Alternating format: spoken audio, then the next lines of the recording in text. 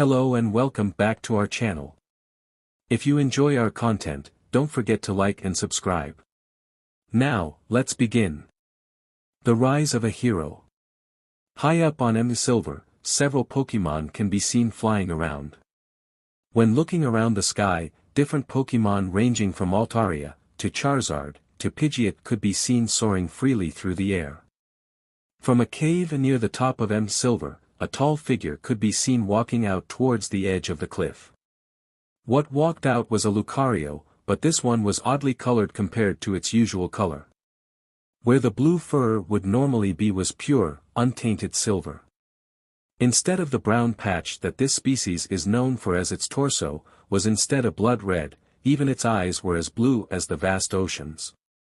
The Lucario looked to the clear skies before closing its eyes and began sensing its surrounding with its aura. "Where are you, MSTR?" it thought to itself. Focusing more, it expanded its sensing range and finally found who it was searching for. "So, you're at the top again, huh?" And without opening its eyes, it jumped up from the cliff's edge. Jumping and landing from ledge to ledge, it made its ascension up the treacherous mountain, where it began snowing, until it reached the top where its feet landed in a pile of snow. Even with all of its jumping, Lucario did not make a sound. Opening his eyes, Lucario saw a man sitting perfectly still on the snowy ledge, meditating. The man looked to be about 19 years of age. He had long raven-colored hair that reached to the middle of the back of his neck. The hair itself was spiked all around, giving it a wild appearance. He had on a short-sleeved muscle shirt that fit his form perfectly, showing off his lean build. Next to him was a staff that was stabbed into the snow with a blue crystal at the top which was surrounded by metal rings. Hanging off of it was a black leather jacket, with straps on the front that had 2 pockets on the side and 4 smaller ones on the front. It also had a high collar on the front that could easily hide the bottom half of his face when closed. Completing the set-off was dark blue jeans and a pair of red and black leather boots. Lucario walked up to the man and simply sat next to him. Crossing its legs in a meditative position, he too began meditating alongside the man. Without so much as a twitch, the man addresses Lucario. "So what bring you up here, Lucario? You usually sleep in on days like this," he said to Lucario.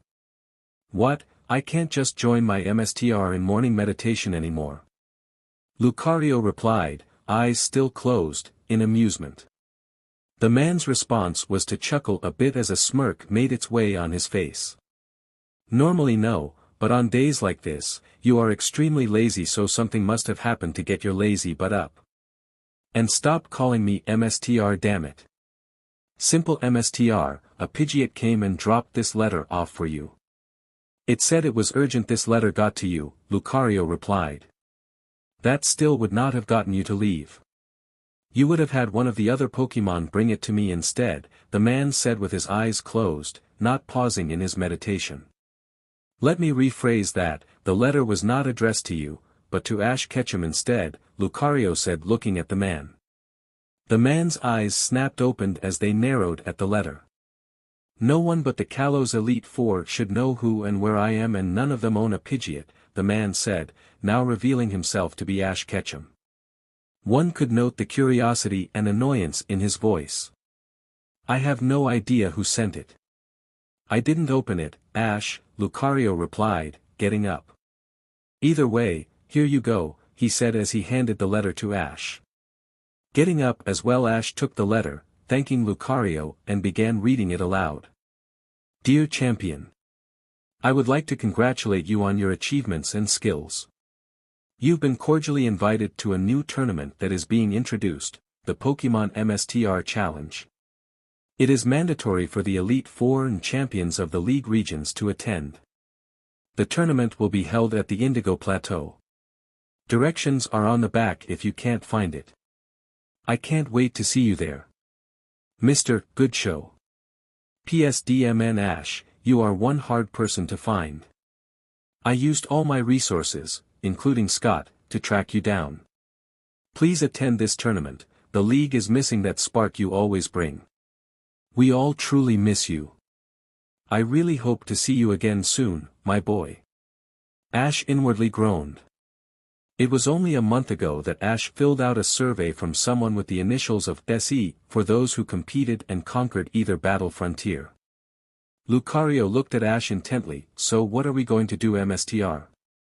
Looking Lucario in the eye, Ash smirks and replies with a simple, go gather everyone and meet by the cave. Without another word, Lucario nodded and started its descent down the mountain. Ash looked up at the falling snow with a solemn look on his face before he shook his head and began to grab his things and follow Lucario. It's been 9 years. 9 years. Flashback, 9 years ago. While walking through Pallet Town after his loss in the Unova League, Ash spoke to Pikachu, who sat comfortably on his left shoulder. I can't wait to see everyone again. It's been such a long time.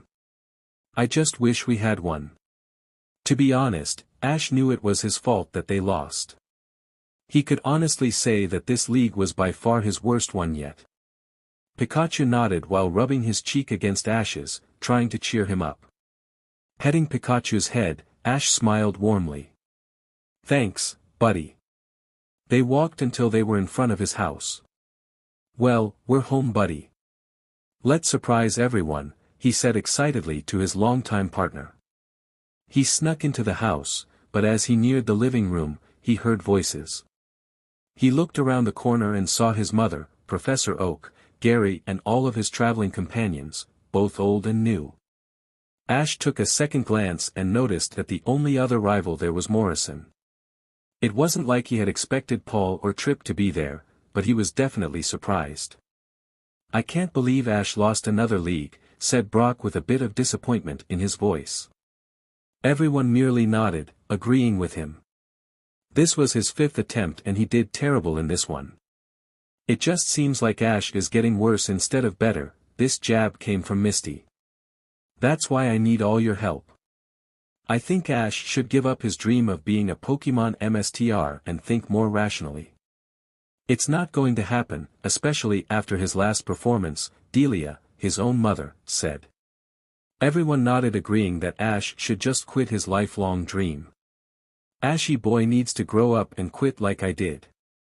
He just isn't cut out to be a MSTR, Gary said nodding. Ash and Pikachu were shocked at what they were hearing, all of this from the people they trusted the most, people they believed would support them in their hard work. Quickly, the shock began to turn to pure, unadulterated rage.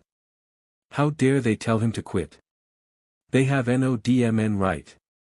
He looked at Pikachu and saw his cheeks sparking due to the boiling rage and said, let's go grab the others and leave. They are not worth the effort. Pikachu nodded, agreeing with his best friend, though his rage wasn't quelled in the least. They left to go to the lab quietly and from there, gathered all of his Pokémon. He told them all what happened, and needless to say, they were absolutely furious. Collecting everyone, he left with his Pokémon after leaving a note in the lab. With that, he got on Charizard's back and flew off to collect Ash's other Pokémon from all over the regions. Flashback end. Arriving at the cave, Ash saw all of his Pokémon gathered around, chatting with each other. All kinds of Pokémon, both big and small. Walking forward, Ash pulled out a pair of royal blue fingerless leather gloves from his pockets. On the top of the gloves were 2 different colored gemstones, the right was black while the left was red.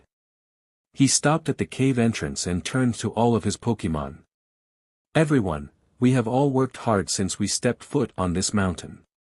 We trained until we dropped only to get back up and train even harder. Due to this determination, not only were we able to conquer the gyms of the Kalos region, but also its league, Elite Four and even its champion. Ash began. He took a breath and some of his Pokémon began cheering, even though he wasn't done. They quieted down a little when Ash chose to speak again. Now, a new tournament has begun and as the new champion of Kalos, my attendance and participation are required. I believe it's time we step out of the shadows and show the world our power. I say, let's conquer this tournament. In response to his speech completion, all of his Pokémon were now cheering. Ash took one last look at his family before turning to face the sky and saying to himself, "It's time to take the world by storm." Chapter 1.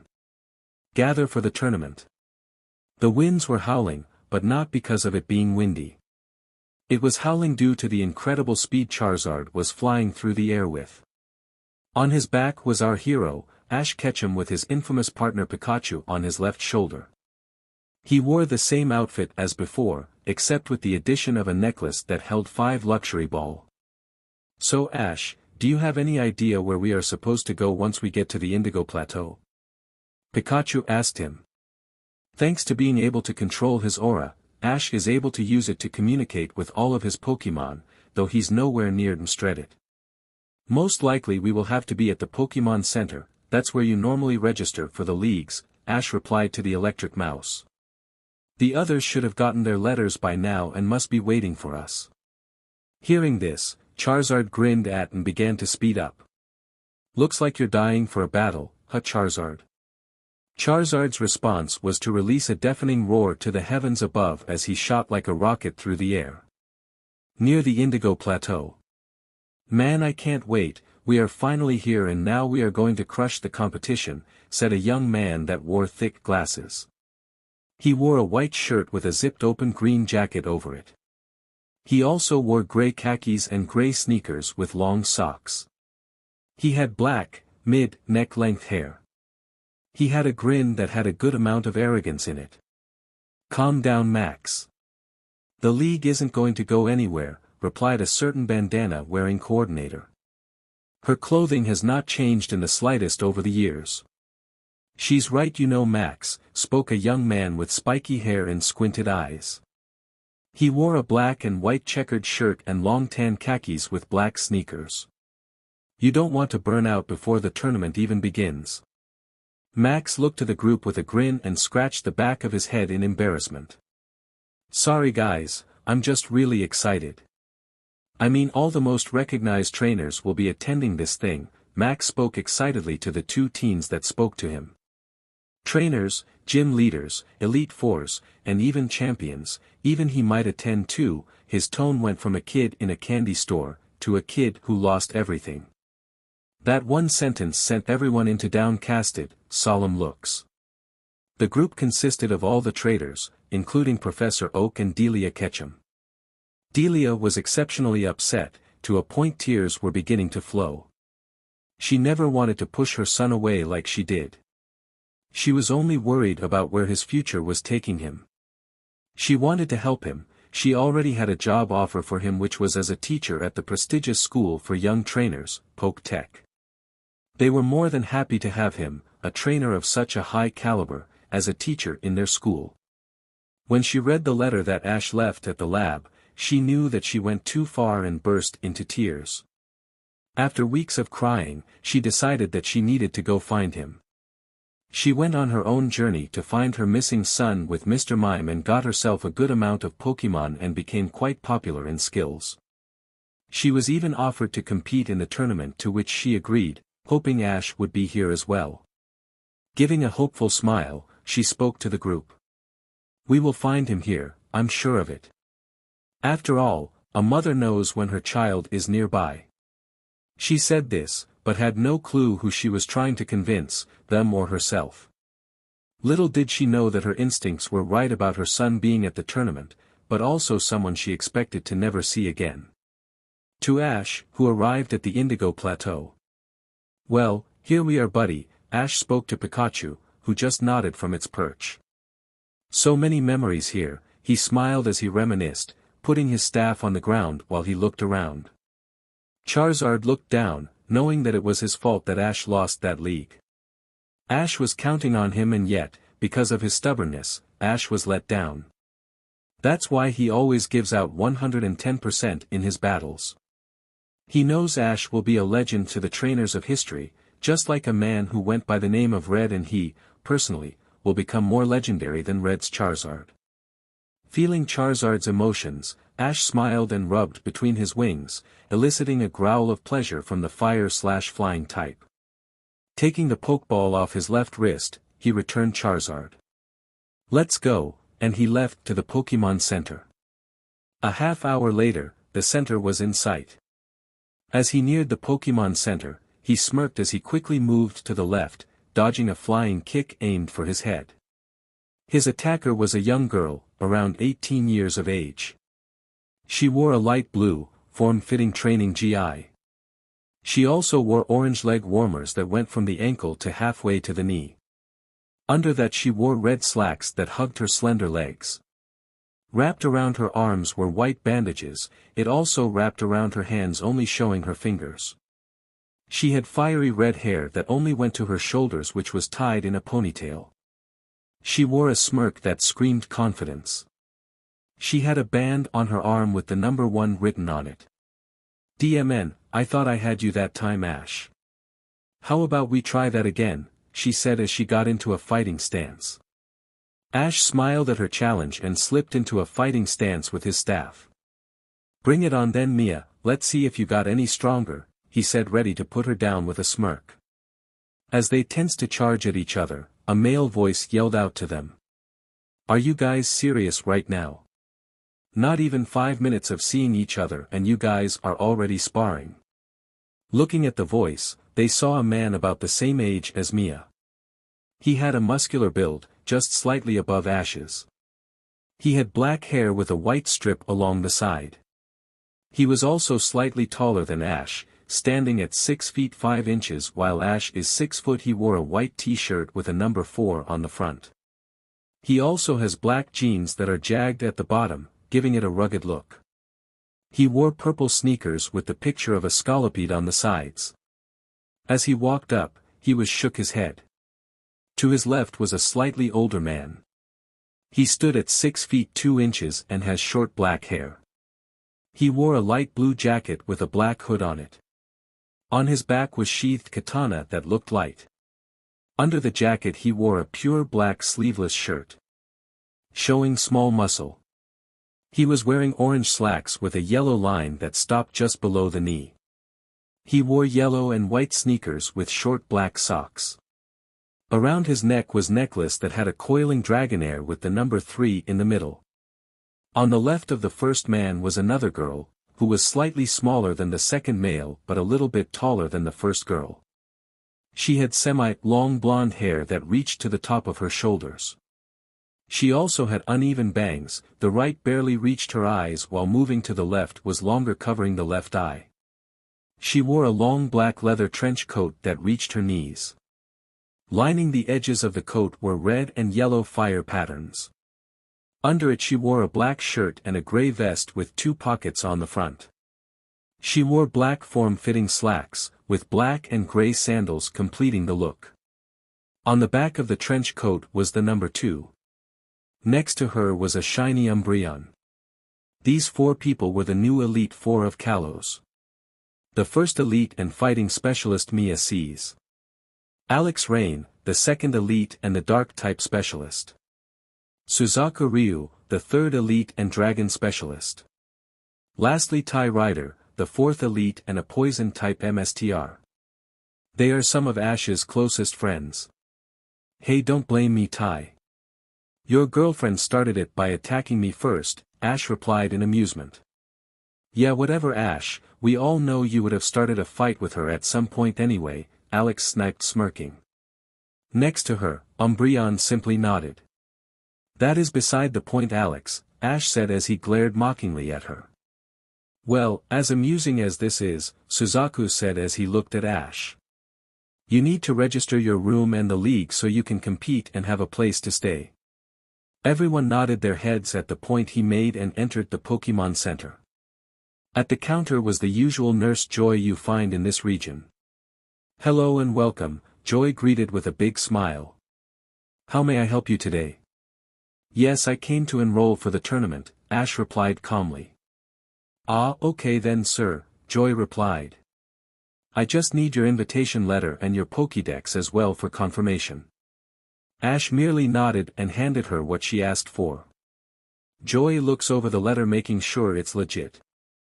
After confirming that it is indeed real, she inputs the Pokédex information, and what she saw caused her eyes to widen. Looking up, she spoke in a shocked voice. You're Ash Ketchum. You went missing from the league years ago. Many thought you had died. Ash chuckled softly at her shocked state. Well, as you can see, Nurse Joy, rumors of my demise were greatly exaggerated, he spoke, pointing to himself. I am very much alive and kicking, though I would prefer you keep my identity a secret. Nurse Joy looked at him, confused at his request. While I have no problem doing that for you, you do realize you can't enter under an alias, correct? Joy responded questioningly. I understand and realize this, Ash answered. I just don't want people to know I am back until the tournament begins. The only one allowed to know is Scott and Mr. Goodshow. Yes, Mr. Ketchum, Joy responded as she handed him his Pokédex and a key with a silver handle. Here is your Pokédex and your room key. Your room is in the Legend Hotel in the Lugia Suite. Have a good day, sir. Ash nodded and turned to look at his group. Let's go look at the suite. I heard that the Legend Hotel is awesome. It is a 5-star hotel after all, Ash exclaimed. Everyone nodded, curious since they are on the middle floor of the Legend Hotel, which was reserved for the elite 4 members of each region. As they were leaving, they heard a voice that made Ash stiffen for a second. Come on guys, let's get signed in first, then we can worry about sightseeing. Knowing who that voice belonged to, Ash quickly popped up his collar and closed the jacket which hid the bottom half of his face up to his nose. Using his aura, he changed his eyes from their usual brown color to an azure blue. Running into the Pokémon Center was the last people Ash ever wanted to see, Max, Maple and the original gang. Max, not watching where he was going, bumped right into Ash. The action caused Max to fall right onto the floor while Ash didn't even budge. Max, yelled the traitors. Are you okay? You should watch what you're doing, May asked, then reprimanded him. Looking to Ash, who she couldn't recognize, she bowed her head. I am terribly sorry about that, mister. Deciding to swallow down his growing rage, he responded, it's quite all right. No harm was done. The Elite Four were quite shocked as Ash actually sounded sincere, though they knew better. The group walked around the traitors so they could leave, but before they could exit, a hand reached out and grabbed Ash's wrist. Turning around, they discovered the culprit was none other than Max. Wait, I want to ask you a question, Max said while eyeing the Pikachu on the stranger's shoulder. Seeing that kind of connection struck his heartstrings as he remembered the trainer he idolized. Nearly scowling, Ash looked at Max with cold eyes as he responded. First off, kid, it would be in your best interest and health to not grab me like that again. You don't know me, so don't touch me. Second, depending on the question, I may or may not answer.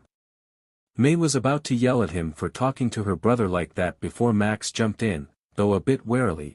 I apologize, it won't happen again. I wanted to know if you met someone by the name of Ash Ketchum. Raising an eyebrow to this, Ash decided to see where this would lead. Yeah, I met a trainer who went by that name. A Pikachu, not unlike mine, on his shoulder. Raven black hair, brown eyes, zigzag lines on both his cheek. Everyone from the old group seemed to gain an excited and hopeful look on their faces at his words. Delia jumped right in front of him, with sparkling eyes, and practically yelled for Ash's location. I'm not telling you where I saw him at though, Ash responded, which didn't yield any positive responses. Why not? They yelled out, not happy being denied the whereabouts of their missing friend. Simple really, he replied, not bothered at all. I just don't feel like telling you since, once again, I don't know you. Delia wasn't about to give up. Please sir, please. If you know where my son is, please tell us, Delia begged with tears in her eyes and bowed her head. Ash shook his head, almost feeling guilty, almost. Come on young man, be reasonable, Professor Oak chimed in. This is his mother who has been searching for him for a really long time.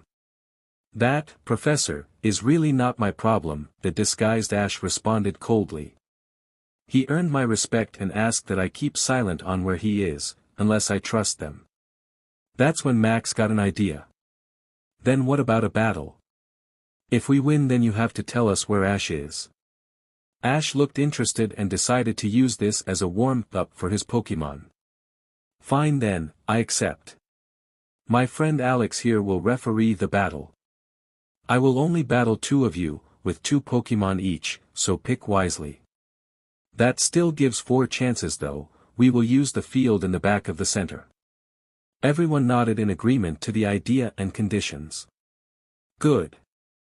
Let's if Theses traders will be a match for me, Ash thought while releasing a cold smirk. Part 1 of putting those traders in their place will begin soon. Chapter 2. The Battle of Old Friends. After accepting the challenge that was declared by Max, everyone met on the battlefield in the back of the center. Wanting to get this started already, Ash went to his side of the battlefield with his elites while Alex went to the referee's box. The traders all went to the opposite side while Max went up first. Alex, with Umbreon lying next to her, announced, "The battle between Max Maple and Satoshi Hitsuki, Ash's fake name, will now commence.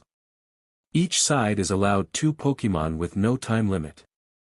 Attacks such as U-Turn and Volt SWCH are allowed to be used. Trainers choose your Pokémon." Max was more than eager to start things off at the announcement. "Vigoroth, let's take him down," Max announced, tossing up the Pokeball, and, "I will not describe how a Pokémon looks unless they are different from the usual." Vigoroth popped out roaring to the heavens above. Ash looked mildly impressed. It actually looked strong. "Not bad, but now it's my turn. Lend me your aura, Milotic," Ash announced, and out came Milotic. From Brock's standpoint, he was stunned by how healthy Milotic was, while the others were awed by its beauty. Milotic roared just like Vigoroth to show its fighting spirit. "Let the battle begin. Vigoroth, get in there and use your slash attack," Max ordered. Without a moment's hesitation, Vigoroth took off. Vigoroth descended upon Milotic and was about to deliver its attack. Ash had to admit it was fast, but not that fast. Milotic dodged now and hit it with an iron tail, Ash commanded calmly. With a fluid motion that matched its beauty, Milotic dodged left of the attack. Before Vigoroth could recover, Milotic hit Vigoroth in the stomach, launching him back to Max. To Vigoroth's credit, it recovered quickly and landed on its feet. Not wasting an opportunity, Max gave out his commands. Vigoroth used Shadow Ball, then jump up and hit it with a Thunderbolt, and without a beat Vigoroth fired a Shadow Ball. While the ball of dark energy glided towards Milotic, Vigoroth jumped high into the air and its body charged with electricity before firing a devastating Thunderbolt. Milotic used Iron Tail to deflect that Shadow Ball. "Then slam your tail into the ground," Ash commanded. Like before, Milotic's tail became metallic, and just when the Shadow Ball got in range, it smacked it high into the air.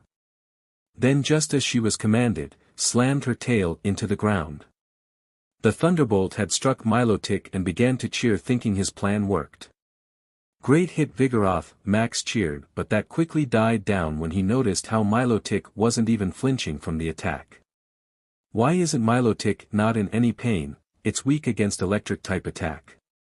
Before Ash could say anything, Gary figured it out and spoke out loud. It was the Iron Tail, he yelled out. He grounded it using the Iron Tail. Everyone was shocked by those words. Ash smirked while Pikachu mentally snickered at their faces. "Milotic, charge in and get ready to strike, girl," Ash told Milotic, who roared and charged forward at high speeds. "Vigoroth, charge back and use Brick Break," Max said, slightly panicked by Milotic's gaining speed. Raising its left arm diagonally, which glowed a white color, and charged to meet Milotic. When he saw this, Ash smirked, knowing Max walked right into his trap. "Milotic, you know what to do." Milotic's response was just to speed up. Meeting in the middle, Vigoroth roared as he sent his Brick Break down, hoping to smash Milotic. Not giving it the chance, Milotic dodged by moving to the left and then wrapped its tail around both of Vigoroth's hands. "Vigoroth, use Thunderbolt," Max yelled out. "Milotic, light screen now," Ash commanded with no worries at all. Milotic glowed in a golden aura, initiating its attack. Vigoroth unleashed a devastating lightning strike, destroying the ground a bit. Milotic's light screen took effect, cutting the attack in half. Not even feeling the attack, Milotic glared at Vigoroth's attempt and shook the attack off. Milotic.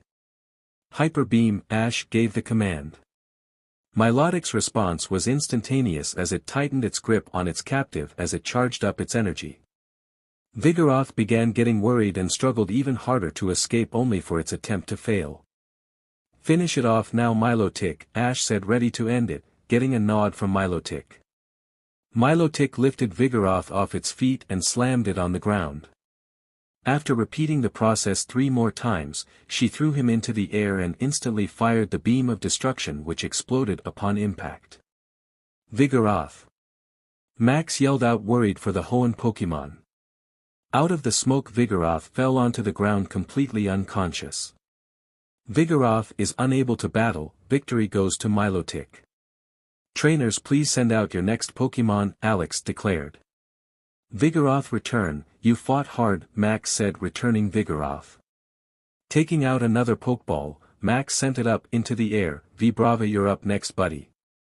Out came a Vibrava as it floated to the ground ready to battle. Milotic come back I have someone else I want to use, Ash said. Milotic just turned around to stand next to her trainer. Taking out a Pokeball as well, he tossed it up, Tauros show them your aura. The great bull popped out stomping its feet on the ground and roared out.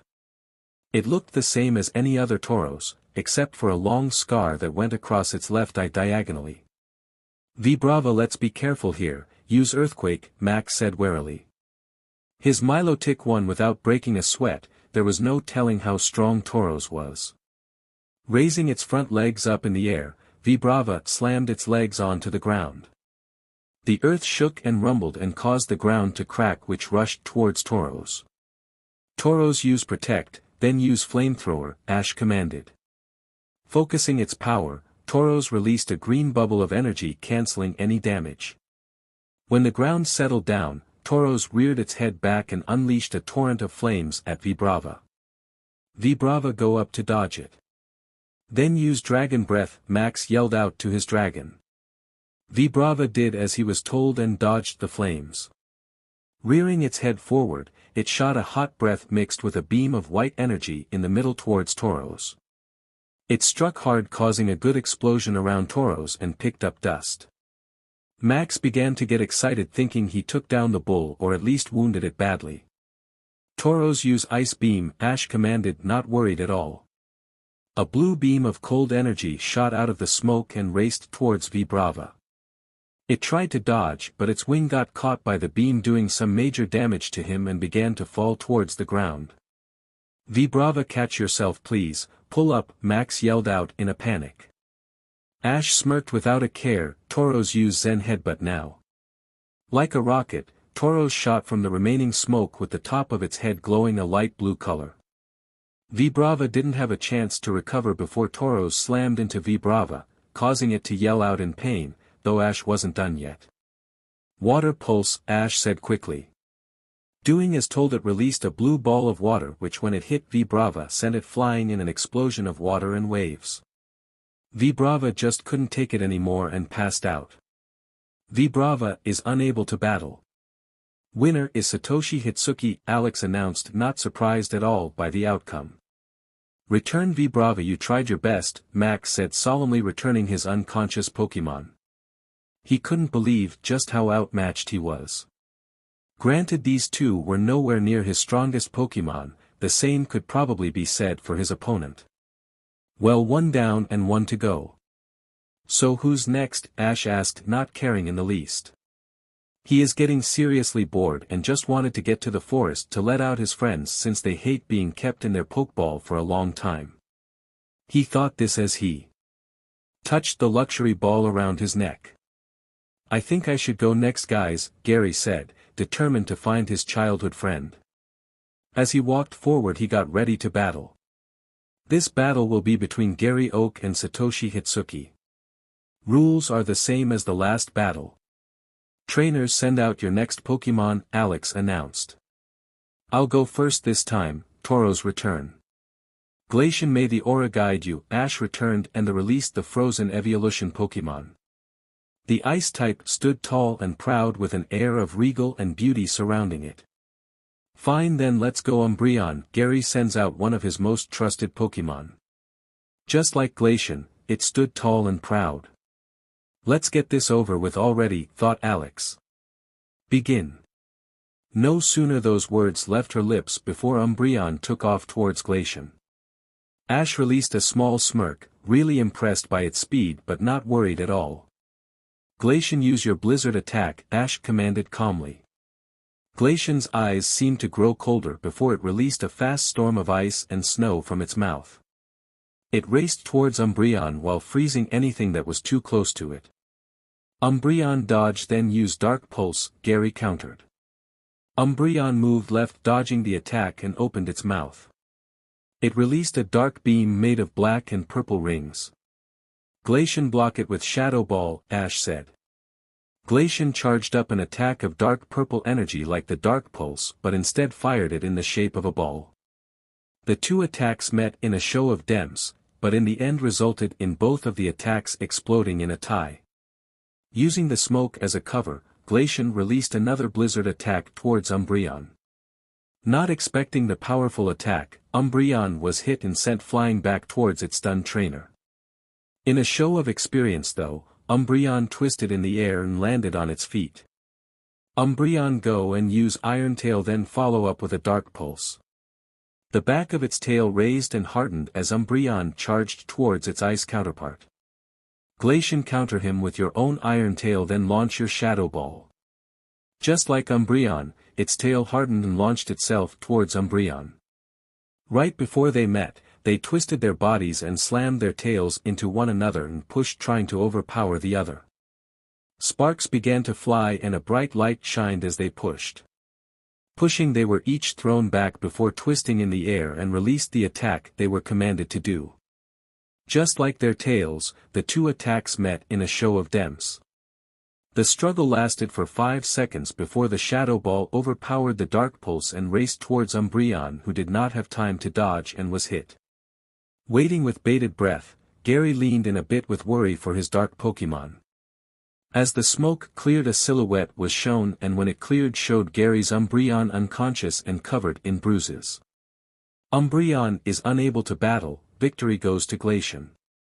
Please send out your final Pokémon, Alex spoke out. Returning their Pokémon to their ball, they got ready to send their new Pokémon choices on the slightly destroyed and frozen field. Gary sent out Alakazam while Ash paused, sensing a surge from one of his luxury ball. Ash, use me for this one. I want to battle, Ash heard from the ball. The voice sounded slightly feminine.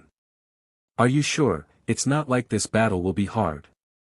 I was going to end it with Lucario, Ash replied. Yes, Ash, use me for this battle, please. See, the voice responded with a pleading voice. Though Ash couldn't see it, he could just feel it giving him the puppy dog eyes. Alright, you got it, though it won't be much of a battle, Ash replied. Well, Gary, it's been fun, but I'm afraid all good things must come to an end at some point, and this is that moment. As he said this, he reached up and took off one of the luxury ball hanging from his neck. Ash's elites knew the type of Pokémon that was coming and were shocked he was going to go that far. He was winning, why waste one of them on a battle like this? Suzaku asked, really surprised by his choice of Pokémon. Well, you know Ash, he always leaves you guessing, Tai responded in a low voice that only Suzaku heard him.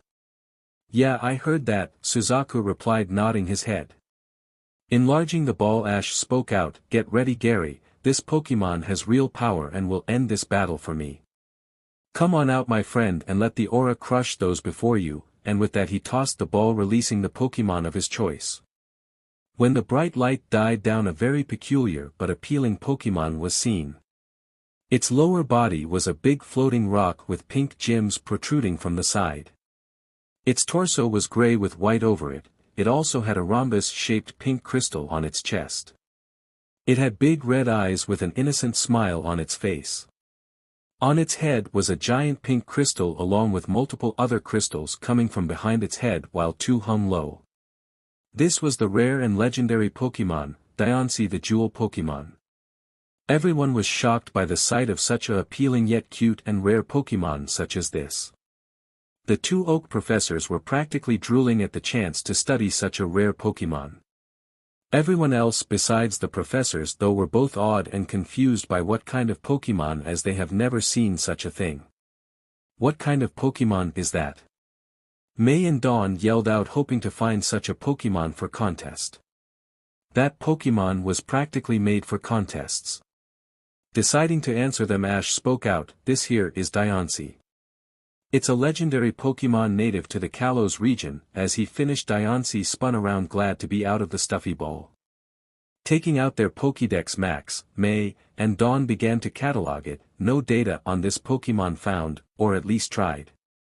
Since Diancie is native to Kalos and your Dexters weren't updated, it's no surprise you won't get the information, Professor Oak said, clearing their confusion. Ash spoke out, "Diancie, the jewel Pokémon. It can constantly create diamonds by compressing the carbon in the air between its hands." Everyone was shocked to hear such information about that Pokémon. "Well, let's get this show on the road. Let the battle begin," Alex said, tired of the delay. "Alakazam, let's not waste time, use Psychic," Gary commanded. Following orders, Alakazam released a wave of psychic energy towards Diancie. Diancie dodged the attempt with ease as it flew towards Alakazam. Diancie used Stone Edge and as commanded released a set of sharp stones towards Alakazam, who put his arms up and braced itself for the attack. When they hit, Alakazam was pushed back 3 feet before it stopped moving. Alakazam used Calm Mind, then hit it with Psyshock.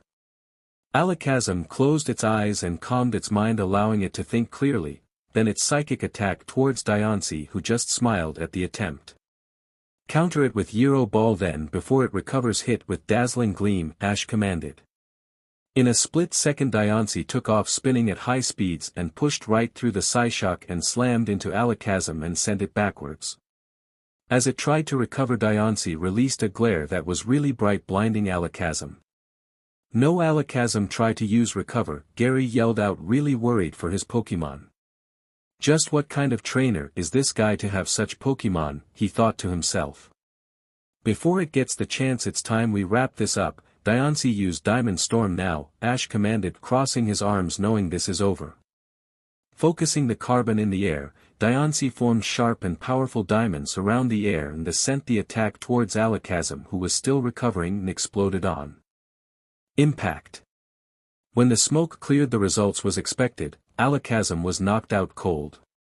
"Alakazam is unable to battle, victory goes to Satoshi Hitsuki," Alex announced. "I'm glad we won, though I was hoping it would have lasted longer," Diancie said. Ash chuckled, which caused the jewel Pokémon to giggle. Ash called to his friends, "Well everyone, we are done here, it's time to head to our hotel." Diancie, return, he spoke out as he returned the legendary to its ball. They all turned and were about to leave before Delia called out to Ash, "Not that she knows it, her son. Please, Mr. Satoshi, I want to find my son. I have to find my son. Please, won't you reconsider," she yelled out, nearly crying. Looking through the corner of his eye, he looked at his mother, and he uses the term loosely. "They are not going to stop until I tell them something. Your only hint of where your son is that he has entered this tournament in somewhere in this city. Do not bother me again with this, because I just may act violently." And with that he left with his friends. If he turned around, he would have seen his crying tears of both joy and sadness. Time skip. The group arrived at the hotel after sightseeing and eating dinner, where Ash devoured everything but the silverware. His elites could swear that Ash has a Snorlax somewhere in his family tree with how much he eats at time.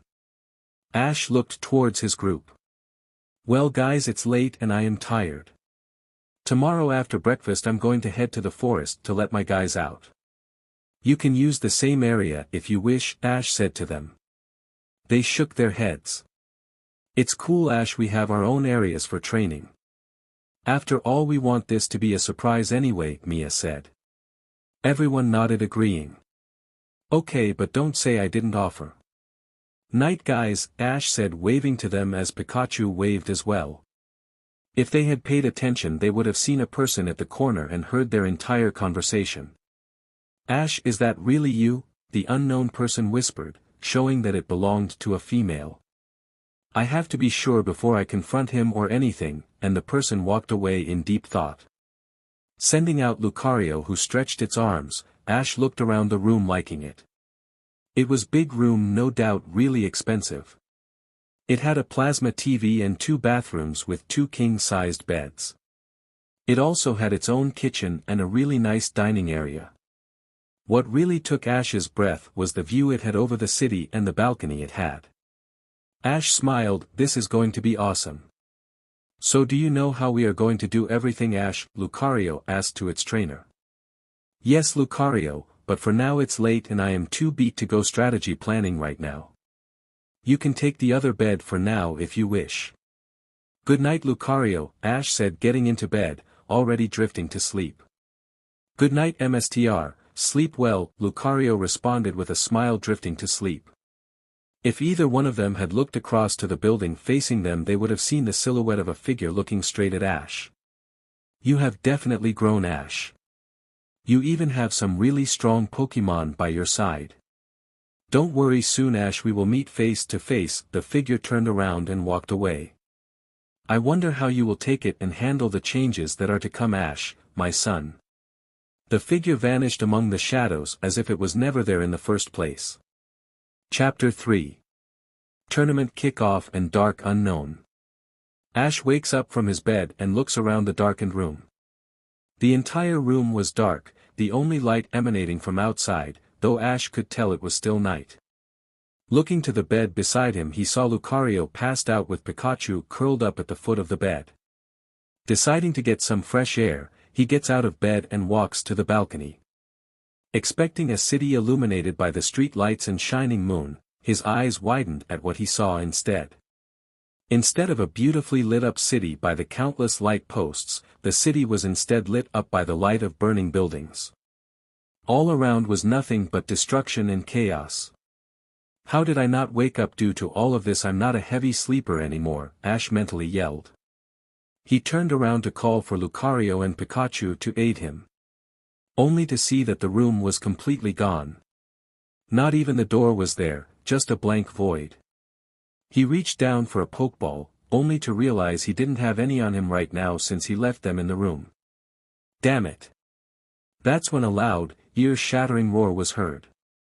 Looking up, in the direction of the source, he saw a large Charizard was the cause. This Charizard was obviously strong. Its flame at the tip of its tail was at least 100 times more intense than his own Charizard's. It was definitely a veteran of fierce battles due to the battle scars littered throughout its body and even its tail and right eye. Riding on the back of the monstrous fire lizard was a tall figure wrapped in a long cloak with a hood over the head, making it impossible to see who it was. The figure raised its hand and pointed towards a group of trainers of various ages and their Pokémon charging towards them. They looked ready for a battle. Knowing what the gesture meant, the Charizard released a mighty roar and reared its head back and then unleashed a mighty flamethrower, and it was huge. If he doubted it before then, he was definitely sure now. That Charizard was a high legendary class Pokémon. The trainers began to go into a panic at the huge flames racing towards them, and each one yelled out, what Ash assumed, each of their individual Pokémon's strongest attack in an attempt to over the flamethrower or at least defend against it. The attempt was a complete failure. The flamethrower overpowered every attack that was launched towards it. Hyper Beam, Blizzard, and even Hydro Pumps were all obliterated by the mighty flames. It continued to race towards the panic and screaming victims before it exploded on impact. The impact unleashed a huge pillar of flames as it drowned out the screaming trainers and Pokémon before it became completely silent. When the flames dissipated, all that was seen were burned bodies of the scorching flames victims. No! Stop it right now, Ash yelled out in a futile attempt, not believing what he just saw happen before his very eyes. He has seen many things during his travels, both past and new ones.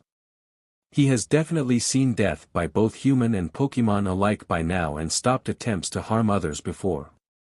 Somehow this was different, way different from what he has seen. This man willingly and knowingly commanded his Pokémon to end the lives of others without form of hesitation about it. Ash was disgusted by this and became mad. No, he was furious. How dare he do such a thing, those people and Pokémon, how dare he? As his anger grew, he began to subconsciously to release his hold on his aura and it rushed out. He was pouring so much of his power that his eyes glowed a deep blue and his aura became visible as it encircled his body. All around him, the only solid ground that he had begun to crack and crumble under the pressure of his unforgiving and powerful aura. The cloaked trainer, seemingly feeling Ash's incredible power, turns to look in his direction slowly. Just as Ash's eyes glowed blue with power, the stranger's eyes glowed a brighter, more powerful and darker blue. It was nearly black. Then their auras began to leave the battle and move towards each other as if they have a mind of their own. The two auras collided with each other and fought against each, releasing incredible amounts of force. If anyone was watching, it would be comparable to two alphas trying to assert their dems over the other. As Ash felt his power raise, so too did his rage along with it. Thing is, as this continued, Ash noticed something bad about his aura. His aura was becoming dark and cold instead bright and warm. It started to feel more evil than good. His aura started alternating between its bright vibrant blue to a dark and unforgiving black. Even the glow in his eyes began to become pitch black, a black so dark it looked like it would suck up its surroundings and spit it into an endless void. Hearing another powerful roar, Ash looked only to be face with stranger and his Charizard. The stranger just nodded his head, eyeing the power Ash was releasing in his controlled rage. Before Ash could do anything, the stranger's right hand shot out and grabbed Ash's throat in a tight grip. His glowing blue eyes gazed into Ash's flickering eyes. Ash struggled with all his might to break free, but it only caused the man's hand to tighten his grip. Pulling his hand, he made Ash stare into his disguised face as he glared at him. "So this is the best you can do, chosen one," the now confirmed man said. "You have a long way to go before you can call yourself a true guardian." "Who are you?" Ash wheezed out. The man merely chuckled at Ash's weakened state. He looked at Ash in what seemed to be amusement, if his chuckle meant anything, as Ash felt he was losing consciousness due to everything getting darker. "You will know who I am in due time. For now, Ash Ketchum, you need to do one thing. Wake up. In the real world." "Ah!" Ash yelled out as he sat up soaked in sweat. He looked around in a feverish pace, taking in his surroundings. Looking to his left again, he sees both his Pikachu and Lucario looking at him in worry. He looked at his hands and sees that they were shaking with fear. Jumping out of bed, he runs to the balcony and was instantly blinded by the bright sunlight. After his eyes finally adjust to the light, he, instead of complete destruction, sees that the city was perfectly intact with Pokémon flying around without a care in the world. Was all that just some dream, he thought to himself. No, that was way too vivid for it to just be a bad dream. There was just way too much detail, a premonition maybe, but if it is, then a premonition of what exactly? Who was that man on that Charizard? As Ash thought back to his experience, he did not notice Pikachu and Lucario were still looking at him in worry. "Have you ever seen Ash like this, Pikachu?" Lucario asked his mouse companion. "Yes, I have, but it was a very long time ago when I did," Pikachu answered. "Though even then it was never this bad, but in the end I bet the result will be the same." "Which is what?" Lucario asked. Pikachu looks him in the eyes. "Something big is coming and it's not going to be good." That's when they hear a knock on the door. "Hey Satoshi, are you awake, man?" A voice they recognized as Tai come from behind the door. "Yeah, I am up, Tai, just got to get dressed is all," Ash replied. "I have to put this out of my mind, for now anyway." Ash looked and saw his two Pokémon's expression. "I know you two are worried, but don't be. I'll be fine." The two Pokémon looked at him, not believing their trainer at all, but nodded nonetheless. "He will tell them when he is ready to." Ash turns around, enters the bathroom to get ready for the day. In the dining area. "So tell us why you are here again, man?" Suzaku asked a man sitting across from the group. The man was a young man of about 17 years old, though he looked like he was 19 years of age with a height of about 6 foot. He had long black hair that went to just below his shoulder blades. The tips of his hair were also spiky, shooting in random directions. He wore an open black jacket over a black shirt and gray vest. He had a small, hex-shaped scar near his left eye. Speaking of his eyes, which were black as the night sky. Around his neck was a small dark brown scarf that only went to his shoulder. He wore pure black combat boots. On his lap was a shiny Pikachu with a spiky right ear. It was scarfing down a bottle of ketchup like no tomorrow, a trait it got from around its mentor for too long. Simple, I was sent here, things seem to be picking up, the man said. Where is Mstr Ash? Since when do you call me Mstr, Xian? A voice they recognized as Ash's from behind him. The now identified Xian turned to face Ash. It annoys you, that's why. Xian grinned like he won a bet. Ash merely rolled his eyes at his friend. So what's up, why are you here? Ash asked him. Xian was an Aura Guardian in training. He was actually Ash's student in the art of Aura and was given the job to guard legendary hotspot, like the Tree of Beginnings for example, from poachers. So for Xian to be here means something is going on. Could it be related to that dream I had? I was sent here by the other legendaries. They told me it's best to stay with the chosen one. They felt a shift and they didn't like it, Xian replied calmly. Let's take this to the training area I saw on my way here, Ash said. The tournament begins a few hours, so we should have time. They all nodded, agreeing with him, though they all silently agreed to finish eating their meal first. 30 minutes later. How much further are we going, Ashy? Mai asked, whining a bit. Ash chuckled at his fighting elites complaining. Funny how the martial artist of the group is the one complaining about walking far, Ash jabbed at her. Up yours, but Ketchup, Mai jabbed back. Ash mock glared at her. Everyone laughed at the two elite trainers' antics. Ignoring Miss Flat Chest, hey, we are finally here, Ash said, ignoring her shout. They all looked around, shocked by its serene and calming feeling it had. The area had a huge clearing with short healthy green grass with a few boulders here and there. There were a lot of shady spots created by the multiple surrounding trees. What really added to it was the waterfall dumping into a large clear lake, sparkling in the bright morning sun. Looking around, they spotted Ash's Lucario meditating on a boulder with his Pikachu laying in the shade of a tree. How did you find a place like this? Alex asked, awed by its serene beauty. I noticed it on my way here while flying on Charizard, Ash replied, smiling before he got serious and locked eyes with Xian. So what do you mean by shift? The legends of those areas felt an uncomfortable shift. Lugia, Zapdos, Articuno, and Moltres of Shamudi Island did not like it, so they told me to find you, Xian replied seriously. Even Genesect and Shalebi were not comfortable, so after having them sense you out I came here. That's really worrying, to have some of the higher tier legends worried. Then this is serious, Ash said, leaning on a tree next to Pikachu. Higher tier legends? Suzaku asked, confused. Yes, you see, Pokémon have a ranking system. There are the common Pokémon like Pikachu and Lucario and so on.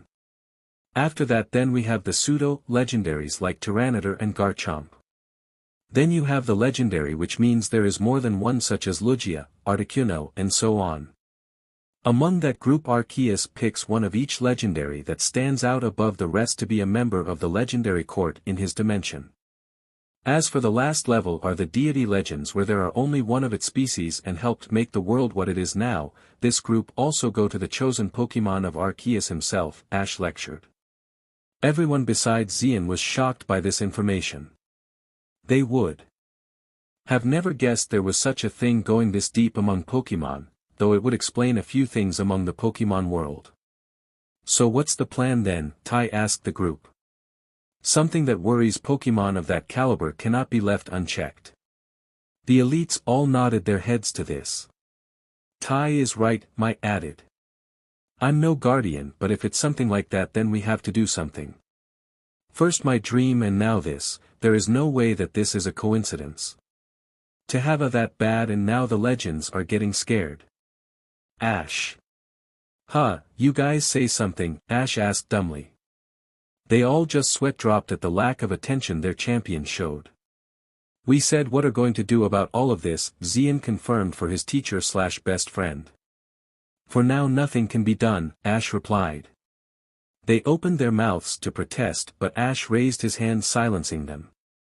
Look, we can't go out hunting a feeling, we have no clue of what to even look for. Besides, if it worries the legends, then we only have about 15 Pokémon maximum with the strength for such a threat. For now we continue the tournament while honing our skills and Pokémon. They all nodded, seeing the logic in Ash's plan. All their Pokémon were strong no doubt, and some can even hold their own against legendaries as well, but to beat them would be tough still. Against a threat that put fear into a godly legendary, they would stand no chance. Go ahead guys, go find your own training areas. I'll stay here with Lucario and Pikachu to meditate for a little bit, Ash told his friends, easily seeing their fear, not that he could blame. I'll stay here with you Ash, Xian said, grabbing a Pokeball and tossing it. What came out was a Lucario who, when it saw its trainer, bowed down on one knee and its left hand over its spiked chest. Ash whistled, impressed by what he felt coming from the Lucario.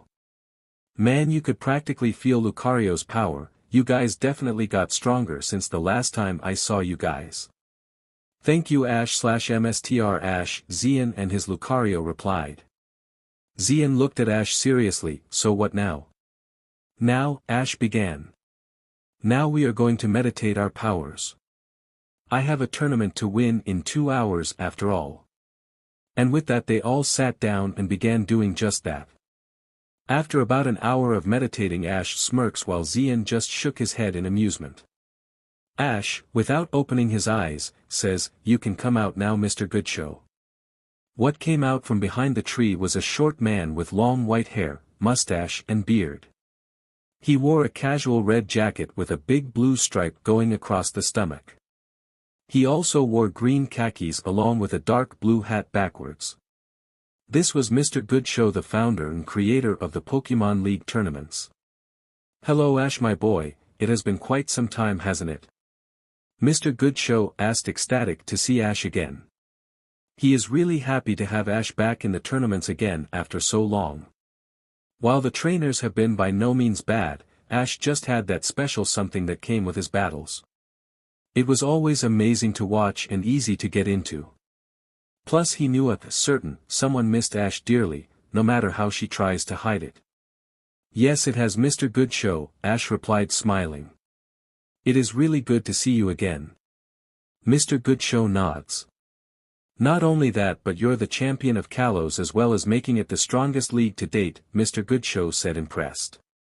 Recently polls were put up and out of all the leagues, Kalos was shown to be harder to get through, and with those who did reach the Elite Four, one got past the first elite. Sinnoh was not far behind it. Yes, it took a lot of hard work but definitely was worth it in the end, Ash said proudly. His elites have went around training the gym leaders, making them much more powerful and making it tougher to get past them. Now just getting past them is huge pain for challengers. So what brings you here anyway, Mr. Goodshow? I have a feeling it's for more than just a simple greeting. That's true Ash, Mr. Goodshow, I smiled. I have a small request. At the same time, walking through the forest was 3 people and an Arcanine as it sniffed through the grass. The 3 teens were Cynthia the Sinnoh champion, Lance the Kanto champion, and Alder the Unova champion. Why would Mr. Goodshow be all the way out here, I wonder? Alder asked out loud. I don't know, Gramps always was a nature lover, Cynthia responded. I need to check if Ash has entered yet or not, Cynthia blushed, thinking of the young and generally skilled trainer that caught her attention. The mere thought of Ash made her heart skip a beat. His charming smile, kind heart and pure soul, and his sweet brown eyes. How much further do we got to go? Alder asked randomly. I don't know, what do you think, Arcanine? Flint asked the canine Pokémon, who barked in response. I guess no too much further. Arcanine nodded at his guess, confirming he is correct. Wait, do you guys hear that? Cynthia asked. They all stopped to listen and heard voices. One of those voices definitely belongs to my grandfather. Following the voices they see Mr. Goodshow and two other people. One had his hood on while the other had his face shown. Above them were two powerful-looking Lucarios, but what made them double-take was the breathtaking silver-furred Lucario. It was one of the most appealing-looking Pokémon they have ever seen, and they have seen plenty of appealing Pokémon. They then heard a chuckle come from the hooded man. Yeah, people tend to have that reaction seeing my Lucario here for the first time, isn't that right, buddy? He spoke to his Lucario, who simply nodded while still meditating. May I know why you all out here for? Mr. Goodshow asked, knowing what they wanted, especially Cynthia. Yes, he knew about his granddaughter's feeling for Ash and he approved. I just wanted to know if Ash is participating in the tournament or not, Cynthia asked with hope shining in her eyes. I'm sorry, Cynthia, I have no clue if Ash is participating or not yet, Mr. Goodshow answered, sad about lying to Cynthia, but it was not time yet. Cynthia's face visibly dropped and the hope left her eyes. Ash felt bad about that, so he decided to speak up. Actually, Miss Sharona, are you talking about Ash Ketchum? Cynthia's face shot up again and looked directly at him. Do you know him? Asked Lance next to her with the same hope in his voice at the thought of finding Ash. He missed Ash and the excitement he brought to the leagues, plus he was really looking forward to that rematch that they promised to have against each other. In response to the question, Ash nodded. Do you know where he is? Cynthia asked in hope again. I do not know where his exact location, but what I do know is that he is definitely in this tournament. In fact, he signed in already from what I know. Cynthia was both sad and ecstatic at the same time. Sad that she didn't find out where Ash was right now, but ecstatic knowing that he is in the tournament and he is alright. Thank you for the information, stranger, Baldur said, which Ash just waved off, saying it was no problem. If you don't mind me asking, who are you? No one special, really, just a traveling trainer and nothing more, Ash responded. If they were surprised by his answer, then they didn't show it. Well, everyone, the tournament begins very soon, so I wish you all good luck. He bowed and walked away with his Pikachu on his shoulder and the two Lucarios along with Xian by his sides. He was a strange guy, Lance said. The other champions nodded, agreeing with his assessment of the stranger. Mr. Goodshow chuckled at the fact that they have no clue that Ash was just here and they didn't know. Man, I really can't wait for this tournament to begin now. Just wait till they find out that Ash is more than they realize, and with that thought Mr. Goodshow turned and began to walk back with the champions following close behind him. Chapter 4. Revelation and Exhibition Match. It was finally time. The tournament was beginning in a few minutes. People were gathering from all over the world, from many different regions. From the young to the old, all to watch different trainers with a lot of talent and skill participate. These were the trainers that could enter leagues without a problem. The anticipation could be felt in the air. Trainers not participating were there so they could take notes to get better. The adults wanted to see a clash of skill, while the children just wanted to see cool battles. The time is nearly here, people. The beginning of the Pokémon MSTR challenge will begin in a few moments, so use the bathroom, get your snacks and find your seats. As for the participants, please head to the middle of Stadium A, spoke an announcer over the speakers all throughout the area. A few minutes later the trainers were all gathered, ready to begin to show off their Pokémon and skills to everyone. Everyone began to calm down as they all saw Mr. Goodshow walk on the podium that was set up. Welcome everyone to the first ever Pokémon MSTR challenge, he announced, getting loud cheers. This tournament where the best of the best has gathered to see who will come out on top. The rules will be simple but complicated as the tournament goes on. The beginning matches will be a 2-on-2 battle, and after the transition will be a 3-on-3 Pokémon battle. After that then it will become a double battle which will cut down for a while. When the trainers have been cut down enough, then it becomes a full 6-on-6 Pokémon battle on a plain battlefield. Now with that out of the way, let's introduce our champions of the regions. Everyone cheered at the chance such well-distinguished battlers in one area. First is the champion of Kanto, Lance. Everyone cheered loudly as Lance walked out with his signature cloak flowing in the breeze. Next to him was his ever-faithful Dragonite. Now up next is the champion of Hoenn, Stephen Stone. Walking up was Stephen wearing his usual black suit and red tie. The crowd cheered loudly but most were drowned out by the cheers of the girls. Floating next to him was his infamous Metagross. Next up is the champion of Johto Gold. On the stage was a young man of about 25. He wore a yellow and black hat that covered his dark blue hair. He also wore a red jacket over a dark brown t-shirt and black baggy shorts. He wore red and white running shoes and a one-strap bag on his left shoulder. He had a huge grin on his face, excited to be among the champions and the huge applause and cheers he received. Behind him was a very powerful-looking Typhlosion. Now give it up for the champion of Sinnoh and my granddaughter Cynthia Sharona, which caused the cheers to increase. Cynthia is well known as one of the most powerful trainers in history. She walked out in her usual black clothing and a kind smile on her face. You can hear the yells of her fanboys saying things like, "I love you, you're the best," and the occasional, "Will you marry me?" Next to her was her much-feared Garchomp. Here comes the champion of Unova, Alder, and out came Alder wearing his tan, red, and orange turban. He walked up with a huge amount of confidence in each step as the crowd cheered his name loudly. Next to him was his partner since the beginning, Volcarona. Now last but least we have the newly crowned champion of Kalos, the man who beat Diantha, Ash Ketchum, and that caused everyone to go silent. Out walked a young man with an orange and black baseball cap on the top of his spiky raven black hair. On his hands were fingerless blood-red gloves. He wore an open dark blue hoodie with a gray muscle shirt that showed his toned build perfectly. To complement this he also wore dark blue jeans and pure black sneakers. On his face was a huge smile and the usual zigzag lines his face was known for. His big brown eyes were filled with mischief and joy. On his shoulder was his ever-faithful partner Pikachu. To the traders. Everyone couldn't believe what they were seeing, the same person that they have been all searching for these past 9 years was here right there.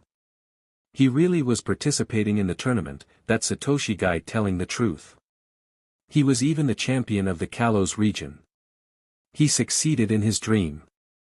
They all felt joy, sorrow, and regret.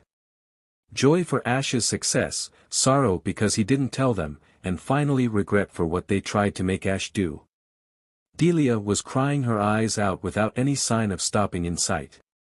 There he was, there was her baby boy again after so many long years of worrying. He was finally there, she finally found him again. She tried to stop her tears but in the end she couldn't even slow them down, she was just too happy. He looked so happy and grown up, he really got so handsome. All she wanted to do was to run up on that stage and hold her baby boy close again as she begged for forgiveness from him. My dear sweet baby, she thought to herself as she wiped her tears. To the champions, besides Ash. They were all quite, understandably, shocked by this development. When they had heard that Ash Ketchum had vanished, they did all they could to find him. Ash had left an impression on all of them and they were worried about him. He was strong and held limitless potential to be a great trainer, he just needed the right guidance but it looks like he found that guidance on his own. Cynthia was both shocked and happy. She looked everywhere for Ash but could never him no matter what she did. She even had help from the G-men and even Pokémon Rangers but even then it was a bust every time. Looking at his features and body she couldn't help but blush a crimson red, he was hot, she mentally yelled. Sure she had feelings for him but now those feelings intensified.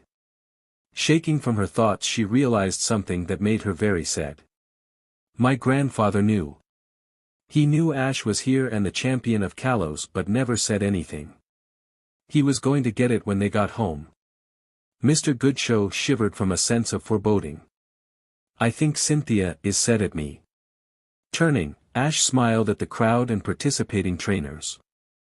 Hello everyone, I just have one thing to say to you all, Ash Ketchum is back and better than ever. Ash yelled out with Pikachu yelling out in agreement with his longtime trainer. The reaction was near instantaneous as the crowd cheered and yelled for the Kanto native. Rumors spread about the amazing strength of the previous champion of Kalos, Diantha, possessed. For the young trainer to beat her meant he was very strong. Ash relished in the cheers and soaked in the chants of his name as well as his title. This is what he always dreamed of since he was young, and it felt every bit as amazing as he dreamed. Mr. Goodshow smiled, knowing what he is about to say will really get things rolling for this tournament. Now, in celebration for both this new tournament and as a welcome to Ash Ketchum here as champion, there will be a quick one-on-one exhibition match between him and one of the champions. This caused the crowd of trainers and viewers to roar in approval at the announcement. Even the traders cheered at the thought, wanting to see what Ash could do now. The same could be said for the champions, who each wanted to battle him badly. Well, as commemoration for his rise to champion, I will let Ash here pick his opponent, Mr. Goodshow continued. Looking to Ash, he nodded, who nodded back in response. Wailing up to the champions, Ash looked over all of them with an excited smile on his face. I choose. His gaze then stopped on the Kanto champion. You Lance, Ash said. Alright, Lance cheered. It's about time we had that rematch, Ash Ketchum. Yes, it is, Lance, but the results will not be the same, Ash replied, practically bouncing with anticipation. He couldn't wait to get things started. Now that the challenger has been selected, will all trainers clear the field for the battle? Mr. Goodshow spoke out, just as eager for the battle to commence. After a few minutes the field was finally cleared, besides for the two battlers and the referee. Ash and Lance stood on opposite sides ready to begin their battle. They each nodded to the other, their way of wishing the other good luck. To the traders. Man, I can't believe Ash is the champion of the Kalos region. No wonder we couldn't find him, Gary said, astonished. I know, right, Misty responded. He actually became a champion of a region that is known for its strength. She was excited to actually know someone, who she has known since the beginning, who was given such an honor-filled title, though the next few words broke that excitement away. Yeah, but with no help from us, Max said solemnly. Everyone became downcasted after hearing those words, remembering what they tried to make Ash do. But do you guys think that he can handle battling against Lance? I mean, Lance is really strong, May said, a bit worried. Don't worry, I believe in my son, Delia replied. He will win because my son is strong. I just hope he will forgive me after this. Ash, my sweet baby boy, I'm so sorry. She kept her gaze on her son as her eyes began to tear up. Yeah, Miss Ketchum is right, he will do great. Dawn cheered. On another note, Ash has gotten really cute. As she said this, she began to blush. She wasn't the only one, as many girls throughout the stadium had the same thought. To the champions. Man, so Ash is now a champion, Alder said, chuckling. I didn't expect that, but what can you do? He merely smirked while looking at Ash.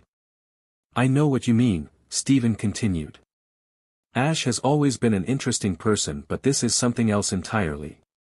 I for one can't wait for this battle to get started, Gold said, practically bouncing at the thought. I kept hearing from Lance and Cynthia about how strong Ash is, and now I'm pumped. I can't wait, everyone chuckled at the Johto champion's excitement. Yes, these two will give us quite the show, Cynthia spoke to Gold, though her gaze remained on Ash the whole time. He always does, and I can't wait to get a piece of him myself, and she meant that in more ways than just one. Looks like they are about to get started, let's see just how strong you have gotten, Ash. To our battlers.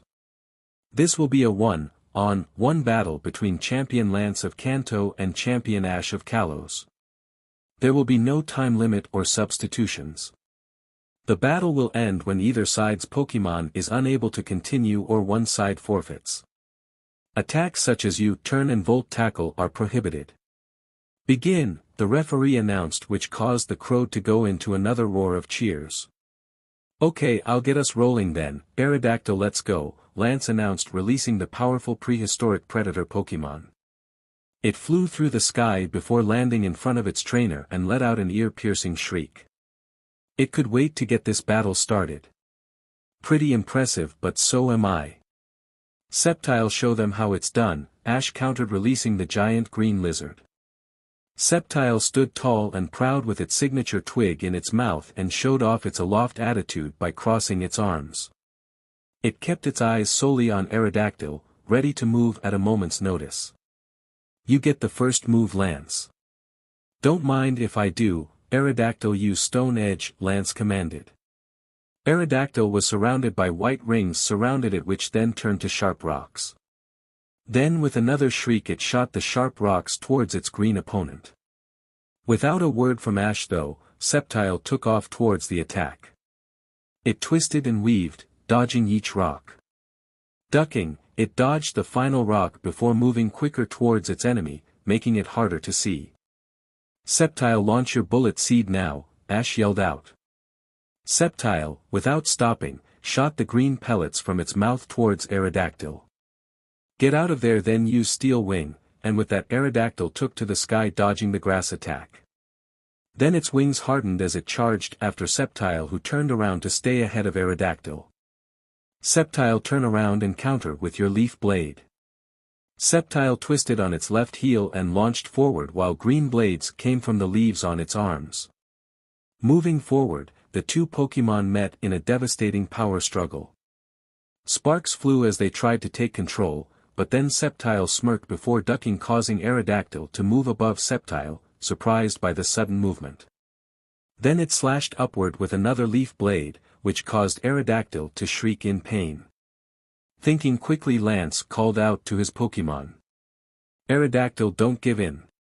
Use Fire Fang to toss him away. Bending its neck forward, Aerodactyl bit down hard on Sceptile's arm, causing it to wince in pain, before lifting up the green lizard and slamming it into ground. It did this 2 more times before throwing it back towards Ash's direction. Sceptile, fire your bullet seed. Then with an amazing show of skill Sceptile righted itself in the air and sent another barrage of green bullets at Aerodactyl. Block it with Steel Wing, then use Stone Edge, Lance countered. Using its hardened wings as a shield, it blocked the bullet seed easily. Then it released a Stone Edge at Sceptile with deadly accuracy. Sceptile won't have enough time to dodge. Well, let's do the next best thing then, Ash thought. Sceptile, use Leaf Blade to counter and push your way through. Sceptile instantly showed its green blades, and as soon as he landed on the ground began hacking and slashing away at the Stone Edge with both speed and grace. Now use your Leaf Blade on Aerodactyl. Again with amazing speed, Sceptile took off like a blur toward Aerodactyl, ready to start slashing the prehistoric predator. Aerodactyl, stop him in his tracks with ancient power, Lance commanded. The fossil Pokémon launched its attack at Sceptile in an attempt to stop its green opponent. It was a futile attempt. In no time at all Sceptile dodged the attempt to stop him and appeared in front of Aerodactyl and slashed upward, hitting Aerodactyl, causing it to call out in pain again. Use Fire Fang again, Lance called out, hoping to catch again. Not this time, dodge left, then use Power Up Punch, Ash yelled out. Doing as told, Sceptile dodged the Fire Fang and launched its glowing fist, launching Aerodactyl back. The attack also raised Sceptile's power, making it hit harder. Aerodactyl caught itself in the air and shrieked, I will not go down so easily. I never expected you to, but I won't go down easy either, Sceptile responded back.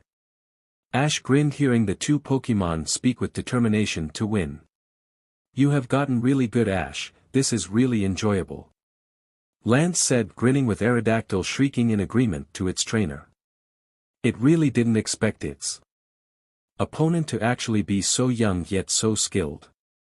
I know what you mean, Lance, but we are only just getting started, Ash grinned. Go and use Leaf Blade, Sceptile, Ash commanded. Use Steel Wing, Aerodactyl, Lance countered with a wide grin. Both Pokémon grinned before charging at each other. Aerodactyl with its Steel Wing and Sceptile with Leaf Blade. Just like before, the two Pokémon met in a huge power struggle, one trying to overpower the other. To the traders. Oh my gosh, this is insane. May exclaimed in awe. Those simple words summed up all their thoughts perfectly. I never would have guessed Ashy Boy to actually be this good, Gary said, astonished at the sight. Ash was good but never this good. What kind of training did he go through? Brock and Misty were in total shock at the battle unfolding before them. The person they considered to practically be family to them was amazing. He has really grown up well, they thought to themselves. Professor Oak was really curious on how Ash got Sceptile to such a high level. The last time he saw it, it was just below an elite level Pokémon, but now it's at least champion level. Professor Oak couldn't stop himself from feeling a sense of pride towards Ash. Max was shocked that his idol had such skill. He always knew Ash was awesome, but this battle just proves it. I can't wait to battle him. Iris and Syllan could not believe Ash's skill. To Iris, Ash was definitely no longer a little kid.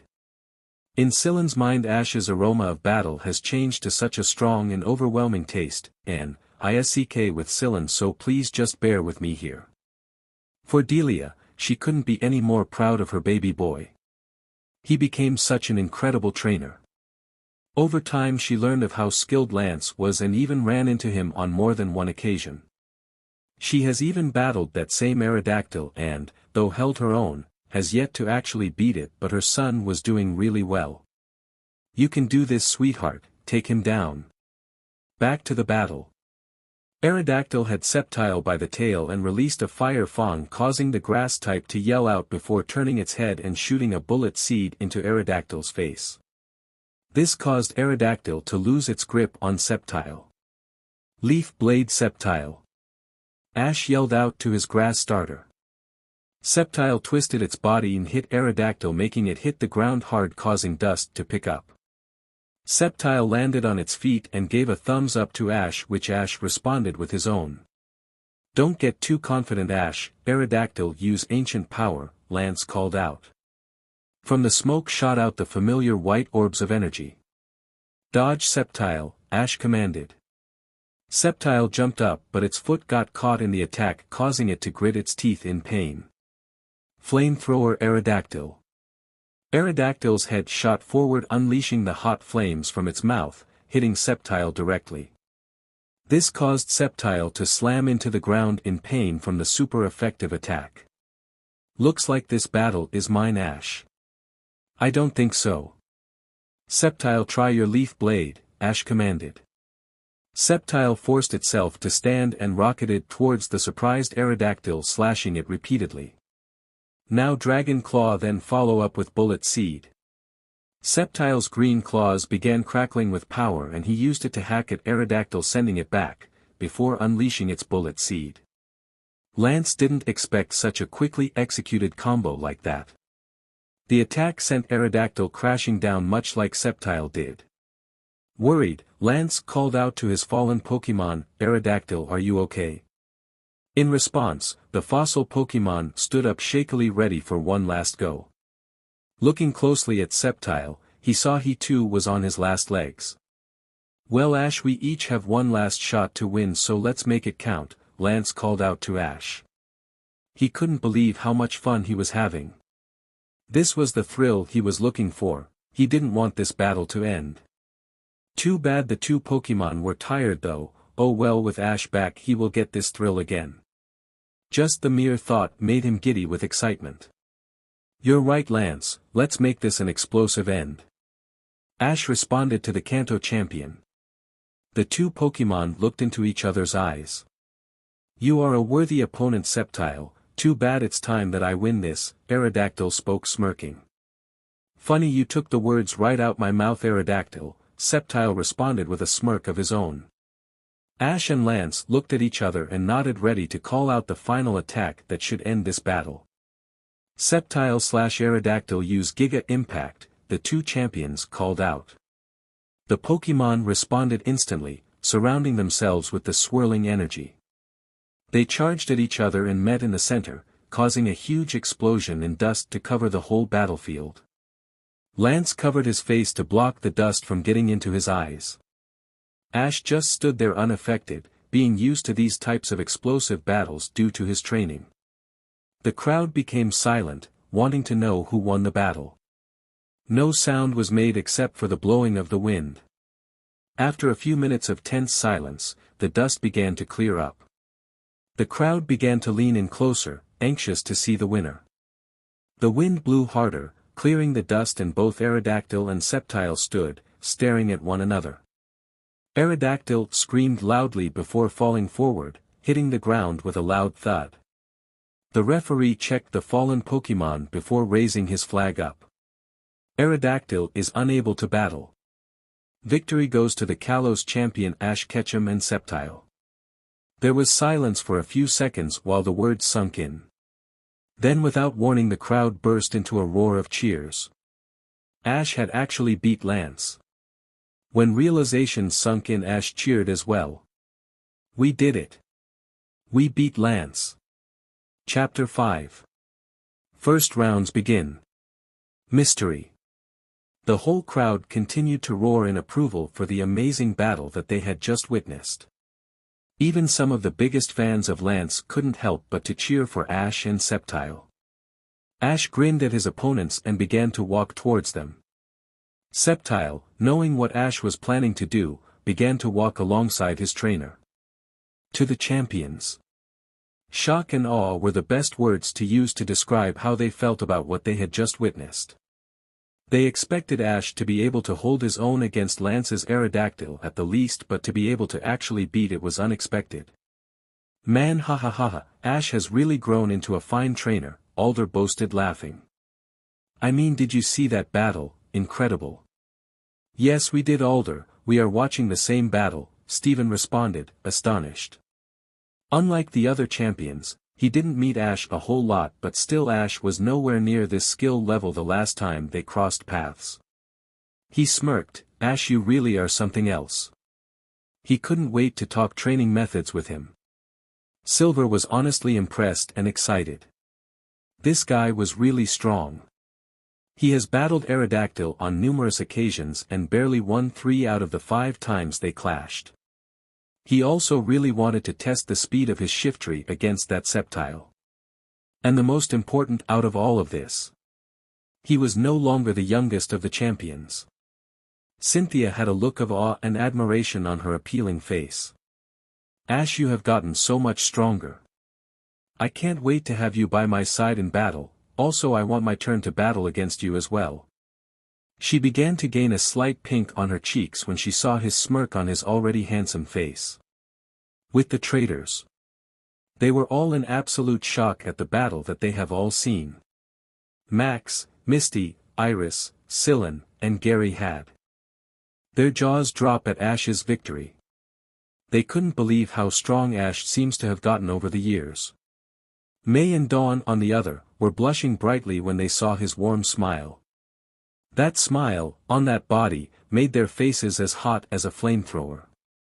Even at the few moments of seriousness that they have seen from him, was hot. Professor Oak, Brock, and Delia couldn't help but feel a sense of pride in Ash becoming such a powerful trainer. That was, until they realized that they had no right to feel any pride. They tried to make him quit his dream, something he has worked so hard to achieve. They felt even more ashamed of themselves and hoped he would forgive them when they spoke. Back to the field.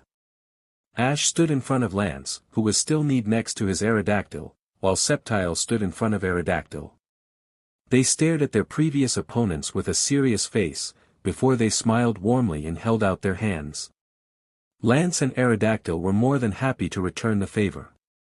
As they shook hands, or in Aerodactyl's case Wing, Lance gave Ash a huge smile. That was some battle, Ash. You have gotten so much stronger since the last time we met. This whole battle was so exciting. Ash scratched the back of his head in embarrassment at the praise. Thanks, Lance. You and Aerodactyl were great too. That was fun, Aerodactyl. I hope to battle you again sometime, Sceptile said, nodding his head to the fossil Pokémon. Aerodactyl chuckled a bit. I agree, it was an amazing battle. Just don't expect the same results the next time we clash in battle, Aerodactyl replied to Sceptile. What a battle! What a show of true sportsmanship between these amazing warriors, and this only just the beginning of it all.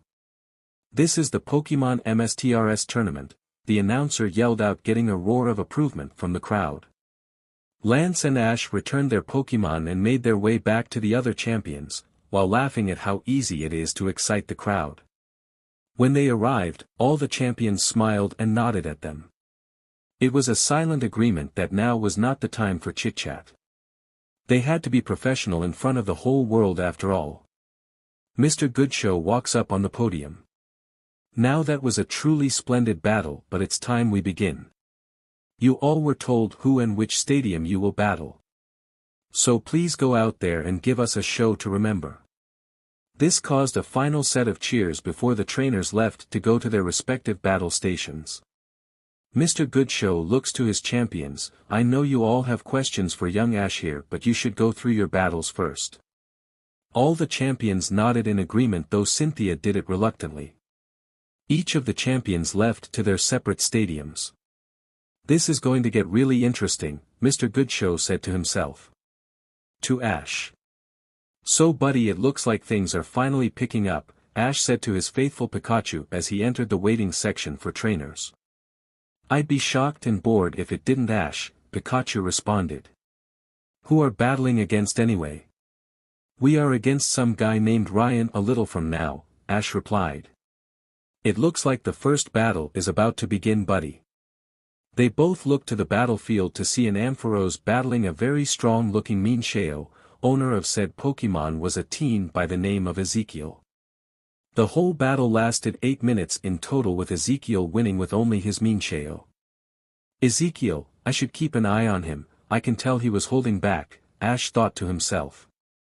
After about 3 battles that Ash wasn't really all that impressed by, it was finally his turn. The crowd roared in excitement as the announcer did his job. Next up we have Ryan Richard from Salem Town of Hoenn vs Ash Ketchum, the Champion of Kalos. Trainers send put your Pokémon. Let's take him down, Politoed. Ryan released the really happy Toad Pokémon. Ash looked really closely before shaking his head. This won't take very long, sadly. Hitmonlee, I need you, Ash announced, sending out the fighting-type Pokémon. Hitmonlee burst out, immediately entering a fighting stance. Now that 2 trainers are ready, begin, and with that the crowd cheered, ready to see the outcome of the battle. Politoed, use Water Pulse, Ryan commanded his Pokémon. Politoed released a condensed ball of water at its opponent. Hitmonlee, use Blaze Kick to stop it, Ash countered. Hitmonlee's right foot caught on fire before launching it forward, destroying the water attack. Now go hit him with your double kick, and with a moment to waste, Hitmonlee raced at its opponent with high speed. Politoed, use Protect, then hit him with an Ice Beam, Ryan commanded. His Politoed spread its arms forward as it created a bubble of protective energy. Hitmonlee's foot made contact with the bubble, doing nothing to it. Hitmonlee quickly dodged that attack, and then hit him with your Mega Kick. Politoed released its Ice Beam, though it missed, barely, due to Hitmonlee moving to the left quickly. This gave Hitmonlee the chance to kick Politoed in the stomach with its glowing left foot, causing Politoed to get thrown back. Now Hitmonlee, launch your Focus Blast. Ash commanded quickly. Concentrating its fighting energy, it unleashed the orb of power towards the struggling Politoed. Ryan began to panic seeing the attack race towards his Toad Pokémon. Politoed, quickly use your Protect, please. Politoed tried to get up to obey, but it couldn't even move due to the pain it was feeling. Politoed's eyes widened before the attack made contact, causing an explosion which kicked up a dust cloud. As the dust cleared up, everyone saw Politoed down with swirls in its eyes, signifying its defeat. Politoed is unable to battle, please send out your last Pokémon, the referee announced. Let's do this, Tyrant Rum, Ryan tossed up the Pokeball. Bursting out, the Rock/Dragon type roaring with power. Ash and Hitmonlee smirked at the power they felt coming from the Kalos fossil Pokémon. Hitmonlee, get in there with Blaze Kick, and then knock him down with Double Kick. Hitmonlee took off and appeared above Tyrant Rum with its left leg on fire. Counter him with your Dragon Claw, then take him it down with Crunch. Tyrantrum's claws crackled with energy and swung, meeting Hitmonlee's blazing foot in a vicious clash. Then Tyrantrum moved its head forward to capture the kicking Pokémon in its powerful jaws. Use Detect, then continue into your double kick, Ash commanded. Hitmonlee's eyes seemed to focus more as it twisted its body, dodging the snapping jaws of Tyrantrum. Then it snapped its body back into position, swinging its left and hitting Tyrantrum, causing it to roar in pain. Then it lashed out with its right and knocked Tyrantrum onto the ground. The crowd cheered at the quick kicks that all Hitmonlees were known for. Come on Tyrantrum, get up and use Earthquake, Ryan commanded. He knew Ash would be powerful after seeing him go against Lance, but this was something else entirely. It's like he has a counter for every little thing I come up with. Tyrantrum forced itself up and slammed its legs onto the ground, causing it to shake violently. Hitmonlee dodged, then used High Jump Kick. Hitmonlee jumped high into the air, dodging the shaking earth, and launched down with its foot out towards Tyrantrum. Tyrantrum used Hyper Beam to send it packing. Tyrantrum began charging the familiar ball of energy into its mouth before, with a mighty roar, launched the beam of destruction at its opponent. Hitmonlee used Detect, then used Close Combat, Ash commanded. Smoothly. Just like before, Hitmonlee's eyes seemed to focus a bit before its body twisted, dodging the normal type attack. As it landed on its feet, Hitmonlee immediately took off towards the dragon Pokémon. Tyrantrum, get out of there! Ryan yelled, worried, or is Pokémon. Tyrantrum tried to move, but due to it being so tired, did not get out of the way fast enough before the speedy Hitmonlee was upon it. With a show of speed and grace, Hitmonlee unleashed a blinding flurry of punches and kicks upon its opponent. Now use Focus Blast! Ash yelled out. Hitmonlee focused its energy in between its palms and released it point-blank range. An explosion picked up before out of the resulting smoke, Tyrantrum was launched out, who skidded on the ground before finally coming to a stop. Hitmonlee jumped out of the smoke and landed in front of its trainer. It was obviously tired due to using such high-level attacks in succession, one after another. As the smoke cleared, everyone can see Tyrantrum on the ground unconscious. The referee checked on the dragon/rock type before he made his decision. Tyrantrum is unable to battle. Victory goes to Ash Ketchum. The crowd cheered loudly for the amazing battle that they saw. Hitmonlee gave an eye smile for its victory as Ash cheered for his Pokémon. Ash returned his partner and walked up to his opponent, who was kneeling and consoling his Pokémon. Sticking out his hand, he smiled kindly at his opponent. Thank you for an amazing battle. Your Pokémon were really strong. Ryan smiled, despite his loss, as he got up and shook hands with Ash. Thanks. I knew you would be tough from watching you battle Lance. I hope you win it all, Ash. Don't worry about that, Ash replied. I already planned to, and with that Ash left the stadium as the next two trainers were called up to battle. He would have stayed to watch the next few battles, but none of these trainers, besides the first few, caught his interest. So Ash, where are we heading now? Pikachu asked his partner. Ash shrugged his shoulders. I was going to check out the battles in the other stadiums, maybe find an interesting opponent, besides the champions of course. Pikachu nodded, also hoping for more strong trainers. Ryan was definitely good but not at a very high skill level. As Ash neared the exit, he noticed someone leaning on the wall by the door. The figure was a bit taller than he was. He couldn't see his face due to him wearing a long red cloak and hood. The cloak was a blood red color along with the only other noticeable piece of clothing, which were red sneakers. Ash walked past the figure and looked into the darkness of the hood. When Ash got past him a bit, he heard the figure speak in a strangely familiar tone. You've gotten strong, young Ash, but in the end, you are still not ready for what's to come. Ash turned around to address the cloaked individual, only to find that the man was no longer there. He looked around trying to find the man before extending his aura to sense him, only to feel nothing again. Who the hell was that, guys? Ash asked mentally. That sounded eerily similar to the man from his nightmare last night. Ash, let's just go, Pikachu said, nudging his head against Ash's. We can rack our brains all we want, but it will get us nowhere. Ash looked to Pikachu before nodding and walking away. Let's go to Blocka since it's the closest stadium to us, Ash said to the electric mouse, who nodded his head. After agreeing, they headed off to their agreed destination. All the while Ash thought to himself, who was that guy? After walking about 15 minutes, they saw the stadium used for Block A. The roar of the crowd was practically deafening. Deciding not to go into the stadium and watch the video screen, he finally took notice of the two trainers. The trainer on the left was a young man that looked about 24 years old, with short blue hair. He was battling with a Pidgeot. The problem for Ash though was who he was battling against. It was someone he knew all too well. It was his mother, Delia Ketchum, battling with a strong-looking Rapidash. To the battle. The Pidgeot charged forward with the amazing speed that its specific species were known for, only for Rapidash to dodge with a bounce attack. The man, whose name was Tristan, called out to the big bird Pokémon, Pidgeot, turn around and hit him with your wing attack.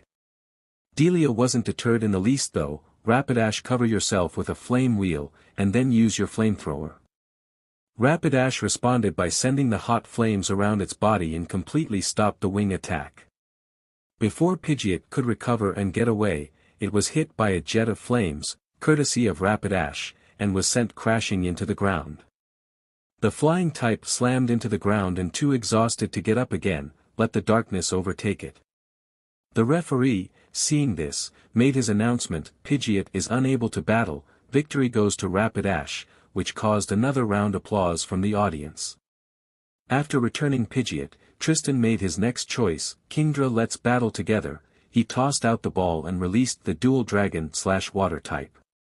Kingdra burst from the Pokeball, glaring at its opponent. Kingdra, use your smokescreen now. Kingdra roared out before releasing a thick cloud of black smoke from its mouth, blinding Rapidash. Rapidash, use your earthquake attack, Delia said, hoping to be able to still hit Kingdra. Rapidash raised its legs high in the air, before stomping hard on the ground, causing the ground to shake and rumble.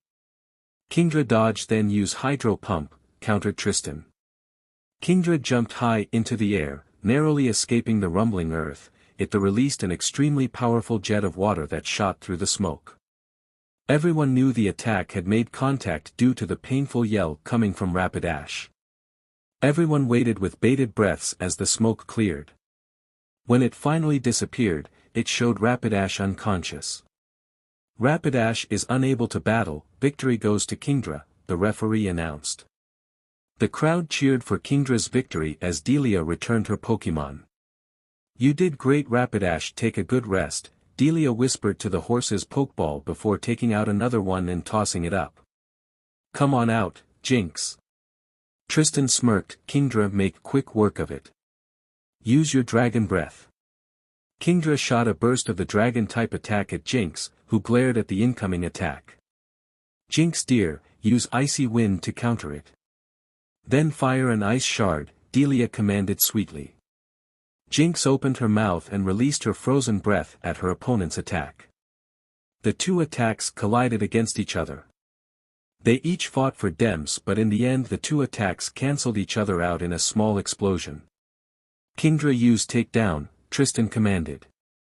Kingdra took off trying to ram into Jinx, who dodged to the left just in time. Thinking quickly, Delia shouted out her next command. Quickly, Jinx, use Blizzard on Kingdra. Jinx sent a huge breath of frozen wind and snow at Kingdra, who did not have time to dodge. The attack hit hard, doing extra damage due to Kingdra being a dragon type. Now follow it up with Shadow Ball. Jinx launched the purple ball of energy towards Kingdra, who was nailed hard and was sent flying back. Kingdra caught himself in the air. Kingdra, conceal yourself using smokescreen at full blast, Tristan yelled out. Kingdra took a deep breath before, like he did earlier, released a huge cloud of black smoke. This time, instead of covering its opponent, Kingdra was the one hidden. Oh no, not again, what am I going to do? Delia mentally panicked. Kingdra has hidden itself in that smoke and it's way too risky to go in there and I'll be wasting energy by just attacking. Use hydro pump Kingdra, Tristan commanded. Soon a huge jet of water shot from the smoke and raced towards Jinx.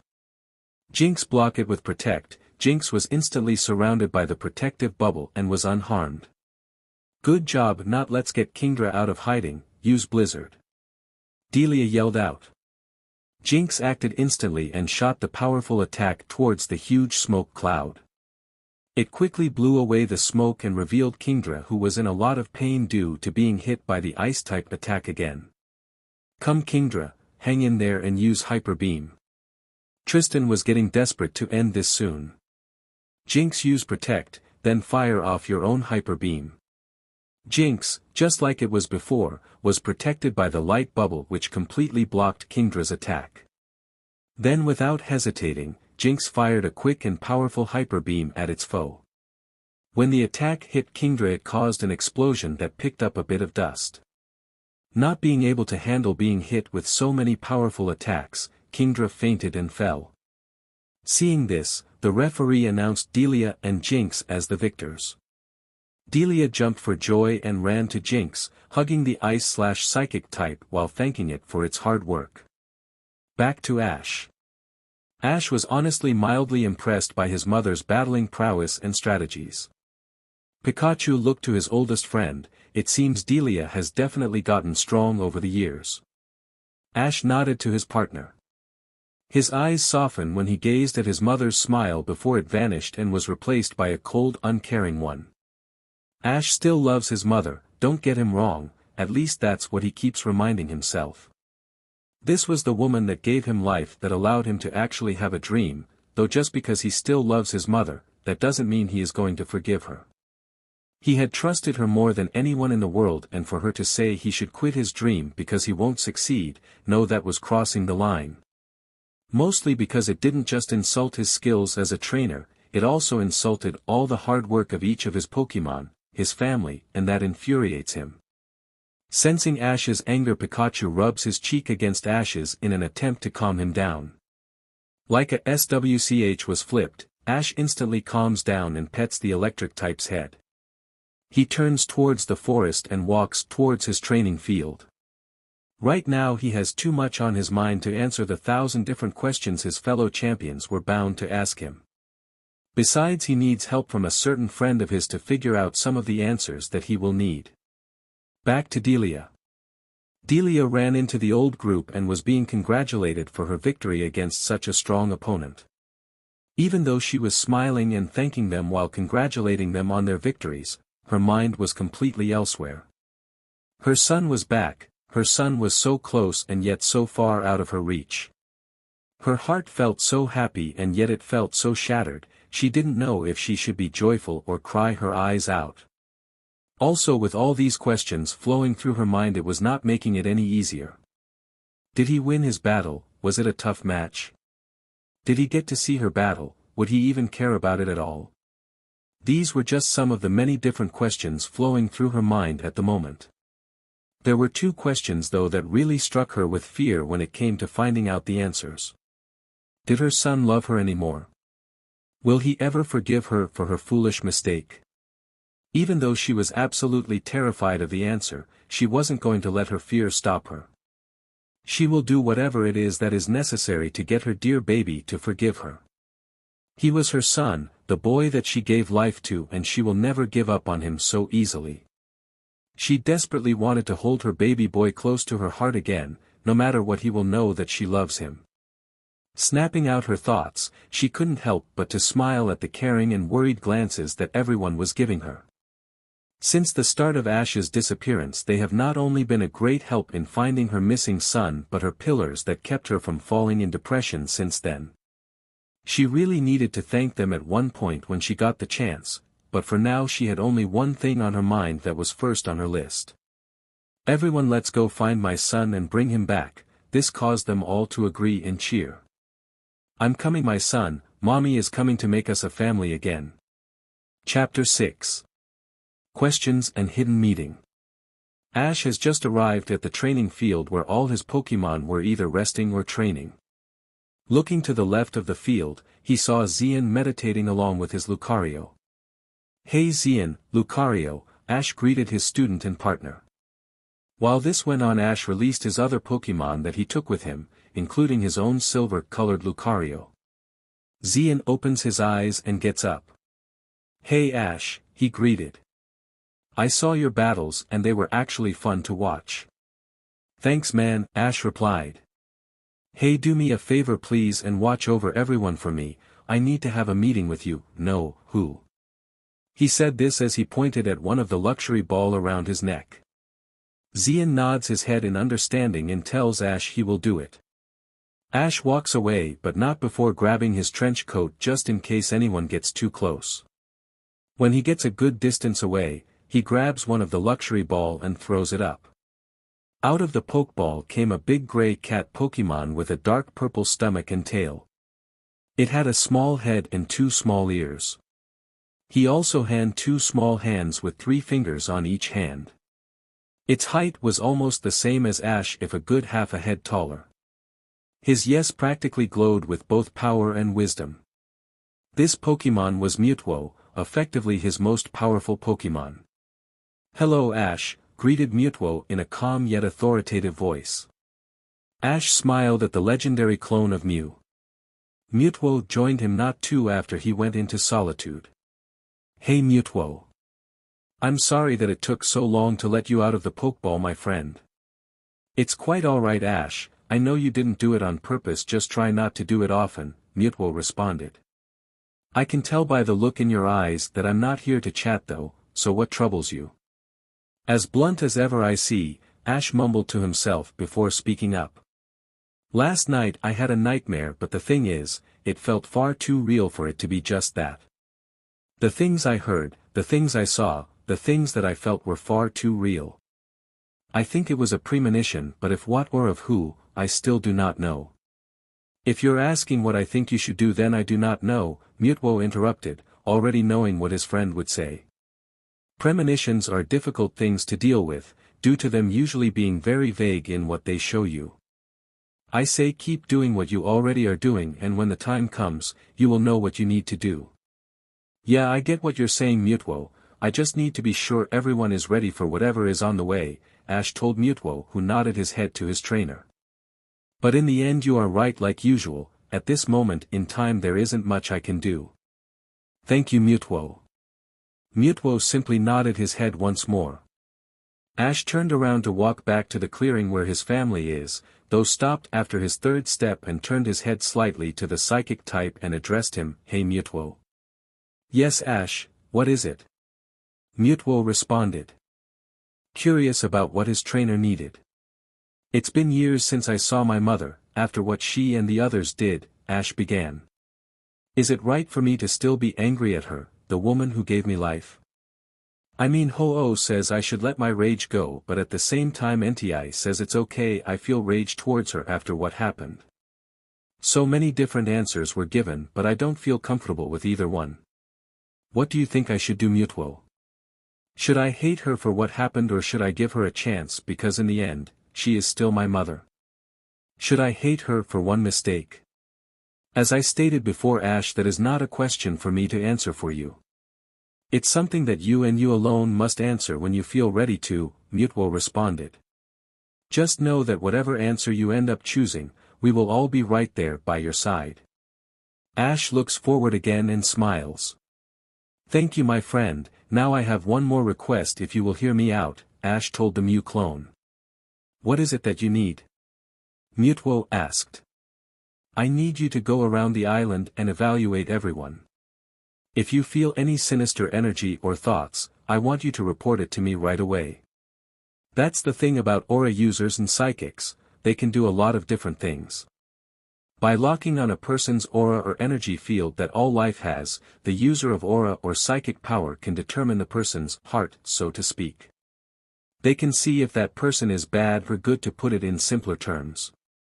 It will be done Ash, Mewtwo responded before teleporting away in a quick flash of light. Let's see how things turn out from here, besides I have to find out a way to explain things to the other champions anyway, Ash said to himself. This really won't end well. Ash continues his walk back to the clearing, thinking about the best way to explain things to his fellow champions. In a cave at Cerulean City. A figure wrapped in a black cloak can be seen entering the cave. Two Pokémon identified as a Regirock and Registeel blocked the path of the figure. They looked ready to attack the man. Easy there big guys, the figure said in a calm, almost amused voice, male voice. He showed the two legends his face revealing a lean, handsome face. He had bright blue eyes that shone with mischief. It also showed he had fair skin though slightly paled as well. He also held a grin on his face, which oozed confidence. After seeing his face, the two Regis moved to the side and beeped. The man walked forward between the two Pokémon. Thank you kindly he, the man chuckled. After about 3 minutes of walking, the man came upon an area filled with rocks. Looking to a specific rock in the middle that leaned on a wall, he smirked once more and tossed a Pokeball in the air. Agron, come out and move that rock for me. The giant steel type came out in a flash of white. Agron roared out and easily picked up the rock that its trainer gestured to. Behind the rock was another tunnel leading deeper into the cave. The man walked past Agron as it followed and put the rock back into place, blocking the path once more.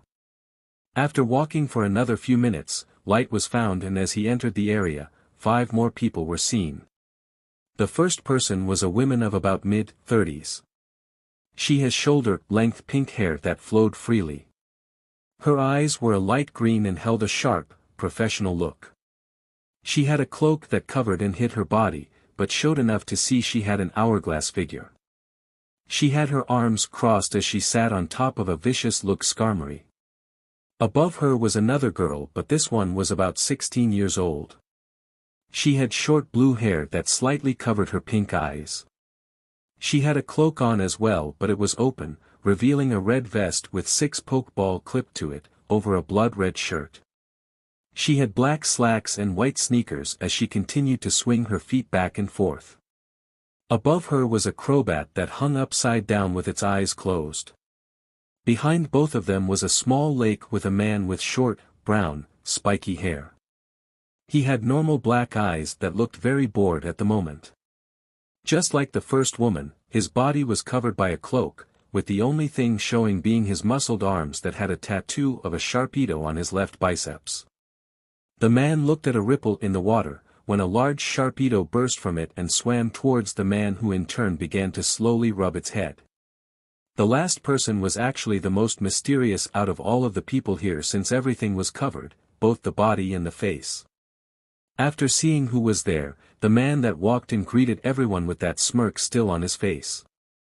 Hey guys, long time no see. The 16-year-old girl smiled and waved in response. Hey Dust, it's good to see you finally made it. The other woman and man just nodded their heads in greeting. Hey Marcy. Sorry about running late, just had to finish up my job or I would have been here sooner. The man now named Dust responded.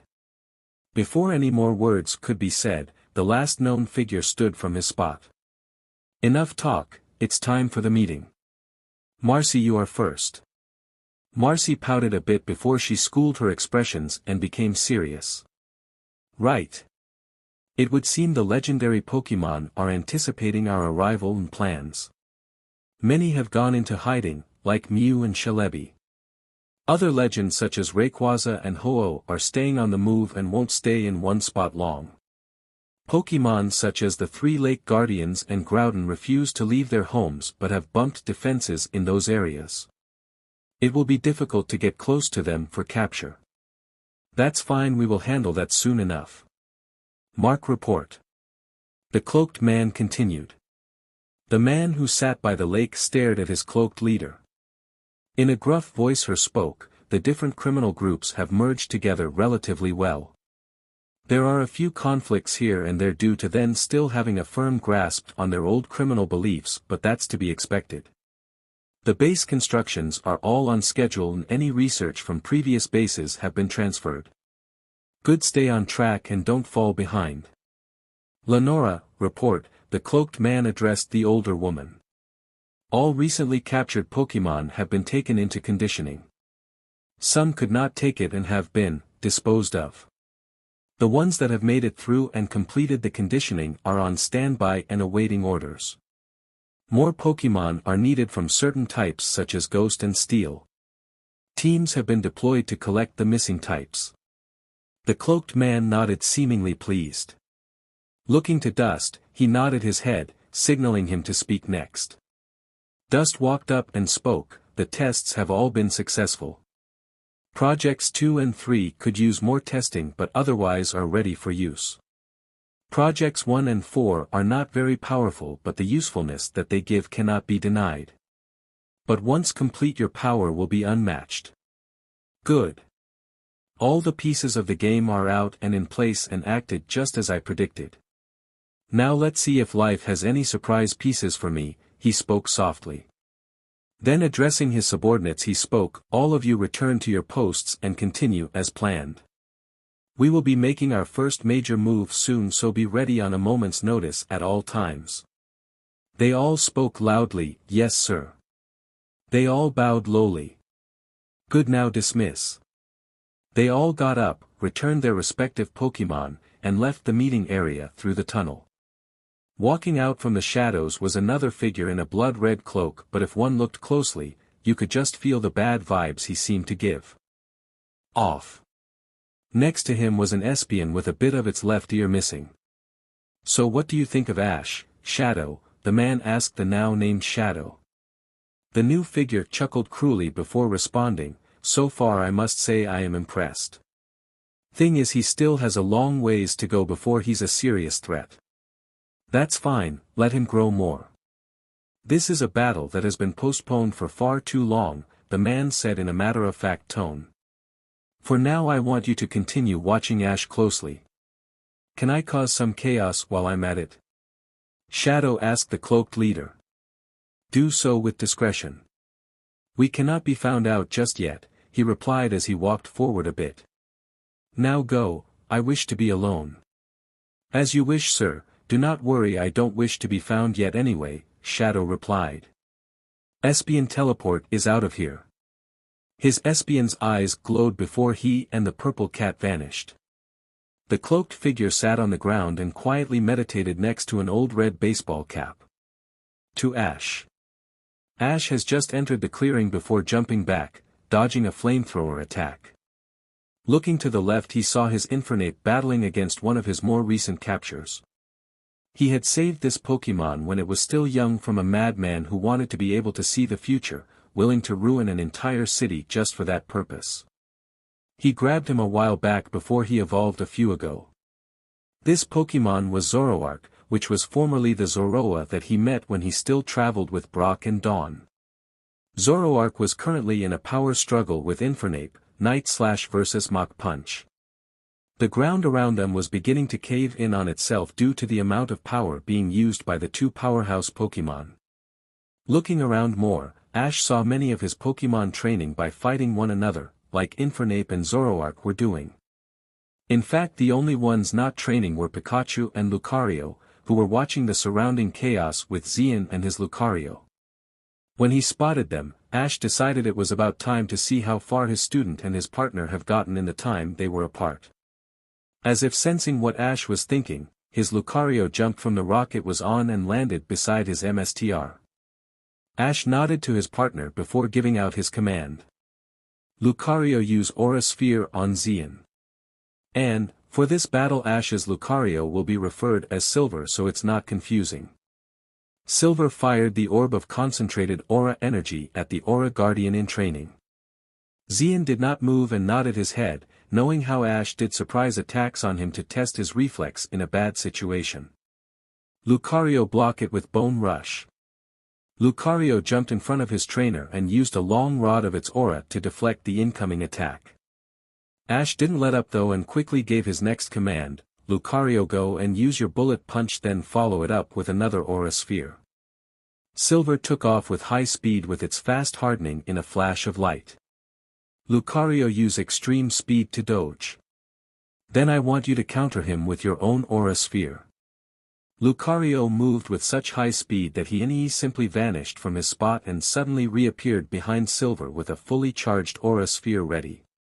Not one to be fooled easily, Silver sensed where his fellow Lucario was and quickly turned around with a charged aura sphere. Both Lucarios shot off their respective aura attack in close range, which clashed in a big explosion, causing the ground to shake slightly. The dust cloud quickly swallowed the two aura Pokémon before either could move. When the smoke finally cleared you, both Lucarios were in a deadlock with neither willing to back down. Their fingers intertwined in such a tight grip that not even water would be able to slip through the middle. Xian opened his mouth to give out a command but quickly ducked as an aura sphere shot past his head. Xian has learned to trust his instincts, which were currently screaming for him to jump away, and as he did just, a black staff slammed into the ground he was previously standing on. Looking forward, Xian saw that it was his teacher that had attacked him. Looking his student in the eye, Ash smirked dangerously. Don't think I'm only going to be testing your commanding ability. I'm also going to test your ability to command your partner under serious pressure and your own capabilities at the same time, Xian. Now arm yourself and let us begin. Xian nodded and reached behind his back, pulling out his aura weapon of choice, two twin tonfas. Each tonfa was made of steel but were different in color scheme. The left tonfa was obsidian black while the right tonfa was a pure white color. The left tonfa also had the yang symbol etched into it while the right possessed the yin symbol. Both tonfas had a slightly pointed edge, not enough to pierce the skin but enough to hurt badly. Without a word from the other, they charged at each other with really quick speeds. Ash swung the top of his staff towards Xian's head, who ducked under it quickly. Then he swung his left tonfa towards Ash's side, but it was blocked by the bottom of Ash's staff. Using the momentum, Ash kicked out with his left foot, which was in turn blocked by Xian's right tonfa. The force, though, was enough to push Xian back. Ash landed on his feet gracefully before commanding Lucario. Lucario used Blaze Kick and follow up with Dragon Pulse. After that, Ash charged at his recovering student. Lucario dodged with extreme speed and counter with Aura Sphere again, Xian commanded as he blocked another one of Ash's assaults. Silver left leg ignited into flames as it brought it up to hit its target, who responded by letting go of its grip and jumping backwards in yet another blur of speed. Silver's paws glowed brightly before launching the powerful dragon-type attack. Lucario responded by launching yet another aura sphere, causing the two attacks to explode on contact. Both Lucarios jumped into the air while creating an aura sphere, and when they were mere inches from each other, launched the powerful aura attack. The force of the explosion from the colliding attacks sent both bipedal jackals through the air. Ash ducked under Xian's foot before hitting him in the gut with the side of his staff. The attack knocked the wind out of Xian a bit, but he was able to recover quickly and jumped away before Ash could be able to hit him again. Ash charged towards Xian with a wide smirk on his face. Xian, when he landed on his feet, jumped above Ash's staff that barely missed tripping him. While above Ash, Xian swung his left tonfa at Ash, hoping to knock Ash out with the hit to the temple, but Ash reacted by leaning to the left while swinging his staff upwards. Xian stuck his foot out and used the incoming staff as leverage, and jumped backwards away from Ash. Focusing the energy between his tonfas, he shot an aura sphere at Ash, who merely deflected it away with his staff without any real effort. "You're going to have to do better than that, Xian," Ash taunted before charging at Xian, who responded by charging back for another clash. As they ran towards each other, they both yelled out their commands to their still battling Pokémon. Use Bone Rush. Both Lucarios rushed towards each other with a long rod made of their aura and swung it towards their fellow Lucario. When the attacks made contact, it released sparks of power and the ground began to crack and break due to the power the two opponents were using. With one final roar of power, the two Pokémon charged the Bone Rush with more aura energy, and the two overcharged attacks caused another explosion of power. Many of the surrounding Pokémon, who stopped training to watch the battle between the two aura Pokémon, waited with bated breath for the smoke to clear, and clear the smoke did. It took a few slow and agonizing seconds, but the smoke finally cleared, revealing Silver standing above Lucario with his bone rush pointed to the downed Lucario, ready to strike should it make any subtle movements. The match between the two Lucarios ended with Silver as the victor. Hearing something hard hit the floor, all the Pokémon turned and saw the two Aura Guardians in similar positions as the Lucarios. Xian was on the ground with his Tunfas out of reach, with Ash having his staff poised to strike if need be. In the end, Ketchum defeated his student once again. Looking towards his student, Ash gave him a huge grin that seemed to nearly split his face. "It looks like I win this one. That makes it 25-0. Chapter 7. Champion Encounter. Xian looked at the hand that Ash offered and closed his eyes before accepting it with a smirk. "Looks like I'm not ready to lay you flat on your butt, huh, Ash?" "No, Xian, you are not," Ash said in a monotone voice before he broke it with a huge grin and spoke with pride to his student. "But you were able to hold your own for way longer than before. Besides, we weren't going our hardest, so who knows how that could have ended." With those words, Ash yanked his friend up onto his feet. They both heard a lot of noise and looked to see their Lucarios surrounded by Ash's other excited Pokémon. Ash chuckled at the enthusiasm his family have for one another and a good battle. This though caused Ash's body to stiffen and for him to get lost in thought. Family, that's what he was seeing right now. This was his family, the ones who stood by him and his dreams, the ones that worked alongside him every step towards his accomplishments and failures. Delia was his family once, she was like them, but she must have got tired of his failures. Unlike his current family, she chose to turn her back on him with his friends. "I will have to give this more though later," Ash said mentally. "Right now it's time to address my family." "Okay, everyone, enough fooling around. Line up," Ash spoke, clapping his hands to get their attention. That did the trick, as every Pokémon stopped what they were doing and gave Ash their full attention. Some stood on the ground while some were on tree branches and rocks. The water types were relaxed in the crystal clear water as they eyed their trainer, while some of the smaller Pokémon were sitting on the bigger Pokémon so they could see better. "Okay, everyone, the first rounds were completed, and thanks to the efforts of Hitmonlee we have continued into the second round," Ash began before he was drowned out by the burst of cheers from his Pokémon that were congratulating the fighting type, who blushed from all the praise and Ash's acknowledgement. Ash sighed before releasing a calming wave of aura that caused his Pokémon to quiet down. It was a trick he learned when training his aura capabilities. Aura follows the spiritual output of the user, and in a less sense, the user's emotions. The darker the person or emotion, then the darker and more unnerving the aura that's released. While if you kept calm and kind-hearted, then your aura shall become smooth and relaxing to others. He has used this trick to calm down fighting between Pokémon or end feuds between them. Also, thanks to the efforts of Sceptile, we took down Lance's Aerodactyl. Ash paused to allow another round of cheers, though much calmer due to Ash still releasing his aura.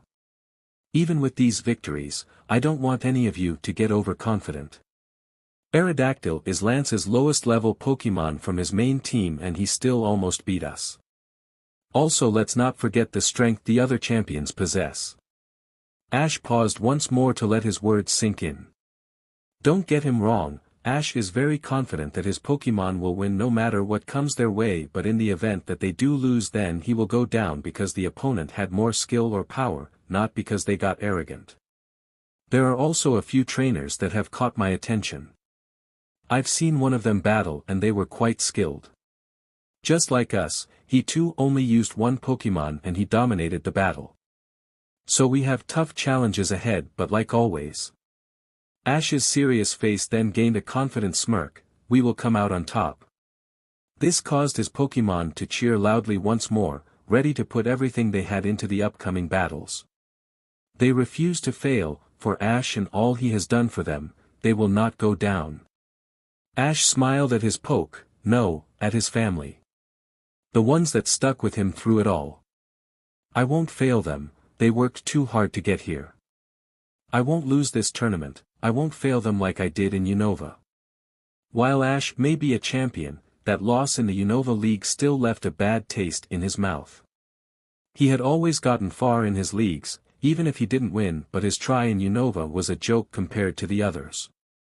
I'll be heading back to the hotel, and due to a certain situation arising, I will be carrying 6 Pokémon with me at all times compared to the usual 3 or 4 that I take, Ash said to his awaiting Pokémon.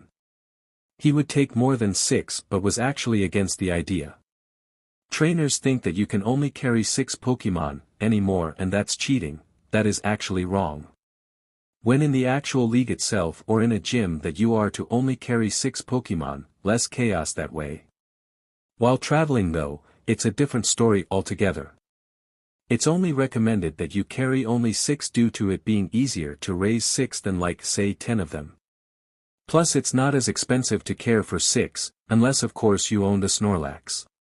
Taking out 5 Pokeballs, he returned his chosen 5 Pokémon in a red flash while Pikachu jumped onto his left shoulder. Ash then looks to the rest of his Pokémon. As for the rest of you, continue your training regimens scarcely. I need you all to be ready when needed. His Pokémon nodded at his command before dispersing to either train or rest. Ash then handed his jacket, gloves, and staff to Xian. I've been meaning to ask, why do you not keep your stuff with you? Also, why do you act less mature than you really are when you're wearing it? Xian asked. Simple really, Ash replied seriously. No one knows that I'm Satoshi. Neither the champions nor do my former friends know that I'm the Satoshi guy that they met before. Adding to the fact that Ash Ketchum is a champion, and one that has not been interviewed, so the media will hound after Ash not Satoshi, I would really not have to deal with them. This way I can move around more freely when I go out as Satoshi. Will Ash and Satoshi stay separate, or will you reveal the truth at some point? Xian asked. Ash hummed before giving his answer. To be honest, I do not know. Most likely not until the finals, that way I can show the real me in the end. Xian nodded his head as he began to put away Ash's leather jacket among his other stuff, done asking questions. Seeing that Xian was done, Ash walked away towards the hotel, preparing for the inevitable game of question and answer that the other champions are going to play with him. After a good hour of walking, they made it to the hotel. Just as Ash was about to enter, he smirked before jumping backwards, dodging a spin kick to his face. Really Mia, Ash said to the now identified attacker. Can't you just say hi like a normal person? Even though Ash said this like her was. Irritated, the smirk on his face gave away how he truly felt. Yeah, no. This is much more fun. Besides, it keeps you on your toes, Ashy, she said, smirking at twitching of his left eye from her calling him by that nickname. Listen here, flat chest, screw you. I would fight you, but I just got done sparring with Xian and Lucario and... But before he could finish, Mia yelled. What? You guys had a sparring session and didn't invite me to join it? She loved sparring, and she was not happy to have missed one. I'm sorry Mia, Ash said, trying to calm down the fighting type elite. It was more of me testing him than an actual spar. How about you and me spar tomorrow after our battles? Fine, but you better not chicken out, Ashy, she said before running off to do who knows what. Ash blinked before chuckling softly at her antics and enters the hotel before he realized what she called him, causing him to mumble that his name was not Ashy. When he looked around the hotel, he saw each champion talking to each other with a few additions at the restaurant portion of the hotel. One was the ever-appealing model of the Nimbasa gym of Unova, Alessa. She wore the same clothing she had when they had first met, though her blonde hair was slightly longer than before.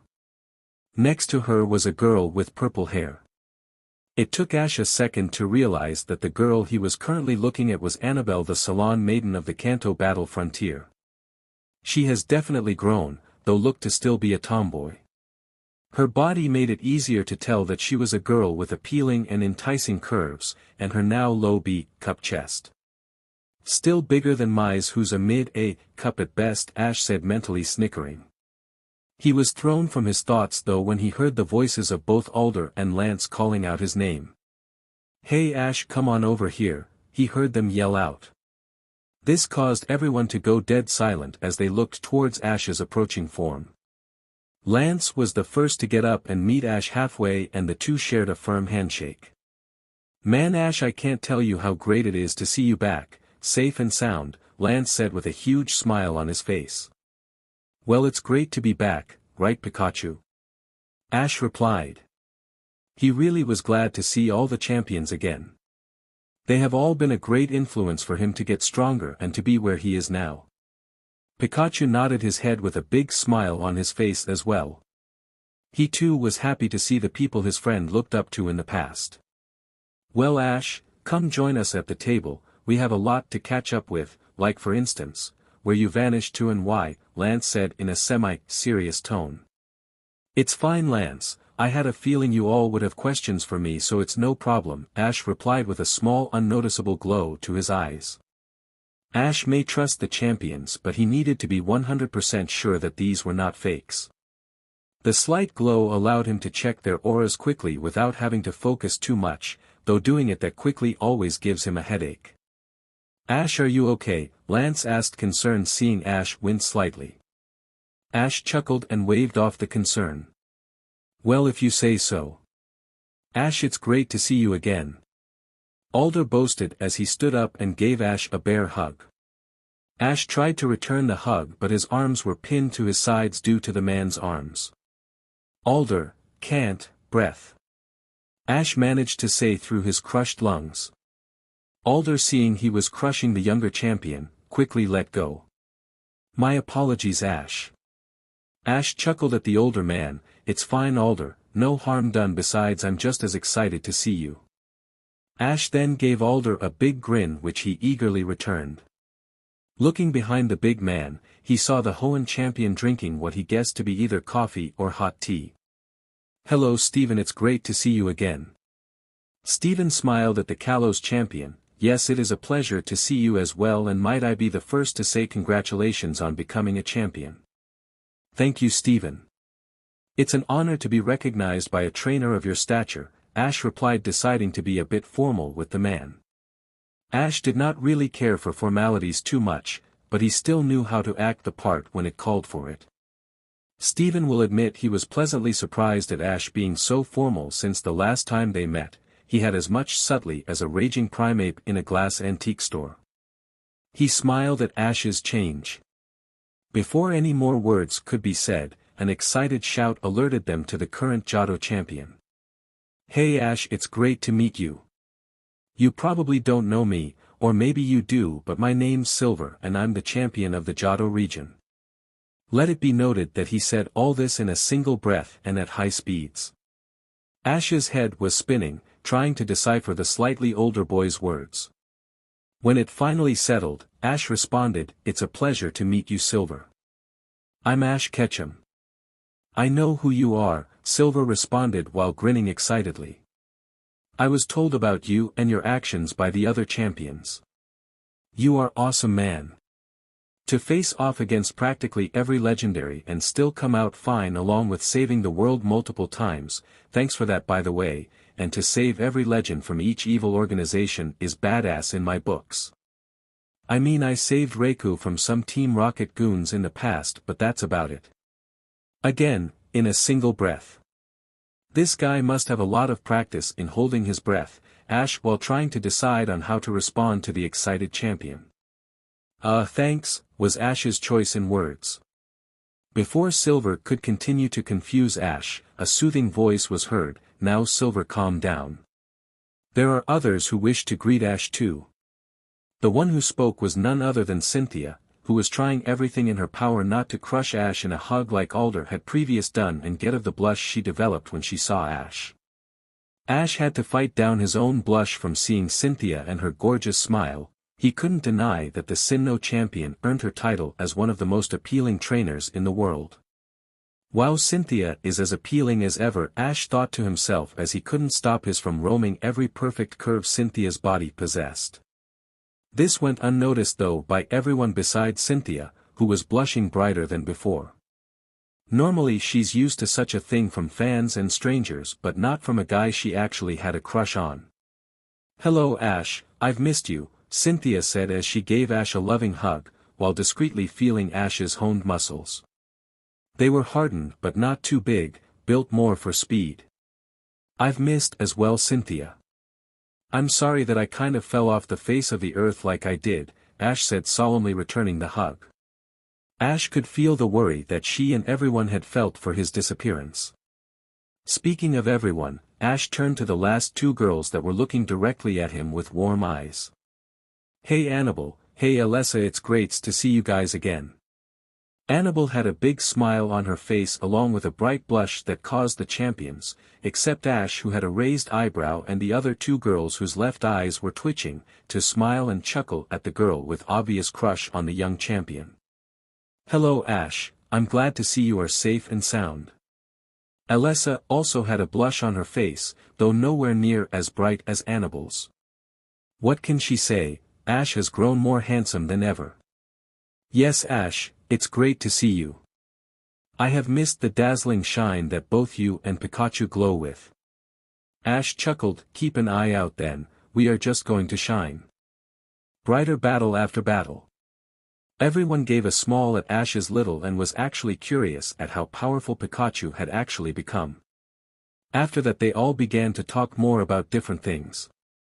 Like different training methods, the Pokémon they have seen, and places they have been. They joked around and even challenged each other to battles when the tournament was over. This went on until Alessa decided to ask the question that plagued each of their minds. So Ash, why did you just up and vanished for so long anyway? This got everyone to perk up since they were all curious about the same thing. The minute the question was asked, the temperature in the room seemed to drop as Ash dropped the Ash Ketchum mask and wore the Satoshi mask. I'm going to assume, by the question, that no one told you about what transpired between me and my friends. Ash said the word friends with so much venom that it sent shivers down everyone's spines. It left them to question, what did they do to Ash to make him so enraged? Since no one is answering, I believe I can safely assume that my guess was correct. To put it as simple and bluntly as possible, Brock and the others betrayed me, even after everything that I did for them, Ash said calmly yet coldly. Ash then told them what led up them going against him and his leaving for a long period of time to train. When he was done, they were all left enraged and very disappointed at all of them. While watching everyone's expressions, Ash felt something warm and wet forming on his palms and noticed that he had unconsciously clenched his fist tightly in his anger. When he opened his hands, he saw that he clenched so tightly that he had actually began to draw blood from his palms. He looked intensely at his slightly bloody hands before sighing and getting up to clean the blood off. Before he could though, he heard Cynthia's angelic voice speak out. Lance, please grab one of the napkins on the table and wet it please. Alder, I have a water bottle in my bag, so could you please hand that to Lance? While you're at it, grab the first aid kit from the front of pocket of it so I could bandage Ash's hands. They each did as they were asked and handed the items to Cynthia, who began tending to Ash's bleeding hands. Despite the situation, you could see that both Annabelle and Alessa were slightly jealous of Cynthia being able to take care of Ash at the moment. Thank you Synth, I really appreciate it, Ash said smiling warmly to the now red-faced blonde woman. I can't believe they would do that to you, Lance said very disappointed, especially in Misty and Brock who were with Ash the longest. Ash did so much for them, and for them to say that about the guy who did nothing but help them, it was really sad. I always thought Scylla would be by Ash's side considering, but I guess I was wrong, Alder said shaking his head. It's fine, Ash said checking his now bandaged hands. If I see them in battle, I'll prove them wrong by crushing them, but other than that, I want nothing to do with them. So where did you go then, before you became champion that is? Annabelle asked, trying to control her own anger towards Ash's old friends. How dare they hurt her Ash? He was so loving and kind, so hearing him speak so coldly and felt so much pain angered her. Why did you go Kalos though? I thought you would have challenged the Kanto League instead, Lance asked slightly curious though he had an inkling as to why. No real reason, Ash began. I wanted a new start, in a new region, with new Pokémon. I wanted a new foothold and I figured Kalos would be the best since it was the closest region to me at that time. Also I wanted to avoid them as much as possible. They all nodded their heads at the young trainer's reasons. After all, who would want to be near those that hurt so much? After a while of training non-stop with my Pokémon, I attended the Kalos League and won in the end. When I heard that I won, I was so relieved and proud, but I knew that I wasn't done just yet. I had to go further for my dreams to come true. I then challenged the Elite Four about a good 6 months later, which was not easy in the least but worth it since I learned more on how they act. Soon enough though, the battling came down to me and Diantha, which actually lasted the entire day. The battles were both long and hard, but the bond between me and my Pokémon helped pull us through to victory.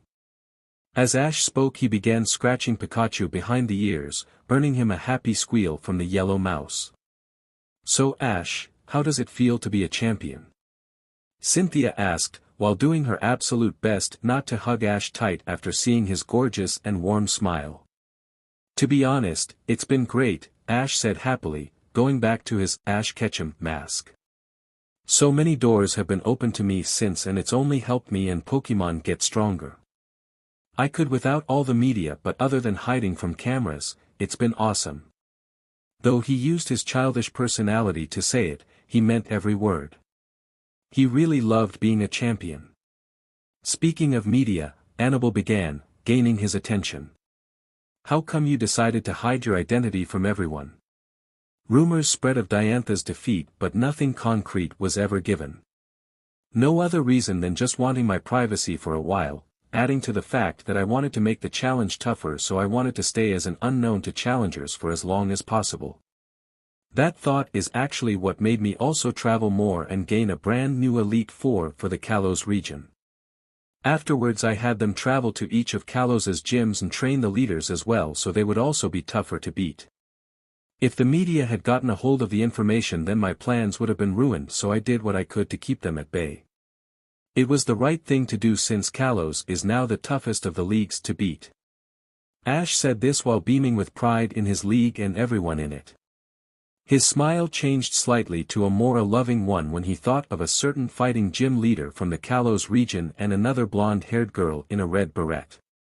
No one seemed to notice this though, except for Cynthia, Annabelle, and Alessa, who felt that they should be jealous at Ash's change. "Sounds like you had a lot of work cut out for you," Steven spoke while smiling at the three jealous girls. "You don't get so many fan clubs filled with girls and not be able to pick up on a girl's jealousy." He chuckled, knowing how amusing things will get around here. "Yes, I did slightly, but in the end it was all worth it," Ash spoke with a bright smile. To be able to walk up and say, "Yes, I did that," is a great reward. I was able to carve my own path with my own two hands alongside my Pokémon, and we continue to follow that path. I was told once that I was destined for greatness, but I believe that was false because I don't believe in destiny. In my opinion, those who use destiny as an excuse for things are those who are afraid to dream. Everyone was shocked at hearing those words. They were words, no offense to said trainer, they never expected to hear from Ash. They couldn't help but feel a sense of pride in how much Ash has grown, not just as a trainer but as a person. Annabelle, Cynthia, and Alessa looked at Ash lovingly and a hint of admiration for who he has become. The other champions felt their respect for Ash skyrocket. Silver thought was the only one to have stars in his eyes at Ash's words. "Well guys," Ash began while getting up and stretching, "it's been fun, but I need to get ready for tomorrow's victory." "Don't you mean tomorrow's battle?" Annabelle asked. Ash smirked confidently at her. "I know what I said," he replied coolly before walking off with Pikachu on his shoulder. Everyone decided they should follow his lead and go to bed as well, though the girls let their eyes linger in the direction that Ash had went.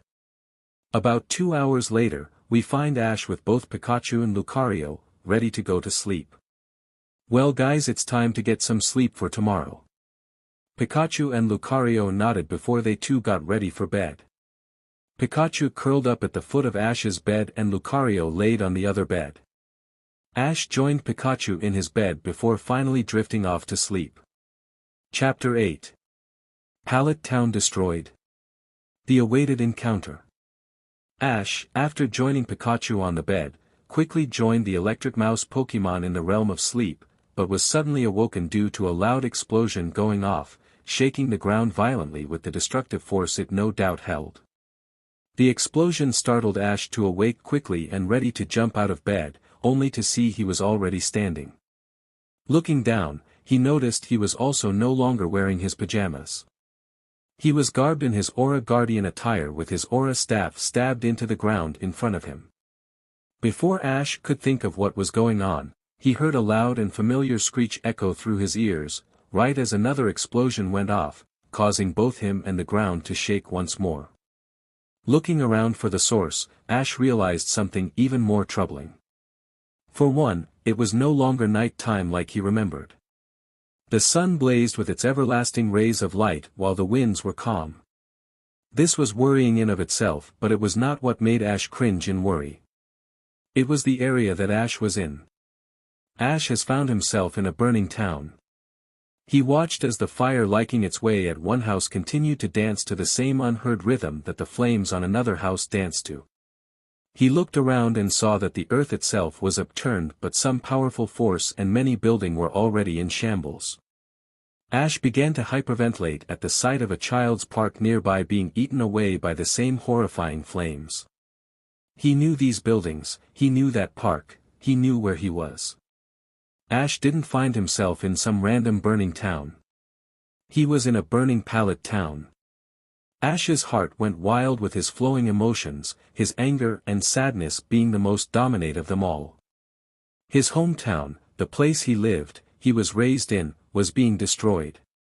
All around him were his happy childhood memories, being burned to the ground before his very eyes.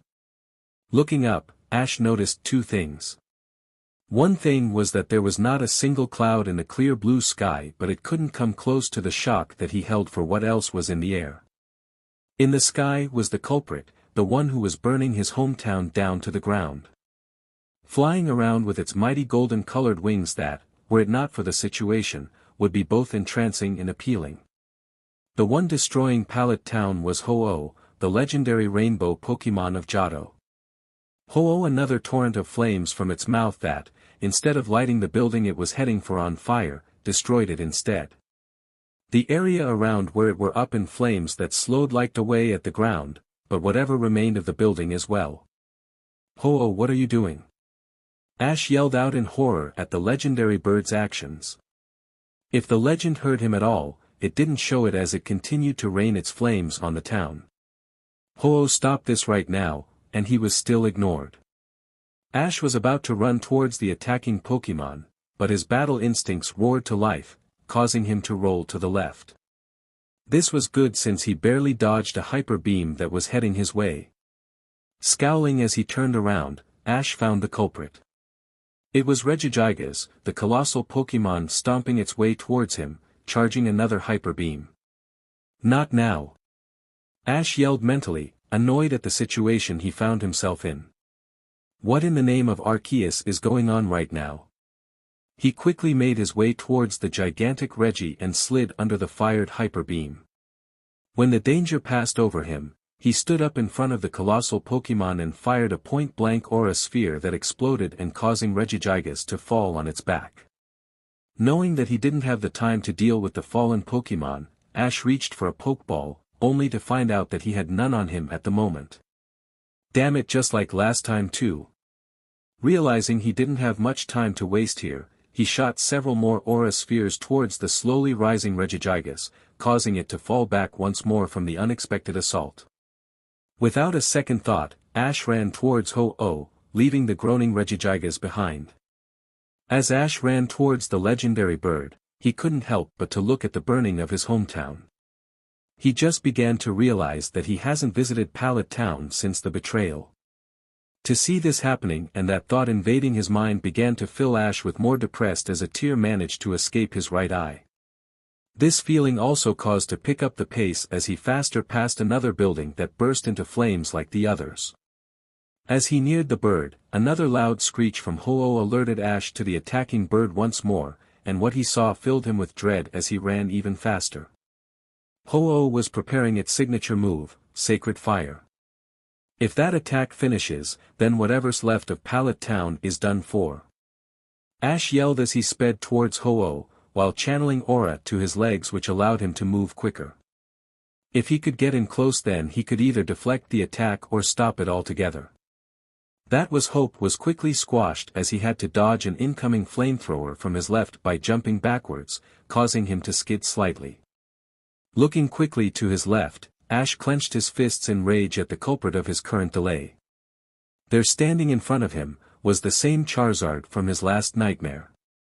As it growled fiercely at him, smoke continued to spew from his nostrils.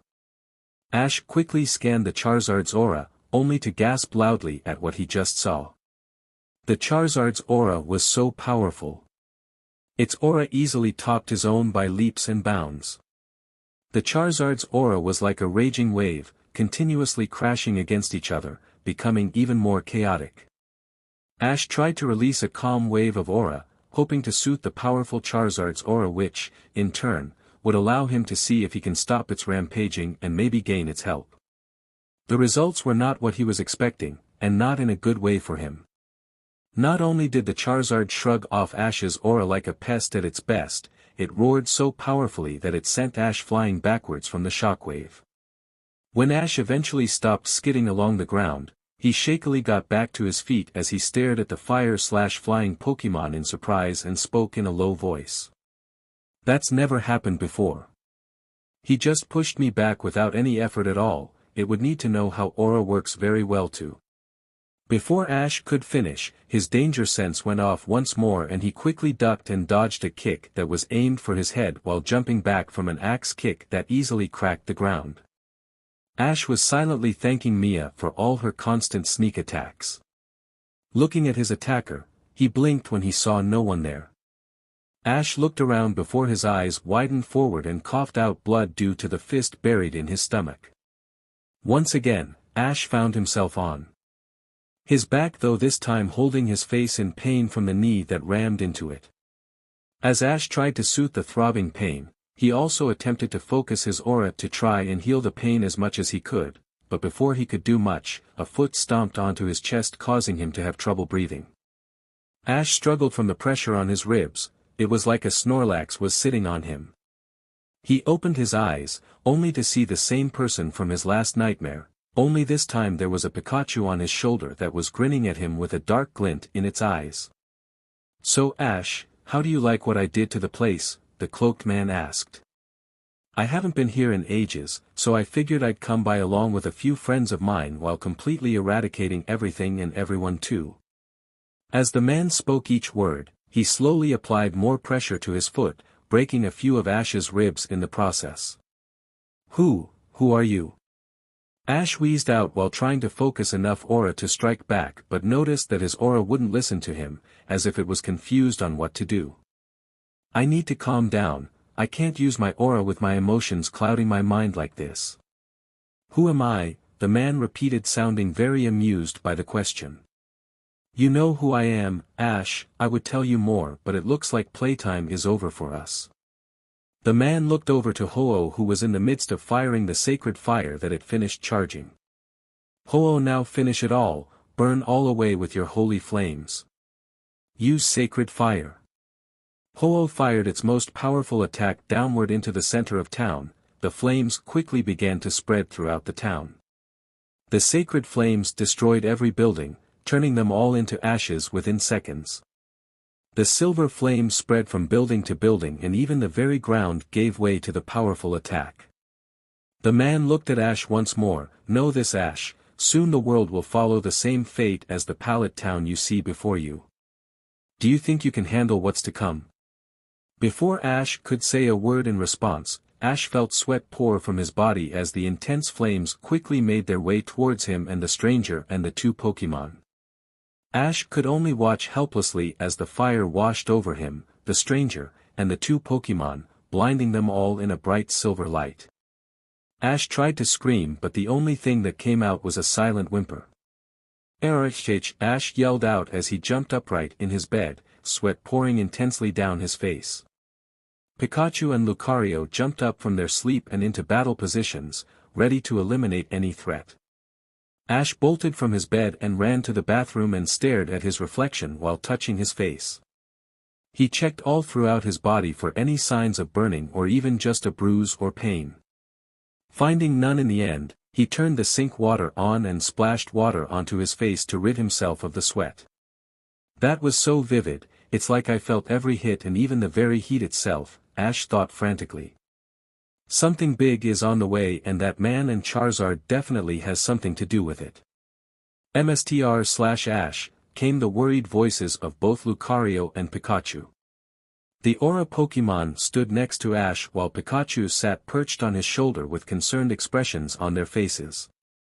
"Are you alright, Ash?" Pikachu asked his trainer, really worried. "I'll be fine, just really shaken up," Ash replied. "I just had a really bad nightmare but it will be fine." "Are you sure, Mstr?" Lucario asked, not convinced. He has never seen his Mstr this frantic before. "Yeah, partner, so don't worry about it, and stop calling me Mstr," Ash said calmingly before it turned slightly annoyed. "Come on, let me get ready so we can go out and eat and find out which Pokémon to use for out battle today." Pikachu and Lucario nodded reluctantly, noticing that Ash was trying to avoid talking about what occurred but decided to just believe in their trainer. They turned around and left the bathroom. Closing the door behind the two Pokémon, Ash let out a low sigh escape from his lips. What was that nightmare all about? One was for certain. He had to check on Pallet Town as soon as he can. "I will not let that happen, I refuse to let it happen." Turning on the shower, Ash began his day. He could feel it was going to be a long day. A few hours later, Ash is at his temporary training area along with his Pokémon, trying to decide who to use for the upcoming battle. His Pokémon stood, all anxious to be chosen to go battle.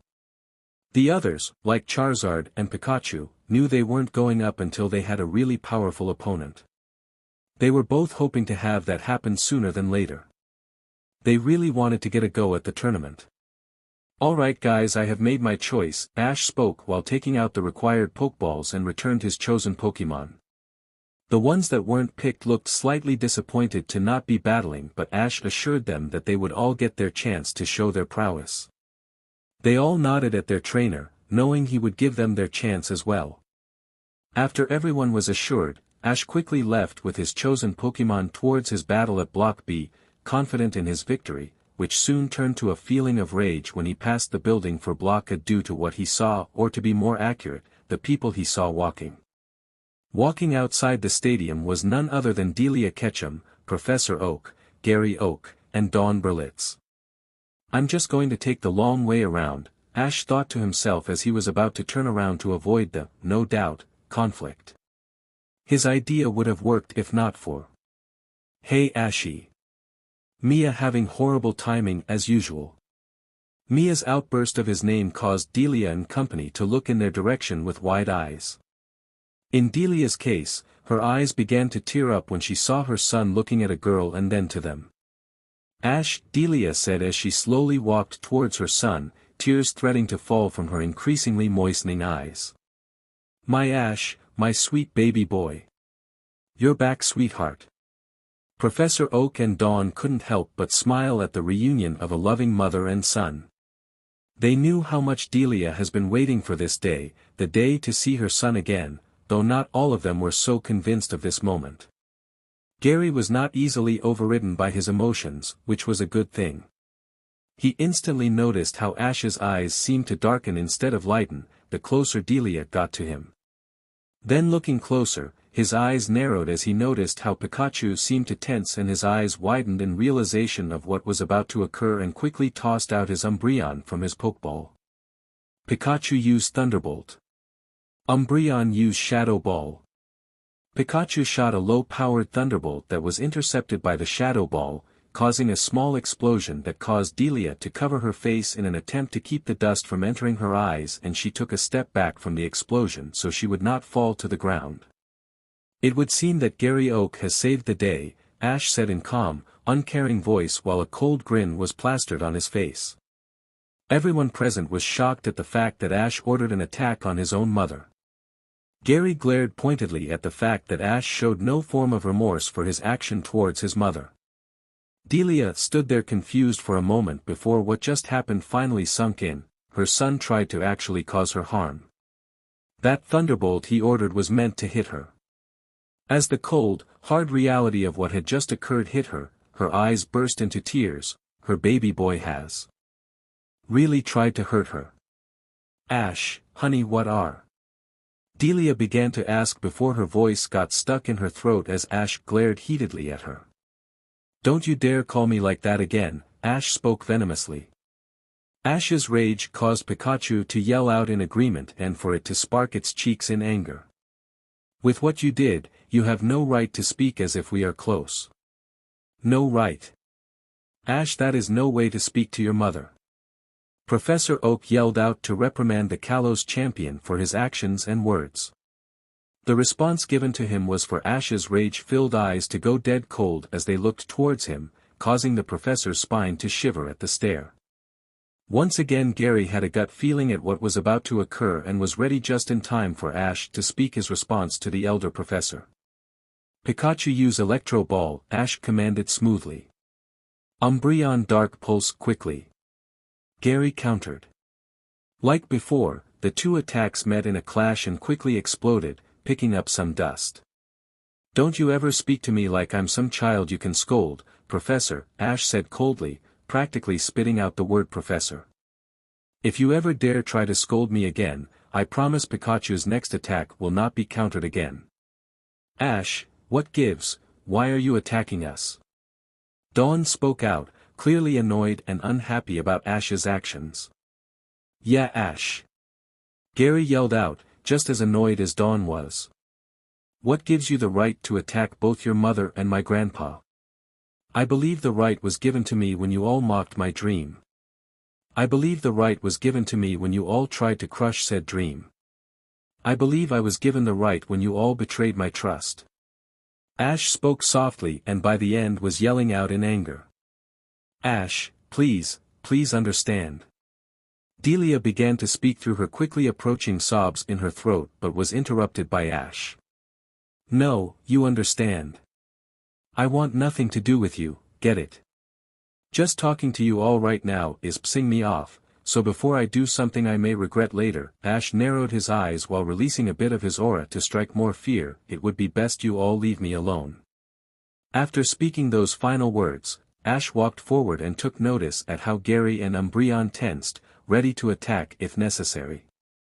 When Ash got past all of them and was about to get too far, he heard his name being called by none other than Mia, who he could honestly say that he forgot was even there. Ash smiled at his fighting elite, knowing that she didn't mean for any of that to happen. Mia felt bad as she probably caused Ash to be in a really rotten mood now. She only wanted to wish him luck in his battle, even if she was sure he wouldn't need it, and make sure he remembered his promise to her for a spar. Now with Ash in a bad mood, well, there was no way she was going to spar with him. The last time they spared with him in a bad mood, he nearly broke both her arms and fractured her bottom two ribs mere moments in the spar. When her boyfriend found out how she got hurt, he was ready to practically murder Ash until she him not to, since Ash didn't harm her this bad because he wanted to, though the whole thing did put a strain on their friendship for about 3 or 4 months. Are you okay, Ash? I didn't mean for this to. But she was cut off due to Ash's chuckle and smirk. You shouldn't apologize all shy like Mia, it doesn't suit you, Ash replied, still chuckling at her expense. Mia pouted while slightly glaring at Ash's grinning face. To think I was worried about the idiot, she thought playfully. Whatever you say, Ashy. Look, I just wanted to say good luck and I was going to meet with the others later today and wanted to know if you wanted to join us. Of course the invitation goes to Xian as well. Yeah, that sounds like fun, flat chest, Ash replied. They began to make their way away from the traders. Delia watched the whole exchange with a mix of agony, jealousy, joy, and curiosity. Agony because not only was he ignoring but he hated her. Her baby boy hated her, the very thought made her burst with tears. She felt jealousy due to the caring smile that he gave Mia and not her, joy at seeing Ash smile again, even if not to her, and curiosity at how the girl knew her son so well. Maybe they are dating. She quickly snapped out of her thought when she saw them walk away. She wanted to run after them, to hold Ash close as yelled for forgiveness. She wanted nothing more than to have her baby back. She watched as they walked away, leaving Delia to cry heavily for the son that wanted nothing to do with her ever again. As Ash walked away, he was in deep thought over the confrontation he just went through. I can't believe I actually attacked them. Ash was so surprised by his own actions, he knew he would be angry, but to attack without any remorse at the time was unexpected and really unwanted. He was taught to care about and love life, that was the duty of an Aura Guardian, and yet he disregarded that. He needed to get his anger under control. Hey Ash, are you sure that you are okay? Mia asked worriedly. Ash can be quiet at times but not with a battle coming up. He relates more to a kid with a new toy towards upcoming battles. Yeah, I'm fine. Ash began pausing in thought. Feeling guilty about how acted over there. I basically went against all that I learned to get where I am now, stay calm and think rationally, I even attacked them. You were angry Ash, Mia said in as comforting tone as she could muster. She's not really known for her comforting personality, her belief, you are upset. Then train. In the end your training will never betray you. Basically meaning to punch and break a few things to feel better, it's understandable that you would do something like that. You know Mia. Ash said, causing Mia to lean in to hear Ash better, you really do suck at comforting people. This caused her to face fault at Ash's words. This caused Ash to chuckle at her, but thank you. Now I got to go win my battle, see you later flat chest. Ash then ran off towards his upcoming battle. Mia got up and smiled at Ash's retreating form before yelling out, good luck Ashy. Chapter 9. Another battle and unknown meeting. Next up are Kyle Ringer from Littleroot Town vs Ash Ketchum Champion of Kalos. Ash heard the announcer say as he just entered the stadium. Deciding to hurry up, he ran on the field as he was prepared to get this battle underway. Hello Ash, it will be a pleasure to battle and to win against you, Kyle taunted with a challenging smirk on his face that the shining sun seemed to enhance. Oh, you really think you got what it takes? Ash asked, smiling at his opponent's confidence. He loved battling confident, not to be confused with arrogant, trainers. How about I just show you, Cloyster, let's battle. Kyle stated as he tossed out a net ball, releasing the dual water/ice type. Okay then, let's see if you can handle this, Sizer, lend me your power. Ash yells out as he sent out his own dual steel/bug Pokémon. Around the waist of the red armored bug was a black belt that held a colorful stone in the middle that acted as the buckle. It was a Scissorite, the mega stone for Sizer. With Kyle knowing what it was, his eyes widened in both shock and worry. I guess I shouldn't be so surprised since he is the champion of the region where Mega Evolution is studied the most. Now that the trainers are ready, let the battle begin. Cloyster, let's start this thing off with an icy wind, Kyle commanded. Cloyster instantly took a deep breath and released the cold attack towards Sizer, who only stood calmly. Sizer, cut right through that with your flash cannon, then get in close and use Metal Claw, Ash said quickly. Sizer opened its right claw while pointing it towards the incoming icy wind and gathered a shining orb of energy in the middle of the claw and fired the steel attack. The flash cannon easily pierced through the ice attack and continued its path towards Cloyster. Cloyster, dodge quickly and smash him, ice shard, Kyle commanded without missing a beat. Cloyster quickly rolled to the left, dodging the steel attack, only to jump back and avoid the incoming Sizer's glowing claw swipe.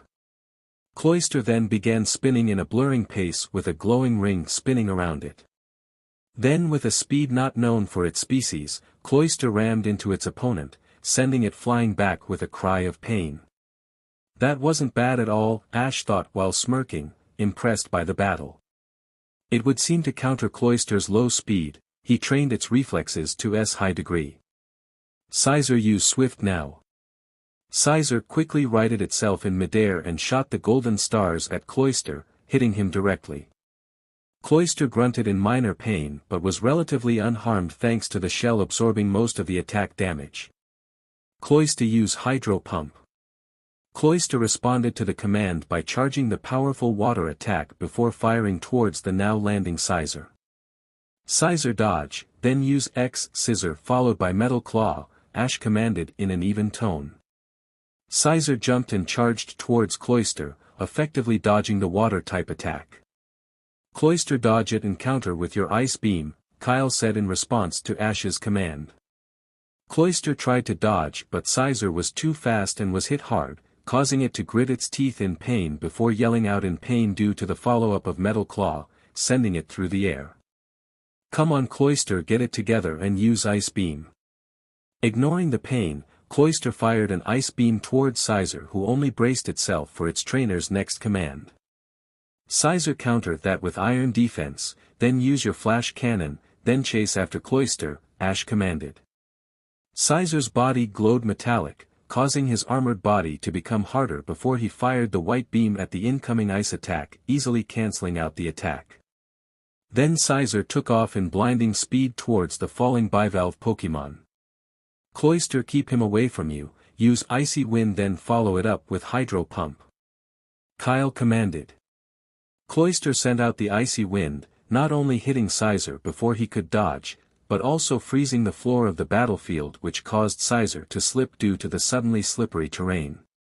Not wasting an opportunity, upon its landing, Cloyster fired its Hydro Pump, gaining a direct hit upon Scizor who yelled out in pain.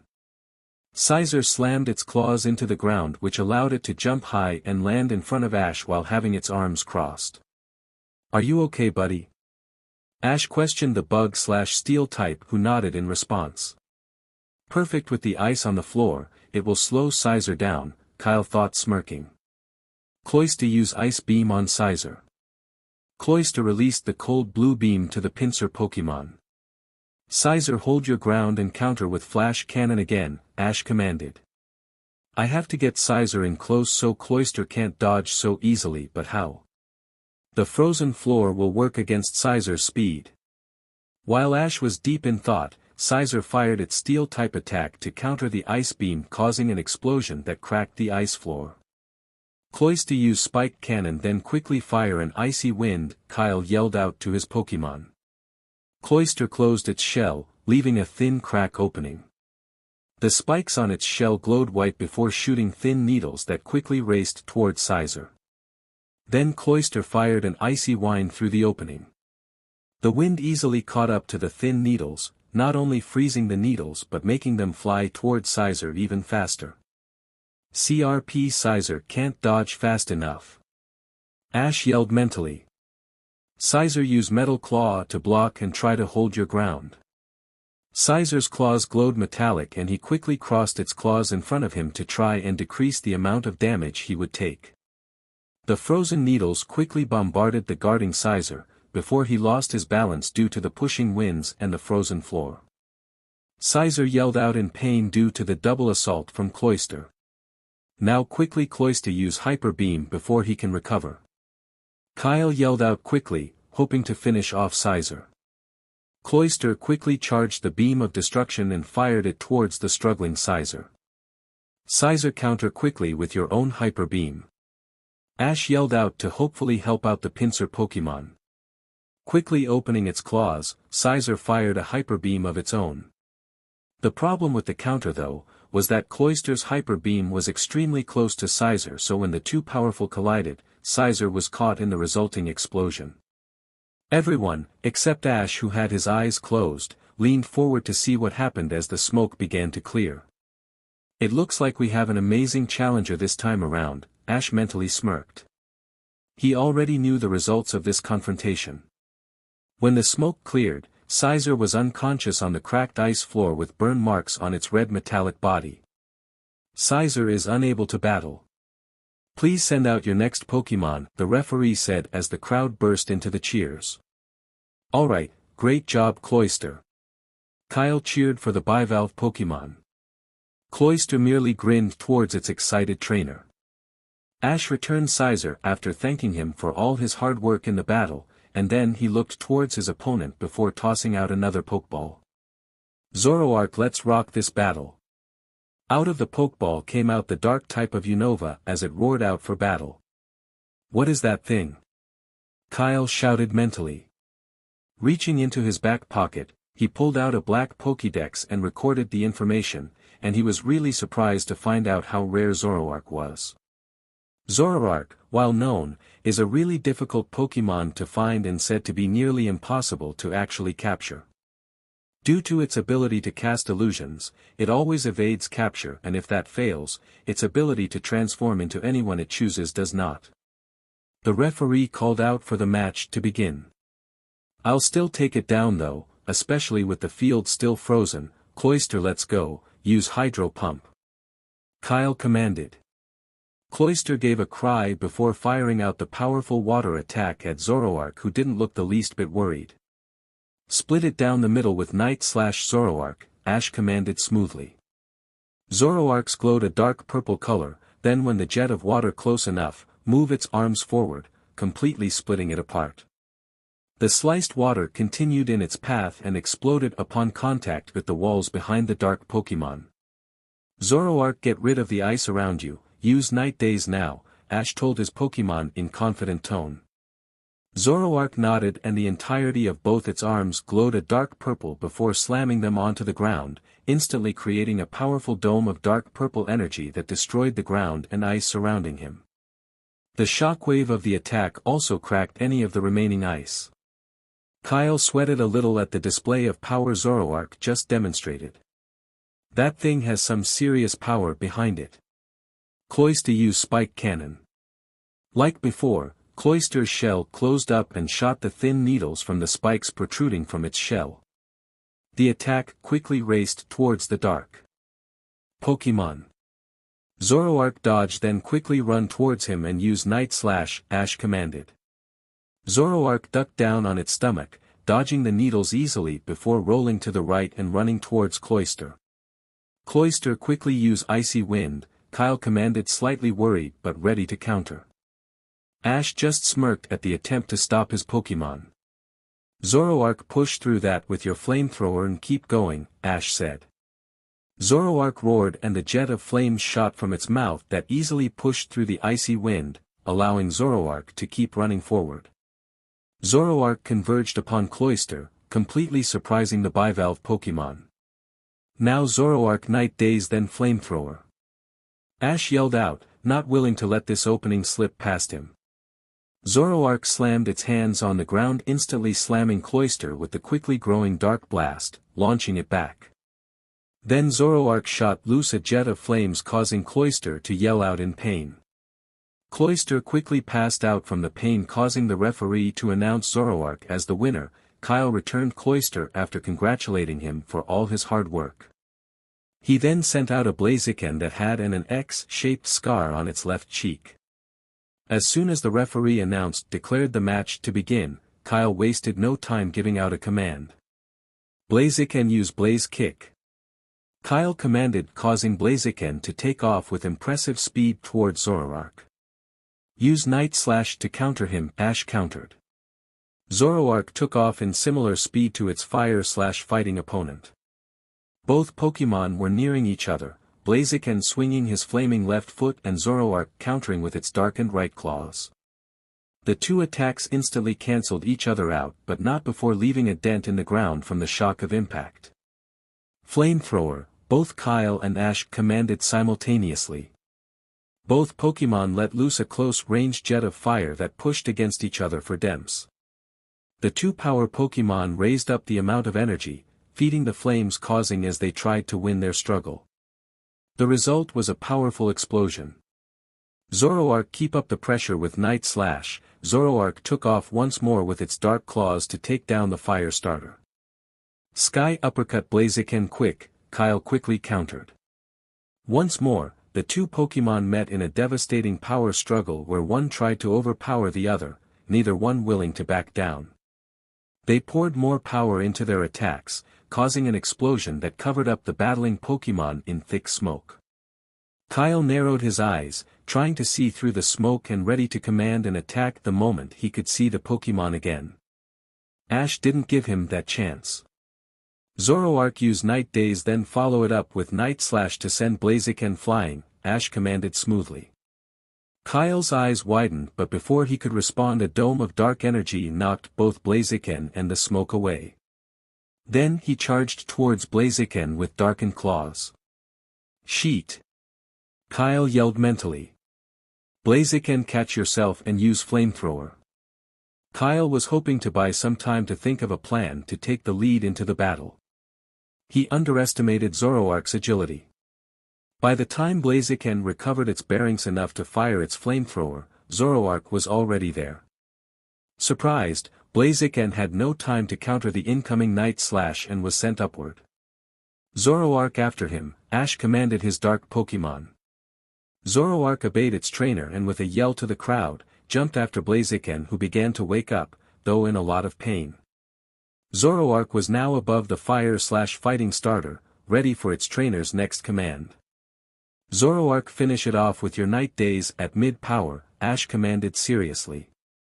He figured he should reward his opponent's skills in the battle by battling him as the Champion of Kalos instead of some immature kid. Zoroark, hearing Ash's tone of command, decided to battle seriously, with a battle cry, swung its arms forward to slam into the falling opponent. Blaziken, come on, get out of the way and use Blaze Kick. Kyle yelled out to his Pokémon. Blaziken's eyes snapped open and he twisted his body, dodging Zoroark's arms. Then sticking his left flaming leg out, kicked surprised Zoroark in the face with enough force to send him to the ground. When Zoroark made contact on the ground, an explosion took place which picked up enough dust to obscure Zoroark from everyone's sights. Ash was actually impressed by the maneuver. Not bad, Kyle, you truly earned your place here. You and your Pokémon have earned my respect, and trust me, that is not an easy task to do. Kyle actually began to grin in pride. Ash, a champion, was praising his skills as a trainer. It was a huge boost to his pride. However, I'm afraid this is where this battle ends, Zoroark. From the smoke, Zoroark walked out from the covered in scratches but otherwise fine and roared out in anticipation for more. Go and use Night Slash. Zoroark took off in high speed towards Blaziken, who was surprised by his opponent's quicker speed. Blaziken used Sky Uppercut, Kyle told his Pokémon. The two Pokémon collided once more with enough force that it shook the ground. Ash and Zoroark were surprised by the sudden power that Blaziken displayed. Focusing, and that is when Ash felt it, a rise in Blaziken's aura and a red aura that was slowly growing. Ash knew what both meant instantly and smirked. The first aura rise means that Blaziken just got stronger, in other words, he has leveled up.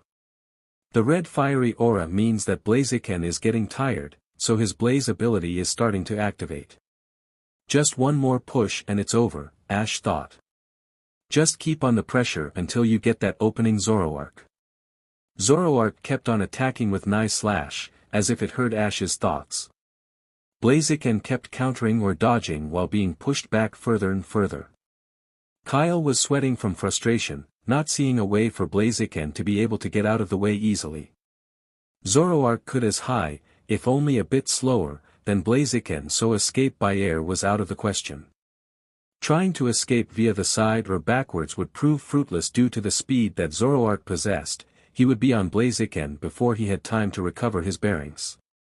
His hands were pretty much tied, leaving only one option, dodge and hope Ash and or Zoroark make a mistake. Through all this, even the crowd grew silent at the silent one-on-one battle between the two final evolution Pokémon. The only sounds heard being the battle cry of the two Pokémon, the impact of their attacks, and the cracking of the battlefield due to the force of the fierce attacks. This constant bout between the two lasted for 2 more minutes before a mistake was finally made apparent. Blaziken, while dodging, had jumped back a bit to get some distance between him and Zoroark.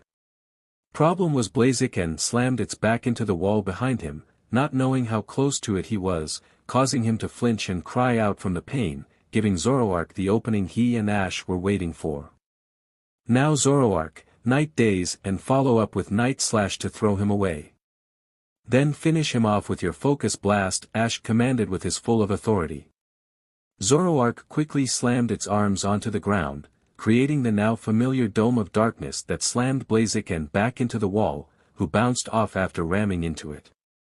Then with grace of movements, Zoroark moved to be beside Blaziken before using Night Slash to throw Blaziken away from both him and the wall.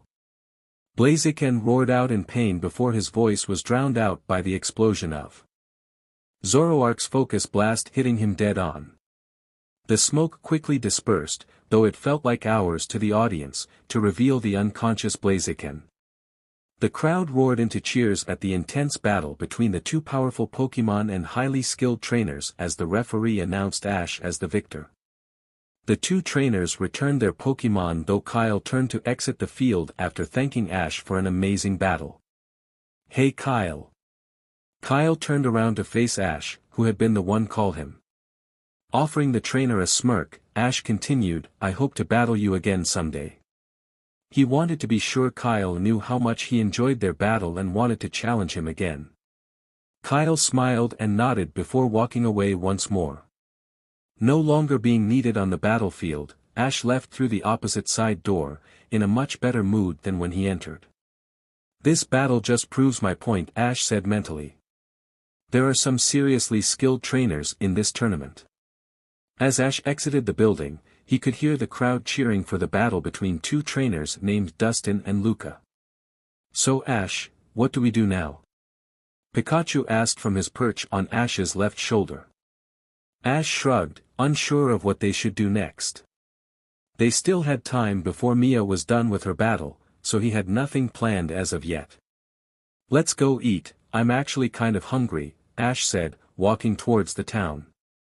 Pikachu shrugged his shoulders, silently agreeing with his long-time trainer. As they walked through the mini-town, Ash couldn't help but smile at the town and people. The changes it's gone through for this tournament was phenomenal. So ingrained in his own thoughts, Ash failed to notice all the people who gave pause to stare at the young champion. Children stopped playing to stare in awe, while parents looked shocked. The trainers that finished their battles and were sightseeing looked at Ash either challengingly or with respect. A lot of the girls that laid eyes on Ash blushed instantly at the warm and happy look on his handsome face. Some looked to be holding themselves back from either squealing or hugging him. Pikachu, being the only one to notice the stares, chuckled at their reactions towards Ash.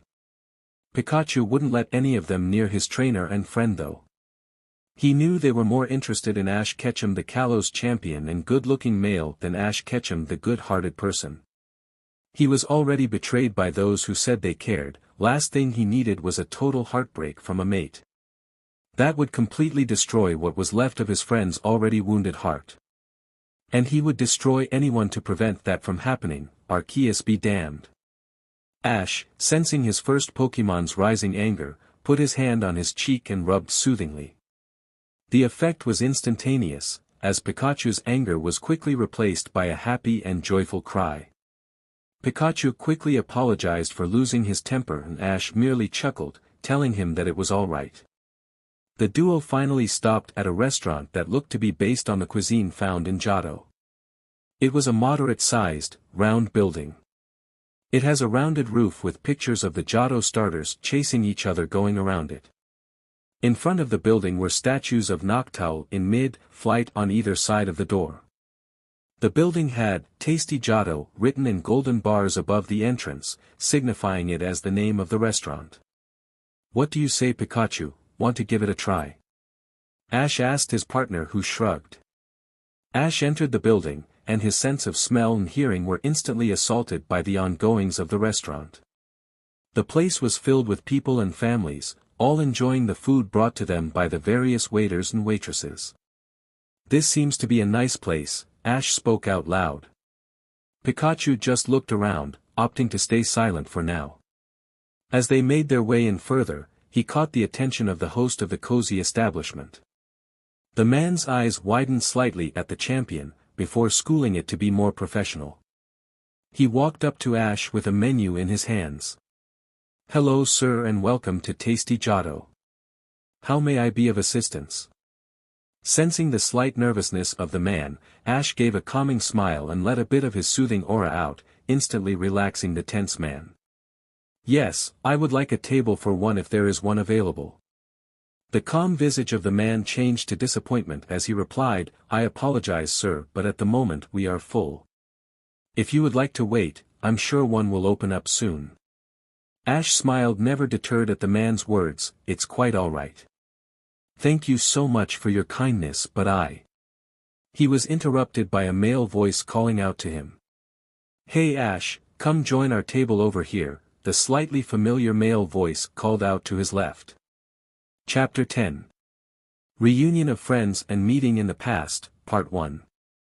Looking to his left, where he heard the voice came from, he saw a young male with brunette hair that lay down as if it was wet.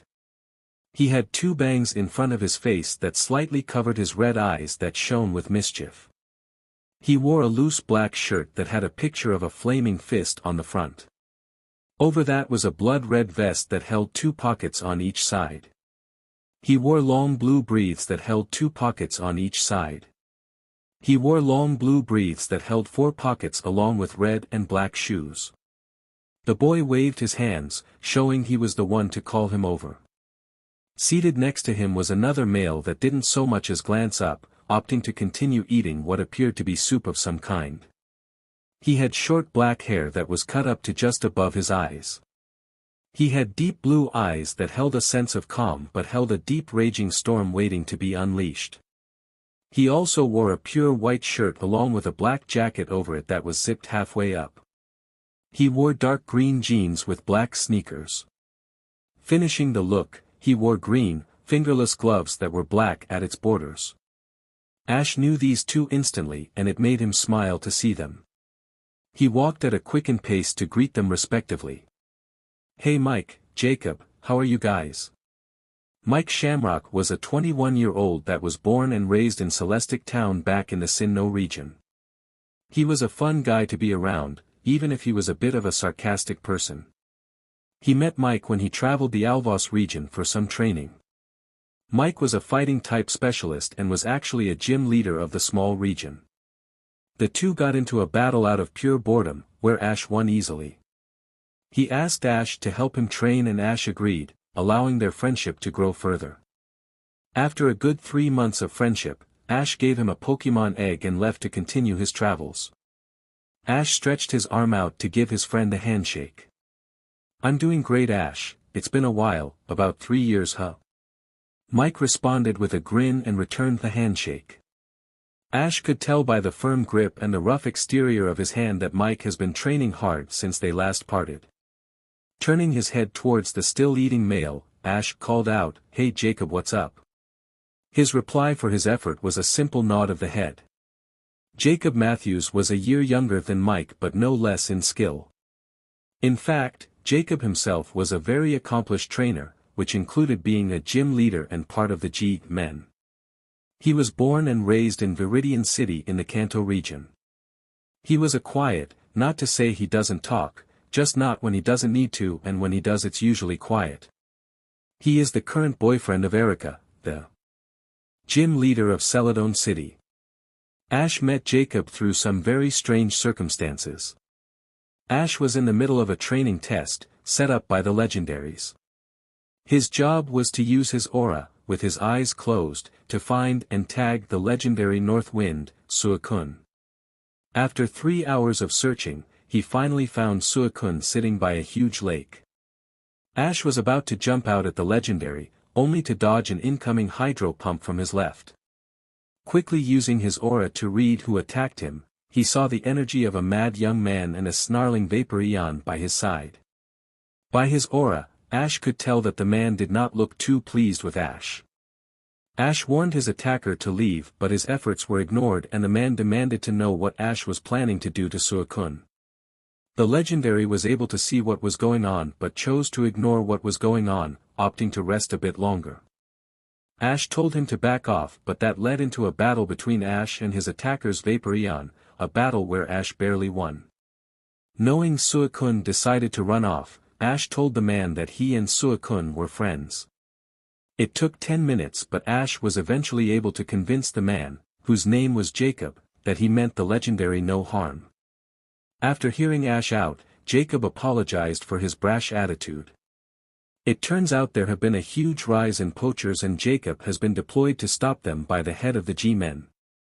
After some talking they went their separate ways, only to meet up 2 days later as some poachers tried to capture Suicune. Jacob and Ash teamed up and easily defeated the 15 poachers.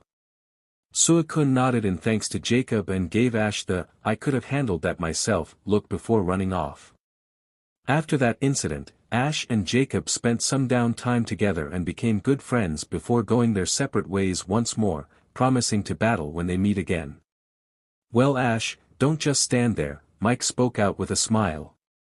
"Take a seat and let's eat, there's more than enough to go around and we can order more if we need to, for your bottomless pit you call a stomach." Ash chuckled at his friend's comment and rubbed the back of his head. "Sure, thanks for the offer," Ash said as he sat down while Pikachu hopped onto the table. Ash and Mike went on to talk of how things have been since they last met, the things they have seen and more.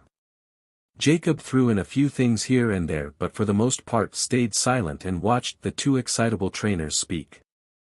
This pleasant atmosphere stayed for 2 more hours before they realized how long they have been there. "We should probably get going, it's getting a bit late," Mike said as he got up. Ash and Jacob nodded as they left money on the table. As they walked out, they heard the man that greeted them when they entered, wish them a good day. "I think it's about time I go meet up with my friends, why don't you guys join me?" Ash spoke to himself before addressing his 2 companions. Mike smiled and said yes to the invite, but Jacob shook his head no. "I can't, Erica is waiting for me in our room." "Right. You can't make the girl mad," Mike responded. "After all, you pull too hard you might break that nice leash attached to that pretty collar around your neck." Mike started chuckling at his joke while Jacob gave Mike a hard glare. Suddenly, one of Mike's pokeballs popped open and in a flash of light, came out a Lucario. Raising its right paw, Lucario slammed it onto the back of the still laughing Mike's head. This caused Mike to stop laughing as he yelled out in pain and turn around to shoot a glare at his partner. "What was that for Martha?" Jacob started chuckling at his friend's pain while saying, "You really should have seen that coming, Mike. Martha always keeps you in line in the first place." This comment caused Mike to glare at Jacob as well. "Simple, you were being an idiot," the Lucario responded to her trainer's question. Everyone looked to Ash for a translation, since they knew he could understand them through his aura.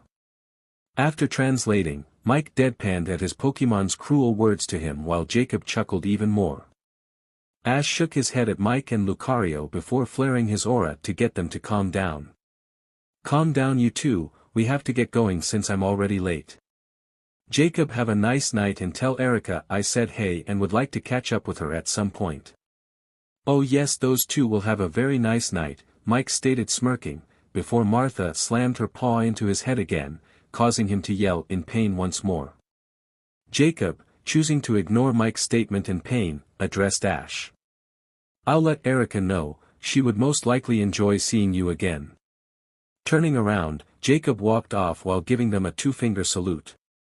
"Well, are you two ready to go?" Ash addressed to the duo before they had a chance to argue, after Jacob waved his goodbye. It's funny how Mike holds an argument with a Pokemon while not being able to understand what that Pokemon is saying. Rubbing the back of his sheepishly, Mike returned his Lucario before walking up to Ash. "Let's go," he said, trying to make it seem like nothing happened. Shaking his head, Ash and Mike made their way from the restaurant.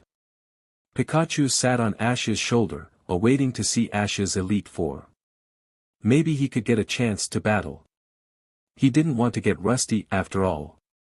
Near Ash's training ground, we find Suzaku, Alex, Mia, and Zian.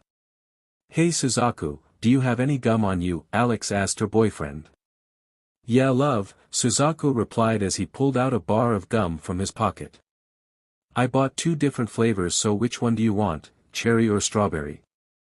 Alex reaches out and picked out a piece of strawberry gum. Ash is coming, right babe? Tai asked to Mia, who was leaning on a tree with a Hitmontop meditating next to her. Mia nodded in response to the question. Well, he's taking his sweet time. I wouldn't say that, Tai, a voice spoke out and causing them to turn around to find Ash, Mike, and Pikachu. I was just taking the scenic route. Yeah, whatever you say, Ketchum, Tai responded with a mocking glare. Alex shook her head at 2 grown men acting like children. So what took so long? I had to eat. I would be waiting for a long while since my battle was earlier, Ash responded as he released his Pokémon from their confinement. By the way everyone, this is Mike, and Mike, these are my elites Mia, Alex, Suzaku, and Tai. They all gave him their separate greetings and he returned them in kind. Now if you guys would excuse me, I have to give Tauros and a few if the other Pokémon a scrubbing down. It's been too long since I have, Ash said as some his Pokémon were already heading towards the water, ready for their bathe. We will give you a hand then, Ash, Tai and Xian offered as they made their way towards the water too. I guess I will feed the Pokémon then. Give me a hand, Suzaku, Alex said, waving to her boyfriend, who shrugged his shoulders and made his way to give her a hand. Having nothing better to do, Mike and Mia spoke to each other, hoping to get to know the other better. So what type do you specialize in, Mia? Mike asked her curiously. I'm a fighting type specialist, she responded excitedly. I've always loved the rush from a good fight ever since I was little. My father was a coach for fighting types and my mother's grandfather owned a dojo, which my mom now currently runs. So I have been raised around fighting types my whole life. Mike whistled in astonishment. You were a fighting prodigy just waiting to happen. Mia nodded her head with a prideful smirk tugging at her lips. So how did you meet Ash? Mia looked at the slightly older trainer before turning her gaze towards Ash with a warm, caring smile. I met Ash when I was training in the forest. My mother wanted me to take over the dojo someday, but I wanted to do something more. Ash, he saved me from that. Flashback, 4 years ago. Come on, Tyrogue, you got to move faster, yelled a younger Mia to the small fighting type. The 2 fighting specialists were running through the forest while wearing heavy weights strapped to both their arms and legs. I got it, Mia, the fighting Pokémon yelled out, though all Mia heard was a loud Tyrogue. A few minutes later the duo stopped by a small river to relax in the warm sun. As Tyrogue splashed himself with water, Mia was lost in thought as she sat on the soggy grass. Her mother is grooming her to be the next dojo MSTR, but that's not what she wants to do. Don't get her wrong, she loves the family dojo and all its students very dearly, but she wants to be more than a simple dojo MSTR. She wants to travel the world, challenge and beat the best there is. She wants to be something more renowned. But that won't happen, Mom is too stubborn, Mia thought bitterly before she was knocked from her thoughts by her wet Tyrogue jumping in front of her while growling at a shaking bush. Mia quickly stood up and entered her family's fighting stance named Swift Step, which focuses on quick strikes from the hands and legs and even faster reflexes and flexibility over raw power. Come out now. Nothing happened besides the bush shaking more violently, and before she could yell out again, the shaking stopped. After a few more seconds a silver blur suddenly flew from out the foliage and towards Mia and Tyrogue. Thanks to their reflexes, the duo moved out of the way in time from colliding with the object as hit the water, causing a big splash. Thanks to the splash, this gave Mia and the little fighting Pokémon time to look at their attacker, and see that it was a Lucario with silver fur instead of the usual blue, while its eyes were a blood red color and its chest plate was a black color. Its soaking wet fur seemed to shine bright in the midday sunlight. Before Mia could go and see if it was okay, the Lucario stood up quickly and shot an aura sphere at the bush it flew from. The ball of aura exploded and annihilated the bush upon its explosion, while uprooting and destroying nearby foliage and leaving scorch marks on the nearby trees. The attack also left a decent-sized hole where the once healthy bush stood. Figuring that the Lucario attacked whatever had thrown it, after getting over the show of power that the attack held, Mia looked around for the attacker. A powerful aura sphere shot from the left, shooting from the treetops, towards the Lucario. The silver-furred Pokémon pet its left paw back before swinging it forward with a mighty yell. The aura sphere was destroyed, but the force of the attack caused the water underneath to shake violently. Mia was shocked that Lucario destroyed such a powerful aura sphere with just one punch. She has never seen a Lucario do something like that before, and she has seen some really powerful Lucarios. The Lucario began the use of a metal claw but paused when a male voice echoed out. "That's enough, Lucario." Instantly the sharp glowing claws dissipated, leaving its usual black paws. It then bowed slightly in the direction the voice seemed to come from the most. Mia looked at the tree branch closely, before gasping and blushing as a handsome young man walked out from behind the tree. He looked to be about 16 years old with raven black hair that reached his shoulder blades. The hair looked untamed, spiking out in all directions, but it only added to his appeal. He wore a gray, long-sleeved muscle shirt that showed he was very fit. He had a staff held in his right hand that held a blue crystal. He also wore a red pair of jeans with no shoes on his feet. All in all, Mia really liked what she was seeing. "Hello there," the young man said as he jumped off the tree branch and landed on the ground, never once taking his eyes off her. "My name is Ketchum and that's my partner Lucario. I'm sorry if we disturbed you." Mia responded with a smile and a shake of her head. "Don't worry about it. Tyrogue and I were just resting anyway. It was awesome to see that little spar anyway." Her eyes practically sparkled as she spoke of the spar she witnessed. Ash chuckled at the slightly younger girl's excitement. "I'm glad you enjoyed that little display. Do you mind if we joined you?" "Not at all." Mia responded quickly. "The more the merrier." She quickly sat down by the lake once more. Ash sat down beside her and the two trainers began talking. Ash's Lucario began meditating while Tyrogue lay on the grass next to its trainer. "So your mom is adamant about you taking over the family dojo," Ash stated after hearing about Mia's situation. "Yeah, but I don't want that for my life," she responded with a sigh. "Just being a dojo MSTR is not for me. That's one reason I train so hard, so my mom can see that I can achieve so much more." Ash nodded at her want to prove herself. "It looks like I found a candidate at last." "Alright Mia, I'll help you with your dream." Mia's eyes widened at Ash's declaration. "Are you serious? Will you really help me?" Mia asked incredulously. The power his Lucario showed earlier still fresh in her mind. Ash nodded, which caused her to cheer loudly as she yelled out about getting stronger. Ash chuckled at her joy. This is how it should be, people getting the chance to live their dreams. Standing up, Ash looked at his Lucario, who nodded his head indicating that he was ready to help.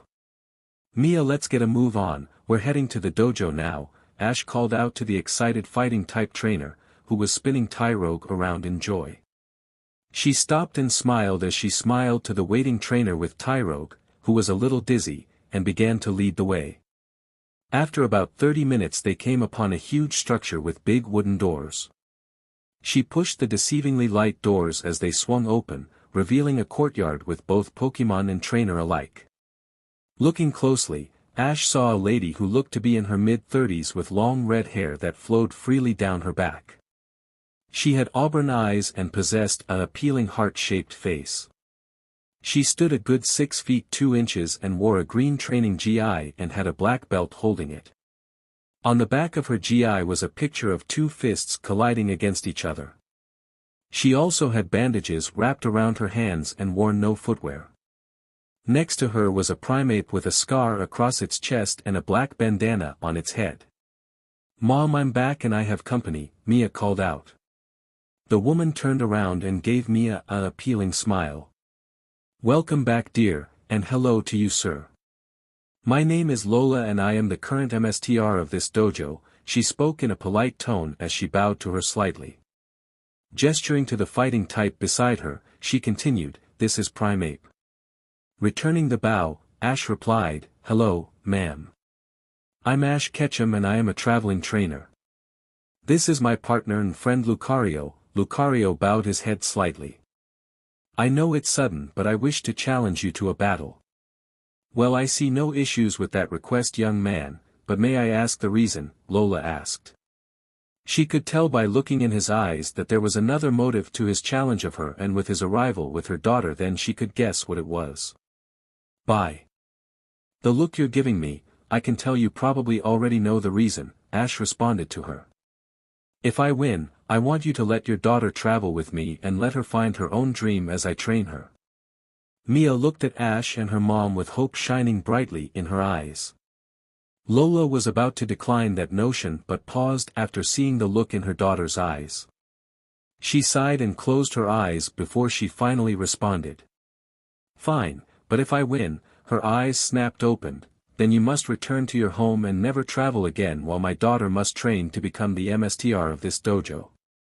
Mia was shocked that her mother would demand such a thing. She was about to tell Ash that it was not worth the risk but Ash beat her to it.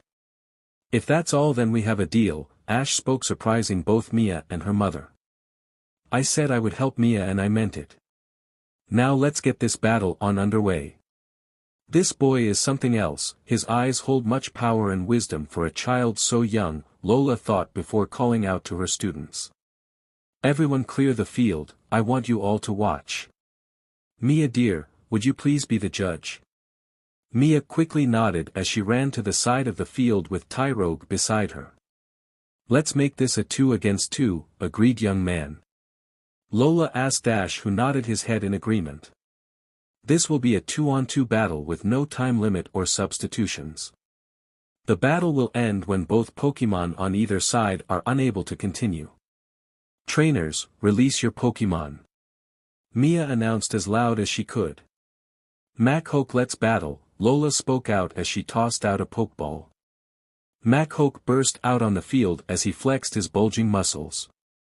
"Primeape, lend me your aura and strength," Ash spoke out as he threw out his own Pokeball.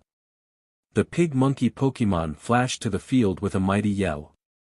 It looked like your standard Primeape, except it was leagues calmer than what its species were known for. "Battle begin," Mia yelled out. "Machoke, use your cross chop," Lola commanded. Machoke crossed its glowing arms over its chest and took off towards the waiting Primeape. "Primeape, dodge. Then use circle throw," Ash commanded in response. Once Machoke was close enough, Primeape ducked quickly and grabbed Machoke's arms. Using Machoke's momentum, Primeape leaned back and threw him backwards. Machoke flew a good 2 feet before slamming into the ground hard. It yelled out in pain before barrel rolling back onto its feet and turning to face its opponent. Machoke used Earthquake. Raising its foot, Machoke slammed it hard on the ground, causing it to shake violently. Primeape dodged by jumping in the air and used Double Team, Ash commanded calmly. Primeape jumped up, dodging the shaking ground. Primeape glowed white before 7 Primapes appeared. Machoke looked at each one nervously, not knowing which one was real and which one was fake. Lola looked closely at her opponent or opponents with a critical eye as she thought carefully. He used Double Team to make up for the low mobility while trying to confuse us. This boy is smart, but I'm not stupid. He'll come to us and we will be ready then. Machoke used Focus Energy now. Machoke flexed his muscles as a golden aura outlined his body. Primeape, charge at Machoke and wait for my signal to strike, Ash told the pig monkey Pokémon.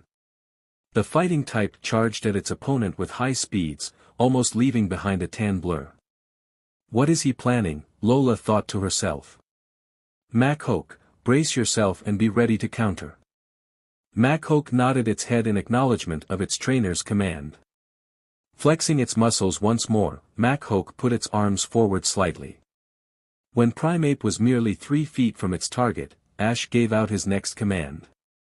Use Low Sweep and then follow it up with Brick Break. Not stopping in his charge, Primeape leaned back and slid under Mashoki's outstretched arms and delivered a sliding kick to the superpower Pokémon's legs. This caused Machoke to trip and land on his face. Before he had time to recover, Primeape struck him once more with a glowing chop to his side and sending him sailing through the air. Machoke yelled out in pain but ignored it enough to twist its body and land directly on its feet, glaring at the pig-monkey Pokémon. Machoke used Focus Blast, Lola commanded smoothly. Despite the situation, she held a calm face without as much as a worried tone or twitch. Putting the palm of his hands facing each other, Machoke concentrated his energy in between them as an orb of energy formed and grew quickly. Primeape, charge forward once more and wait for my signal, Ash commanded. Primeape propelled forward as his trainer commanded. When it was halfway there, Machoke fired the Focus Blast and watched as it closed in on the charging fighting type. Primeape, dodge using Double Team, then charge in at full speed while using Giga Impact. Responding to the command in an instant, Primeape glowed white before multiplying once more into 7 others. The Focus Blast caused one of the Primapes to vanish, signifying it as a fake. The orb continued flying until it hit the ground behind them, exploding harmlessly once it hit the ground. The remaining Primapes had a glowing purple aura swirl around them as they moved at a faster pace. Machoke crossed its arms in front of him, in an attempt to block 2 Primapes that descended upon him, only for them to phase through him since they were also fakes.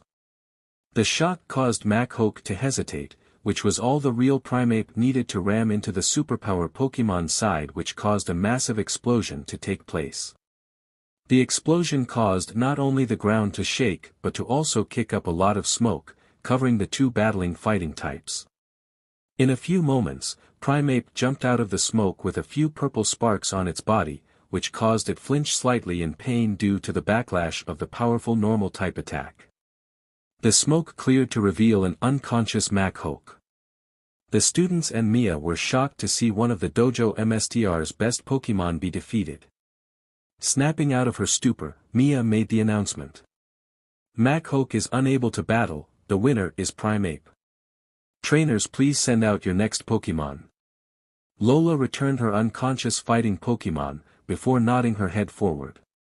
Understanding the order, her Primeape stepped out on the field with a crazed look in its eyes. I hope you're ready because Primeape is my best Pokémon. We have been together since I was a child and we grew strong together too. That's great, ma'am, but the only thing is, I won't be battling it, Ash responded with a smirk. His answer confused everyone and the bandana-wearing Primeape. What does he mean he won't be battling it? Was he giving up? Mia decided to voice the question. What do you mean by that, Ash? Smirking, Ash looked at her before responding. What I mean, Mia, is that we are not battling in this final battle. Raising his hand, Ash pointed a finger at her. You are. Chapter 11. Reunion and Meeting of Friends, Part 2. Everyone looked at Ash in shock, even Lola was caught by surprise.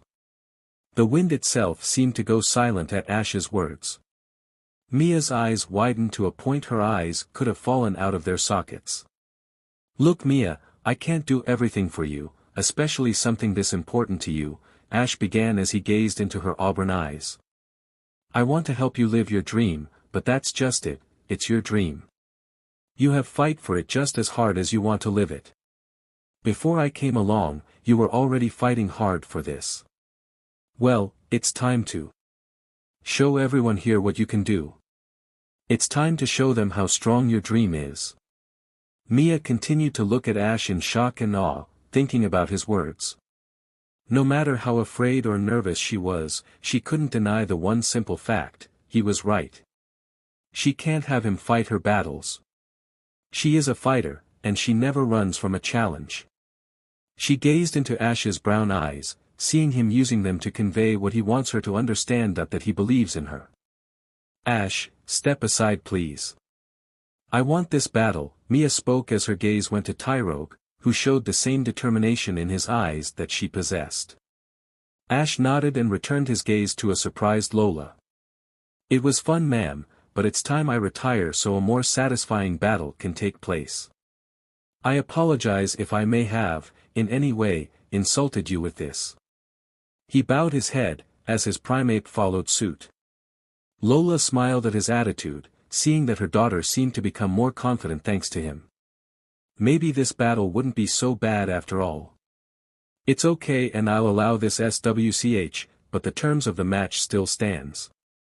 Ash smirked, I wouldn't have it any other way, turning to Mia, she's all yours. I'll take over as referee. Mia and Ash quickly took over the position the other stood in, Ash on the sidelines along with his primate and Mia staring down her mother with Tyrogue ready for action. The battle between Mia and Dojo MSTR Lola shall now commence. Begin. Ash said as he waved his hand downward.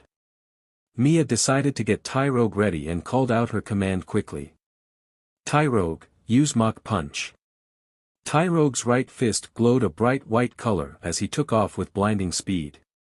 Primate brought its arms up to defend itself just as the fist made contact. The hit caused Primate to slide backwards 2 feet but not much else. Tyrogue's speed and power level are impressive, Lola thought to herself. Primate, use Thunderbolt and don't let up. Primate was instantly covered in lightning before firing the yellow bolt at its younger opponent. Tyrogue jumped to his right, dodging the bolt and its explosion. Primate continued to fire and Tyrogue kept dodging. The continued assault kept Mia from commanding Tyrogue. Primate fired one more powerful bolt that Tyrogue jumped forward to dodge. Only to land directly in front of the pig monkey Pokémon. Use Poison Jab followed by Brick Break, commanded Lola. Moving before Mia had time to call out, Primate's purple, glowing fist collided into Tyrogue's stomach, causing the small Pokémon's feet to be lifted off the ground. Tyrogue let out a silent yell of pain. Not letting up though, Primate swung downward with a glowing left chop. The Brick Break smashed into Tyrogue's head, causing the scuffle Pokémon to slam back into the ground with a loud thud. Oh no, Tyrogue! Mia yelled out in worry. Watching those 2 attacks hit her friend with such force caused her confidence to drop. The battle just started and she was already being overwhelmed. Primate, use Brick Break once more, Lola commanded calmly. She figured it would best to just end this battle now. No Tyrogue, Mia began to yell out in a panic, dodge, please. Her plea reaching Tyrogue's ears caused his eyes to snap open as he quickly rolled out of the Brick Break's path. The small Pokémon continued to roll until he was directly behind a surprised Primate. Now get away from Primate.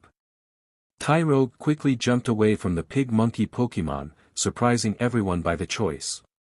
Tyrogue had a clear shot at Primate but was instead ordered to retreat.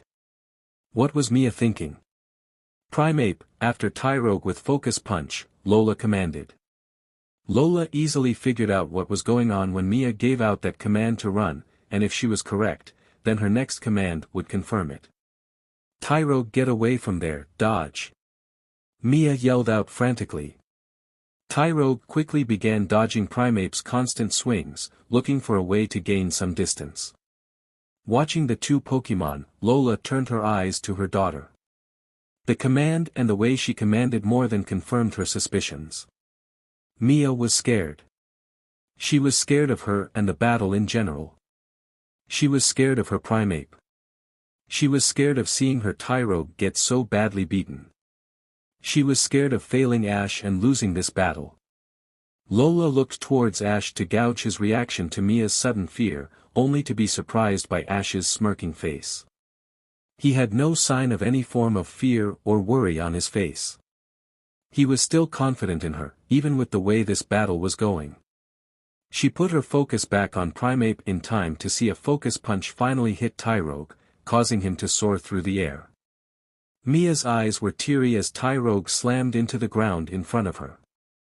She couldn't believe it. She let Tyrogue get so badly hurt. She couldn't do this. She couldn't let her friend get hurt anymore. She opened her mouth to forfeit the match when she heard Tyrogue yell out to her. I know what you're planning to do, Mia, Tyrogue yelled out, in hopes that his trainer will understand. Don't you dare think about giving up. This is our dream on the line. You can do this, Mia, I know you can. Mia looked at the yelling Tyrogue in surprise. She didn't understand his words, unlike the smirking Ash, but she understood what he wanted to say through their bond. She could see it clearly in the fire in his eyes. How could she think about giving up with all the hard work she put into this on the line? All those hard hours of training and meditation down the drain because she got cold feet, because she decided to just quit. She was Mia C's soon-to-be fighting type MSTR. Thank you, Tyrogue, she thought warmly. You're right, Tyrogue. I was acting like a coward and because of that, you suffered. Please, if you would, give me one more chance. I want to battle with you like I should have been, and I promise to lead us to victory. What do you say? Tyrogue looked her in the eye before smirking and nodding at his trainer. This caused Mia to return the smirk and pumped her fist in the air before pointing it at Primeape. Let's do this, Tyrogue, use Mach Punch. Like before, Tyrogue ran forward with a white, glowing fist. Primeape dodged to the left, but Tyrogue spun on his right heel and slammed the back of his glowing fist into the surprised Primeape. The attack caused Primeape to sail backwards. The pig monkey righted himself and landed on his feet. Lola nodded her head at her strongest Pokémon, go and use Poison Jab. Mia decided to counter the attack head-on. Counter with your Mach Punch. Primeape and Tyrogue took off towards one another, one with white fists and the other purple. Once they were 2 feet apart, they swung their respective fists forward with all their might. Once they collided, they pulled back their other fist and swung forward, resulting in another powerful collision. Again and again the two fighting types let their fists collide, trying to gain a foothold over their opponent. Ash smiled at the battle before him. This is what he was looking for. Not the battle specifically, but the bond between trainer and Pokémon that he saw with Mia and Tyrogue.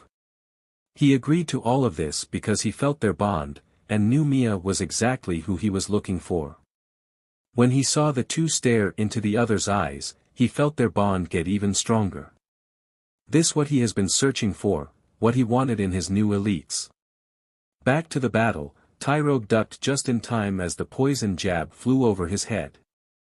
Now Tyrogue, use low sweep. Kicking his leg out, Tyrogue knocked Primeape on his back by knocking his legs out from under him. Deciding to gain some distance, Tyrogue used the opportunity to jump back from the dazed Primeape. Tyrogue, use bulk up, Mia commanded. Tyrogue concentrated his power, causing his muscles to grow and harden. Primeape got up as he shook the dizziness from his head, and glared at the scuffle Pokémon. Use focus punch, Lola commanded. The fighting type charged towards the small pink Pokémon with his two glowing fists.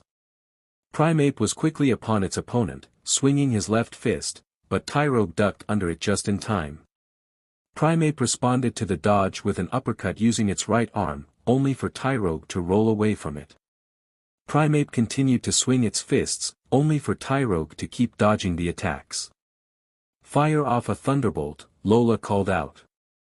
Primeape swung with one more punch only to miss due Tyrogue jumping away. Following the command of its trainer, Primeape fired a bolt at the recovering Tyrogue, earning the pig monkey a direct hit. Tyrogue grunted in pain as one of his eyes shut in pain. He kept the other one pinned on his opponent. He refused to give in, not when his best friend and partner was counting on him.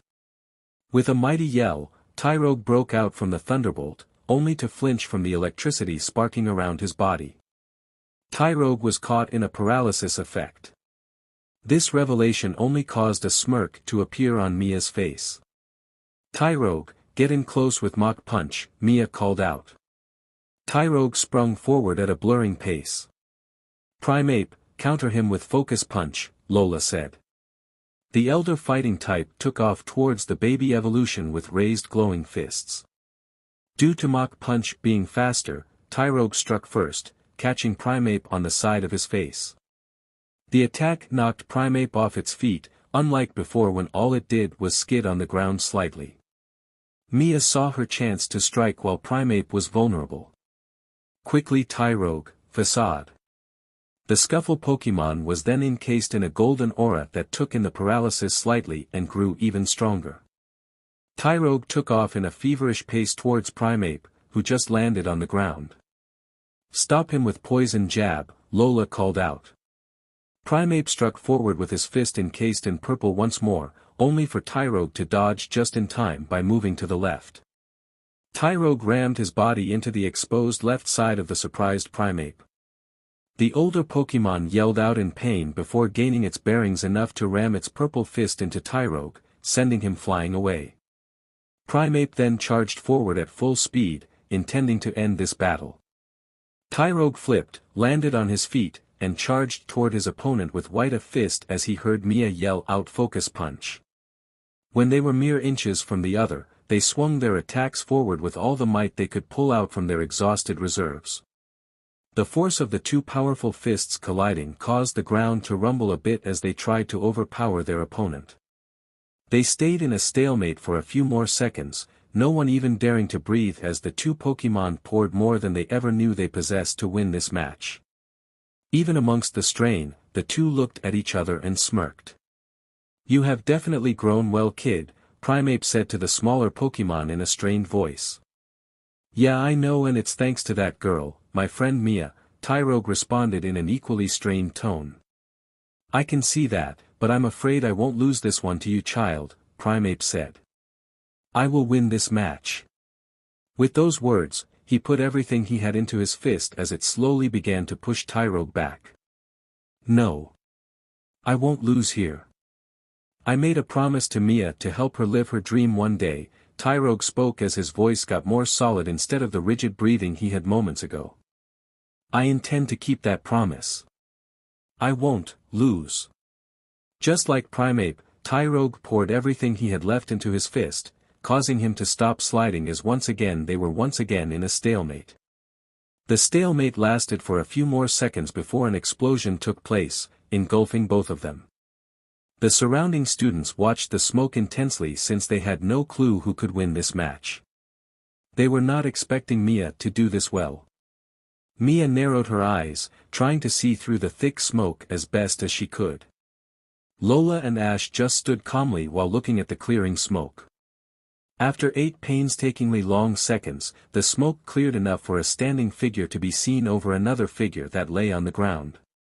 When the smoke finally dissipated, everyone, except a smiling Lola and Ash, let out a surprised gasp. Walking forward, Ash made the announcement loud and clear. "Primeape is unable to battle. Victory goes to Tyrogue and Mia." For a moment Mia stood there in shock as Ash's announcement finally began to sink in. "I did it. I actually did it. We beat him." Mia started off softly before yelling out in joy. Tyrogue yelled out along with its trainer as he ran towards Mia and jumped into her arms. "We did it, buddy. We really, truly did it." Before any more words could be spoken, Tyrogue glowed a bright blue color as he grew in size. When the light died down, Tyrogue no longer stood there. In his place, something else stood proudly. Tyrogue had evolved into a Hitmontop. This only caused Mia to cry tears of joy as she celebrated not only her victory, but also her friend's evolution. As she celebrated, Lola returned Primeape to his Pokeball and walked over to a still smiling Ash. "You knew she was more than enough skilled to best me. That's why you let her better my strongest, isn't it?" Ash chuckled. "I saw the fire she held along with Tyrogue and also the powerful bond the two shared. She needed confidence, and facing your Primeape was the only way for her to let her potential show. A sparring or battle wasn't what she needed. No. She needed to reach her breaking point both mentally and emotionally. I must say she passed with flying colors. There is an old saying I heard. The one thing that holds us back from our true potential is ourselves." Lola nodded at his words and couldn't help but see just how accurate his words were. "Well, a deal's a deal," Lola smiled warmly. "My daughter is free to do as she wishes, but please, promise me you will look after her. She can be a bit of a hothead. She gets it from me, I guess. Ash nodded his head to her as he chuckled slightly. I'll make her the best fighting specialist the world has ever seen. Flashback end. From there, Ash told me about him being the champion of Kalos and asked me if I would like to join his new Elite Four. I accepted his offer and well, the rest is history, Mia finished. Mike was shocked. He knew Ash was a good guy, but to do all that for someone he didn't even know. It just shows how special Ash really is. It would seem Ash really had your back. That's true, Mia said with a bright smile. To me, I owe Ash everything. I will follow Ash to the end, even if it costs me my life. Mike was slightly surprised by Mia's words. To have such devotion, admiration, and loyalty towards someone was really something to see. Shaking his head from his thoughts, he gave Mia a smile as he gestured towards the trainers cleaning the Pokémon. What do you say we go give them a hand? Mia nodded her head as both trainers and the meditating Hitmontop stood and made their way towards the lake. In an unknown temple. Entering an unknown, but ancient-looking temple, a figure in a black cloak made his way inside. Moving his hand up, the cloaked individual revealed his arm. On his hand was a black fingerless glove that was red on the edges by the fingers. On his wrist was a long, electronic band with a big rectangular screen. On the screen, it showed 5 bars that increased and decreased on the screen as he moved his arm across the different pathways the huge room provided. When he turned to a pathway that was at the farthest left corner, the bars shot across the screen as the screen began to make a rapid beeping noise. The man looked up from the screen and began making his way towards that entrance, completely ignoring the others. He made his way inside as his feet echoed with each footstep, creating a very ominous feeling. Behind where the man once stood, the path leading to the temple was littered with unconscious Pokémon. Pokémon of all kinds, Gloom, Golem, Golbat, Absol and even Weevil all lay unmoving on the floor as the surrounding trees were either uprooted or slightly on fire. The ground itself was upturned or scorched, as if an explosion took place that annihilated the surrounding earth. The cloaked figure walked further down the hall until he came upon a massive room. The room itself seemed to be held up by 3 different colored pillars that were far from each other in a triangular formation. One pillar was brown like rock, one was silver like steel, and the other blue like ice. In the middle of the room was a huge statue of a Regigigas. The statue sat on the floor as it stared ahead as it released a calming, kind feeling. It's time to awaken. Go Regirock, Registeel, Regice, the man called out as he tossed 3 Pokeballs into the air. The Regi Pokemon popped into the room as they each faced the stone statue. Raising his right hand, a black aura roared to life as it quickly encompassed his entire hand in a stream-like fashion. He watched as his black energy shot towards the statue and began to completely cover it. When the black aura seeped into the statue didn't look or feel peaceful, nor did it feel protective. The statue seemed to look agitated, like it was forced to be here. Slowly, the statue's calming aura began to boil and feel more enraged. The man nodded his head to his 3 Regis as they took place in front the pillars that matched their color scheme. Regirock stood in front of the brown pillar, Regice stood in front of the blue pillar and Registeel was in front of the silver pillar. They each roared out as the pillars glowed brightly along with the statue. The light began to fill the room, slightly blinding the Regi trio and their trainer. When the light finally dimmed down, they all gazed upon the center once more. Where the statue once stood was now a fully awake Regigigas. The legendary Regi eluded a dark, menacing aura that caused the other Regis to take a step back in fear. The man merely stared down the colossal Pokémon, without averting his gaze in the slightest. After what felt like an eternity, Regigigas bowed down on one knee in front of the man. In response, the man wordlessly threw a Pokeball and watched as it beeped, signifying his capture. Raising his arm, he tapped the electronic band and a beeping noise was heard. Regigigas successfully captured and under our command. What's your progress? The legendary bird Ho-Oh has been spotted over the Kanto region. The creator of the sea, Kyogre, is in the waters of the Johto region. Good, keep eyes on Ho-Oh. We will commence capture upon my arrival. As for Kyogre, keep on its trail as well until dust arrives, the man said. His reply was a quick, yes sir, before the connection was cut. He took out his Pokeballs and returned the 3 Reggies. Everything is coming together perfectly and soon the whole world will begin to shake. Looking to the sky, a dark smirk made its way onto his face. Be prepared, Arceus, you and all your children will fall. He made his way out of the temple, never once glancing back. Chapter 12. Surprise date. A mysterious warning. Ash awoke with a startle, his breathing heavy from the shock. Ash just woke up from another nightmare, though this one was different than the rest of them. In this one, no town was in danger. In fact, he didn't see another person. He saw only himself in a bright, white room.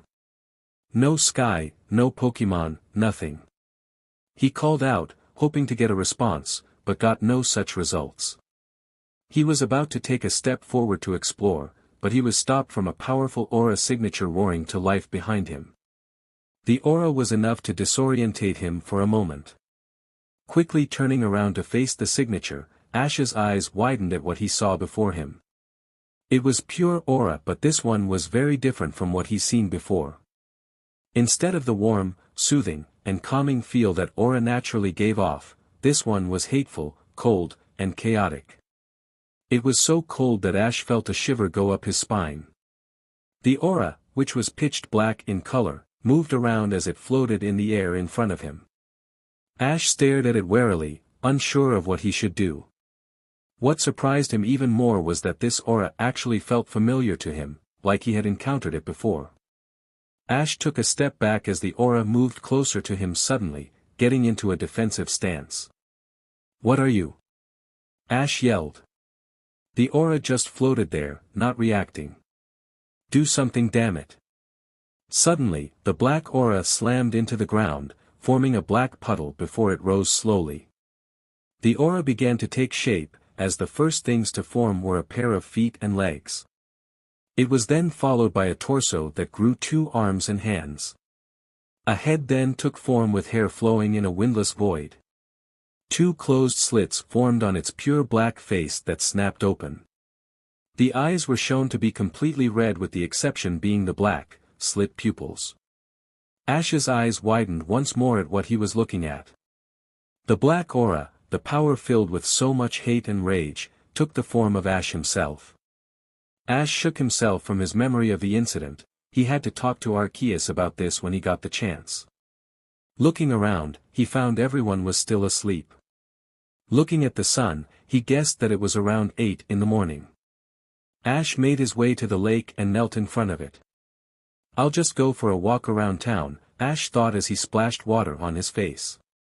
Feeling 2 aura signatures coming up behind him, Ash addressed them. "Would you 2 like to join me for a walk?" "Of course, Mstr," Lucario responded soothingly. Pikachu, who was sitting on Lucario's shoulder, nodded his head in agreement. "Let us get going then. It's a rest period for all trainers, so there are no battles going on today," Ash said towards his 2 Pokémon. Before Ash could walk away though, a small cry from the water caught his attention. The cry came from his Milotic who, from looking into her eyes, knew that she wanted to join them. Ash nodded his head once more as he returned her into her Pokeball. Quickly grabbing his cap and jacket, not as Satoshi mind you, Ash made his way into town with Pikachu and Lucario by his side and Milotic in tow. After a few moments, they entered the town as Ash quickly took notice of how calm it was. He figures that most people must still be resting due to it still being so early in the morning. "At least I won't be swarmed by people asking for my autograph," Ash chuckled mentally. After walking around town for a while longer, his growling stomach alerted him that he should probably get something to eat. Walking his way to a random restaurant, a mop of blonde hair from the corner of his eye caught his attention. Turning towards the direction, he saw an ice cream parlor, but it wasn't the parlor that caught his attention, the owner of the long blonde hair did. It was a woman who possessed an air of power and mystery to her. It was Cynthia Sharona. Ash smiled at the sight of the gorgeous Sinnoh champion. "Cynthia, hey Cynthia!" Ash yelled out as he ran over to her with his 2 Pokémon right behind him. Looking towards the voice, Cynthia smiled widely, with a tint of pink dusting her cheeks. "Ash, good morning," she greeted happily. Ash gave Cynthia a warm hug in greeting, which only caused the blush to darken as she returned the hug, before he stepped back and gave her a once-over. He had to admit that Cynthia's place as one of the most appealing trainers today was well earned. From her perfect hourglass figure to her slightly pale skin that only seemed to enhance her beauty to even further heights. Knocking himself away from those thoughts, Ash continued. "How are you feeling this morning, Cynthia?" Looking into her eyes, Ash had to use all of his control not to lose himself into those elegant, gray eyes. "I am doing well, Ash, just out for a little stroll," she replied before an idea popped into her head. Her blush from earlier returned as she spoke her next words, "Would you like to join me? Please say yes." Ash smiled at her offer, completely missing her blush. "I would love to join you, Cynthia. What about you guys?" Ash asked his 2 awaiting Pokémon. Pikachu nodded his head while jumping onto Ash's left shoulder. Lucario shook his head, opting to go back to his Pokeball for now. As Ash returned Lucario, Cynthia had a thought go through her mind. "That Lucario, that's the same one I saw around Satoshi before the tournament began." She knew it was the same. There are no other Lucarios with that specific pigmentation, nor did she know of one that gave off the same power this one was putting off. But why does he have it? Did they trade or something? Unaware of his fellow champion's thoughts, Ash jerked his head to the side. "Let's go, Cynthia." She nodded and started walking beside Ash, opting to think on it later. As the 2 champions walked, they talked non-stop about themselves. As they spoke, they were pleasantly surprised with how open they were to each other. No barrier to get in their way, they both had very relieved feeling towards this. For Cynthia, she felt she had to always be perfect at everything. She had to always be the absolute best or she would quickly fall behind. She had few people she could call close friends, friends that she could indulge herself with and not be held down. Yes, she had the other champions as well as her gym leaders and her elites as well, but they barely spent any time together. The chances they did get together were mostly to battle, not just to talk or hang out. With Ash, it felt so different. The times she did talk with the others, she felt she had to almost always be reserved and elegant. She didn't have to do that with Ash, though. She didn't need to be a stranger and hide behind a mask. She didn't need to be perfect, she could just be herself, a smart, strong-willed and self-admitted occasional childish woman. For Ash, it felt liberating to be able to talk to someone like this. To be able to drop all his guards, to not feel like he had to handle all the burdens of the world. He didn't feel that crushing weight that seemed to follow him from the start of his journey. He felt he could actually breathe calmly again, to be able to soar high again instead of feeling so grounded. There was no training to stop threats, no aura practice weighing on his mind, he felt like the kid he was before his journey. If Ash had to admit it, he really enjoyed this warm feeling in his chest as he spoke to the Sinnoh champion with a smile on his face. As they walked, they went into a small restaurant and a wonderful meal with each other. After a while of rest, they made their way around town for a bit longer when they stopped by a clothing store. Shrugging, they decided to explore and see what they had to offer.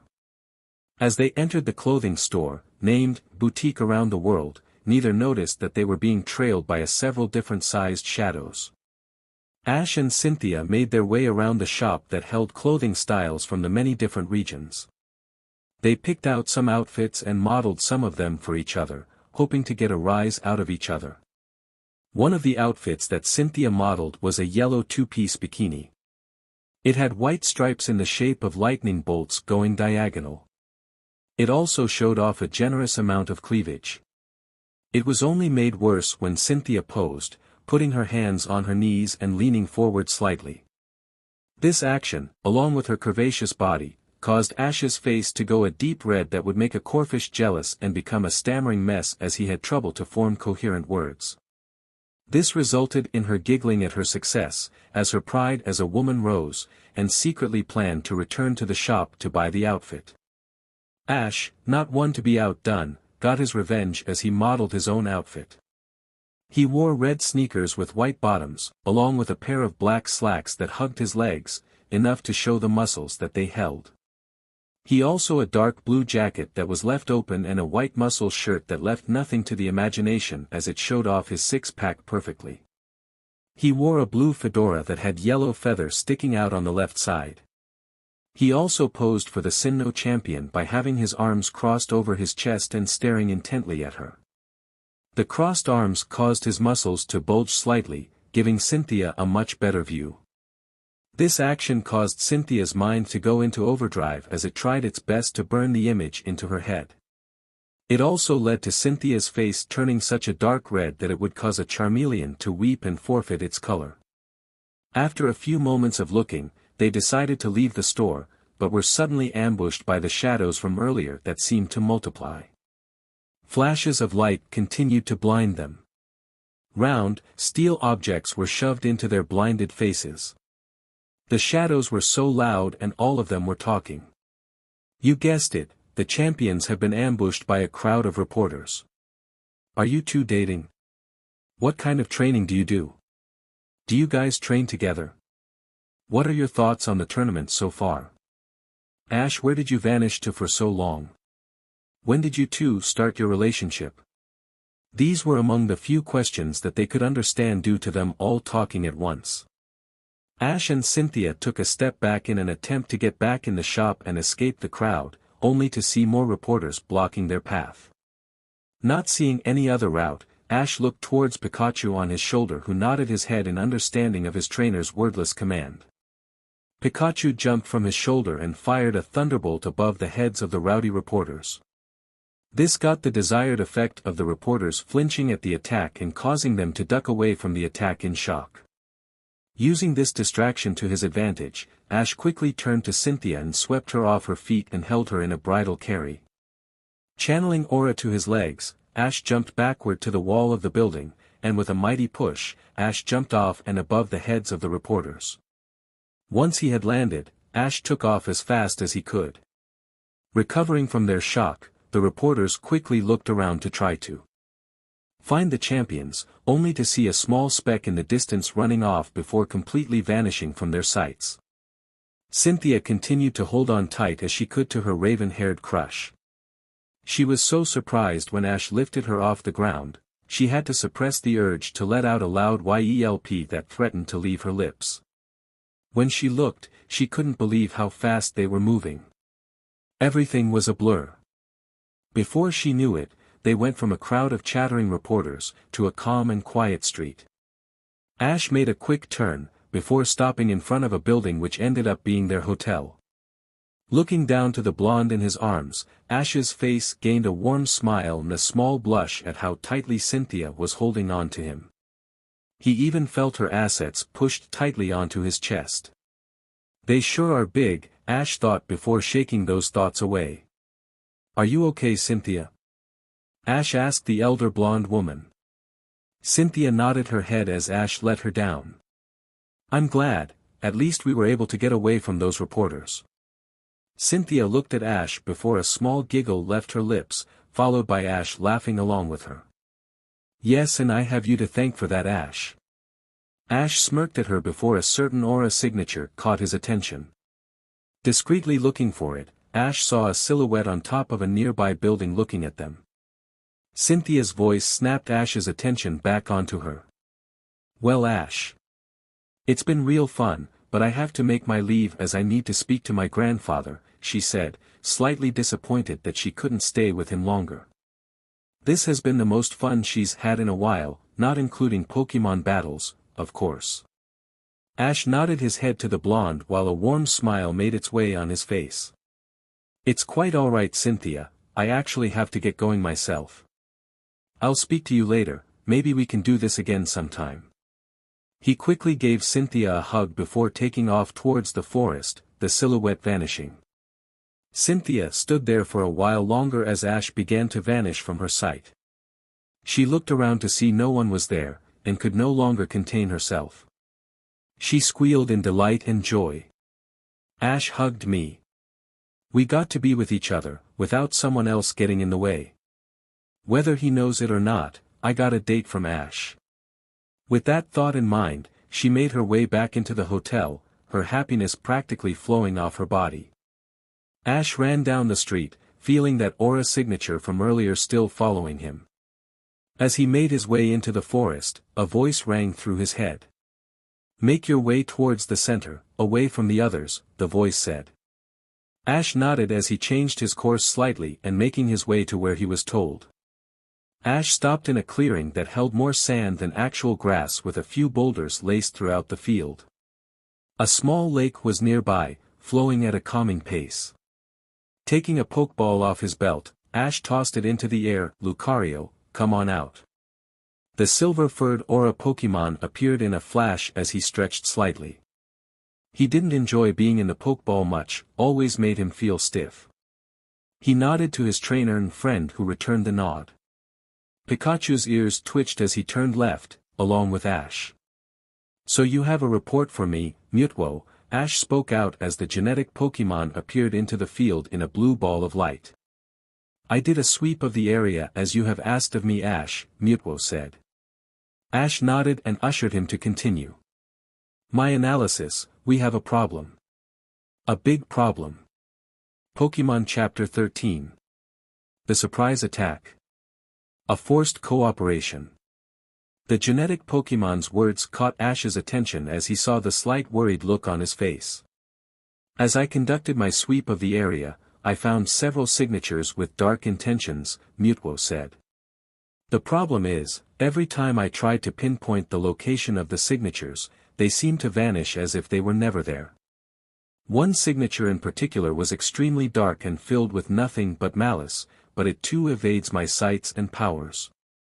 Mutwo crossed his arms as he floated off the ground slightly. His words actually surprised both Pikachu and Lucario. Who can hide themselves from Mutwo so easily? Ash nodded slightly at his Pokémon's words and could understand why he's so worried. It's not too difficult to hide one's presence, but that would require the ability to control your aura or psychic abilities, even if it's just to hide it. Also, to be able to hide yourself from Mutwo, not only an extremely powerful psychic Pokémon, but one that has trained with him so he knows how to bypass such a trick, takes a lot of control and skill. Mutwo, can you teleport the others here? I have a job for them all, Ash asked his legendary, who nodded in response. Why I removed psychic? You already established that Ash is talking to Mutwo and that Mutwo is a psychic type. Mutwo's eyes glowed a light blue color before he spread his arms and 5 luxury ball appeared around him in a flash of light. The ball opened up and in a flash, 5 Pokémon appeared, one of them being Diancie who twirled in excitement before giggling. Ash looked at the 6 extremely powerful Pokémon before grinning. Alright guys, I have a job for you all. A few miles away on a dock, a boat has just arrived and began to let its passengers off. A voice on a loudspeaker went off as people began to get off. This is your captain. We have arrived at our destination, and I hope you all enjoy the tournament. Thank you for riding the SS Lugia. Among the passengers exiting the boat, a young girl with honey-colored hair grinned. She had short hair and wore a red fedora with a black stripe on top of it. She had a bright, red dress with a yellow collar, a black top underneath, a red waistcoat, with a blue ribbon tie around her neck, and brown boots to finish her look. Her warm, blue eyes looked focused as she made her way into the city. Walking alongside her was a tall Delphox with her arms swinging at her sides. The young girl was Serena Yvonne, a famous Pokémon performer in the Kalos region. She and Ash had met up in said region during his travels and actually traveled together for a while before going their separate ways.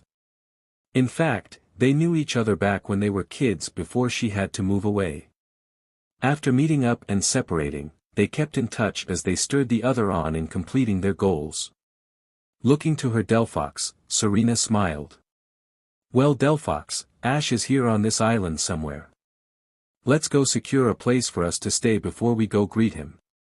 Delphox gave a cry of agreement as they made their way into the city. I'll get you Ash, and when I do, I'll finally tell you how I feel. Ash made his way into the clearing with everyone else, while deep in thought.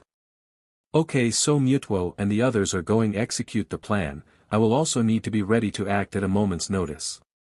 I just hope I don't regret this. Before he could ponder anymore, his instincts kicked in as they warned him of danger closing in. Turning quickly, Ash swung his left leg out with great force. The swing blocked an incoming flying kick, courtesy of Mia. Pulling back, Ash swung his other leg at Mia, who pushed off and twisted her body to dodge the blow. She landed beside Ash and quickly tried to leg sweep the champion to throw him off balance. Sensing her plan, Ash jumped over her attack and back-flipped a safe distance from her. The two were getting ready to charge at each other, but were interrupted by Mike, who jumped into the fray by getting in a grappling match with Mia. Mia leaned back and kicked outward, but Mike jumped back and grabbed her leg before tossing her to the side. They charged at each other once more and their fists collided with a powerful force. They both jumped away from each other just in time to dodge Ash, who attacked them both with an axe kick. All three fighters gained grins on their faces as they charged at one another in a powerful three-way collision of force. While the three trainers duked it out, the surrounding Pokémon, ironically, were the ones cheering the battle on. Suzaku and Tai merely watched the battle as they made a bet on who would be the first one out and who would win. Suzaku said that Mike would be the first one out and that Ash would win, whereas Tai said that Mia would be the first one out and said that Mike would win. Back in the city, Delia Ketchum is walking down the street with her trusty Mr. Mime, who she had nicknamed Mimey, and an orange-furred Delcatty. The orange fur indicated that the Delcatty was shiny. She found Delcatty as a young Skitty while exploring the Hoenn regions for any signs of her son. The Skitty was apparently a troublemaker. She constantly played pranks on the other Pokémon of the forest and would steal food from traveling trainers.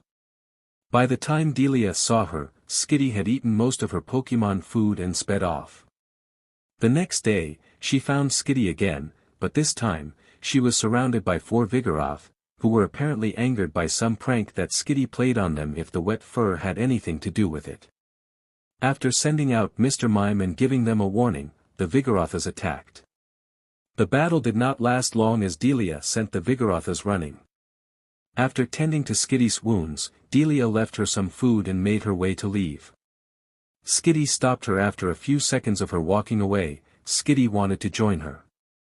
After catching the cute cat, Skitty quickly proved her worth by winning her many battles, and it wasn't much longer until Skitty became the powerful Delcatty that she is now.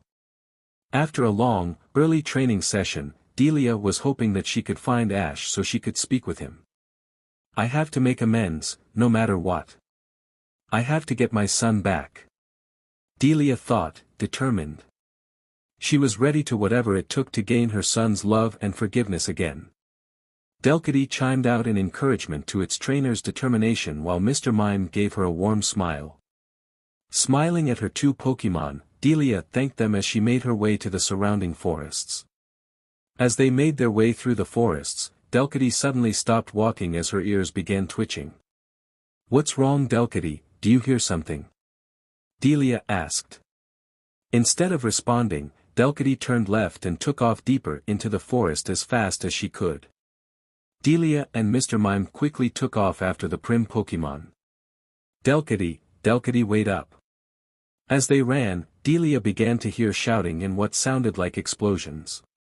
She saw Delcatty stop by a big bush and she sighed in relief.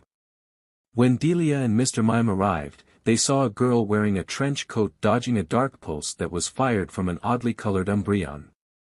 Delia quickly recognized the girl from the Elite Four listings and from her arrival on the island with that Satoshi guy.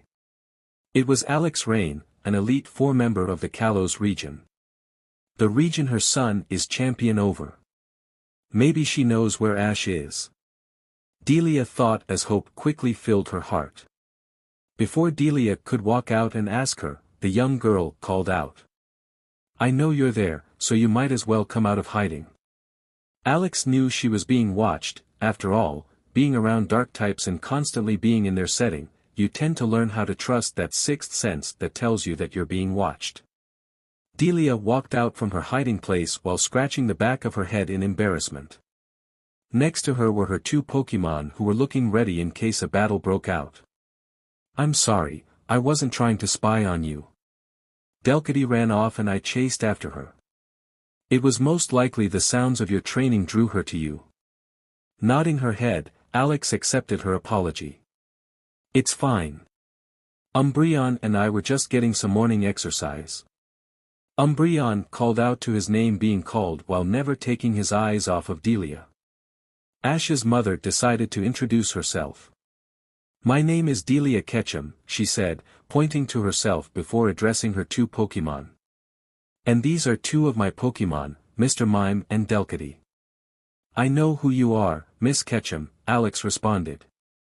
My name is Alex Rain and I'm the Dark Specialist of the Kalos Elite Four. Over there is my partner and friend, Umbreon. Umbreon nodded his head in greeting, never moving his eyes from the new arrivals. Delia decided to ask the question that currently preyed on her mind. Excuse me, Miss Rain. Just Alex, please, Alex interrupted with a small smile. Alex, I was wondering if you knew where I could find Ash, Delia asked in as calm of a tone as she could, but you could still hear the sadness that laced her voice when Ash was mentioned. Could you blame the woman, though? Ash was still her son, regardless of what happened. The smile that was present on Alex's face was quickly replaced by a frown at the question. Listen, Mrs. Ketchum, while I don't dislike you, it doesn't mean I don't trust you. You hurt Ash more than you could ever realize. I owe Ash everything and won't betray his trust by sending that someone who hurt him straight to him. Delia, while saddened at the girl's response, couldn't help her confusion. Why would she owe Ash everything? Seeing the questioning look on her face, Alex elaborated for her. I was an orphan. I don't know who my parents are. I don't know if they abandoned me or if something else happened. I don't even know if they loved me, she began. She took a sharp breath before continuing. Anyway, the orphanage I stayed in was a horrible place. We were fed cold and rotten food. The beds were old and destroyed, like they picked them from the trash. We were abused and neglected. Some even died in that horrible building. Delia gasped at the horrible things that place did. To children no less. We were also trained to fight both people and Pokémon alike, to be able to eliminate anyone without a problem. As it turned out, the orphanage was owned by Team Rocket, Alex continued as Delia's eyes widened slightly. Kids who proved they were strong were adopted by Rocket members and taken away to join their ranks. We didn't know that, we thought they were saved by a loving family. After 17 years of living in that hell, the building was suddenly under attack. Using this confusion, me and some of the older kids took as many of the younger kids we could and tried to escape. We soon ran into our savior as he just took out 3 of the caretakers. Our savior was Ash and his Pokémon. Delia's eyes widened even more, any further and they might fall out of their sockets. A few had managed to escape but thanks to Ash's efforts, most of the Rocket members were captured. After checking on all of us, Ash took us to the hospital to be checked up on before coming to me a bit later. We spent some time together while at the hospital, playing games or showing me his Pokémon. We got along so well, that when it came for me to be discharged from the hospital, he offered me a place at his side as he showed me a piece of paper. A huge smile crossed Alex's face as some tears fell from her eyes. It was a paper that meant I was officially adopted. Ash was the one who signed it. I was adopted by Ash Ketchum and was officially made his little sister. Delia gasped for what felt like the 6th time in the past couple of minutes. Her son, the one she raised, alone for the most part, not only attacked a building filled to the brim with Team Rocket members, but also saved so many children in the process. He even gave this lonely girl, a loving family. The word proud couldn't even fathom at how she felt towards her son. From then on, Ash trained me and helped me grow stronger and more trusting toward the world around me. He helped me see the beauty that life possesses instead of just the ugly. Eventually, Ash asked me to become one of his Elite Four members and I instantly agreed. So as you can see, Mrs. Ketchum, I owe my brother everything in my life. I wouldn't be here if it weren't for him, so I will not betray the trust he's given me. Delia, while upset, realized that no matter what she did or said, this girl won't tell her anything, not that she could blame her. Before Delia could speak, a cruel chuckle echoed through the trees around them. What a heartwarming, tear-jerking story. My favorite part was about the weak kids being abused, a male voice spoke out. Delia and Alex looked around, trying to find out where it was coming from. Mr. Mime tried using his psychic energy to sense the man out, but got no such luck. All he felt was a cold sensation making its way to his stomach at what he did sense. Yet I must say that the kids' deaths was a close second. You should have given more details about it. Okay, enough. Alex yelled in frustration. Show yourself right now. Her response was a shadow ball being launched from behind the trees to her right. She quickly leaned back, dodging the attack. The attack impacted with the ground behind them, causing an explosion and kicking a thick cloud of dust. Delia and Alex covered their faces to avoid anything from getting into their eyes. Delcatty growled menacingly and Mr. Mime began to shakily get between Delia and the dust cloud. Alex and Umbreon stared where the shadow ball came from with narrowed eyes. Alex's hand unconsciously grabbed a pokeball from her waist. The sunlight that lit up the morning was suddenly darkened from the clouds covering it. It was as if the sun became scared of what was to come. Slowly, a figure made its way from the dissipating cloud of dust. The figure wore a pure black cloak, with the hood over his head. His hands were covered by black leather gloves. His eyes were a deep blood red with cold black pupils that stared into their very souls. The man began to chuckle as he spun around like a dancer to a silent tune, and before they knew it, a Pokémon appeared behind him. At least, they thought it was a Pokémon. The creature was the size of a 13-year-old child. It had a purple body, with white pupilless eyes. It had sharp claws and a long tail that curled around its feet. It had no lips, but possessed razor-sharp teeth. There were holes on the sides of its head where ears should have been. It had a grin on its nose-less face. The man continued to chuckle at the shocked faces of his audience before he finally stopped spinning and addressed them. Now my darlings, let's see what you are made of. At his words, the creature vanished as it took off towards the shocked group. Delcatty and Mr. Mime were easily tossed to the sides and slammed into trees, causing both to yell out in pain. Before Alex and Delia could utter a single word, they were both grabbed by their throats and slammed into trees and were held there. How's that for a lovely game, darlings? The man chuckled as the creature's white eyes began to glow yellow. Try not to scream too loud. Suddenly a shock of electricity traveled from the creature's shoulders to its victims, electrocuting them. Alex, throughout all the pain, scanned the area the best she could. Where is Umbreon? Alex thought frantically, as the electricity finally stopped. Using this relapse, she scanned the area faster until her eyes landed on the man. Just looking at him caused shivers to go up her spine. The man saw the look in her eyes and chuckled again. By the way, Miss Rain, if you're looking for your dear Umbreon, then look no further, he said as he pulled what looked like black and red chains. As he yanked it, a red glow took place as a yell of pain erupted through the clearing. The one yelling in pain was Umbreon, who was yanked from a tree above the man. Hearing Umbreon yell out in pain caused Alex to gain renewed strength and struggle more fiercely to free herself from the strange creature's powerful grip, only serving to aggravate the creature at her attempt and tighten its fingers. This action caused her struggling to slow before coming to a complete stop as she tried to regain her breath.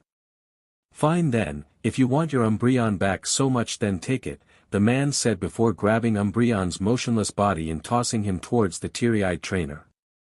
"I'm done with it anyway." The creature let go of Alex and Delia and vanished as the two women fell to the floor. Alex quickly scrambled to her feet as she ran to her Umbreon. She stopped by the dark type's body before falling to her knees and looked him over and tried to get a response. "Umbreon," Alex whispered as she shook the Pokémon slightly. "Umbreon, wake up, come on. Umbreon, wake up, please." Tears began to fall from her eyes as she shook harder. Slowly began to realize that her attempts would do nothing, that her best friend was gone. Delia watched as Alex cried her heart out, before walking over to the distraught girl and wrapping her arms around her in an attempt to comfort her. Alex slammed her face into Delia's chest as she cried in anguish, Delia joining her as tears from the eyes of the young mother. After everything she went through already, now Alex loses her Umbreon. This wasn't right, it simply wasn't fair. The man watched the two crying women, amusement clear in his eyes as they cried. He really loved it when people broke down like this, it makes living so worthwhile in his eyes. He could watch them cry all day, but he had a job to do and them crying was going to get old fast. "Relax Alex," the figure spoke in a sing-song manner. "Umbreon can actually be saved." These words quickly got Alex's attention as she sent a teary glare at the man along with Delia.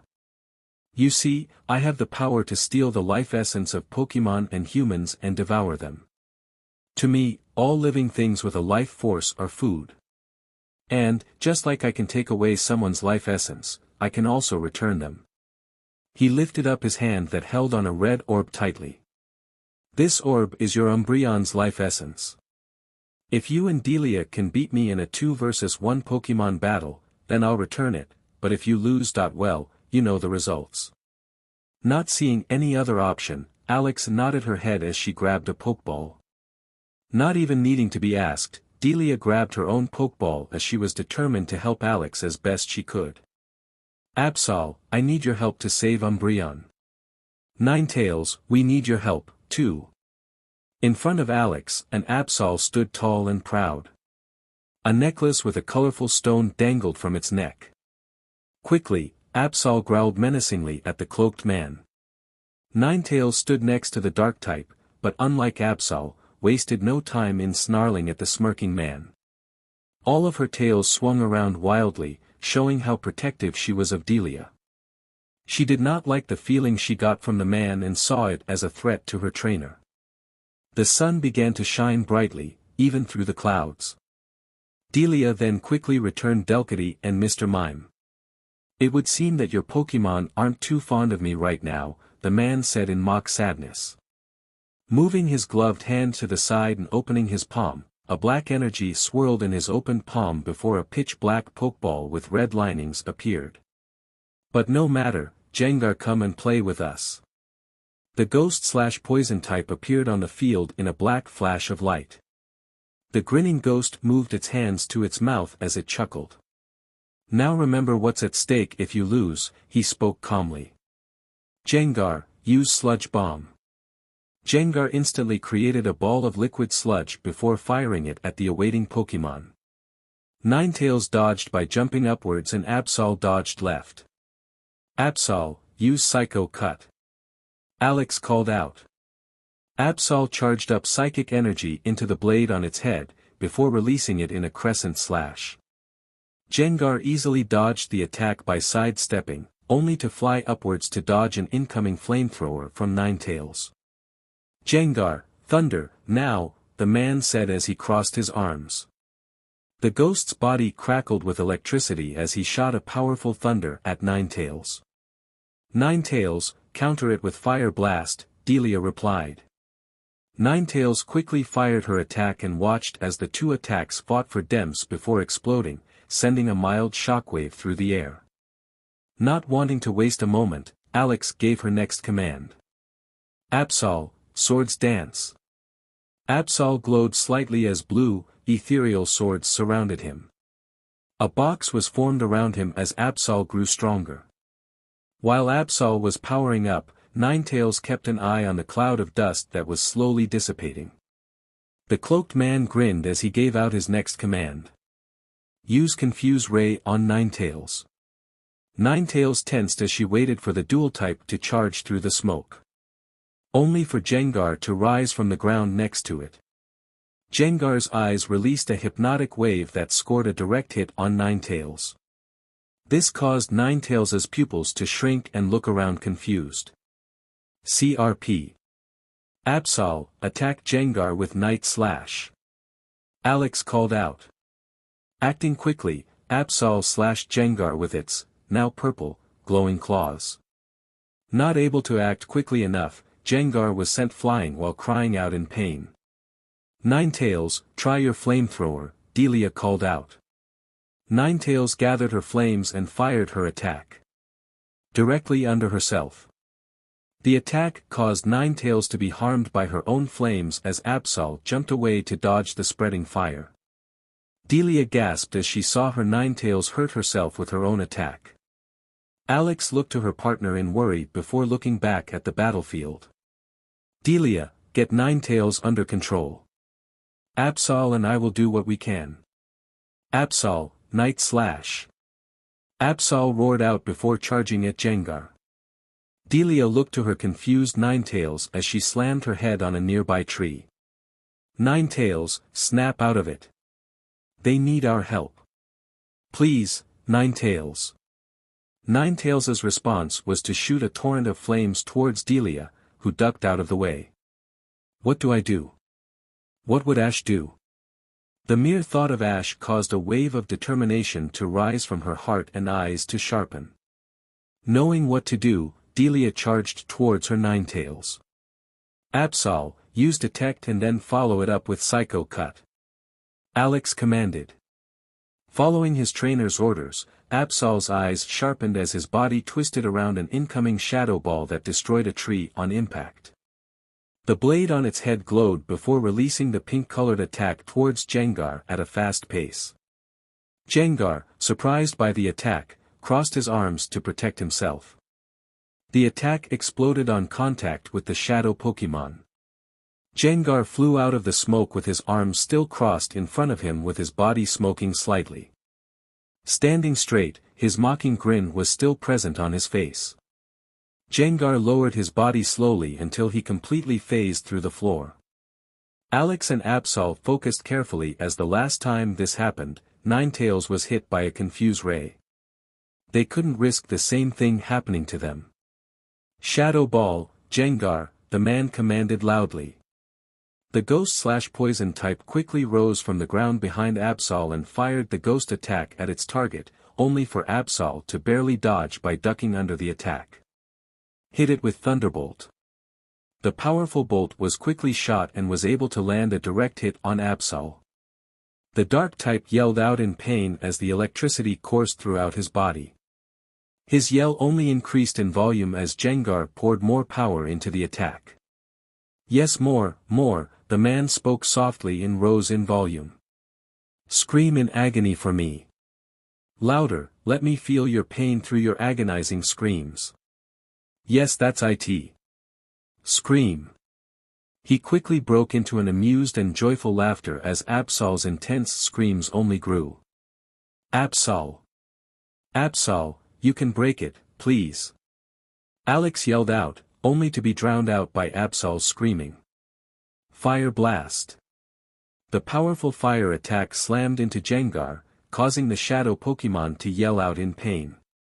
An explosion took place on impact, causing Jengar to slam onto the ground. Absol's screaming stopped as the Thunderbolt was cancelled. His body was littered with electric burn marks and the occasional spark of electricity. His legs were wobbly and he was about to fall, only to be held up by a Ninetales that was under him, looking into his eyes. Absol nodded as he willed himself to stand straight, thanking Ninetales for saving him. Alex, seeing Absol was okay, sent a grateful smile to the presence next to her. Thanks for the save there, Delia. Delia smiled as she wiped off some blood that flowed down her arm. Sorry to keep you waiting, but we are here now. Let's get your Umbreon back. Seeing the blood, Alex decided to question her later and make sure she got treatment for it. Turning back to the battlefield, an idea came to Alex. Delia, I have an attack to slow Gengar down, but we need to get in close. I would prefer not to miss. Delia nodded in response. Then let's make sure we get him. Ninetales, use Dark Pulse. The fox Pokémon gave a cry before running towards Gengar, recovering in a burst of speed. Ninetales then fired the Dark Pulse, which raced towards the Shadow Pokémon. Gengar, get out of the way and use Shadow Ball, the man called out. Gengar laid flat on the ground, merging with it, and watched as the Dark Pulse flew over him. Moving to the side, he separated himself from the ground and fired the Shadow Ball at Ninetales. Without any worry, in fact she held her own grin, Delia gave off her next command. Ninetales, use Flamethrower on Gengar. Ninetales quickly let the torrent of flames loose at a surprised Gengar, completely ignoring the incoming Shadow Ball. Absol, protect Ninetales by using Psycho Cut on the Shadow Ball. Alex commanded. Absol appeared next to Ninetales as he released the psychic attack. The two attacks cancelled each other out in an explosion of power. Too surprised by the tactic to dodge, Gengar was engulfed by the rushing flamethrower, causing him to yell out in pain. Absol, quick, hit Gengar with your Thunder Wave. Alex quickly yelled. The dark type shot 3 bolts of electricity at the still burning Gengar. The attack hit its mark, as the electricity blew away the flames and formed 3 electric rings around Gengar, immobilizing him. The rings then absorbed themselves into the Shadow Pokémon's body until they were completely gone. Alex couldn't help but cheer at the successful hit. Alright, we got him. Delia smiled at the girl, seeing she picked up some traits from her son. You could actually believe they are blood siblings instead of just adopted if you went by how they acted, Delia thought fondly. She was quickly thrown from her thoughts as she heard a cruel chuckle come from the hooded man. His chuckle also caused Alex to stop cheering and give the man her full attention. I wouldn't be so happy if I were you, he spoke out calmly. Gengar is far from finished. As he said this, a cold presence could be felt from the no longer grinning Gengar.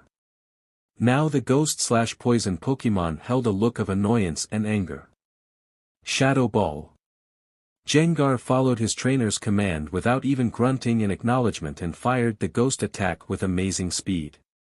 The attack surprised Absol and Ninetales as he moved even faster than before. The two quickly dodged the attack, but were still blown away by the powerful explosion when it hit the ground behind them, also kicking up a cloud of debris in the process. Gengar. It isn't just moving faster, Delia thought, watching as the smoke cleared, revealing a decent-sized crater. Alex unknowingly voiced Delia's final thoughts. It's more powerful too.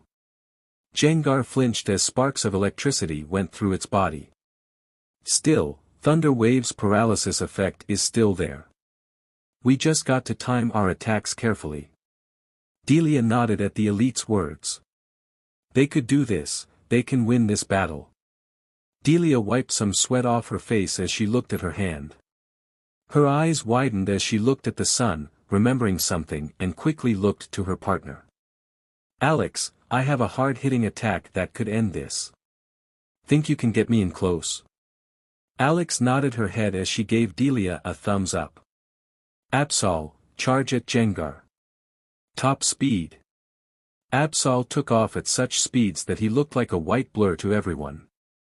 Gengar roared as he followed Absol's lead, charging at the dark type. Gengar, use Sludge Bomb, the man commanded his Pokémon. Absol, detect. Then follow it up with Psycho Cut, Alex yelled. The two Pokémon appeared in front of each other as Gengar released the poison attack but was easily dodged by Absol, who ended up behind Gengar. Then the disaster Pokémon released the Psychic Slash upon Gengar, who yelled from the pain as he soared forward. Jengar stopped himself midair, while upside down, and glared at Absol. Jengar, behind you. Jengar's eyes widened as he forgot that he had a second opponent. Turning around, he was faced with a grinning Ninetales. Ninetales, fire a point-blank solar beam. Delia called out. Opening her mouth, Ninetales fired a powerful beam of solar energy that engulfed the wide-eyed shadow Pokémon. The beam slammed into the ground, taking Jengar with it, causing a huge explosion upon impact. I thought the sun felt brighter than normal, Alex thought to herself as she looked at the breathing Ninetales. Her Ninetales must have the ability Drought, since I know Sunny Day hasn't been used yet. Looking back to the clearing smoke, her eyes widened. Even after all that damage it took. In the smoking crater, Jengar stood once more. Its face contorted into untold rage as it held its wounded left arm. Jengar walked forward as it snarled at its tired opponents. Absol and Ninetales got into a fighting stance, ready to continue. Only for Jengar to fall forward and faint. Seeing this, Alex and Delia instantly cheered in victory. Alex can get her Umbreon back. As she stopped cheering, Alex glared and pointed at the man. A deal's a deal. Give me back my friend. The man sighed as blew onto the red orb in his hands. The orb released a bright light before it flew into the unconscious Umbreon's mouth. Alex watched with bated breaths along with the others, as the last bit of the orb entered Umbreon. After a minute, they all breathed a sigh of relief, seeing Umbreon's chest raising and falling again. But before they could cheer in joy, a painful noise echoed from behind them, causing them to turn around. They were surprised and angered at what they witnessed. 3 black and red chains were inside the back of the now crying Jengar. Following the chain's path, they found that it was connected to the man. He had attacked his own Pokémon. What are you doing? Alex and Delia yelled in outrage. Opponent or not, they didn't like what was happening to the Jengar. The man ignored their shouts as the chains retracted from Jengar's back, pulling out a familiar red orb. Jengar's yell of agony instantly stopped as its eyes became blank. The chains continued to retract until the man held Jengar's life essence in his grasp. Inspecting the orb for a moment, he popped the orb into his mouth and swallowed it. He looked to the shocked trainers before chuckling coldly. Why, how could you do that to your own Pokémon? Alex shouted angrily. She always loved Pokémon, and with being around Ash for so long, only made her love for them grow even more. To see a Pokémon killed before her very eyes, it sickened and enraged her. No other reason than I had no use for such a weak Pokémon, the man replied in amusement. If he couldn't defeat such a weak team, then he would only be a hindrance to me. The man turned around to leave, only to duck as a ball of water flew over his head. Everyone looked up to the left to see a shiny Vaporeon, which was a deep blue instead of the standard pink, snarling at the cloaked man from a tree as the Vaporeon jumped down. Next to the water type was Jacob with a very displeased, and if one looked closely, they could see a tinge of disgust, especially because Jacob himself owned a Jengar, look on his face. You're not going anywhere except for prison. Jacob shouted as he jumped from the tree, landing next to his Vaporeon, who yelled in agreement. The cloaked man was now unhooded, due to the force of the attack knocking it off, was now looking at Jacob. The man had long red hair with black tips that curled at the ends. He had an amused smirk on his face that showed off his razor-sharp teeth. He also had what appeared to be red and black tribal tattoos on his cheeks, forehead, and chin, which were all connected to each other. His blood-red eyes gazed at the new challenge in amusement. Delia looked confused at the new arrival while Alex smiled at the help. Absol, make sure he doesn't get away, she yelled out. Absol ran forward, followed by Ninetales, who surrounded the man along with Vaporeon. The man's amused grin only grew as the Pokémon snarled at him, then without warning, a black dome erupted from him and pushed the 3 Pokémon back. Vaporeon slammed into a tree. Absol landed on his stomach as he dangled from a tree branch, and Ninetales landed under a tree in pain. The three trainers were stunned at the man who sent three powerful Pokémon flying, without so much as twitching. They looked to the red-haired man as he laughed sadistically. "You really thought you could me? If I wanted to, I could make all of you end up like that pathetic Gengar of mine. I only came here for some fun, which I must say went very well." He stopped his laugh as watched all three trainers with a dark gleam. "For actually entertaining me, I will leave you with some information as a reward." All three trainers leaned in, as Jacob reached for another Pokeball to stop the madman from escaping, only to find he couldn't move. An Espion walked out from behind a tree, walking past the frozen Jacob. The Espion had a look that was as cold as its trainers, its left ear missing a chunk on its side as if it was bitten off. Its body was littered with scars, one particular near its glowing right eye. The Espion moved its head to the left slightly, which Jacob followed, and was sent flying through the air and smashing into a tree. "My name is Shadow. I am the one who will drown this world in darkness and feed on its very essence. Even Arceus will become nothing more than a food item on my upcoming menu. Be ready, for when we meet again none of you will walk away from it again, let alone alive." The man, now known as Shadow, laughed loudly as he and Espion glowed blue before they disappeared in a flash of light. Under Shadow's laughter, a distinct mmm of pain could be heard. Delia and Alex winced at this before turning to the surprisingly conscious Jacob. Chapter 14. The Aftermath. Snapping from their stupor, Delia and Alex ran over to Jacob, who was trying to force himself to stand up, to check if he was okay. The man in question was leaning his body on the tree behind him with an angered and pained expression on his face. Blood dripped down from his forehead, making his face look more fierce. His lip was busted open as he could most likely taste the blood in his mouth, his left eye was shut from either the blood or the pain he was feeling. He looked towards his Vaporeon who was making his towards his down trainer, more or less limping. A flash of light caught Alex's attention from the tree above Jacob as a Gengar appeared from the bag dangling by the branch. The Gengar floated down to the limping Vaporeon with worry written on its face. It gave a quick look to Jacob and the worry intensified. "What happened here, Vaporeon?" Gengar asked his friend. He knew the water type wasn't a pushover, so for someone to do this to them.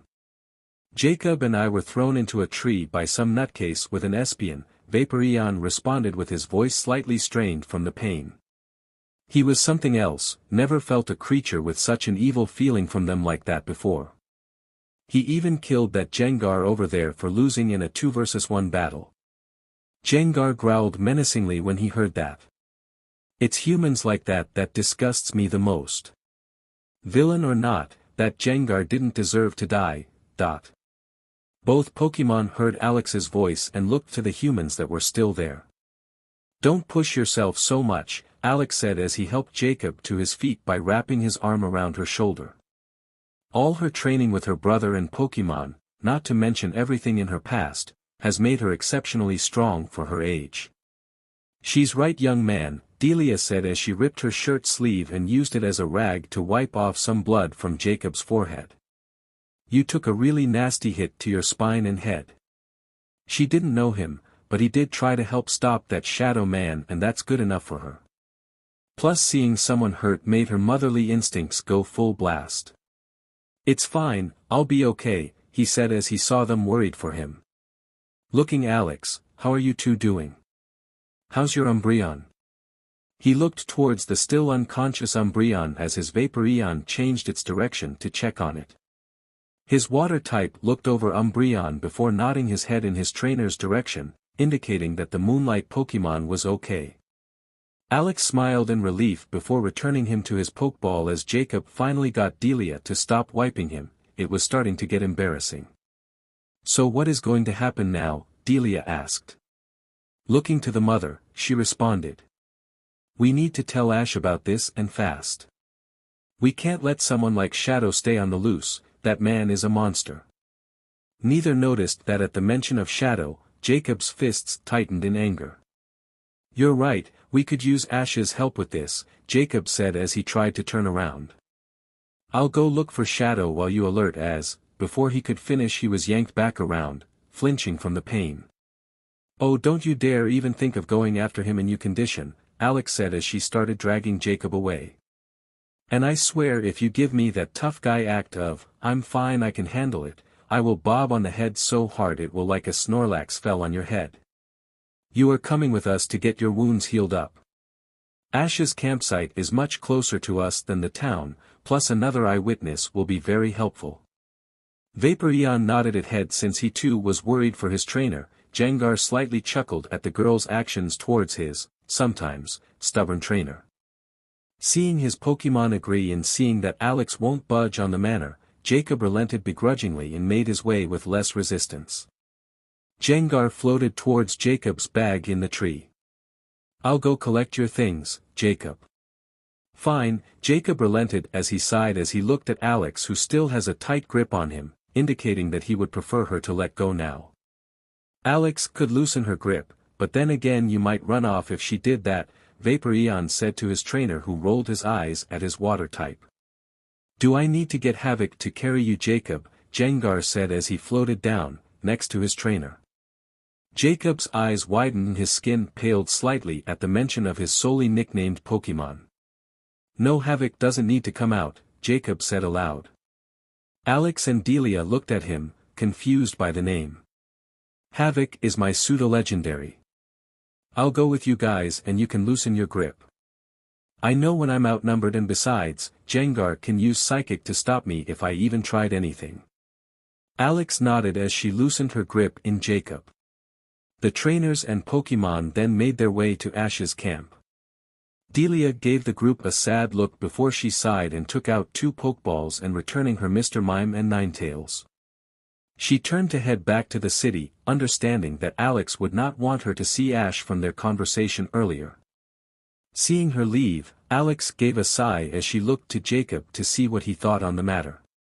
Jacob looked into her eyes before nudging his head towards the leaving Delia, as if saying the one thing Alex was hoping he wouldn't. Go stop her, you know we need her. Alex nodded her head and called out the sad mother. Delia, wait please. Alex yelled, getting Delia's attention. I said we need to speak to Ash. That also means you. Delia's eyes widened as she moved to reject, worried for Alex, but Alex raised her palm and continued. Listen, not only did you help me save my Umbreon, but you were even hurt in the process. Also, this threat cannot be ignored. Shadow is powerful, scarily so, and he attacked both of us. My brother won't leave you behind to be hurt by that horrible man, even with your past. So come on, we got to get to my brother and get Jake here some help. Not seeing Jacob sigh slightly at the mistake of his name. It's Jacob not Jake, Alex, he corrected. Alex nodded at his words and sent him an apologetic look at her mistake. Delia's words were stuck in her throat, she could only muster out a happy sob. She's going to see her son, her baby boy up close again. Tears of joy fell from her eyes at the thought. Please, oh please Arceus-sama, give me a chance. Let this be my chance. She nodded her head as she wiped the tears from her face. Alex smiled as she reached out and grabbed Delia's hand, while giving Jacob a quick warning look, to let him know he better not try anything, and nodded her head. Jacob stuck out his Pokeball and returned Vaporeon to his confines. Delia went up to the Jengar and held out her hand. Would you like me to carry the bag? She asked the ghost type. The woman wasn't blind, she could tell that this one was much friendlier than the one they just battled. Yes, the Jengar said. Delia looked to Jacob for a translation, to her ears all she heard was Gar, she could understand. Her to a degree, but not a Jengar. Jengar said, yes, Jacob explained. He didn't turn to Jengar when he said, psychic when she lets go. Jengar understood the order and trailed his trainer and the other 2 humans. As they walked thought, Alex couldn't help but to worry. I hope I don't regret doing this. Back in the city. Near a restaurant, a sudden flash of light shined through the building. From the light, Shadow and Espion appeared. His was still off, showing his amused smirk. He took notice that the building was filled with people, who gave him their full attention due to entrance. Shadow walked towards the front door, ignoring all the looks as his Espion sat where it landed. Shadow chuckled as the sign on the door from open to closed. Raising his left hand, everyone in the building nodded at the silent command as they rose from their seats. They all turned completely black, clothing and all, before falling over and hitting the ground. Everyone who hit the ground turned into a pitch black and rushed towards the smirking Shadow, who still had his back turned to them. In a second, the building was empty due to Shadow absorbing all the black mass into his body. The only ones left were Shadow and the still sitting Espion. Seeing no one left in the building, Shadow's body was covered in a red aura of power. Stretching his left hand forward, the red aura rushed forward and began to take form of a human body. The human had his face covered by a red cape and hood. "What is that you need, Shadow?" the man asked. Shadow chuckled at the cold tone of his MSTR. "Just wanted to know what our next step is going to be," he responded. "Oh yeah, I also need a new Jengar or any other Pokémon will do. My last one kind of broke." "You ate the Jengar, didn't you?" the man asked as he shook his head. Shadow smirked as he liked his lips. "He was delicious. His best use since I got him," he responded cheerfully. The man sighed, annoyed at his subordinate devouring his Pokémon again. "I'll send you a Mismagius as a replacement," he said. "This one just finished its conditioning and is ready for deployment. Your mission is to capture and transfer more ghost types for conditioning." Shadow lost his cruel smirk and adopted a more serious one and nodded his head. "That won't be a problem, but out of curiosity, sir, what are you going to be doing?" "I'm just playing the waiting game," the spoke calmly. "Waiting for my prize to finally arrive." To Ash in the forest. Ash rolled under an axe kick from Mike and quickly jumped away by pushing off the ground, just in time to dodge a punch from Mia. Mia and Mike paused and stared at each other for a moment. Then, as if a shot had been fired, Mia hit Mike in the chest with a powerful spin kick. Using the momentum, Mia grabbed Mike's arm before he could recover and flipped him over her shoulder, slamming his back into the ground. Before Mia could follow through, a kick courtesy of Ash sent her flying into a tree. Looking to the downed Mike, Ash saw he was no longer on the ground. Mike had recovered and jumped away from the champion when he was distracted. He got into a fighting stance as he waited to be attacked from either of his opponents. Mia had gotten up from her injury and took her usual fighting stance as her eyes darted back and forth between Mike and Ash. She was pumped. This was one of the best spars she has had in a long while. Granted, she wasn't fighting nearly at her best, it didn't take the enjoyment of this fight away. The last spar that came close to this was her usual spars with her Hitmontop. Ash, he was in his own world at the moment. His eyes were focused on the match, keeping tabs on his two opponents. His mind, however, was on something completely different. He had sensed aura signatures heading this way and was attempting to identify them. The first aura signature was one that he would recognize anywhere, due to it belonging to his adorable little sister. "It seems she's done training. Hope it went well." The second signature belonged to his friend Jacob. His aura felt strange, not the calm feeling he usually has. Something has him ruffled if his aura is that erratic. Still though, Alex and Jacob is a strange combination. The third aura was the only one he didn't recognize right away. It was even more sporadic than Jacob's was, meaning this person is feeling a lot of emotions at once. Focusing a bit more, he finally recognized who the aura belonged to, which made his eyes narrowed in anger. His fists clenched tightly as he grit his teeth in his rage. Ash's once calming aura became cold and chaotic. His Pokémon that felt the change in their MSTR's aura reacted with wide eyes. The younger ones began to shake and cowered away while the older and more experienced ones gained a sharp and calculating gaze. The more motherly Pokémon quickly stepped in front of the younger ones, meaning to protect them from a possible threat. Mia and Mike grew worried and confused at Ash's sudden change in behavior. They can't sense or see aura, but their fighting instincts were on full alert and telling them to run and hide for their lives. That alone was enough to raise alarm that something was wrong. Mia grew the most worried though due to the last time Ash got like this, she got seriously injured in a sparring match with him. What's going on to get Ash so mad, he would go into this state?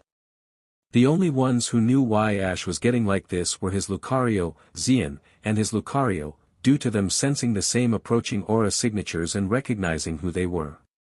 Why would she bring her here of all people? Xian thought confused. She knows Ash's feelings towards his mother, so why? It doesn't make any sense. Plus with the way Ash is acting right now, this meeting will not go well at all. While Xian was calmly trying to figure out why Alex was bringing Delia to their location, Ash's thoughts weren't so forgiving or calm. How dare she? How could she bring that woman here, to me? She knows I want nothing to do with Delia and yet she does this. Ash thought angrily. His thoughts began to become clouded with his anger as his aura began to darken and he growled before a cruel smirk made its way to his lips. Ash raised his right palm in a random direction to others, but he was actually raising in the direction he felt the aura signatures.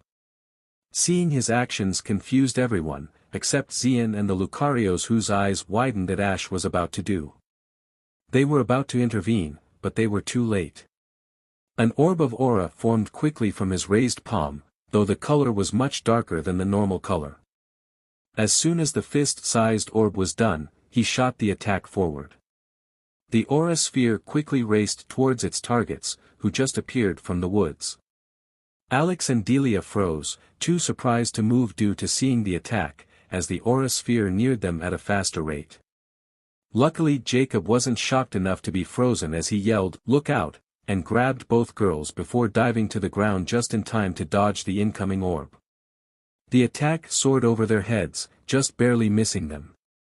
The attack hit a tree and not only obliterated it, but also left a huge pit in the ground while uprooting 4 other nearby trees.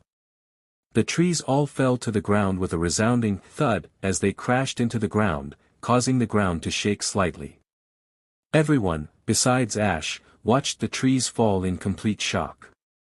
That was more than a simple knockout attack, which is already going too far, but that aura sphere could have seriously hurt them. It wouldn't have been enough to kill them, but enough to put them in a serious condition in the hospital. To make it worse, Ash did it on purpose, with the intent for the attack to do just that. Alex, who stared at Ash with wide eyes, began tearing. The attack wasn't just aimed at Delia like many would think, no that attack was meant for her too. Ash's ability to sense aura would have told him the identity of all of them, so he knew she was there. That attack was meant to take all of them out. Ash, big brother, Alex whispered in sadness. Her teary eyes could no longer hold back her tears as she looked into Ash's rage-filled eyes. No longer were they the warm and inviting brown that she was used to, no these were uncaring and cold. Jacob glared heatedly at Ash, he did not like how he just attacked them like that, even if he had issues with his mother. Even if he was mad it did not give him the right to attack them with that kind of intent. Plus he's already in a bad mood from that incident with Shadow and this little episode was only pissing him off even more. Delia was just as teary-eyed as Alex was at Ash's actions. She knew Ash hated her from their last encounter, but she didn't realize that it was this bad. To not only attack just her, but his own sister in his rage spoke volumes of his hatred towards her. Staring into Ash's darkening eyes caused her already breaking heart to shatter. The pain was so excruciating for her, but looking into his eyes made everything pause for a moment as a single thought crossed her already damaged mind. Ash's eyes were supposed to be hazel brown, so why were they nearly pitch black? Quickly, Delia's motherly instincts flared through all of the pain that she was feeling in her heart, something was wrong with her baby boy. Worry and determination caused her eyes to sharpen and her gaze became protective as she took in Ash's entire appearance to see if she could find something, anything. Something was wrong with her son, and she is going to find out what it is. Don't call me that. Ash yelled towards Alex, causing her to flinch at his tone. He's rarely ever yelled at any of them, especially at her. You brought that woman here. You know what I think of her and you still brought her here. You broke my trust in you, just like them. So don't you dare call me your brother. Each word Ash spoke became darker and more hate-filled. You better watch your tone, Ash, Suzaku said as he stood a few inches behind Ash. He had a tight grip on the hilt of his katana as he glared at Ash. You are already on my sheet list after the stunt you just pulled, don't make your grave any deeper. Ash's response was to glare at the dragon specialist from over his left shoulder. Ash's aura, which was blacker than it was blue now, began to become denser and flowed out of his body. Everyone watching this confrontation felt a cold shiver run up their spines at what they were feeling. Jacob discreetly activated his own aura sight and his eyes widened at what he saw. Dark blue aura. Just what is going on? Suzaku stood his ground against the powerful and cold feeling that Ash produced, ignoring his own instincts telling him to run away, as he intensified his own glare and began to go through his own changes. His teeth lengthened and sharpened as they became fangs similar to what you would find on a predator. His once dark, brown eyes changed to a grayish-green color with a silver slit pupil in each eye. His nails also grew in length and sharpened and became claws. His once black hair began to gain hints of orange throughout its locks. A powerful pressure could be felt coming from him, but the aura users could tell that the feeling wasn't aura. Suzaku pulled his blade from its sheath, revealing a black and red steel blade. The blade was curved upward slightly and began to release its own powerful pressure. Getting into a stance he called Dragon's Dance, where it mainly focuses on his agility and flexibility and quick slashes. Ash's dense aura grew into a dark blue rod, as he swung it lightly behind him. The dense power of the rod caused the ground behind him to crack from the powerful force of the aura. The two trainers were about to charge each other before two powerful aura spheres crashed in the middle, causing a huge explosion. Looking to where it came from, Ash's and Xian's Lucarios were glaring at the two actions. What is the meaning of this Lucario? Ash yelled out in anger. His aura became even darker than it already was, making it near black now. The silver Lucario didn't so much as flinch and instead intensified his own glare.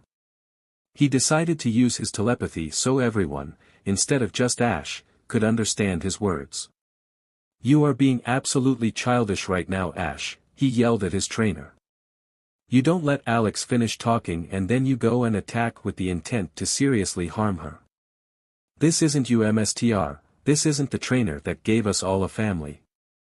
I won't let you lose yourself to your own petty anger, not after you did for us. For me.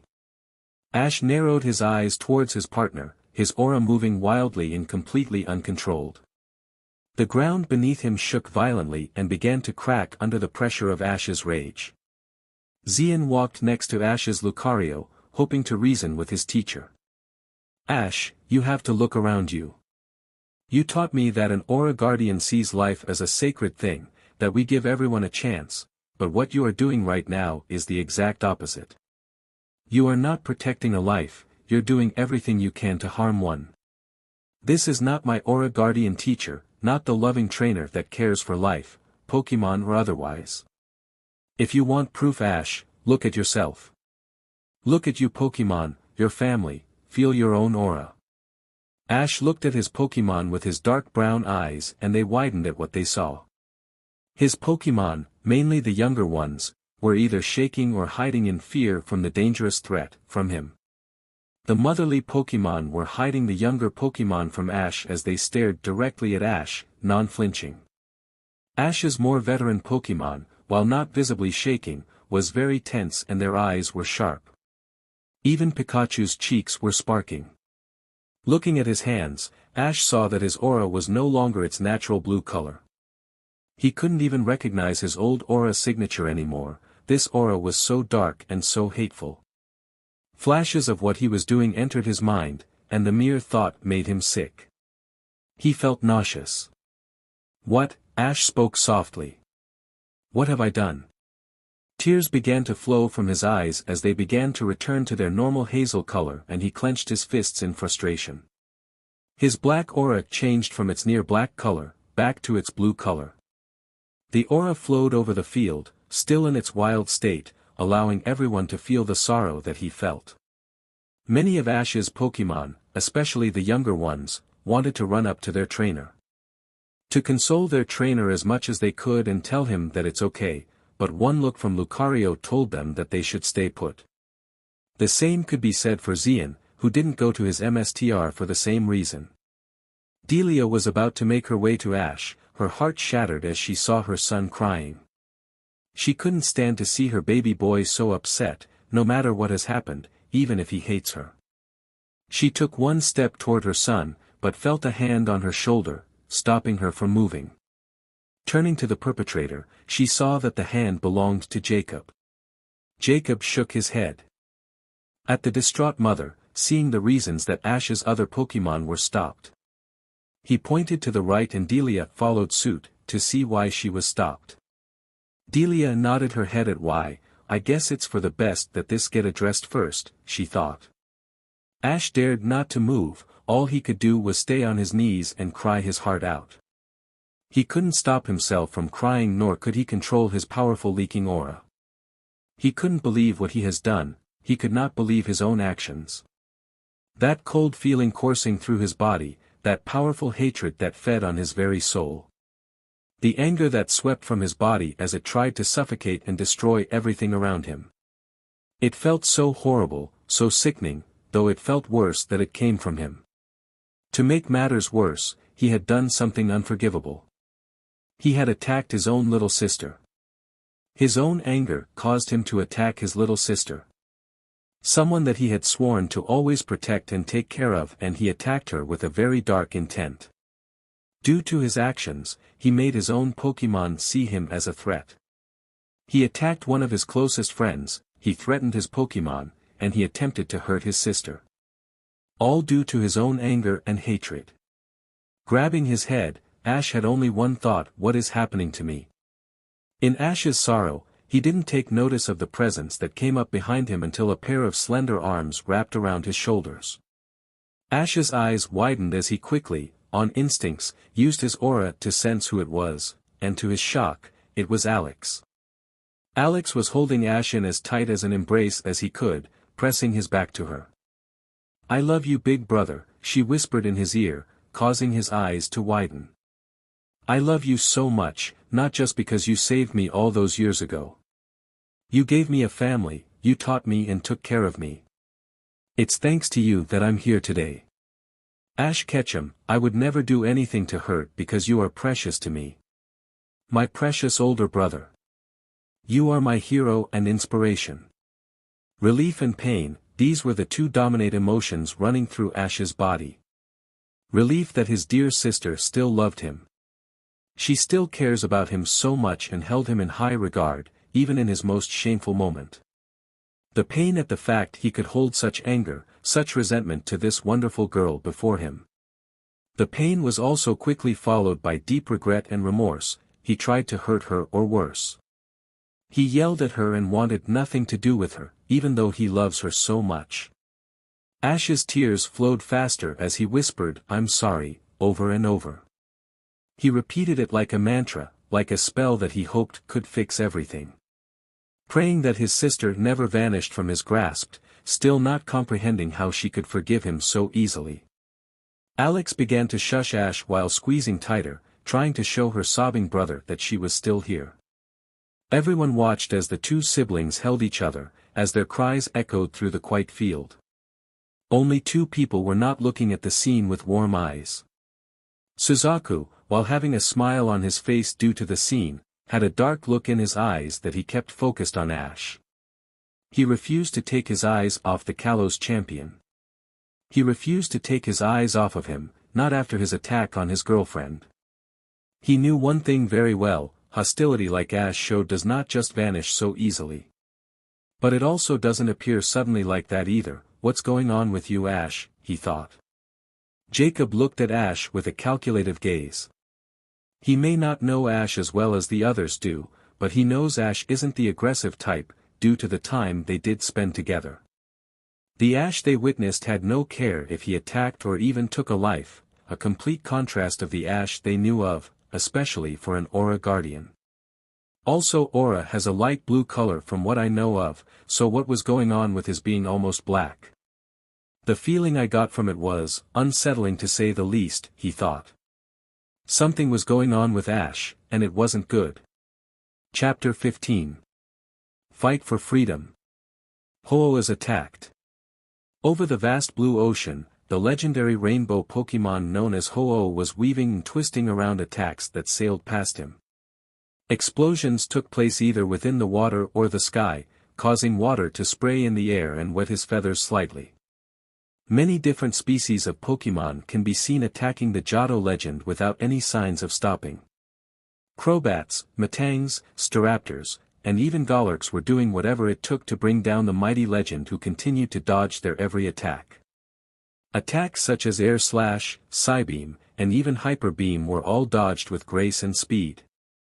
Ho-Oh turned its head left and released a powerful flamethrower that engulfed a mass of Crobats and Matangs. Two Matangs rushed towards Ho-Oh from behind, hoping to hit it with takedown. Ho-Oh quickly dived downwards towards the water, dodging the rushing Matangs.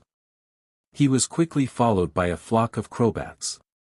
When it neared the water, Ho-Oh shot another powerful flamethrower at its surface. The attack hitting the now chaotic water caused a thick cloud of steam to rise, completely encasing the legend and its pursuers. Loud splashing sounds can be heard from the thick steam as the Pokémon waited to see what would emerge. From the smoke, a flamethrower rushed out, causing them to dodge as fast as possible. Ho-Oh burst from the steam and used the path the Pokémon created. Ho-Oh grinned in victory at outsmarting the Crobat, who were trying to get out of the ocean they were now in. He took off in high speeds to escape the other Pokémon who were still pursuing him, not intending to let him escape. These Pokémon are seriously persistent, Ho-Oh thought to himself, dodging another onslaught of attacks along with explosions the attacks made. Let's see how they like this. He turned around while charging a silver flame in his beak. Sacred Fire. He yelled out as he released his signature move on the surprised Pokémon. Too shocked to respond, most of the chasing Pokémon were caught by the attack and plummeted towards the water. Out of the Pokémon caught by the powerful attack, only one Golurk still had stood in the air, but only barely from all the damage the attack did. The other Pokémon who couldn't stand the attack fell out of the sky into the ocean below. The Golurk quickly fired a Hyper Beam that Ho-Oh dodged with ease before flying to the left as he attempted to escape the now cut-down flock of Pokémon. As he flew, Ho-Oh saw he was flying towards an island of sorts, causing him to try going a different way, not wanting to endanger any innocent Pokémon inhabiting the island, only to be attacked with more ferocity. Some attacks even making contact with his body, causing him to wince slightly from the pain. As they got closer to the island, Ho had one thought in his mind as he came to a realization. They are pushing me to that island on purpose. A light coming from the island caught Ho-Oh's eye, causing them to widen as he saw what was heading his way, and causing that bright light. Ho-Oh dived downwards, avoiding a powerful flamethrower that barely missed his wing. Stopping his dive when he felt he was safe, the rainbow Pokémon came face to face with his attacker. A powerful Charizard stood before the legend with a vicious snarl on his face. The Charizard's body was littered with scars, no doubt from many vicious battles and intense training. From the powerful wind caused by the occasional flap from its scared wings, Ho-Oh could tell it was also a very powerful flyer. The feeling the Charizard gave off was something that he has not felt in a long time from a normal Pokémon, an overwhelming amount of power. His fellow legendary Pokémon can exude this amount of power, and the last one he felt that wasn't a legendary was the Lucario owned by Sir Orin. Ho-Oh now knew that trying to escape the upcoming fight was pointless. This Charizard could no doubt keep up with him at his full speed, and with all of these Pokémon blocking his path still, he had no choice but to battle. "Why are you all attacking me?" Ho-Oh screeched at the Charizard, who only growled in response. "The power radiating off of him is not normal for his species. What is going on?" Now Ho-Oh, a voice spoke out above the two flying Pokémon. "I think it's quite obvious what's happening here, don't you?" Ho-Oh looked up and his eyes widened at the sight before him. A human wearing a black cloak was grinning his way. Protruding from his back were wings, about the length of Charizard's, made of pure aura. Pure black aura. A dark aura user. Ho-Oh yelled out mentally as sweat poured down his face from worry. This shouldn't be possible, not anymore at least. The last Dark Aura user nearly destroyed the world and almost killed Lord Arceus. He even made him permanently under his command. How is there another one when we kept track of every Aura user that exists? Charizard, use Fire Blast followed by Slash, the man suddenly commanded. Charizard roared with power before firing the powerful fire attack that raced at Ho-Oh. The legend quickly dodged, only to move his talons up and block the glowing claws of Charizard, struggling to keep the fire slash flying at bay. So focused on holding his ground, he didn't see Charizard's other glowing claw rushing at him. Ho-Oh let go to try and dodge, but he moved too late and the slash hit its mark across Ho-Oh's chest, causing the legend to screech out in pain. Not one to be outdone by another though, Ho-Oh swung his left wing at Charizard, his wings hardening into his steel wing attack. The surprise attack hit Charizard directly across the face, sending the flame Pokémon flying backwards a few feet before it stopped himself and glared. "That's just like you, Ho-Oh," the man thought. "Charizard, go and show him what a real steel wing's supposed to look like. Then burn him down with flamethrower." The giant lizard took off towards Ho-Oh with his wings metallic like Ho-Oh's was a few moments ago. Ho-Oh screeched before rushing towards Charizard with his own steel wing. The two attacks collided with a loud metallic tang and created a shockwave that dispersed any nearby clouds. The two Pokémon, while still trying to overpower the other, reared their heads back and fired a powerful, close-range flamethrower. The two attacks collided and caused a pillar of fire to tower over the two Pokémon. The more power they poured into their attack, the more intense the tower of flames became. The tower, after about a minute of growing, began to bend and fluctuate from all the power it now contained. No longer able to sustain its form, it exploded in a fiery rain that the two battlers ignored. Some of the small ball of fire made its way to the cloaked figure and the surrounding Pokémon. The Pokémon just did their best to either evade or defend themselves from the flames. The cloaked figure just grinned as a dome of energy formed around him, blocking the fire with ease. Ho-Oh caught sight of this action at the corner of his eyes and grimaced. His control over his dark aura is practically perfect, Ho-Oh thought in worry, as he dodged a slash attack from Charizard and sent his opponent back with a flamethrower. Ash's aura abilities is near MSTR level, but that's only in his control and shape. His skills in using Pokémon attacks still need a lot of work, unlike this man. That protect attack was flawless. "Keep your head in the game, Ho-Oh," the figure said. "Charizard, use Flare Blitz and make sure that it hurts." Charizard's body was instantly covered in flames before it changed into a fiery blue color, and charged at the surprised rainbow Pokémon, who tried to dodge but failed. Charizard rammed into the legendary, causing an explosion that drowned out Ho-Oh's screech of pain. "Follow it up with Slash," the cloaked man commanded. Then hit him with a fire blast. Another screech of pain was heard from the smoke as a colorful blur was launched out of the smoke. The blur, Ho-Oh, tried to straighten itself, only to be slammed by an incoming fire blast and was engulfed by another fiery explosion. Charizard roared out in victory as it had bested one of the world's most powerful fire-type Pokémon. Looking towards its trainer for orders, the man only smirked in amusement, and slight annoyance at his Charizard. "You're not done, Ho-Oh, you're far from being beaten."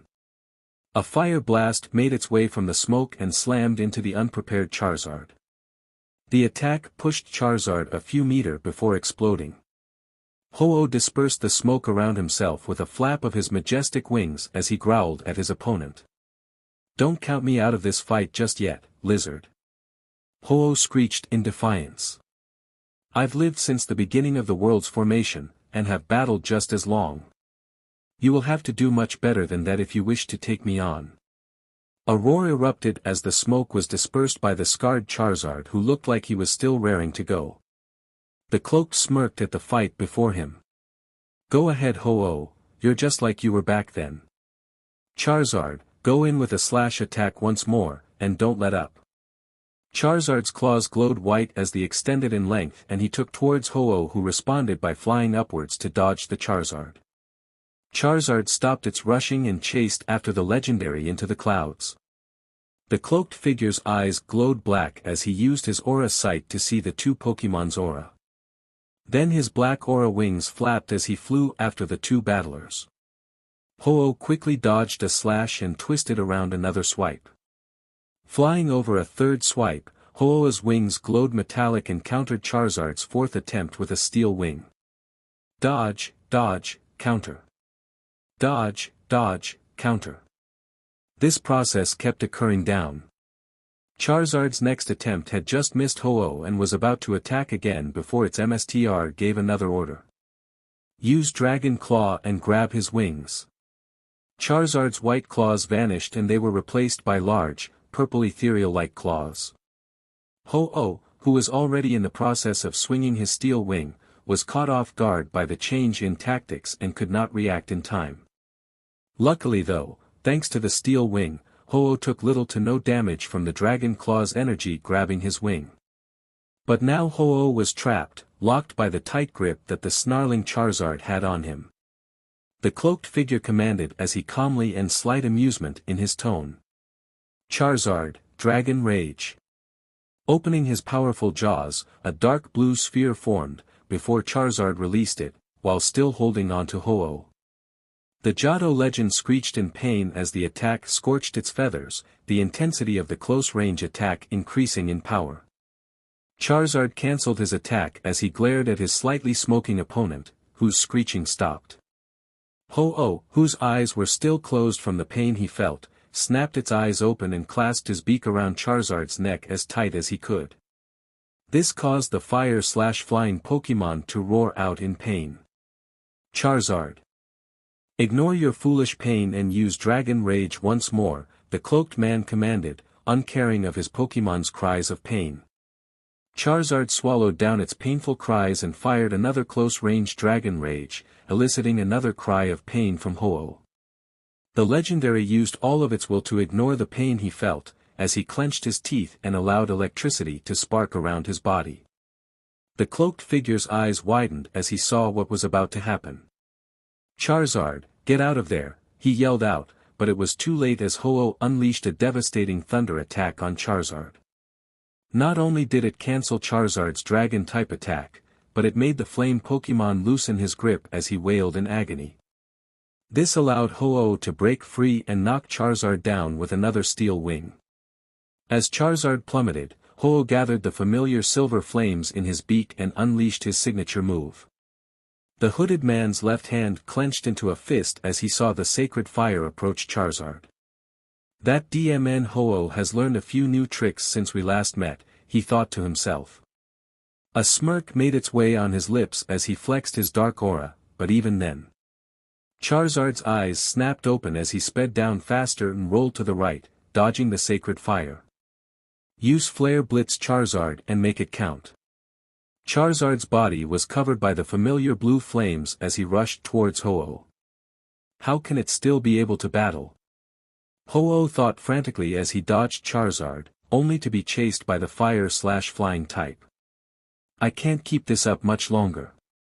Battling non-stop all day, being chased down by the other Pokémon, and expending so much energy with my attacks, not to mention the multiple sacred fires used, along with all the damage I've been taking."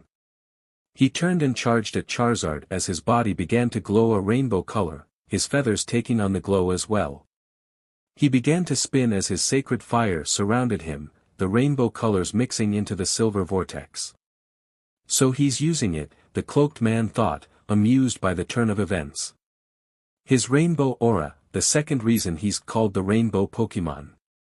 This is his final stand move, since when he uses it, it's really draining on him. It looks like it's over for you, Ho-Oh, get ready to say goodbye to your free will. Charizard, he paused as the two Pokémon got closer to impact before he yelled out his final command. Blast Burn at full power. The flames encasing Charizard's body became so intense that all surrounding Pokémon began sweating. The flame on his tail not only grew in length, but also in intensity. The blue flames traveled to his arm and fist as they glowed so brightly that the surrounding Pokémon had to look away. The light caused by both fire Pokémon lit up the ocean below, and the intensity of the fire caused some of the trees on the island below to smoke slightly. Inches from each other, a loud screech came from Ho-Oh as well as the powerful roar from Charizard echoed for miles as some of the Pokémon had to cover their eyes from the high volume. Time seemed to slow as Charizard swung his fiery fist forward and Ho-Oh lunged at full force with its multiple colored vortex. The two titanic attacks collided, as a shockwave so powerful that everything in the surrounding area was affected. Clouds dispersed and vanished, leaving a clear blue sky. The once calm ocean was now shaking violently as if a storm was blowing. Even the audience of the battle were thrown back a few meters and to fight as best they could to not be thrown further. The two Pokémon continued to push as another shockwave occurred, this time stronger than before.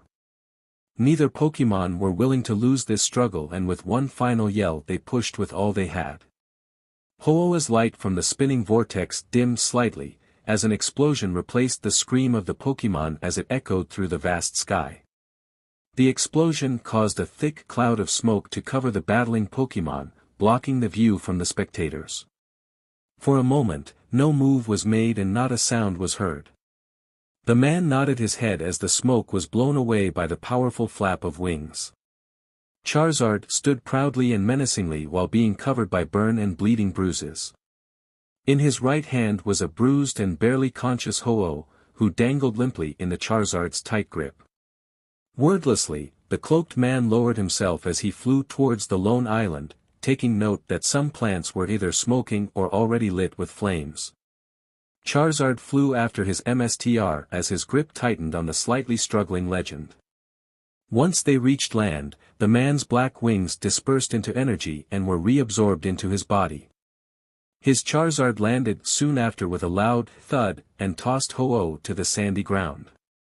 As Ho-Oh tried to get up, he was slammed back to the sand by the Charizard's foot on his back.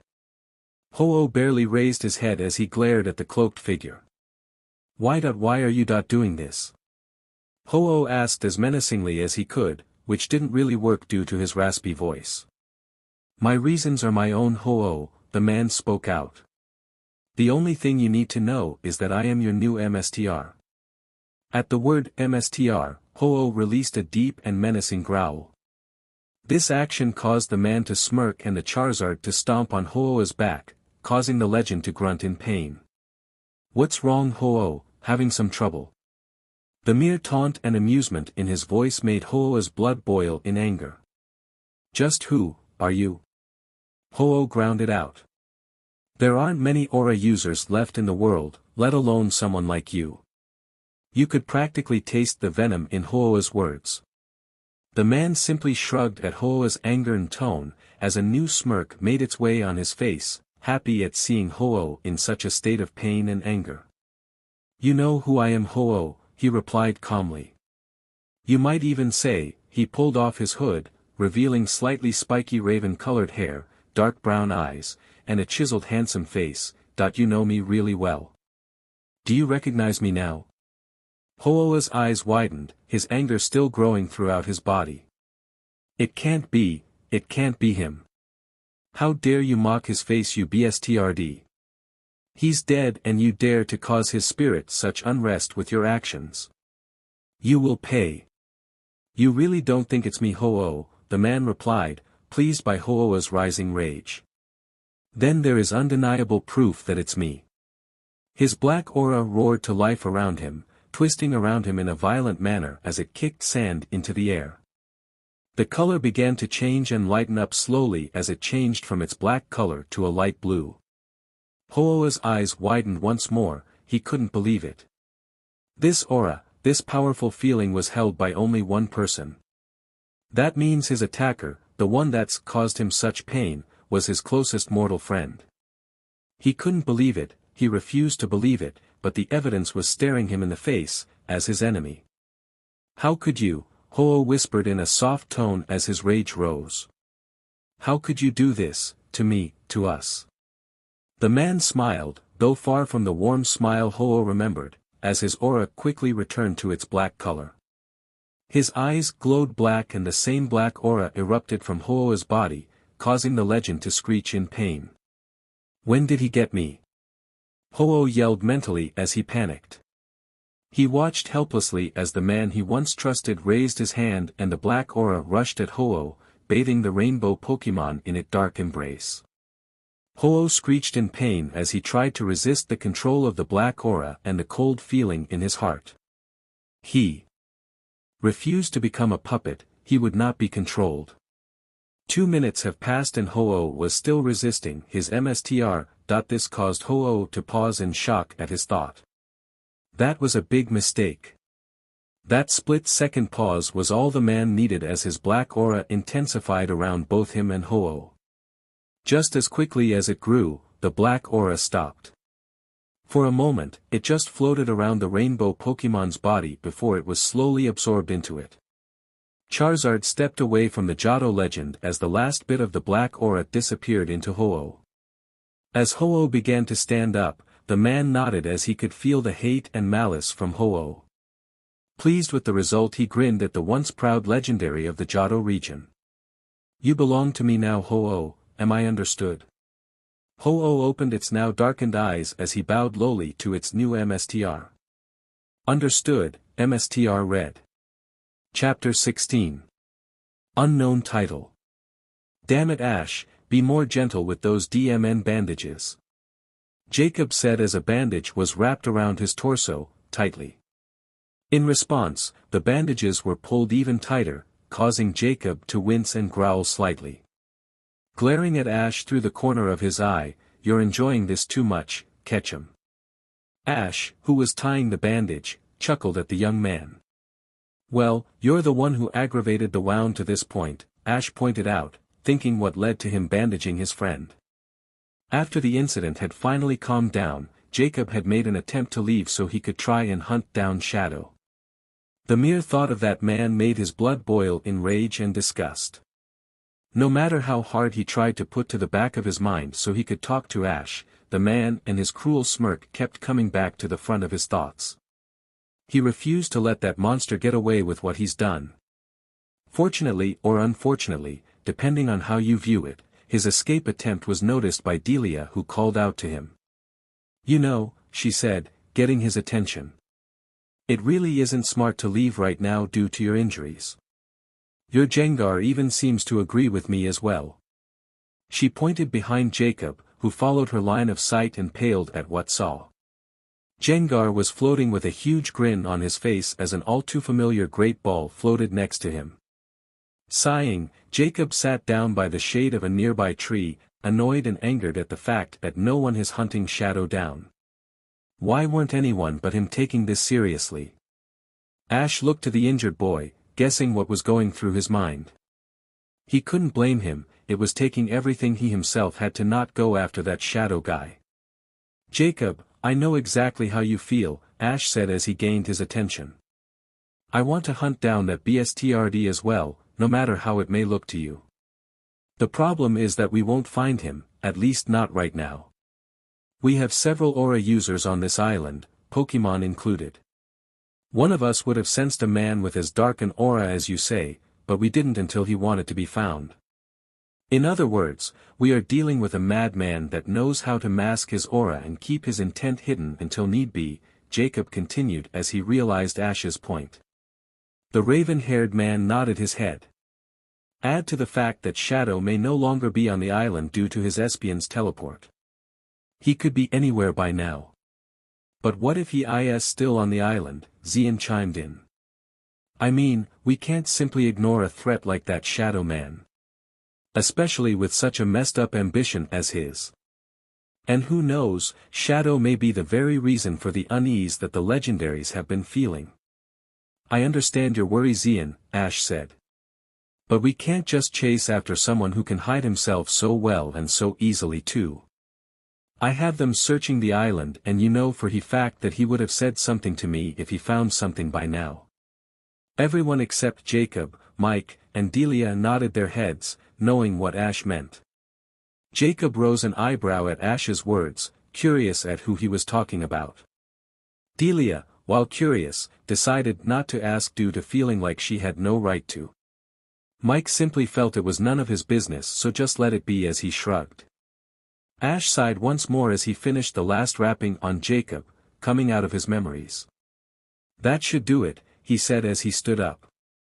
Looking around for a moment, his gaze stopped on his mother.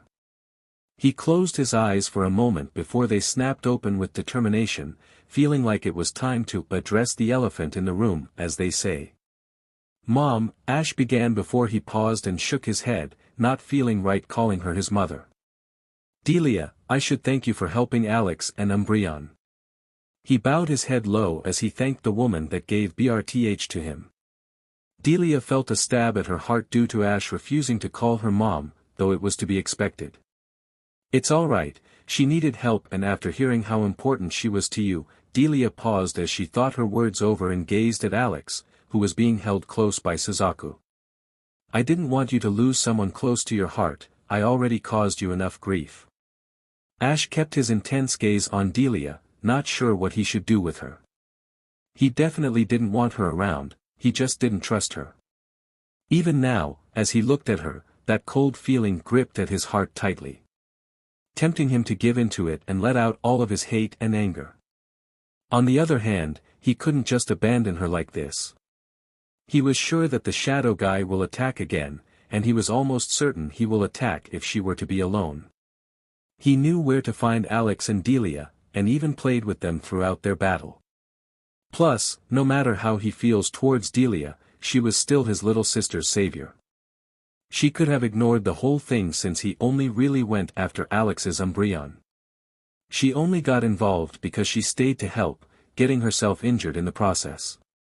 Ash sighed as he slowly walked towards Delia, causing everyone to want and tense up.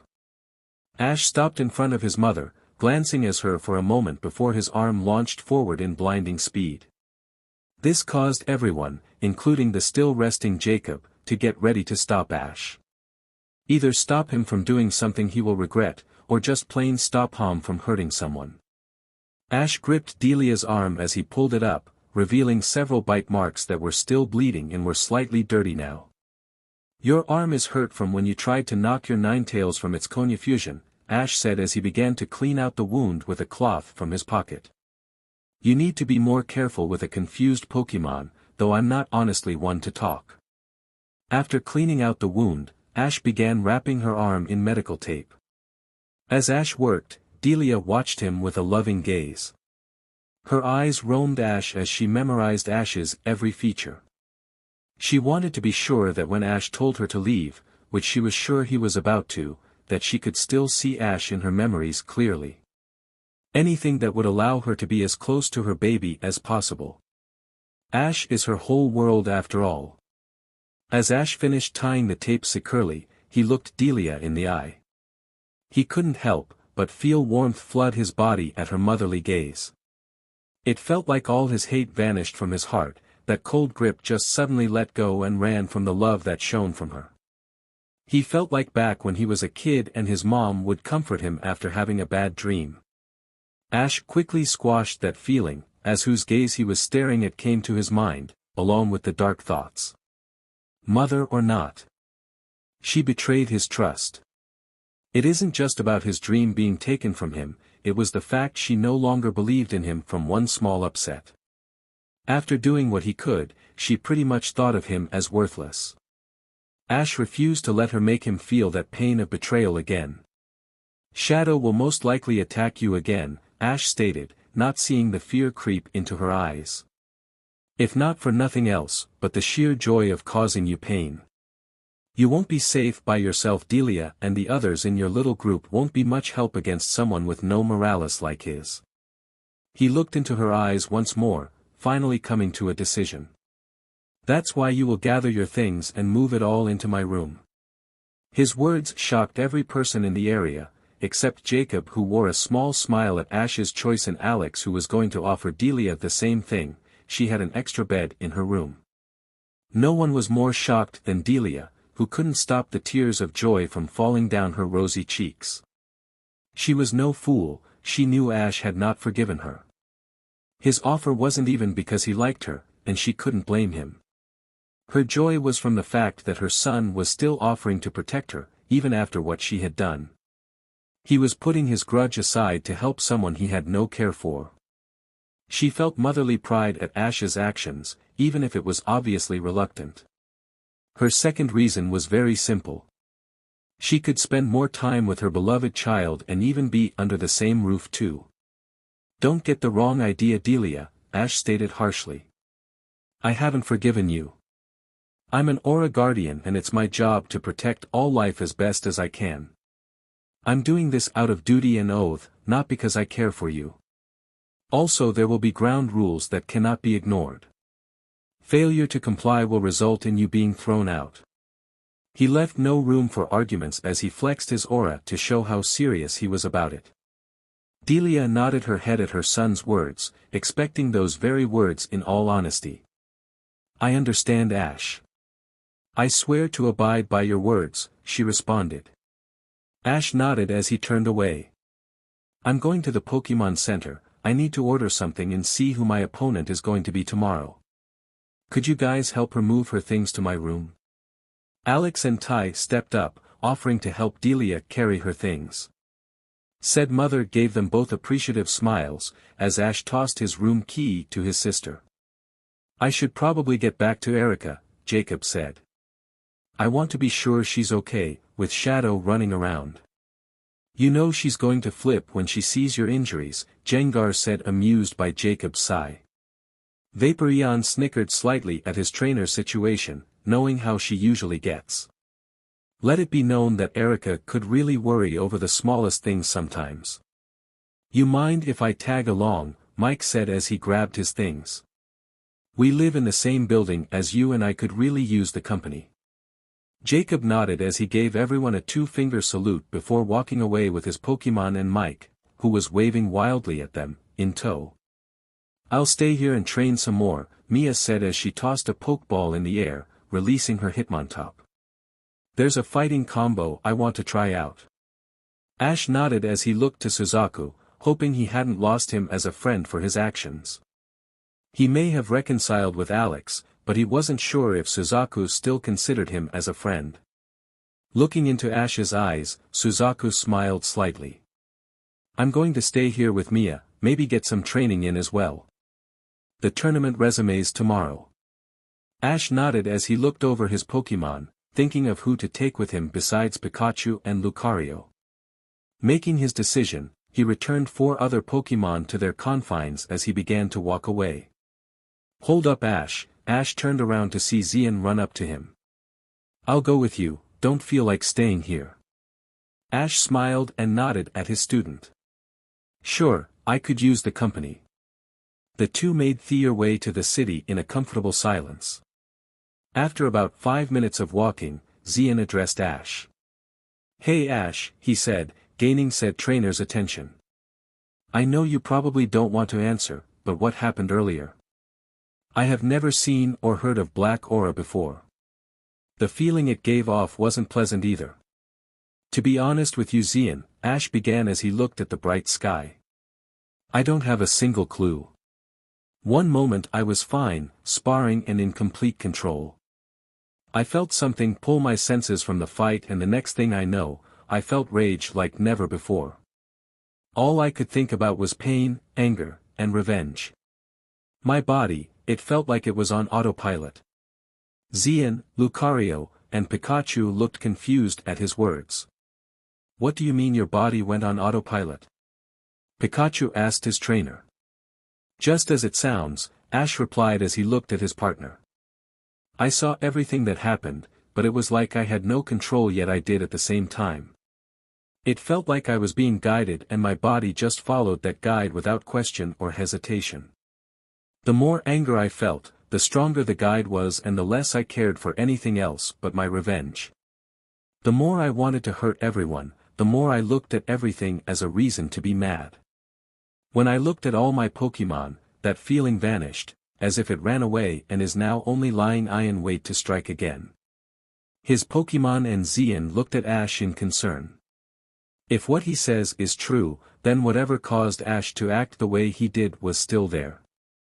They understood his words because Ash acted completely out of his usual character. That dark and cold feeling wasn't there, Ash, but that only begged one worrying question. Was the black aura the real cause for Ash's anger? They arrived into the city as they quickly made their way to the Pokémon Center. The city was much more active now that it's midday. Quickly making their way, they arrived at the Pokémon Center. As they were about to enter the building, a voice called out that made them pause. Ash, hey Ash. They turned around to find the culprit was a young girl, around the same age as Ash. This girl was Annabelle, the Salon Maiden of the Battle Frontier in Hoenn. Next to her was Paul Shinji, Ash's rival throughout his journey in Sinnoh and quite arguably his toughest rival. Paul was much taller than before, actually half a head taller than Ash. His dark purple jacket was half zipped up and he actually wore a gray scarf around his neck. He walked slowly towards Ash with his arms crossed and his usual scowl. Ash smiled as he saw them and braced himself as Annabelle hugged, tackled, him. Neither noticed Paul's eyebrow twitch at the sight, except Xian who quirked his own.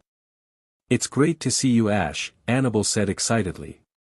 I haven't seen you since the beginning of the tournament. Ash chuckled at the Salon Maiden as he separated from the hug, much to said girl's disappointment. It's good to see you too Annabelle, Ash said warmly, causing her to blush brightly. I have just been busy with so many different things at once, plus I've mostly been in the forest training than my actual room. No matter how much training you did Ketchum, you're still going to lose to me, Paul said as a smirk made its way on his face. Before Ash could retort, Annabelle turned around and beat him to it. Don't be mean Paul, Annabelle said. What happened to you being more civil with people? Paul scoffed at her words. Ash looked between the two, confused by their interactions. Do you two know each other? He asked. Pouting at Paul, Annabelle looked back to Ash. Yeah, that's my older brother by a few months. Paul Shinji, she said. Her words caught Ash by surprise as his eyes widened at the information. Annabelle and Paul were siblings. We already know each other Annabelle, Paul said. He looked at Ash. Close your mouth Ketchum before Zubats enter that cave. Ash's mouth only opened wider at the fact that Paul actually made a joke. Xian, unsure of why Ash was so shocked, chuckled at his teacher. His laughter caught the attention of Annabelle and Paul. Seeing their eyes were on him, he decided to introduce himself. Hello Annabelle, Paul, Xian waved to them. My name's Xian, I'm a friend of Ash's. Paul only nodded his head in greeting as Annabelle waved happily at him. Xian was about to say more until he felt something pull on his short-sleeved shirt. His gaze turned to his Lucario who gave him a serious expression. Connecting their auras, Xian addressed his longtime friend and partner. What's up Lucario? He asked mentally. One of Ash's former friends is approaching here fast, Lucario said. Teacher says that it's that Misty girl and she's heading this way. The way Ash responded to seeing his own mother, his fault or not, it would be unwise to let those two meet. I see your point, Xian responded. Especially since she was Ash's first traveling companion. Let's go stall her while Ash finishes up here. His Lucario nodded at his partner's plan. Hey Ash, Xian said getting Ash's attention. I'm going to go on a jog with Lucario, gives me a chance to sightsee the city more. Send me a message when you're finished up. Ash nodded to his friend. Okay Zian, I'll just catch up with Paul and Annabelle, Ash replied before sending his student a concerned glance. Please be careful though. Ash knew Zian can handle himself, but with Shadow on the loose, they couldn't be too careful. Zian nodded, figuring the meaning behind his worry. I'll be fine man, I got my Pokémon by my side. Let's go Lucario. Trainer and Pokémon ran off, getting ready for their mission. Any idea how we are going to stop her? Lucario asked as he ran next to Zian. I got 2 and I pray that I don't need to use option 2, Zian replied. They continued to run until they ran past the orange-haired girl. Hey, wait miss. Zian called out enthusiastically.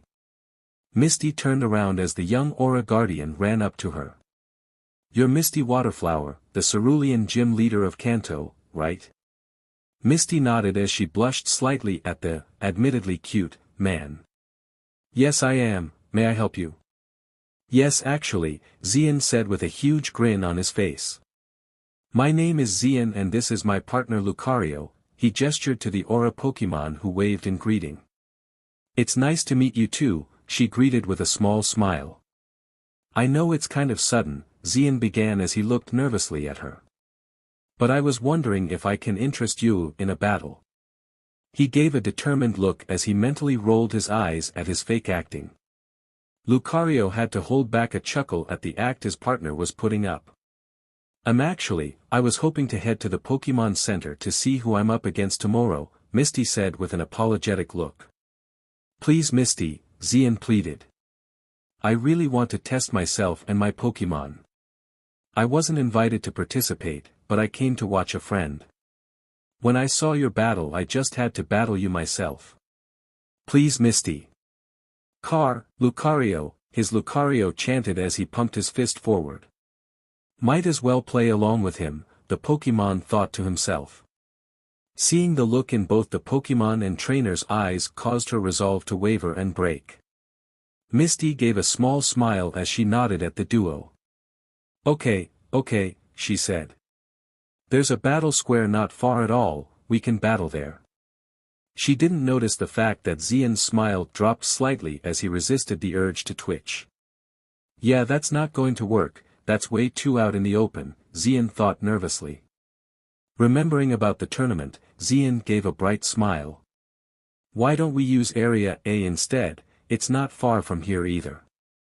I really want to battle there, it will feel I'm actually a part of the tournament. Zian, having nothing better to do, had read up on the rules of the tournament and what are some of the privileges allowed on the island. Each stadium, unless told otherwise, is open to everyone during breaks or after the last battle of that day. All you have to do is sign in with the security there and sign out when you're done. The only downside is that you have to be watched by security during the battle. I'm okay with that, Misty said as she shrugged. Zian cheered out loudly as he grabbed both of Misty's hands and pulled her towards the stadium. Thank you so much, he said in an excited tone. I promise this will be a lot of fun. Not to mention safer until we find out what's going on with Ash. Misty giggled at THR trainer's enthusiasm, unaware of the real reason for the challenge. Pokémon Center. Ash has just finished paying Nurse Joy to send out his order and was making his way to Annabelle and Paul, who were having an interesting conversation/argument. Why didn't you tell me that your rival in Sinnoh was Ash? Because it was none of your business, Annabelle. Besides, why do you care so much? This caused Annabelle to blush and stutter a bit. Shut up Paul. Paul rose an eyebrow at her actions. Annabelle, don't tell me you have a cruise. Paul was quickly silenced by Annabelle placing both hands on his mouth. Don't say that so loud Paul. Annabelle said as her face became a bright red color. Don't say what now, a voice said from behind Annabelle, causing the young frontier brain to yelp out in fright. Don't do that Ash. Annabelle reprimanded as she tried to calm her fast-beating heart. Ash rubbed the back of his head, chuckling nervously. Sorry about that Annabelle, he apologized. I didn't meant to scare you like that. It's fine Ash, she replied while blushing at how cute Ash looked at the moment. So, how come you came to the Pokémon Center, Ash? Annabelle asked as she stood as close to him as she could, without raising any alarms. To her though, it was enough to be able to get a whiff of Ash's scent, and to feel the warmth that he gave off. Watching their interactions caused Paul to be rather conflicted. Contrary to belief, Paul loved his family dearly, even if he isn't good at expressing it. He looked up to his older brother for years, always wanting to be as strong as him. Then he hears about his sister actually becoming a frontier brain at such a young age. To be able to beat both of them is the main reason he trained so hard. Now watching his little sister interact with a boy she liked caused his senses as her brother to go crazy. He wanted to just step right between the two of them before it went any further. On the other hand, Ash is a very respectable trainer, not that he would say that out loud, and a trustworthy friend. He knew something did spark between the two, then Ash would treat her well. He didn't know what he should do right now. So lost in thought, he didn't take notice that Ash was trying to get his attention. "Paul, yo Paul!" Ash yelled, but was not getting a reaction. Getting into his rival's face, Ash applied a little aura to his lungs. "Paul!" That did the trick, as Paul yelled out of his trance. What didn't go as planned was for Paul to swing his fist forward out of reaction, nailing Ash on the nose. "Gah!" Ash yelled out in pain as he held his nose. That hurt Paul. "Whatever," Paul responded, crossing his arms. "Not my fault you're an idiot who can't dodge." This caused Ash to growl as he glared at Paul. The purple-haired boy returned the glare just as intense. It looked like the two would start fighting, causing Nurse Joy to get ready to break them up. The other patrons were watching tensely until Ash started laughing and Paul began to chuckle. This threw everyone through a loop. One moment they looked ready to kill each other, and now they were laughing like old friends telling jokes to each other. The only one who wasn't confused was Annabelle, who knew that the two weren't really angry at each other. Seeing the two act angry one moment, then laugh the next, Annabelle couldn't help the soft giggles that escaped her lips. Hearing the giggle, Ash paused as he stared at Annabelle, entranced by the appealing sound that rung through his ears. Ash gained a small blush as he heard it. He enjoyed the sound so much, he wanted to hear it again. Maybe even for the rest of his life. Whoa, where did that thought come from? Ash yelled mentally. I mean, yeah, Annabelle is really and has her own appeal that complements her own slender body when compared to Cynthia and her unmatched beauty and hourglass. Stop it. Ash's red face turned darker as his thoughts processed. Paul looked at Ash in both amusement and annoyance, figuring what's going through his mind and still unsure how to act towards it. Annabelle, who had stopped laughing, blushed at the cute look Ash gave. It only added to the appeal Ash already had, and some of the other women watching this scene agreed, if the blushing was anything to go by. "Pika Pie, Pikachu," Pikachu called out, snapping the three from their thoughts. Ash looked at his first partner in confusion. "I'm sorry buddy, I didn't catch that." Pikachu rolled his eyes at his best human friend. "I said, can we go now?" This caused Ash to chuckle as he scratched Pikachu behind his ears, gaining a soft chew for his efforts. Annabelle, being the only other person who could understand what Pikachu said, giggles.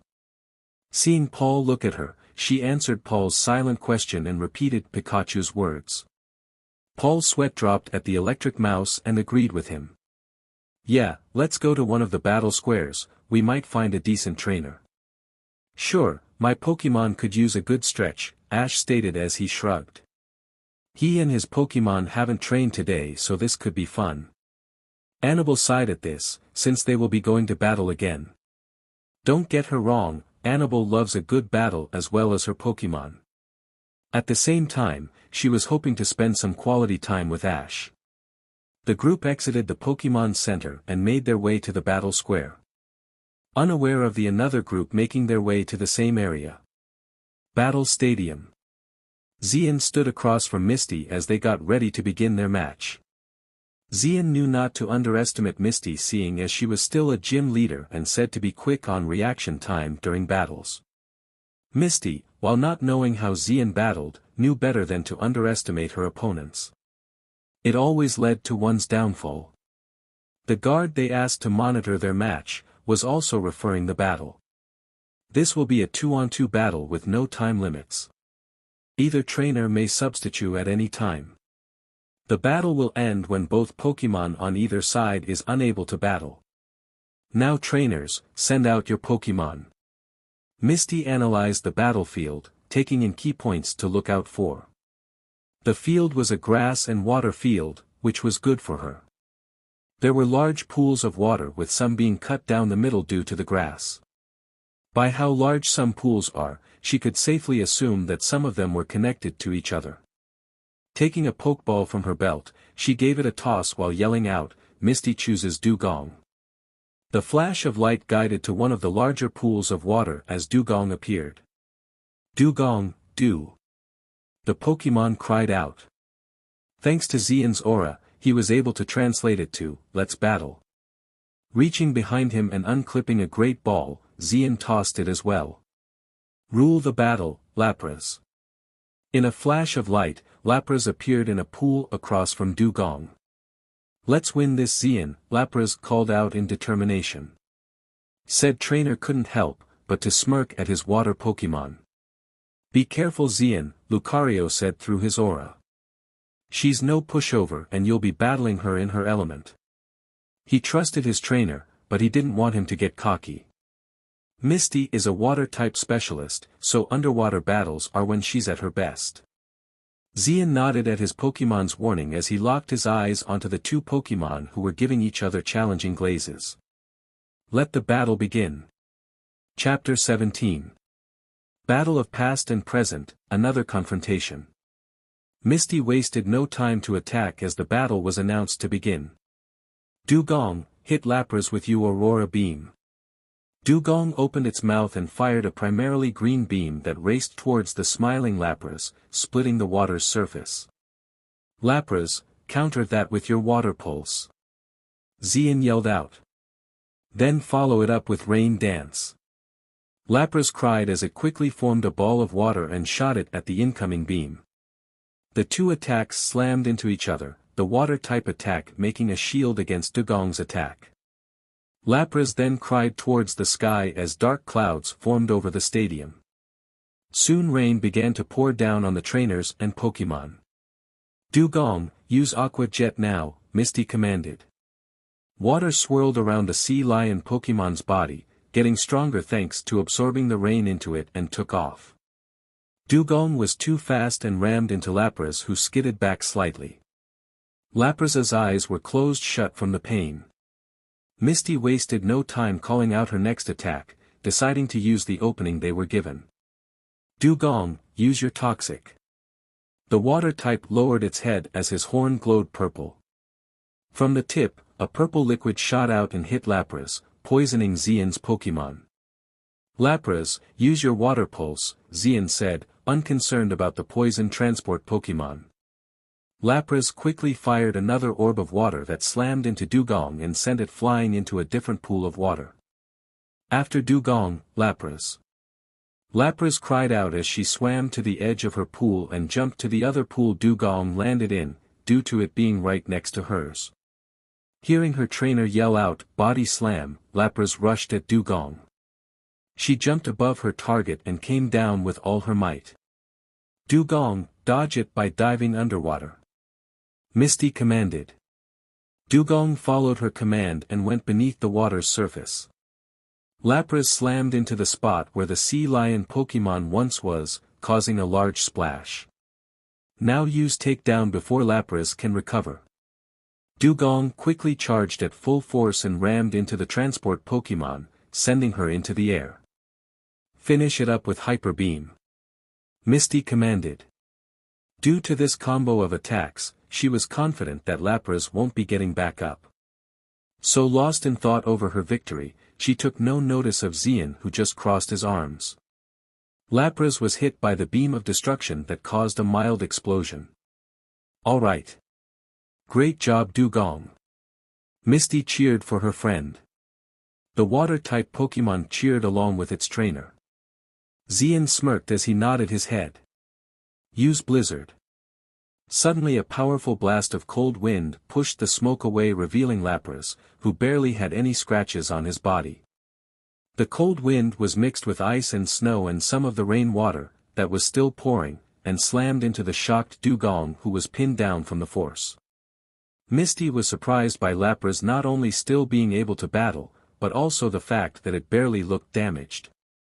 It's times like this that she glad that Dugong possessed the ability Thick Fat, reducing any damage done by ice and fire type attacks. The wind maybe stopped Dugong from moving, at least he wasn't taking much damage from it. When the attack stopped, Dugong shook his body and glared at the smiling Lapras. He couldn't figure out how Lapras could not only still be standing, but still smile like nothing happened. Xian chuckled at the confused duo, gaining their attention. You see, Lapras is not like other trained Pokémon. Most people go for power, speed, combining skill, etc. Lapras here trained her defense and stamina to a point. She shot past most of species in lasting in a battle. She can take a full power Hyper Beam or Giga Impact from several directions and still keep standing, ready to battle. His words caused Misty's eyes to widen. AMD Dugong to worry. To be able to plow right through one Hyper Beam was already impressive, to take several is amazing. Xian gained a warm look in his eyes as he turned his gaze to Lapras. It's ironic really, since when I first got her she was frail and very sickly, he said, gaining an interested look from Misty, neither noticing the rain had stopped. Lapras was born with such a weak body that swimming for 5 minutes tired her out. Taking attacks were out of the question since even a scratch attack would do major damage to her. Misty was so engrossed in the story, that she forgot that they were in the middle of a battle. Even Xian was now lost on memory lane.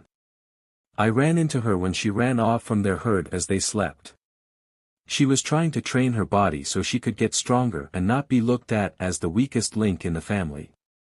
She was treated like she fragile glass by her entire family and herd, and she absolutely hated it. Seeing her determination, I revealed myself to her. He paused as he chuckled at the memory. She tried to blast me with her water gun out of surprise, he explained. I ended up soaked in water, but I didn't care as I found it kinda funny. I looked at her surprised eyes before I offered her chance to make her stronger, by my side. Shaking his head from the memory, he looked back to the field. The rest could be told some other time, seeing that we are in the middle of a battle. Misty nodded in understanding, but you could see her disappointment at not hearing the rest of the story.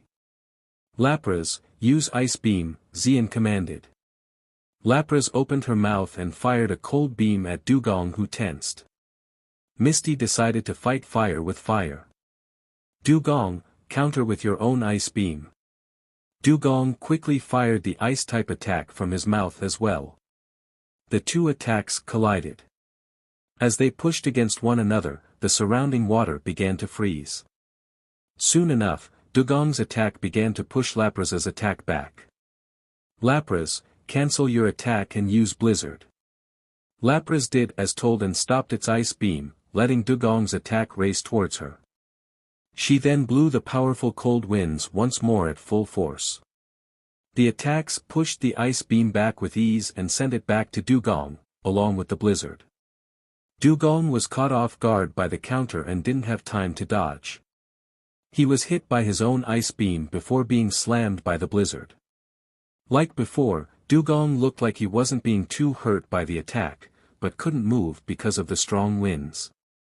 When the attack subsided, Dugong shook some of the ice off his body, only to realize he couldn't move the lower half of his body.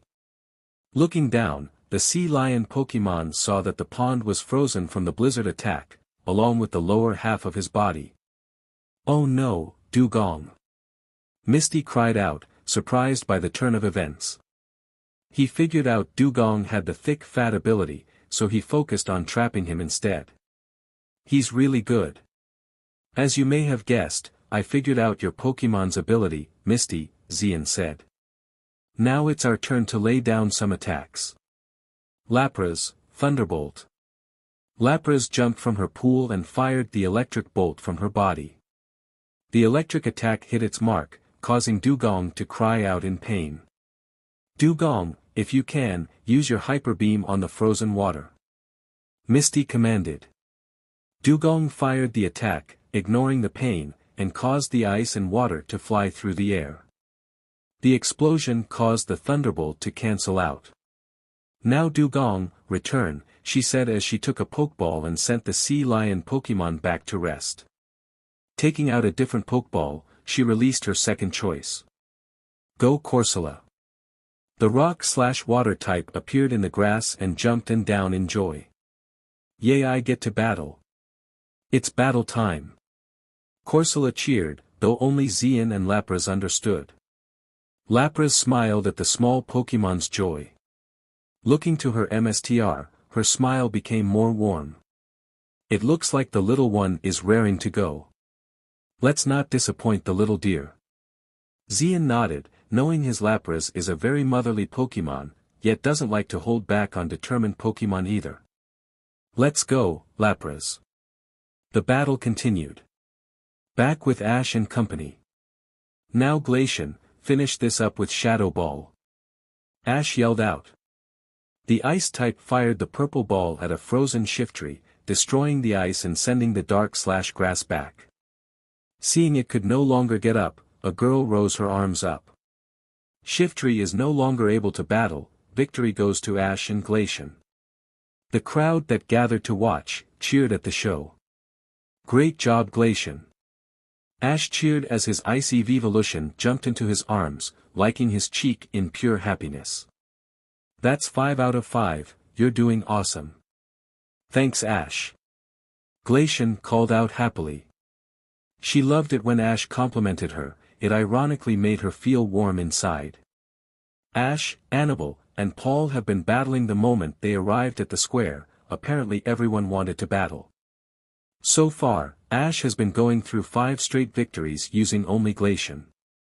Annabelle clapped lightly for Ash's victory, having won her 4th battle with her Alakazam. She was initially shocked to see Ash owned a Glacian, but that turned to joy when she saw how close the two were. She could feel the immense joy the Ice-type felt when Ash chose her to battle against a Persian. The Salon Maiden looked to her left to see her brother just finished off his opponent's Golbat with his Weevil. If she would count it correctly, this was his 5th victory.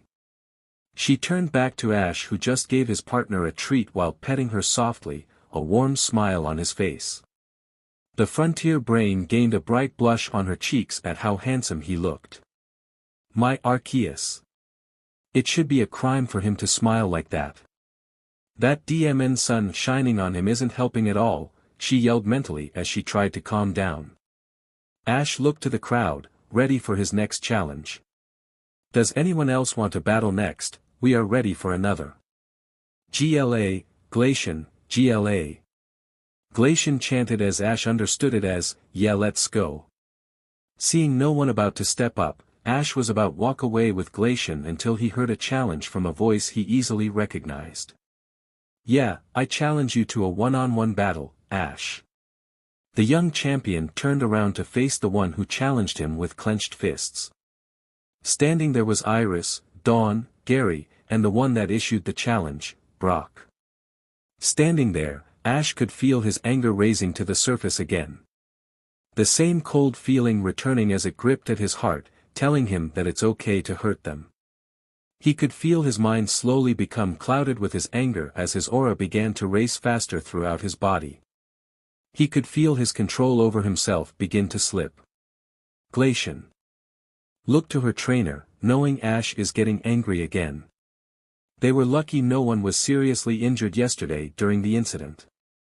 This time they are in a highly populated area, surrounded by both kids and adults. If a repeat happens, someone is bound to get hurt this time.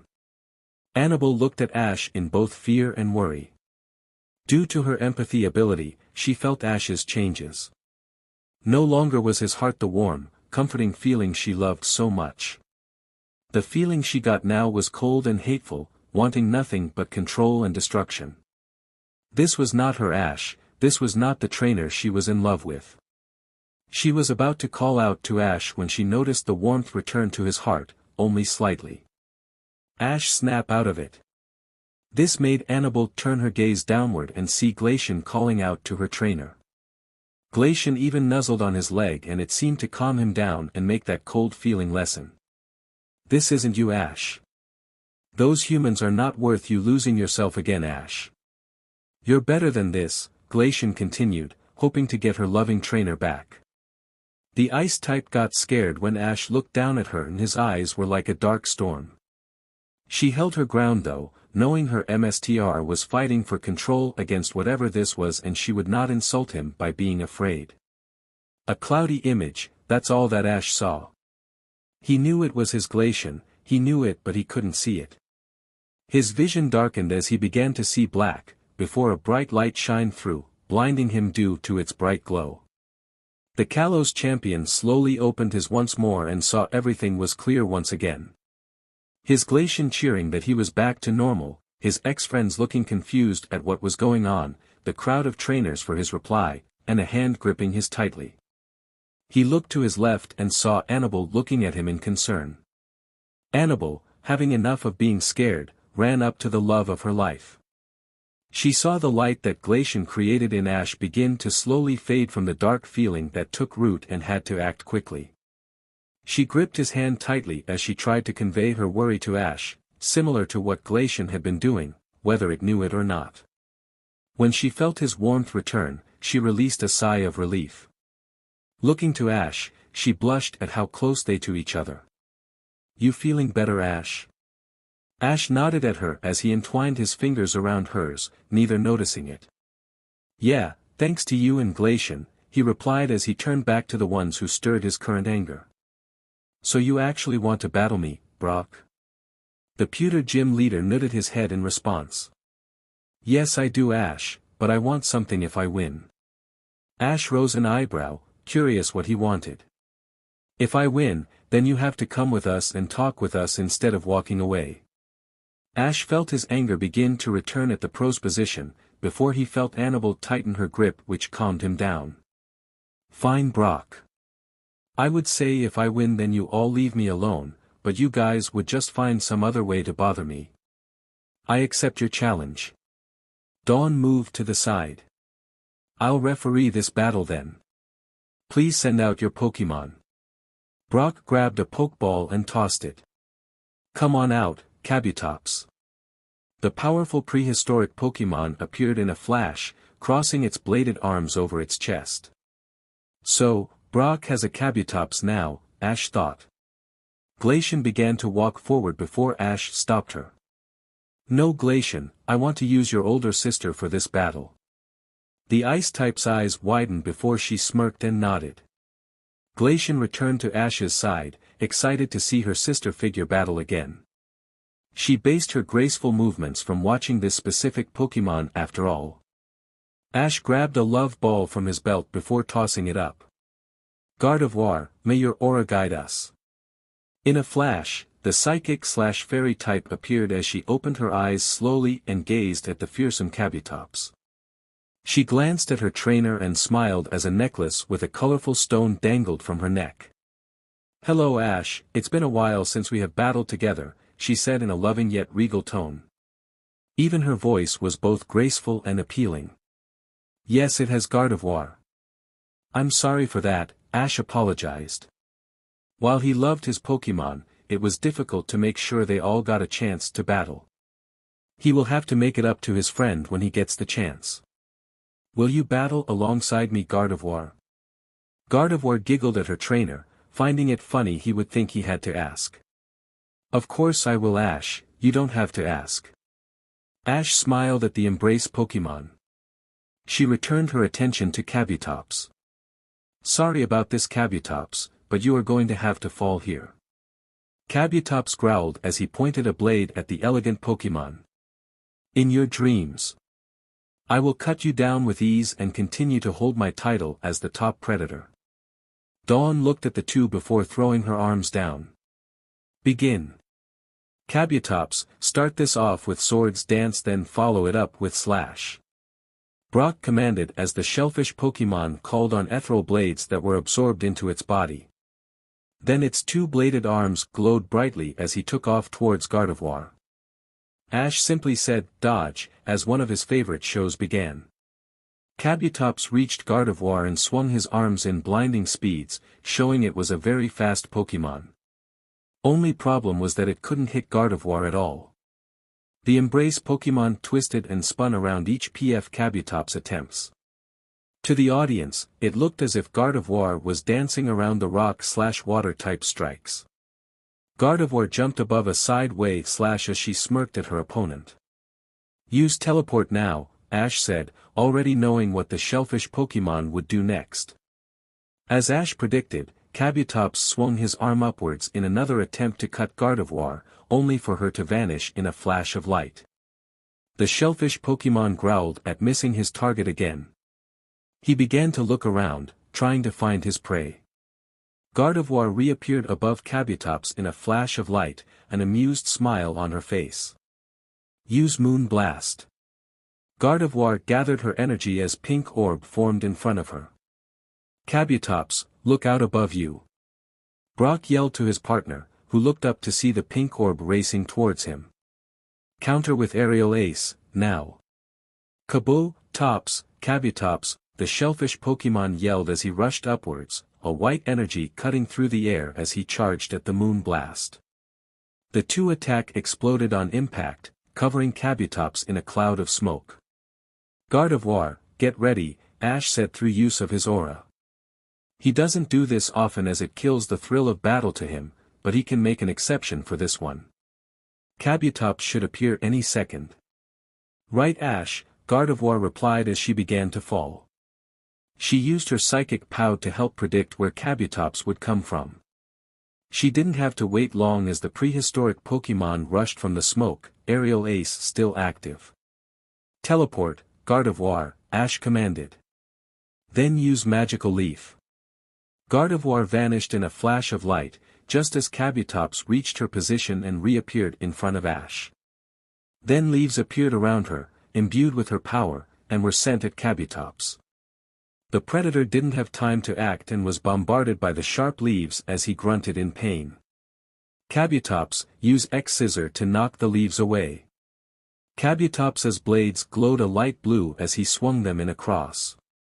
A light blue X appeared and either sliced through or deflected the glowing leaves. The armored Pokémon glared at Gardevoir, who smiled warmly in response. "Do you understand yet, Brock?" Ash asked. Gardevoir trained her movements until she felt she could dodge anything. If you hadn't noticed, her movements are akin to her dancing. Ash gained a grin. "And that's not all. Gardevoir, use Shadow Ball and Moon Blast." Gardevoir gathered her energy as she spread her arms apart. In her left formed the pink orb and her right formed a dark purple orb. She smiled as she shot the two attacks towards Kabutops, who was preparing to counter. "Now use Psychic followed by Teleport," Ash commanded. The Embrace Pokémon's eyes glowed blue as a blue aura surrounded the two orbs. As they reached Kabutops, who lunged at the two attacks, they vanished in a flash. Kabutop's eyes widened as he searched, missing the flash of light as the two orbs appeared behind him and slammed into his back. The shellfish Pokémon grunted in pain, not expecting the assault on his back. He looked up to see Gardevoir walking slowly towards him. "Can't hit from close range and nearly impossible to hit us from long range," Ash said as he smirked. "So what will you do, Brock?" Back to the battle with Xian and Misty. An explosion rocked the stadium as Lapras skidded from the smoke, a smile still present on her face. Across from the transport was Corsola, who was breathing heavily and was littered in cuts and bruises. The small coral Pokémon had tried to use its small size to its advantage, but Lapras was no fool. Though it could take hits, it still dodged whatever the pink Pokémon attempted. The attacks Corsola did land on Lapras barely did any damage. Lapras on the other hand landed a decent amount of attacks. They were not enough to take him down, but strong enough to keep him at bay. Thanks to his recover attack, Corsola was its own tank. A Pokémon that can take attacks against a Pokémon that can heal from any attack. The battle was winding down to who will get tired faster. Corsola, use Spike Cannon. Misty commanded as Corsola's quills glowed brightly. Spikes were fired at a rapid pace towards Lapras, who just watched as the attack approached. Lapras, counter with Blizzard, Xian said as Lapras released the strong winds once more. The blizzard not only froze the spikes, but also sent them back at Corsola. Lapras flinched as her poison took effect again, sapping away more of her health. Corsola, Iron Defense. Misty countered. She knew her Corsola was pretty slow, even in water. Corsola's body glowed as its body hardened, just as the double attack landed. Corsola was able to take the attack, but lost its footing due to the strong winds and was sent sailing through the air, slamming into the wall. Lapras, Hydro Pump and Ice Beam to finish this, Xian commanded. In a fluid motion, Lapras fired the powerful water attack that slammed into Corsola and kept it pinned to the wall. Before Misty could command a recover, Corsola was hit by the incoming Ice Beam, causing the Coral Pokémon to cry out in pain. When the attack ended, Corsola fell to the ground. The referee looked at Corsola before raising his hand. Corsola is unable to battle, victory goes to Lapras. Trainer, send out your final Pokémon. Dugong, come out, Misty announced as the Sea Lion Pokémon appeared. It looked a little worse for wear with the cuts and bruises throughout its body. It gave Lapras a fierce look, not willing to go down easily. Lapras, charge at Dugong and use Ice Beam, Xian commanded as the transport Pokémon jumped from pool to pool, while also charging and firing Ice Beams. Dugong either dodged by diving to different pools or countered with ice shards. This process kept going as water and ice flew everywhere. Misty gasped as she saw that Lapras was only one pool away from Dugong. Dugong, Aqua Jet and stay away from that Lapras. Water swirled around Dugong as he fired backwards, hoping to gain distance from the smiling Lapras. This action made Xian smirk in amusement and victory. Now Lapras, Blizzard at max power. The Ice Beam Lapras was charging, quickly became a blizzard as the lake Dugong flew from, both rocked violently and froze. The moment Blizzard hit the fleeing Dugong, he lost balance as the Aqua Jet froze, encasing the water/ice type in a block of ice. Dugong, no. Misty thought helplessly as the frozen Dugong hit one of the frozen pools. Lapras, wrap this up, Xian began before he looked at the transport Pokémon and sighed. Lapras was wheezing heavily as sweat fell from her face. It seemed Lapras is not fully ready for battles on this level yet. Gazing at the water gym leader, hey, let's call this a draw for now. His words surprised Misty as her eyes widened. Why would you do that? Misty questioned, confused. You basically won this battle. I wanted to only use Lapras for this battle, he responded. She's worked hard to bypass her illness but traces of it still stand. This battle was basically a test for her, and she still has some ways to go. Forgive me for any insults you may feel, Lapras needed this. He bowed to the orange-haired girl. It's fine, Misty shook her head as she returned her Dugong. I think it's sweet of you would do that for your Lapras, but under one condition. Xian nodded as he returned his Lapras. Sure, what's the condition? You come with me to a restaurant and tell me the whole story involving Lapras. She said as she pointed at him with a smirk. Xian sighed mentally, not really wanting to but deciding to just go along with it. Things I do for Ash. Sure, I know a good place. Misty nodded as she followed the Aura Guardian in training. As they walked down, a thought crossed Xian's mind. I really hope Ash is staying out of trouble. Back to the battle with Ash. Night Slash, Kabutops. Dodge and hit him with a close-range moon blast. Kabutops swung his blade, which glowed a dark purple color, at the smiling Gardevoir. The embrace Pokémon bent so far back that her spine nearly touched the ground, and with a quick spin was behind the prehistoric Pokémon. She quickly slammed the powerful Moon Blast into the shellfish Pokémon, hurtling back to the trainer's side. Gardevoir stood back straight as she smiled at the odd look of the watching trainers. She knew Pokémon that moved like her was uncommon, her movements made her unique and she loved it. At the corner of her eyes, she took note of the excited look on Glacian's face.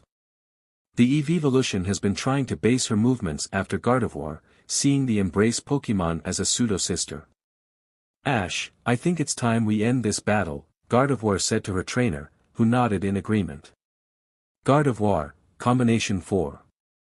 Teleport and Shadow Ball. The Embrace Pokémon vanished instantly. She reappeared next to the frantic Kabutops and slammed the Ghost-type attack into him. She vanished once more and appeared in front of Kabutops, slamming another Shadow Ball into him. Brock was at a loss on how to counter as this combo of attacks continued one after another. He gripped his fists as Kabutops grunted in pain as it was bombarded by Shadow Ball after Shadow Ball. After nearly a minute of this, Ash sighed. Enough Gardevoir, he said as Gardevoir reappeared in front of her trainer. Kabutops struggled to stay standing, glaring at the Embrace Pokémon with as much defiance as he could. His legs gave out as Kabutops hit the ground and fainted. Dawn raised her hand, with a frown on her face. Kabutops is unable to battle, victory goes to Gardevoir and Ash. Gardevoir flipped her hair as she placed her hand on her hip. Like there was any doubt. She said in an arrogant tone. Ash chuckled at her, knowing she was joking. Gardevoir, your ego is showing again, he replied jokingly, earning a playful smirk from Gardevoir. He looked back to the traders, as Brock comforted Kabutops, and didn't know what to feel. Happy that he won, anger that they bothered him, or sad at how he didn't feel joy during the battle. That was a good battle challenger, Ash spoke out, though it sounded more animated than sensual. Maybe next time the battle will be different. Gardevoir, let's go. Knowing what he wanted, Gardevoir's eyes glowed.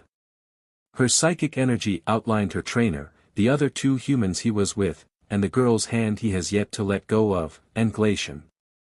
Before she could get them all out of there, one of the humans called out to Ash. Ash, please listen to us. Dawn pleaded as tears began to fall. Please give us a chance to talk, why is that so hard to do? The Ash I know would at least hear us, but vanished before Ash can hear the rest. Chapter 18. The Meeting of Legends. The trainer and Pokémon group appeared in the clearing in the forest with a flash of light, causing all of Ash's Pokémon to take defensive stances. When they saw it was Gardevoir and Ash, they all visibly relaxed. Some of the younger Pokémon instantly ran up to the Psychic/Fairy type with pure joy.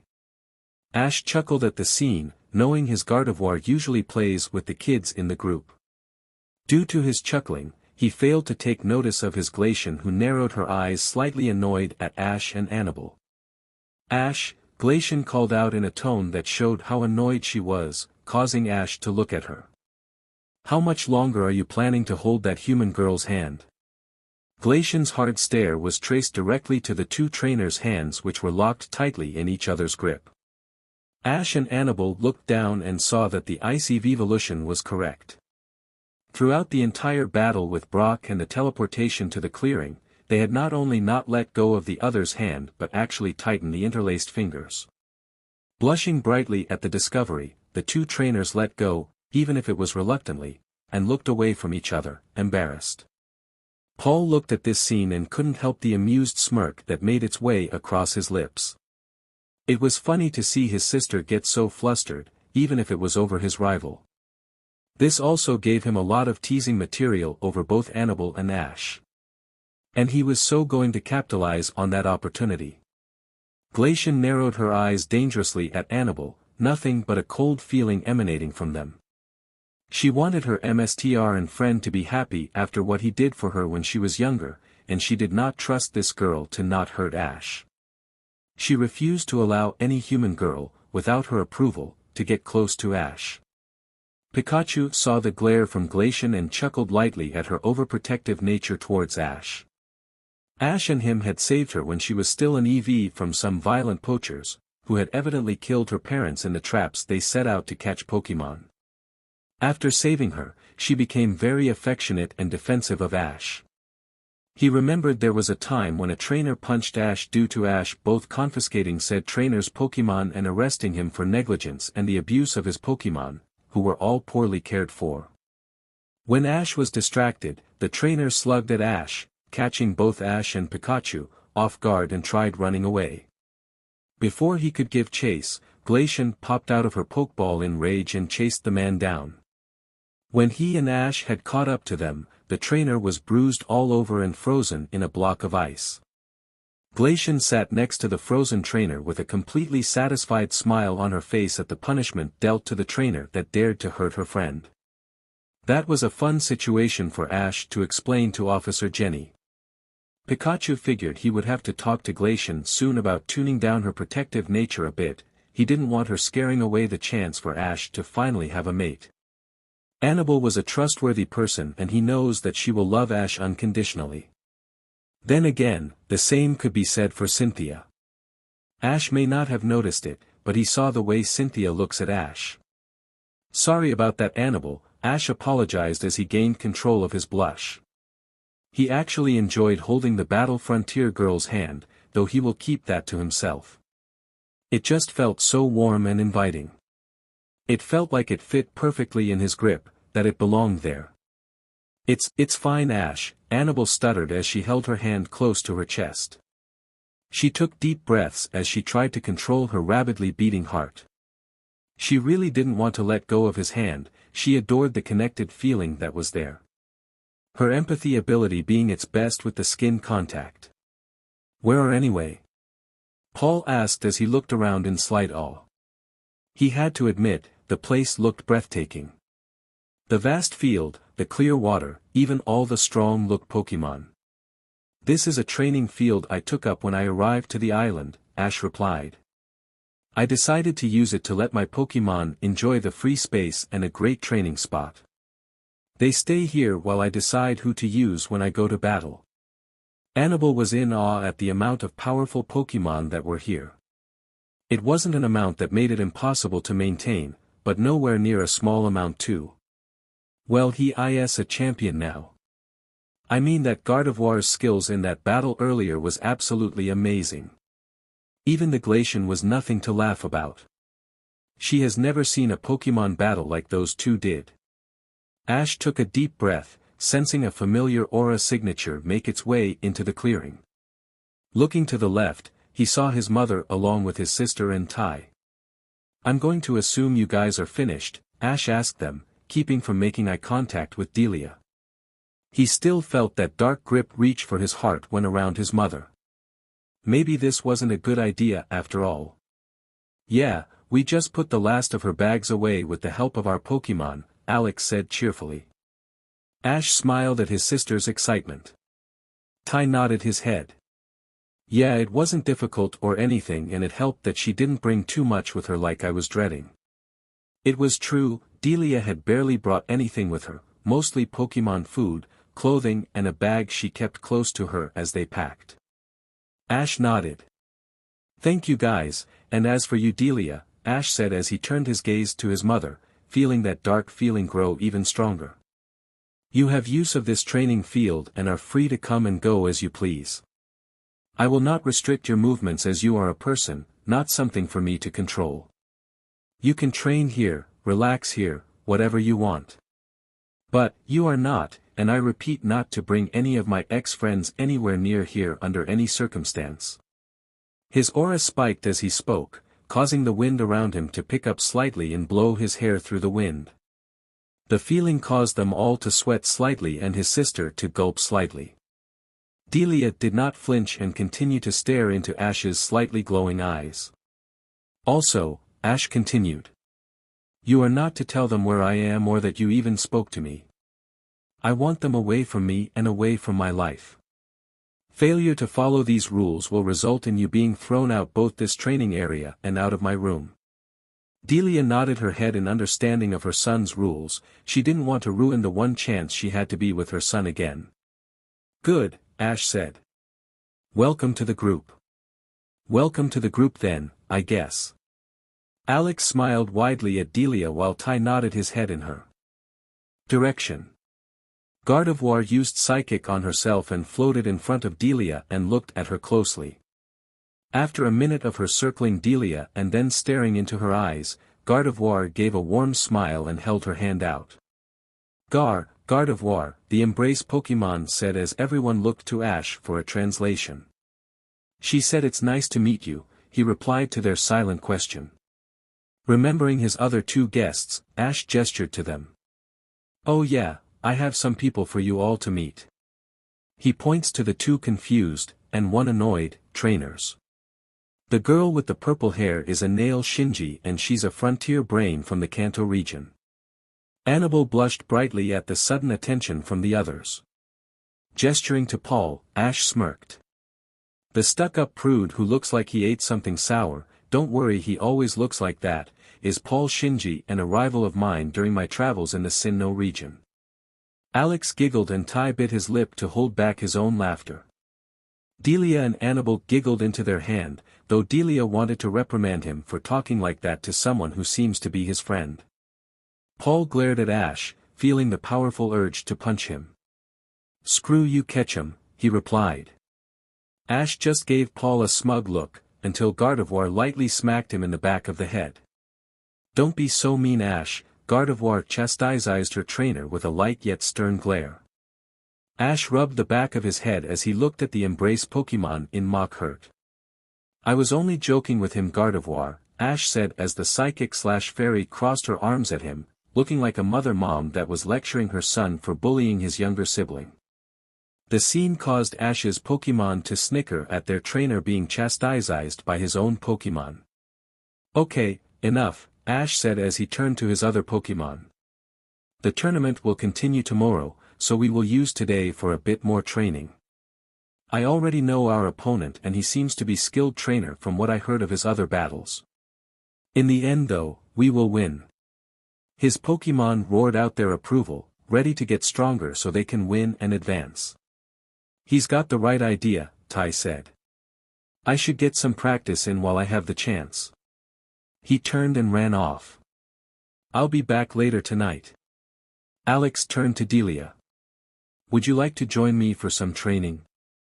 She asked the mother for two reasons. One was to be nice to the woman that helped save her Umbreon, and second to allow Ash some breathing room since it was obvious that he was still uncomfortable around Delia.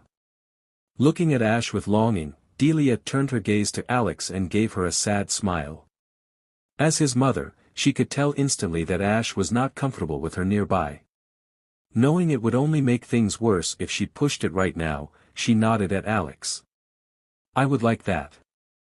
The two girls walked off, heading to a different area where they were far enough to be out of view of Ash, but close enough to alert him if Shadow were to return. We should go to Annabelle, Paul said. Reggie is mostly at the docks by now waiting for us. Right, I forgot about that, Annabelle replied. We got to go Ash. She really didn't want to go, she wanted to spend more time with the man that stole her heart. Ash smiled and nodded, I understand. Well, you know where I am most of the time if you need me or just want to relax. You guys are more than welcome to come visit me. Paul nodded and began walking away without another word. Annabelle looked to Ash, having an inner debate. Ash was about to ask her what was wrong before she rose up and kissed him on his cheek. Annabelle quickly ran off, her face bright red. Bye Ash, she yelled as she ran to catch up to her brother. I did it. I can't believe I actually kissed him. Ash watched them leave, eyes as wide as dinner plates. His hand subconsciously rubbed the cheek that was kissed. Her lips were as soft as a mareep's wool, he thought, causing his blush to brighten. Ash shook his thoughts away. He turned to his Pokémon and saw a majority of them were grinning at him amusement, some in confusion, and some were frowning, Glacian. Enough gawking, Ash yelled as his blush returned. It's time to get back to work. Start breaking off into groups. Following his orders, his Pokémon broke apart. Some helping others get better with certain skills, or attacks. Some of the more senior members were teaching the younger ones. As this was happening, Ash never took notice of the red eyes that watched him from the shadows of tree, eyes that vanished as if they were never there in the first place. Unknown location. High above the clouds, invisible to the human eye, floated a sphere that moved at high speeds. The sphere was a powerful golden color that shone brightly with power. Heading towards the sphere at equally high speeds was a very determined Latias. This Latias was the one that lived in Altos, before deciding to travel with Ash after he came to visit after so long. She was so very happy when he came by, just like when she met him. She loved being around Ash, his aura was just so warm and inviting. Add to the fact that he risked his life to help protect her from the revived Aerodactyl and Kabutops, he was everything she ever wanted in a friend. She couldn't hold back anymore when he visited, she had to leave. Ever since her brother died and Bianca leaving for college, in the art program, she had been so very lonely. After getting permission from her caretaker Lorenzo, with the condition that she comes to visit from time to time, Latias joined Ash on his journey. She couldn't be any happier with her choice. She has grown much stronger since the incident, made a lot of new friends, got to see a lot of new places that she didn't even know existed, and now has a huge family. Now though, Ash has asked her to report to Arceus and the Pokémon Council. Ash would have gone, but he needed to watch over the others, along keeping an eye on the island. Getting close to the sphere, Latias shrouded herself in her psychic power and entered the sphere. Upon entering the sphere, Latias found herself in a completely new realm. The blue sky was no longer there, replaced by a swirl of both gold and light purple. The area looked long and wide, showing no end in sight. This was the Hall of Origins, the meeting place of the strongest Pokémon to live. In the middle of the large room was a large table. Floating by the table were the most powerful Pokémon in existence. There were even the original Pokémon, the deities that shaped the world to what it is now along with the god of all Pokémon, Arceus. To his left was the Pokémon ruler of time, Dialga. Beside him was the Pokémon that governed over space, Palkia. It continued to Giratina and after him were every legendary Pokémon that exists, that were the strongest of their specific species. This line of legends continued until it ended to the right of Arceus, and that honor was given to Mew who is the ancestor of all Pokémon.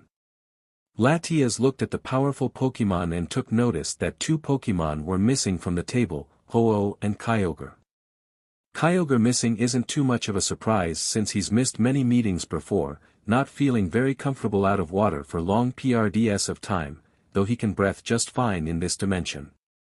Ho-Oh missing was strange though since the rainbow Pokémon rarely misses a meeting. In fact, Ho-Oh is usually always punctual. Bowing in respect to the powerful Pokémon, Latias still couldn't help but to be awed by the fact that she was in the presence of such powerful Pokémon, the most powerful Pokémon. Among the council was another Latias, this one infinitely more powerful than Ash's, who was the first one to speak up. "Hello young one," the most powerful Latias said with such grace, it felt being among royalty. "It is a pleasure, and a surprise, to see you once more." The last time she saw Ash's Latias was when Ash last visited the council. Ash's Latias smiled brightly at her cousin Pokémon. "Hello to you Lady Latias." While not one for formality, she couldn't but to show the incredibly powerful Ian Pokémon respect. "Ash sent me here for a report and to make a request." This got the attention of all the legendary Pokémon, since Ash is their champion and Arceus chosen. Arceus gave the trainer-owned Ian Pokémon a nod to continue. Latias went on to tell the Pokémon Council about Ash's aura training, their travels, and about all of the Pokémon they helped. She told them about Ash being found at Silver and the tournament they are now participating in. "We are advancing well through the battles, as expected, and are showing why we are the champions Pokémon of the Kalos region." Latias stated, proud of her trainer and fellow Pokémon. The legends looked on in joy at the tale of their champion. They felt immense pride as they heard of Ash's accomplishments. Arceus was no fool though, as he listened to her tales he took notice of the tournament.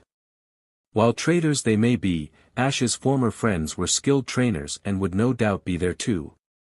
Knowing of his anger towards them, he was worried that something that he thought would never come up would awaken.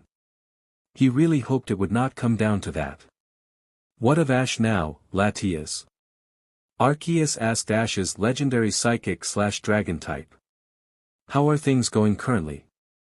He had to be sure. Latias looked down slightly before she looked up in worry. Ash has been having terrible, recurring nightmares. They leave him out of breath and shaking each morning. We have no clue what's causing it, but it leaves Ash terrified. Also, me and Mutwo have sensed two powerful dark presences on the island. One seems to come and go, almost impossible to track, so its source is currently unknown. The other. Latias paused as she was afraid to admit this herself. The second presence comes from Ash himself. Latias's words caused all of the legends to look on in either surprise or worry. Ash is a generally happy and caring person. He loved to help both Pokémon and people in need. Plus with his strong aura, those dark emotions might mix in and that won't bode well for anyone. Arceus looked very alarmed, worry easily identifiable on his face. This is not good, not one bit. Ash is not ready to go against it just yet. Latias, I need you to tell me everything this instant. Do not leave a single detail out. At the command of the god Pokémon, Latias launched into a full detailed explanation of Ash's nightmares, when they started, and the fact Ash had encountered the traitors, and his reactions to it. She also told them how Ash's aura has been fluctuating and changing between its blue color to a black color. The moment she started talking about the black aura, all the legends gasped loudly as Arceus grew slightly fearful. He did not want to believe that that aura was returning. Ash was betrayed, that much is true along with the pain that goes with it, but it was far from the extent for that to awaken. He's not ready to fight against its dark influence if it has truly awakened. Are you certain, Latias? Are you 100% certain that young Ash's aura changed black? Ash's Latias nodded with a concerned look on her face. How couldn't she worry, when some of the strongest creatures in existence seems to be terrified of what's happening to her best friend? Yes, Lord Arceus, even Mutwo and Lucario can confirm that Ash's aura has changed multiple times. What's going on? Is Ash going to be okay? What does any of this mean? If it's true, then what should we do, Lord Arceus? Dialga asked Arceus. We can't allow another on them to show itself. But this is Ash we are talking about here. Zapdos yelled out as lightning sparked around his body. We can't just ignore everything that he has done for us. I agree with Zapdos, chimed in Keldeo, who jumped onto the table from his seat next to Virizion. I wouldn't be here right now without Ash. He gave me my confidence back so I could face Lord Kurum and save my teachers. I owe Ash everything. But Dialga is not wrong either, spoke up Palkia. It's true that Ash has done a lot for us, but we can't risk another one of them to raise again. The risks, with someone like Ash's potential, is too great to ignore. Not to mention that there already is a great shift in the air around us, Kurum spoke out. To have to handle this threat along with Ash becoming one of them is not recommended. But we will need Ashes in facing this threat, the most powerful Latias argued. He has the potential to be even more powerful than Sir Auron himself. He has yet to truly unlock his aura's full capabilities, and it's already powerful enough to allow him to take on multiple Pokémon on his own. To lose such potential will surely weaken us. Many legends nodded in agreement to her words as it did make sense. Unfortunately, sister, the Latios to her right countered. The same could be said in reverse as well. If he truly falls and gives into it, we have an enemy that is more powerful than Sir Auron. Not to mention that according to what we have heard so far, Ash is too weak to resist its dark influence. The evidence being that he has already given into it multiple times and is only now barely holding it back. In his defense, came the voice of Mesprit. We never told him about it, not expecting a result like this.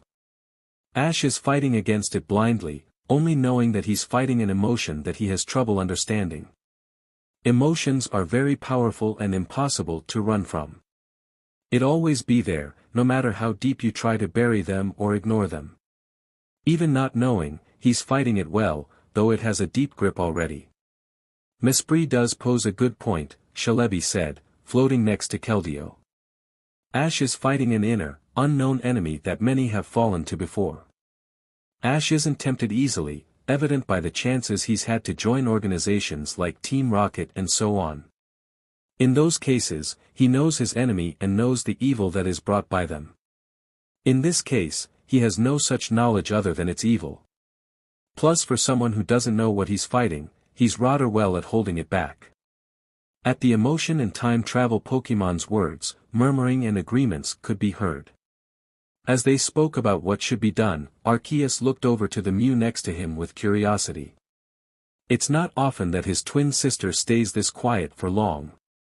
Yes, Mew is the twin sister to the god Pokémon. It's not well known, but two Pokémon were BRTHED from the same egg that shaped the universe. Arceus was BRTHED from the pure power at the egg created, while Mew actually formed from the leftover dense energy that was more chaotic in nature. Creation and destruction were BRTHED from that egg. The world was so vast to the two Pokémon, yet they were the only two lifeforms around. Mew was lonely since Arceus wasn't the playful or energetic type like she was. They decided to use their powers and gave life to the world, by creating the legends. By use of his mighty power, Arceus created the main legendary deities of the world. Giratina, Palkia, and Dialga were born. In her excitement, Mew wanted more playmates to have around.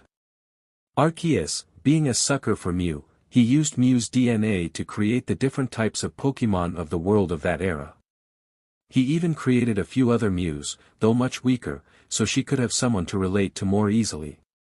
The Pokémon of the world were actually born to be playmates of Mew. It's one of the main reasons that you almost never find a Pokémon deny to be Mew's playmate, even if it's for a little while. Changing his typing to a psychic type, Arceus used its telekinetic power to talk to Mew mentally. What are you thinking about, sister? Arceus asked Mew, who upon hearing his voice, looked at the god Pokémon. Hey brother, she responded. I just think that this is all too weird, even for aura users. For Ash to unconsciously awaken dark aura of that power, even when betrayed, is just too unusual. There have been aura users who have gone through worse pain and yet that aura remained dormant. So you too believe that this is too convenient? Arceus inquired. Mew was right, Ash shouldn't have been able to awaken that aura, and even if he did, it should not be at such a powerful level. I feel like there is something we are missing here, brother, Mew said. Something both important and dangerous. So what should we do? Arceus asked. As much as a risk it may be, Mew began. We need Ash right now. If we lose him due to fear, then whatever is coming will cause nothing but chaos. The shift isn't from Ash, that much I am certain about. Arceus nodded at his twin's words as he pondered on their next course of action involving Ash. After a few moments of silent thought, Arceus came to a final decision. Needing their attention, Arceus released a small amount of his godly power. The effect was instantaneous as all conversation halted and everyone looked at the most powerful Pokémon, though Ash's Latias was shaking slightly from how much that small amount of power dwarfed her full power. I have listened to everyone's opinions regarding our champion, he said as he looked at the legends. I have taken into account of your fears and your beliefs and have come to a decision for our next course of action. His words caused all of the legends to lean forward, as they awaited their god's verdict. Ash's Latias was mentally begging that they would not try to harm Ash. Stronger than her or not, she will defend her best friend to the end. Ash is too much of a risk to be left alone, Arceus said with authority. This caused every Pokémon in the room to lower their heads in sadness, even the ones who spoke out against Ash. Even though their words may say otherwise, they cared deeply for the young champion. They just had their duty as the legendary council of the Hall of Origins to make sure that the world is protected and balanced, even if it's against their own loved ones or someone they're cared for. However, Arceus continued, gaining the attention of his fellow legends. Ash is in just as much danger as we are, and he never abandoned us when we needed someone. Also, Mesprit and Celebi made valid points about young Ash fighting that power's influence without knowing what he's fighting. Ash is too valuable to lose, but we can't have him move around so freely either. That's why he will be watched, and as he shows he's too much of a threat of falling, then he is to be eliminated. The legends nodded at the god Pokémon's verdict, seeing it fair and well thought out. This was basically a trial PRD for Ash, to see if he could keep himself together. After all that he's done for the world, Ash deserved the chance to prove himself. Looking to the legendary sent by Ash, Arceus continued. You Latias, along with Ash's other legends, are to watch over him and report back to us. How long this little trial lasts will depend on Ash's actions. You are also not to tell him as of yet, so we can accurately determine if Ash is a threat or not. Latias nodded her head in understanding of her orders. Well, if that is all, Arceus began. This meeting but was interrupted by Ash's Latias, who just remembered she had one more urgent message. I have one more thing to report, she said in a surprisingly serious tone. There is the matter of the second dark presence that we have recently discovered is a man by the name of Shadow. He has shown to be extremely dark with a range of dangerous abilities. The other legends listened carefully as Latias listed off Shadow's known powers. He created a creature that could conduct electricity and probably the other elements as well. He's able to push away and damage multiple high-level Pokémon with ease, and his most fearsome ability. She paused for a moment as she got her thoughts together. He has the ability to eat Pokémon.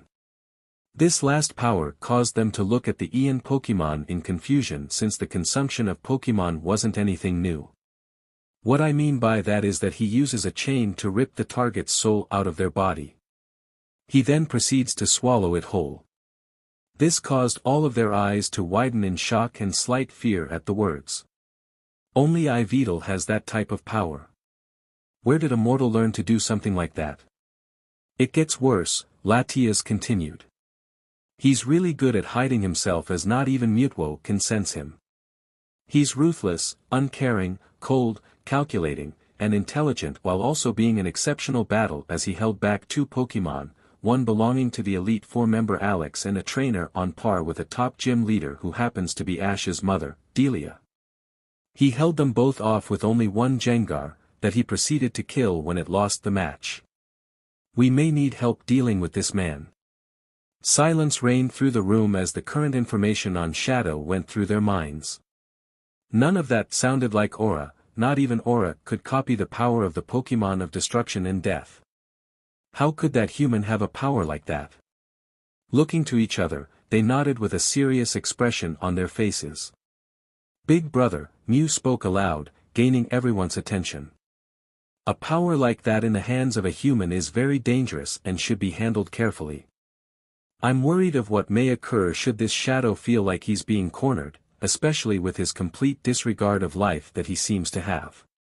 Nodding his head, Arceus returned his attention to the waiting Latias. You and your fellow Pokémon are to continue searching for this man, but you are not to engage unless absolutely necessary. The power he uses couldn't be Aura, at least none that have ever seen. That shocked Latias and the rest of the council greatly, except Mew. Arceus and Mew have been around since the very beginning and it's almost impossible for something to occur that they have not seen or heard of before. But we can't just wait around for that man to strike. Giratina spoke in an angry and powerful tone. The damage he could cause with just the powers we have seen could be catastrophic. Not to mention he would be difficult to find again. For now, Mew responded as she regarded the renegade Pokémon. Waiting is our best option while we search for information regarding this power of shadows. Looking to Arceus, Mew addressed her elder twin. I think it would be best as we go and consult the unknowns, maybe they have something that we missed or are not getting. Unknowns were the messengers of the Hall of Origins, created by Arceus to catalog information from way in the past. They could see glimpse of the future, past, and present and can catalog the information to be used. In fact, it was the unknowns that created the Chosen One prophecy, not Arceus. Alone, they are just information holders and not much for fighting, which was the point, so humans don't hunt them down, but get enough together and they are extremely powerful. Powerful enough to warp reality to a dreamland where anything is possible. Arceus nodded his head. Agreed, sister, he said as he addressed the other legends. Shadow will not be confronted if avoidable. You are to spy and gather information and report back to all of us. Am I understood? Everyone nodded at the order. Good, you are all dismissed. Every legend made their way out of the Hall of Origins and returned to their respective domains. Latias exited the sphere and realized that it was now night as the moon hung brightly in the sky. Latias watched as the lunar Pokémon, Cresselia, flew across the cooled sky.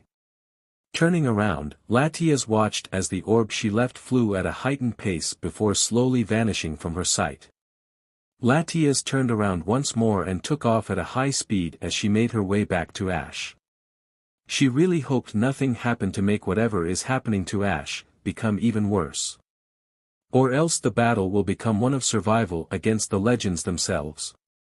Chapter 19. The long-awaited talk, mother and son's confrontation.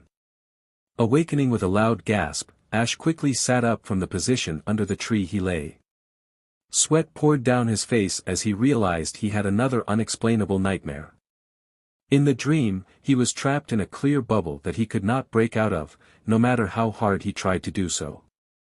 Oh, how he wished that he was able to break that bubble. Ash was forced to watch as everything and everyone around was under attack, just like his nightmare about Pallet Town. Buildings were toppled, ground crumbled, Pokémon and people attacked and even killed without mercy. The culprit of the attacks was an army of Pokémon with powerful feeling of malice and hatred flowing from them. They attacked with no remorse, no hesitation, and extreme prejudice. They were everywhere and had immense power that it was unreal. Ash had no choice, but to watch as everyone he cared for perished as they tried to fight back. Pallet Town, Lumia City, and the Indigo Plateau were among the burning places. Already at his breaking point, the dream had only gotten worse when it showed his precious people among the attacks. He watched as Suzaku, Tai, Mia, and Xian fell to the relentless assaults of the Pokémon. He watched as Cynthia and Annabelle bled out in pain from the constant attacks. He felt terror creep into his being as the scene changed on him. Ash bore witness to his sister being attacked non-stop by the army of Pokémon. No matter how hard she tried to fight or run away, she could not protect herself from the onslaught of attacks. Ash tried relentlessly to break from the bubble he was trapped in, but to no avail. Ash felt his dread and pain clench his heart tighter as the bubble shifted to a different direction, just in time to catch someone else fighting for her life. Delia Ketchum was stabbed through her chest. Ash could no longer hold it in, his eyes poured down the tears as everything around him burned. Through his hazy vision, Ash glared at the one that stabbed his mother. Only to see, not only the normal cloaked man, but a dark figure with a glowing blue eye and another figure that he couldn't recognize. After shaking his head from the gruesome memory, Ash got off the tree he was leaning against. Looking up, Ash saw that it was still night due to the bright moon that lit up the slightly cloudy sky. Ash quickly tore his gaze from the sky and looked around to only sigh in relief. He saw all of his Pokémon and elites sleeping peacefully. Ash looked to his left and his gaze froze on the sleeping form of Delia, who had her head laying on a curled-up Ninetales. The image of her being impaled flashed through his mind and his heart clenched in sorrow. Ash couldn't get the image out of his head. He felt tears form in his eyes before he blinked them away and quickly got up. Maybe a walk will help clear my mind, Ash said softly as he walked away from the clearing. He was completely unaware of the pair of eyes that were watching him. Ash walked through the forest, his mind slowly calming down due to the peacefulness of the surrounding nature, the cool night air flowing through his hair. He listened to the sounds of the various night-active Pokémon as they sung a nameless tune. Ash closed his eyes as he stood alone in the forest and let his aura flow through nature. Aura users can feel everything around them, not just living. He could use his aura to feel the land's pain or joy, how it feels. Closing his eyes, Ash instantly felt his rapid heartbeat slow down and his emotions cooling down to match the cool night air. His shoulders slumped to a relaxed pose. Ash truly felt at peace as he became one with the forest. He felt no more fear, no anger, no stress, nothing at all. All he felt was pure peace as he felt the various forms of life in the forest. His eyes snapped open though a few moments later as he felt a familiar aura make itself known among the shadows of a tree behind him. Sighing at the aura, he called out to his apparent follower without turning around or breaking his connection with the forest. "You can come out now, I know that you're there." The person walked out slowly from behind the tree as the follower was revealed to be his mother, Delia. The young mother had awoken as she saw Ash jump awake from what she could see, from the signs and sweat, to be a very bad nightmare. She saw him look around the clearing, fear and relief written on his face. He even had that expression on his face as he looked at her. Her heart clenched in worry for her son as she saw him leave the clearing and followed after him. Ash needed someone to comfort him, whether he realized it or not. Delia stared at Ash's back, unsure of how to approach him with the matter. This Ash, while still the baby she loved more than anything, was very different from the one she raised. Comforting him will be vastly different from how it used to be. Ash felt the turmoil going through his mother's body, the concern she felt that was obviously towards him. Ash could feel that she wanted to help him. Ash sighed as he looked towards the night sky and slowly sat on the grass. He gently pat the spot next to him, feeling that he should get something off his chest involving her. Delia, understanding the gesture, sat next to her son, squealing in slight joy at being so close to her son. She looked at her child and was surprised to see his face was actually calm. He looks genuinely at peace right now. Looking at his mother from the corner of his eye, Ash took note of the surprised look on her face, along with the small smile on her face. Turning his gaze back to the sky, he finally spoke. "I really do love the night time, Delia.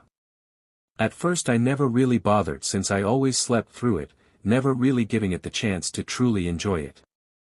After my travels though, the night has become so much more incredible than I could ever have thought." Delia nodded her head at his words, knowing that one's tastes may change through time. But why was he bringing this up all of a sudden? Turning his head towards Delia, Ash had a serious and calm expression on his face. "The way I have been acting lately is not at all how I have been trained these years. Just like my taste and view on the night has changed, how I need to handle my abilities and emotions on. This whole situation changed throughout my travels. Don't get it wrong, I don't like nor do I trust you at this very moment either." At his words, Delia felt something stab at her heart repeatedly at the end of his sentence and admittance. "Even now," Ash continued, "I want to cause you untold amounts of pain so I can finally satisfy this dark feeling that plagues me. I even gave into it already and tried to do something that made me absolutely sick. For that, Delia, I am truly sorry." As Ash spoke, his calm demeanor fell slightly as a more sad expression grew on his face. "Ash, sweetie, please don't apologize," Delia said tenderly, even more heartbroken at seeing her son's sad face. "I deserve it for what happened. I'm so sorry, honey. I never meant to this to you."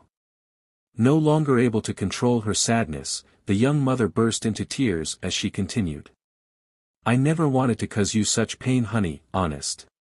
When you ran away, I knew that I hurt you like no other and lost my heart. You are my baby, my son and the one I love most in this world. Ash looked at his mother as she cried and apologized to him. He was honestly feeling very conflicted at the moment, not expecting a reaction like this from his words. He apologized to her, not because of her being his mother or because he needed her forgiveness, even if a small part of him really wanted it. He only apologized because he felt bad for attacking her due to not being able to control his own rage. Now though, he couldn't help but to feel his heart warm up after hearing her apologize yet break at seeing her tears. As the warm feeling grew, that dark feeling made itself known once more as it felt like it fought for Demps and tried to make him give in to his more darker intentions. Looking down at his shoes, Ash ignored the feeling as he focused his aura sense towards Delia and felt out her emotions. As he did so, he felt nothing but sorrow and love come from her, sorrow for her actions towards him and love for him even after everything that has happened. Ash looked down, surprised at what he felt. His mother still loved him, she really truly loved him. After everything that has happened since they ran into each other, his hate towards her, his attack on her. But, if she loved him so much as she claims, then why? Why turn her back on him when he needed her? Why would she abandon him? As Ash's thoughts raced, he didn't take notice of the dark feeling try to influence his heart and thoughts with more vigor than before and succeeding. He didn't notice the warm, happy feeling he felt a moment ago begin to die from his heart. His aura began to race quickly and darken slowly as his anger rose more and more. His hand clenched in frustration as his eyes began to glow slightly from the aura that traveled through his body. Delia, her eyes blurry from the tears spilling out, could no longer hold herself back and rushed at Ash, engulfing him in a tight embrace. She kept muttering, "I'm sorry," over and over as she held her son as tight as she possibly could. She had not noticed that Ash's clenched hands snapped open and straightened out. His hands were engulfed in a dark green glow, slightly blending in with the night, signifying the use of the grass-type move leaf blade.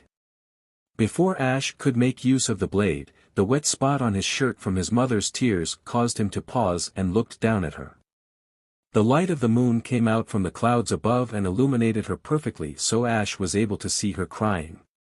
Her crying face caused a memory to flash back through his mind back when he was still young, around 8 years old. He remembered when his mother doted over him when he got sick from being poisoned by a rampaging Vileplume when he visited the Oaks Ranch. He ran out when no one was looking and began playing with as many of the Pokémon in the back as he could. Eventually though, Ash kicked a rock that hit and angered a bunch of sleeping Beedrill that swarmed after him. Some of the Beedrills were held back by the Pokémon he was playing with, but some had slipped by them. Ash continued to run as he was pursued by 3 of the Beedrill that began firing pin missiles at the young 8-year-old. He had dived into some bushes and avoided the attacks. The Beedrills continued on their paths, not having seen him hide among the bushes. Ash was far from safe though as the pin missiles had hit a resting Vileplume that only served to anger the poison/grass type who released a poison powder that completely covered the young Ash. Ash, coughing and getting sick from the powerful poison, fell out of the bushes in an attempt to run away. Vileplume, still angry to be awoken, began stalking towards Ash while preparing to attack him once more. Before the poison/grass type could proceed any further though, it was pelted by several rocks that got its attention. Looking towards the culprit, Ash saw that his mother who threw them as she ran towards them. Ash, unable to hold himself, passed out from the poison in his system. He had awoken to find himself in his bed with his mother laying by his bedside with warm and cold water buckets beside her, her hand gripping his tightly and tears staining her face.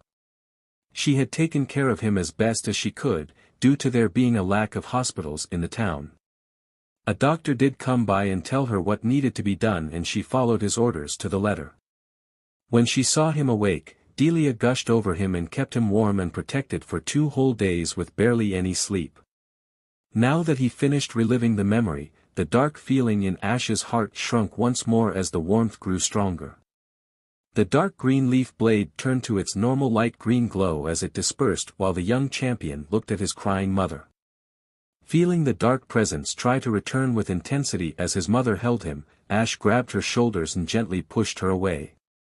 Looking into her teary eyes, he couldn't help relive the memory of his mom taking care of him that day and remembering the tear-stained face she had back then.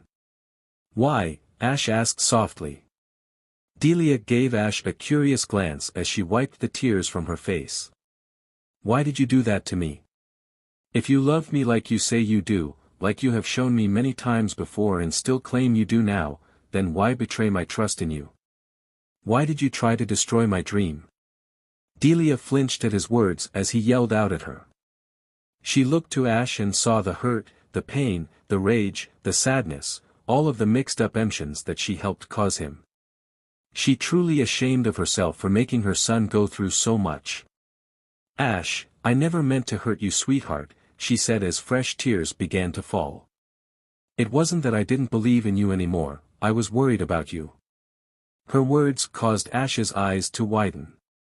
She was worried, about what? "Ash, you had gone to several leagues and had done well in each one, but in the end you lost them, which ended in you becoming upset. After seeing you go off on a whole new adventure without a second though when you hear of a new challenge or region, I began to worry that you didn't have a backup plan for you fall back on just in case. If I passed away early, how could you provide for yourself and your Pokémon since you didn't have any steady income? It's with that in mind that I sent in a job application to the prestigious Poketech school where you would be a teacher for the young trainers there, which they replied that they would be honored to have a trainer with your skill as one of their instructors. So you decided to plan things ahead of time," Ash said in a monotone voice as he thought over what he just learned. He was honestly unsure on how to take this new information from his mother. In her defense, she did all she did in an attempt to help him with his future, to keep him from hitting a dead end. On the other hand though, it showed that she was beginning to lose faith in him. She no longer saw him as someone who was progressing well with his dream, even if at a sedate pace. She also no longer believed in his Pokémon, who all worked very hard for him, and that had angered him immensely. He locked his gaze upon Delia, ready to yell at her only to pause as he looked at her. He felt that he couldn't yell at her, that all his anger that he felt had vanished as he gazed into her teary, hazel-colored eyes, a color that matched Ash's own. The tears on her face, the shame that was easily shown, the love that was almost impossible to hide as she gazed at him. Turning his back to her so he could get his thought together, Ash took a deep breath before releasing it in a heavy sigh. "May I have some time alone?" Ash asked her, his calm voice hiding the turmoil in his heart. He had yet to realize that talking with his mother had made him completely forget about his latest nightmare. Delia nodded her head as she began to walk away back towards the camp that they rested in. She paused for a few seconds before deciding to leave one last message for her child. "For what it's worth to you, Ash," she began without turning around. "I love you, honey. I have always loved you and still will always love you." After saying her piece said, Delia walked off. Feeling her leaving, Ash fell to the soft grass as he stared at the starry night sky. Slowly, he began to chuckle, unsure if it's amusement or annoyance. "She just had to get the last words, and those words just had to be it," he said in between his laughter. He sighed as he calmed down. "It was so much easier when I just hated her and wanted her gone. Just what should I do now?" His only answer was the constant noise around him as he slowly drifted to sleep, feeling oddly at peace. Stretching, Ash awoke to the bright rays of the sun hitting his face. Looking up at sky as he shaded his face, he took note of how cheery and blue the sky was today, not a cloud to be found. Standing up, Ash could not feel the cold feeling in heart, as if it was hiding away due to being afraid and waiting for a chance to return. Ash shrugged, not really caring since he actually felt great this morning. Like he was a brand new person. His aura even flowed more freely, like any blockage was gone and it nothing impeding its path. Ash smiled brightly as he turned his head slightly. "So Lucario, how long are you just going to stand there and stare at me?" he asked in amusement. His friend walked out from a nearby tree and made his way to partner's side. "I was worried when no one saw you this morning," he said. "We thought you left due to your former mother being in the same area, so we went looking for you." Ash grinned at his partner, surprising him at his happy attitude that he hasn't really shown these past few days. "I can see why you guys would come to that conclusion, my friend," he replied as he chuckled. "But as you can see, I am doing okay. In fact, I'm doing better than okay. I feel like a whole new me, and new me says it's time to continue our win streak at the tournament." Ash looked toward his friend, his determined gaze causing Lucario to grin in anticipation. "Let's win this thing, Lucario, and take down that shadow while we're at it." Lucario's grin only stretched further and gnawed at his trainer. Ash's friendly aura has returned at full force, and it was amazing to see again. This feeling is what made him join Ash in the first place. He didn't know what happened, but he was just glad that it did. Ash Ketchum was back. The duo silently made their way back to the others so Ash could collect the Pokémon he was going to carry with him today. Things were going to be tougher now, so Ash had to take the battles more seriously due to him holding back a lot in this tournament. But first Ash had a loose end that he needed to tie up for now, Delia Ketchum, the woman that betrayed his trust and broke him painfully. The same woman who was currently brushing the healthy fur of her Ninetales, who was purring pure bliss. Ash could sense the strong bond between the two, actually causing him to smile as he was happy to feel such love between people and Pokémon. It was the type of bond that an Aura Guardian like him lived to see. Complete harmony and cooperation. "Delia." Ash called out to her, getting her to pause in her brushing and give him her attention. Worry, love, and desperation were clear in her eyes. "I want to thank you for last night, for keeping me company. Our talk helped me to calm down, which was more helpful than you know. I'll make it up to you." His words surprised everyone that was present, not expecting him to act so civil with Delia. This made them all wonder what had happened between the two trainers while they all slept. Delia's eyes widened in shock, not expecting her son to address her. Her eyes shone in joy at the thought of actually not only helping her son, but to have him talk to her with joy and not pure anger like before. It was a dream come true for her. She smiled so bright and warmly that it made the sun seem bland and cold in comparison. Ash gave her a small, friendly smile before he addressed everyone. "Today, the break PRD ends. The tournament will continue. So if you haven't already, you should go check to see who your opponent is going to be. As for me, my opponent won his last few matches with only one Pokémon.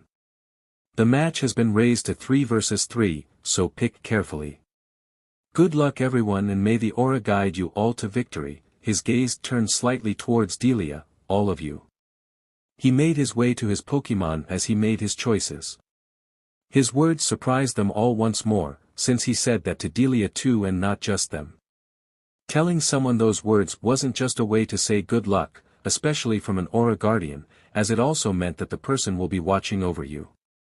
Ash only ever said it others if he meant it, which were usually his friends or Pokémon.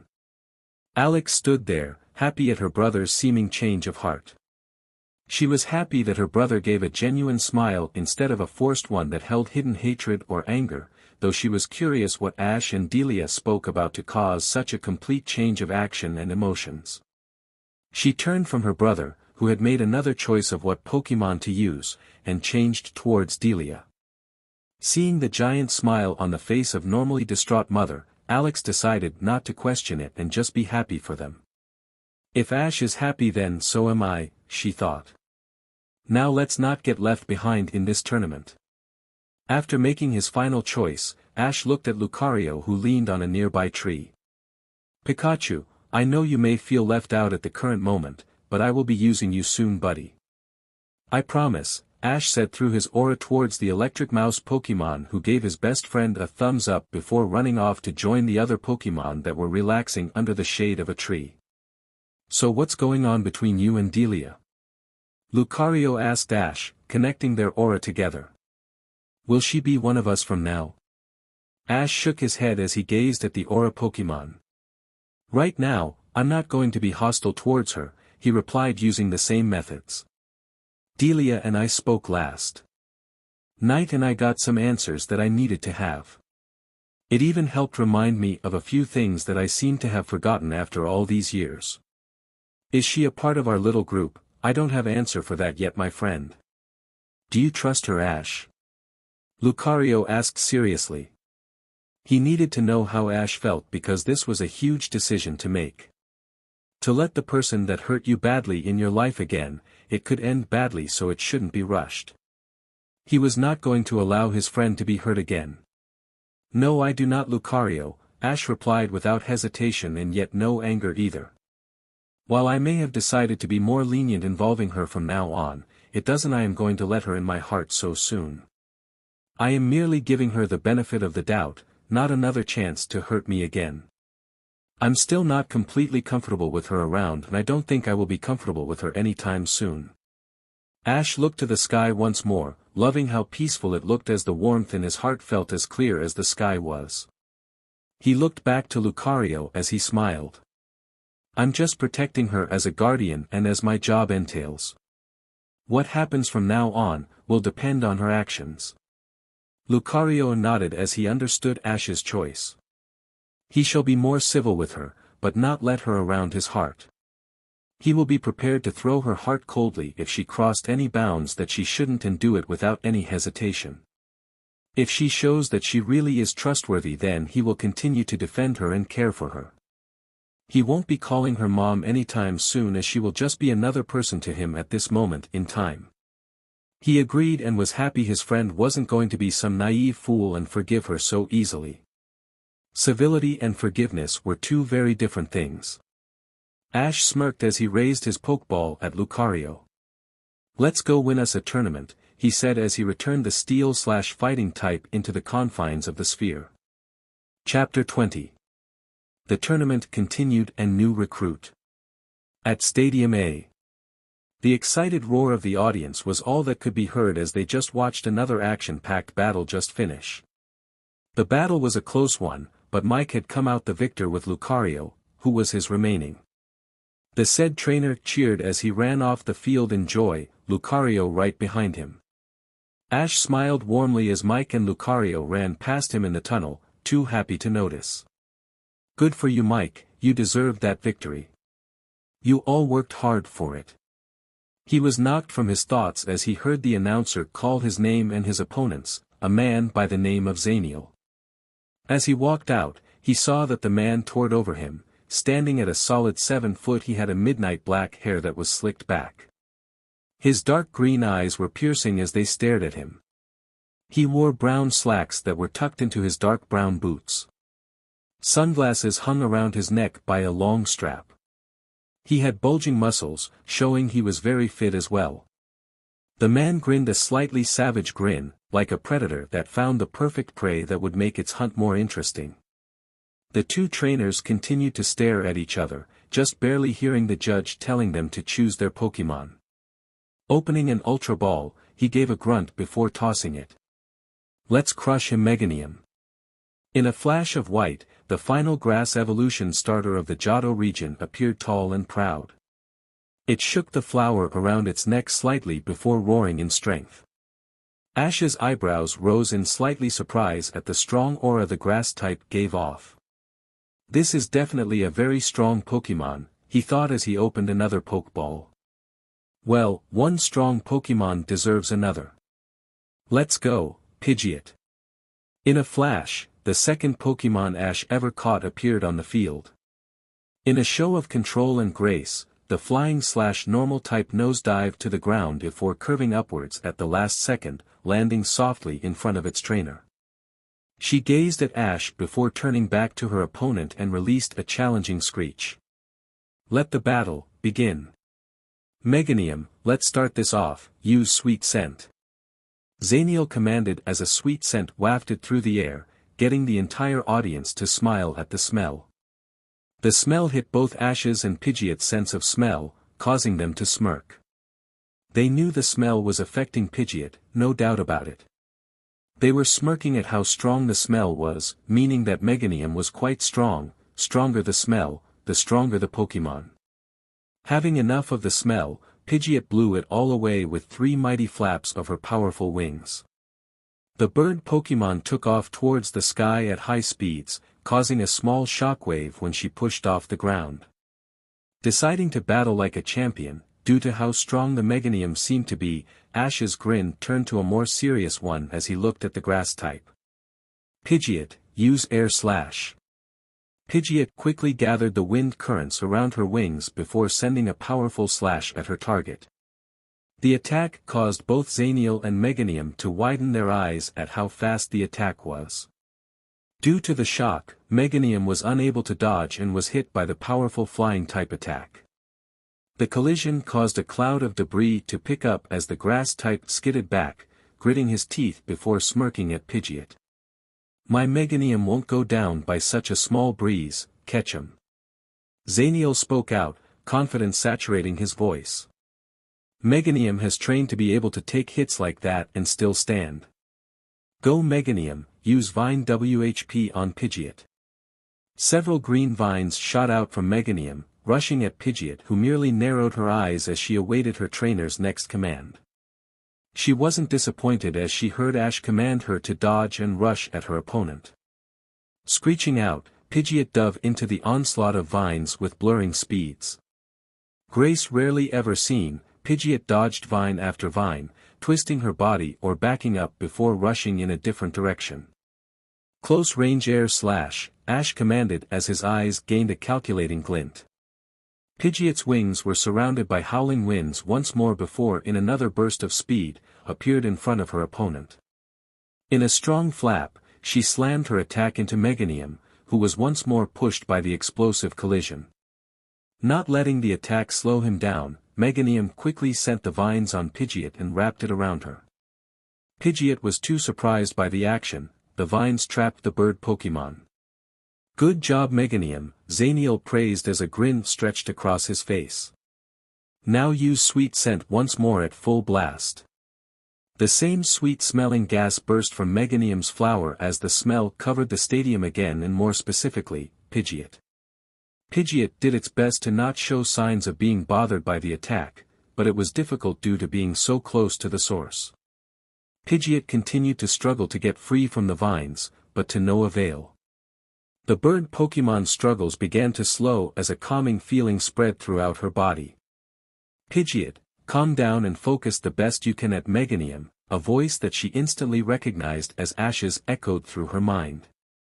She took a deep breath, inhaling a bit more of the sweet scent, her eyes focusing completely on the grinning Meganium. Good, now hit him with a swagger.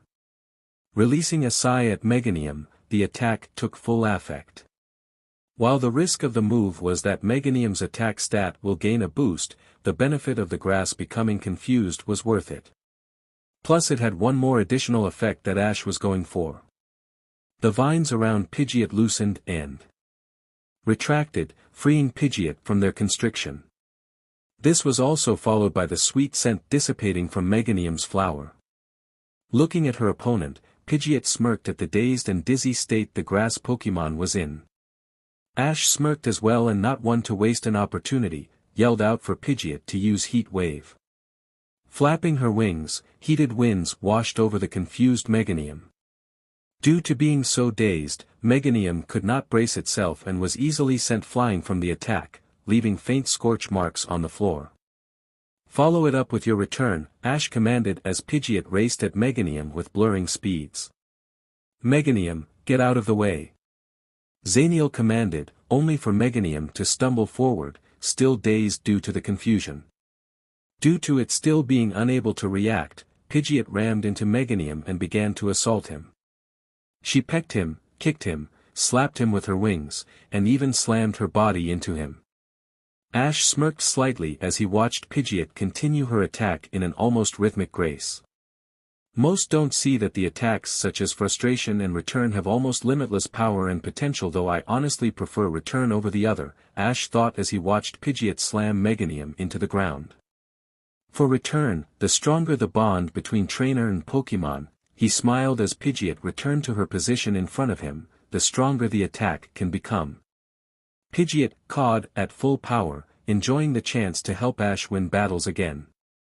She had missed him as she protected all the Pidgeys and Pidgeottos from her rival Fiero and his Spearows. She was beginning to think he forgot about her, but he one day appeared again and helped them finally put an end to the territory battle between the two sides by actually capturing the Fiero leader. The threat now gone, she was able to join her MSTR's side once more, and she couldn't have been happier. The battles, the training were all tough, but so rewarding.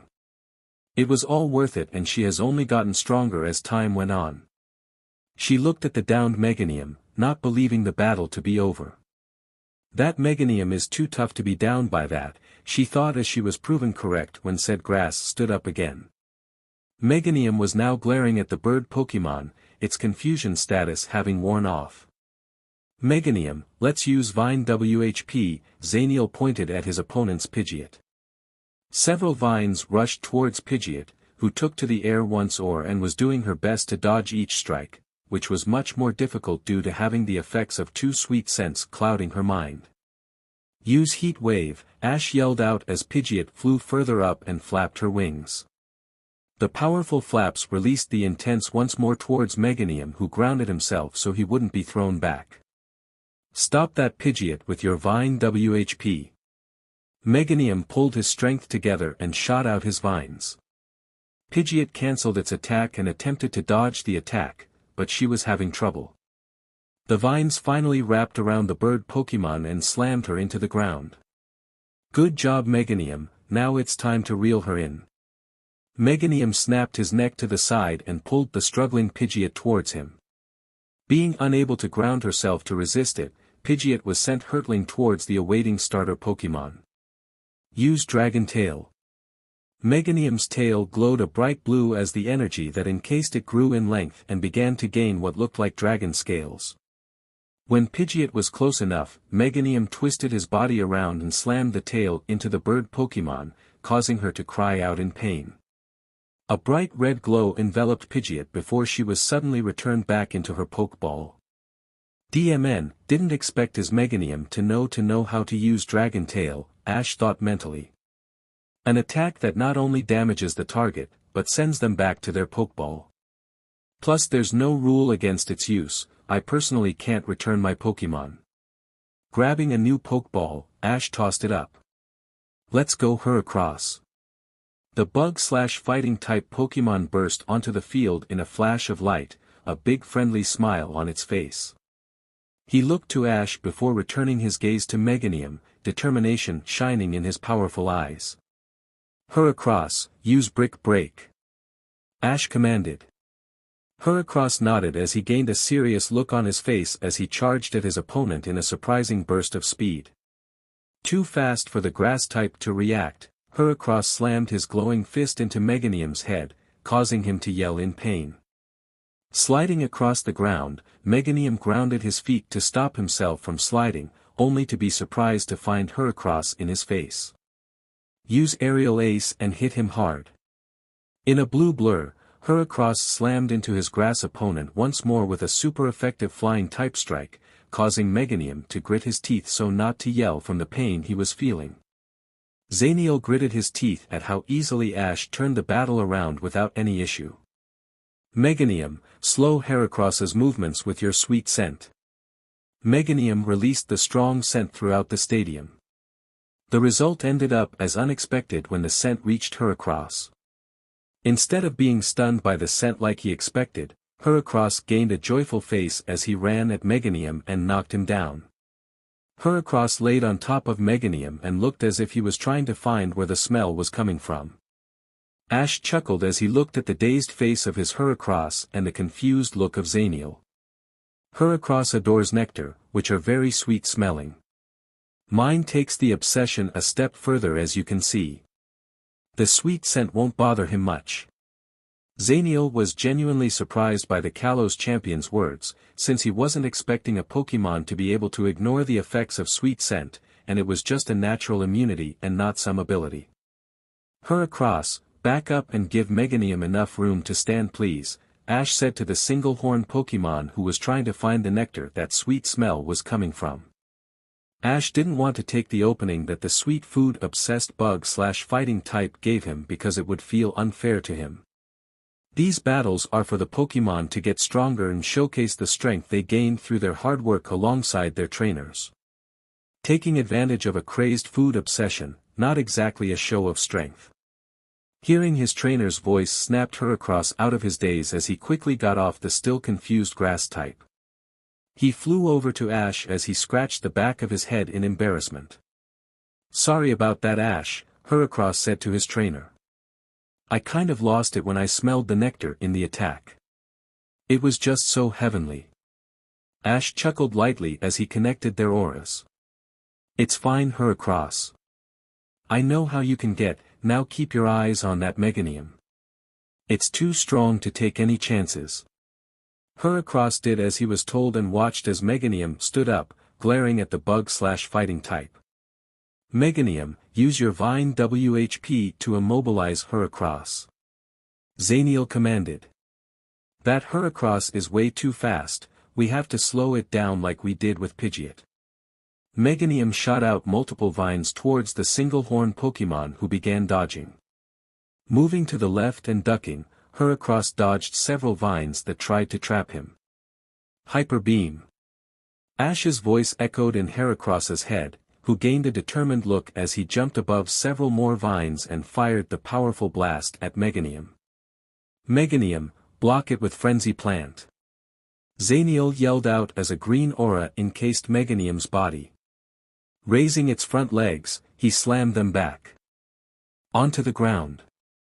A mild shake rocked the ground as large, thorn-covered vines erupted from the ground. They quickly wrapped around Meganium just as the Hyper Beam slammed into them, picking up dust as an explosion slightly shook the stadium. Everyone watched with bated breaths as the smoke cleared up to reveal Meganium, who was still standing, shakily but standing nonetheless. Ash had to admit that he was really impressed by the Meganium. All those powerful from two of his powerful Pokémon and it's still refusing to go down. Zaniel looked at his Meganium in worry due to how much his legs were shaking. "Meganium doesn't have much gas left in his tank. We got to let these last few shots count." As he thought that, his grass starter was surrounded by a bright green aura, meaning the activation of his special ability, Overgrow. No more head-on attacks, Ash thought. Overgrow will overpower even Hyper Beam, unless he uses Frenzy Plant, which would crush all of our attacks. "Heracross, we are going to have to be cautious of that Meganium. Let's start it off with Aerial Ace, but keep your eyes peeled." Heracross narrowed his eyes at Meganium as he rushed the grass type. Zaniel gritted his teeth while trying to think of a counter, before an idea came to him. "Meganium, use Sweet Scent." Slightly confused, Meganium once more filled the stadium with a sweet smell. Once more, Heracross grew excited at the heightened strength of the sweet-smelling nectar. Losing himself, Heracross rushed towards Meganium with a dazed look in his eyes. Meganium had a slightly worried look in his eyes as he stared at the speedy bug/fighting Pokémon. When Heracross was within close range, Zaniel smirked at Ash due to his plan working. "Meganium, use Dragon Tail." Meganium's tail glowed brightly and scaly once more and extended again. "Heracross, get out of there!" Ash yelled out, figuring out what Zaniel was trying to do. Heracross snapped out of his daze as he tried to move out of the way, but was unable to react in time. The dragon tail hit Heracross across the chest and sent him sailing backwards as he glowed red and returned to his Pokeball much like Pidgeot did. Ash's last Pokeball burst open as a Snorlax appeared in a bright flash of light. Ash looked at his Snorlax that was yawning, not liking that 3 of his Pokémon for this battle were revealed already. This is definitely why he chose that Meganium of his, Ash thought as realization dawned on him. His Meganium was not easy to knock out with its seemingly high defense, and his Dragon Tail was used to force his Pokémon to SWCH. That way he knows what he was dealing with in terms of opponents. Plus now I have 3 Pokémon that battled and he has 2 fresh Pokémon ready to go. This guy is really good. Ash had to admit, it was a very thought-out plan. He smirked in excitement at the thought. Feeling like he didn't need to hold back nearly as much as he did before. "All right." Ash cheered out. Snorlax, keep your guard up. That Meganium is tough and currently has its Overgrow ability activated. It's not going to be easy to win this. Snorlax nodded to his trainer. Meganium, use Bulldoze, Zaniel yelled out in confidence that he has a high advantage. Thanks to our training, Meganium should faster than. His thoughts were interrupted as Ash gave out a command. Snorlax, use Protect. Then follow it up with Hyper Beam. Snorlax quickly surrounded itself in a bubble that saved Snorlax from being hurt. Quickly charging up, Snorlax fired the attack at the surprised Meganium. The attack slammed into Meganium, exploding upon impact. When the smoke began to clear, Zaniel's Meganium could not even attempt to stand anymore. Meganium is unable to battle, victory goes to Snorlax, the reference announced as the crowd cheered for Meganium's hard work. Meganium did his job, Zaniel thought. Pidgeot, Heracross, and Snorlax are his 3 chosen Pokémon. The first 2 fought already, so they have been chipped down. Snorlax is still pretty fresh and raring to go, so he's my main priority. Grabbing a Pokeball, he grips it tightly as he smirks. I have just the one. In the stands. Sitting in the crowd was a young woman a few years older than Ash. She has dark teal, bordering black hair that was short in length. She was pretty average in height with a playful, yet shy brown eyes. She wore an orange kimono with sakura petals as the design.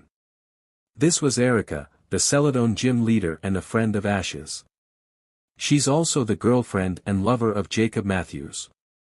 Erica had just finished her battle until later and was on her way to her boyfriend, Jacob's battle. She realized he didn't have a battle until later, so she had to kill, not knowing where he's right now. She heard Ash's name be announced and decided to watch him battle. She could honestly say that she was impressed by the battle thus far. He handles his Pokémon well and was much more thorough in his commands, which was a far cry from how he used to battle. Now, while he may be in the lead, he now has to battle with 2 tired Pokémon.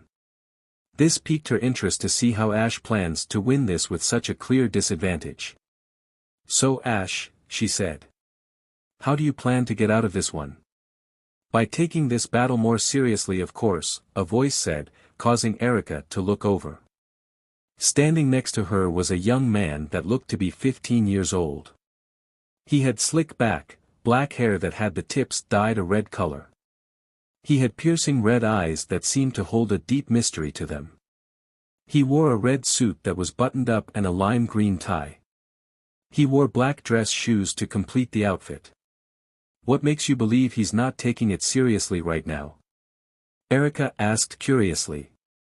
The man turned to her and smiled brightly, causing her surprise at how warm it was. Ash is merely getting into it as time goes on, the man replied as his gaze turned to the field as Zaniel released a Pinsir to the field. Just watch, you will be surprised and will definitely enjoy it.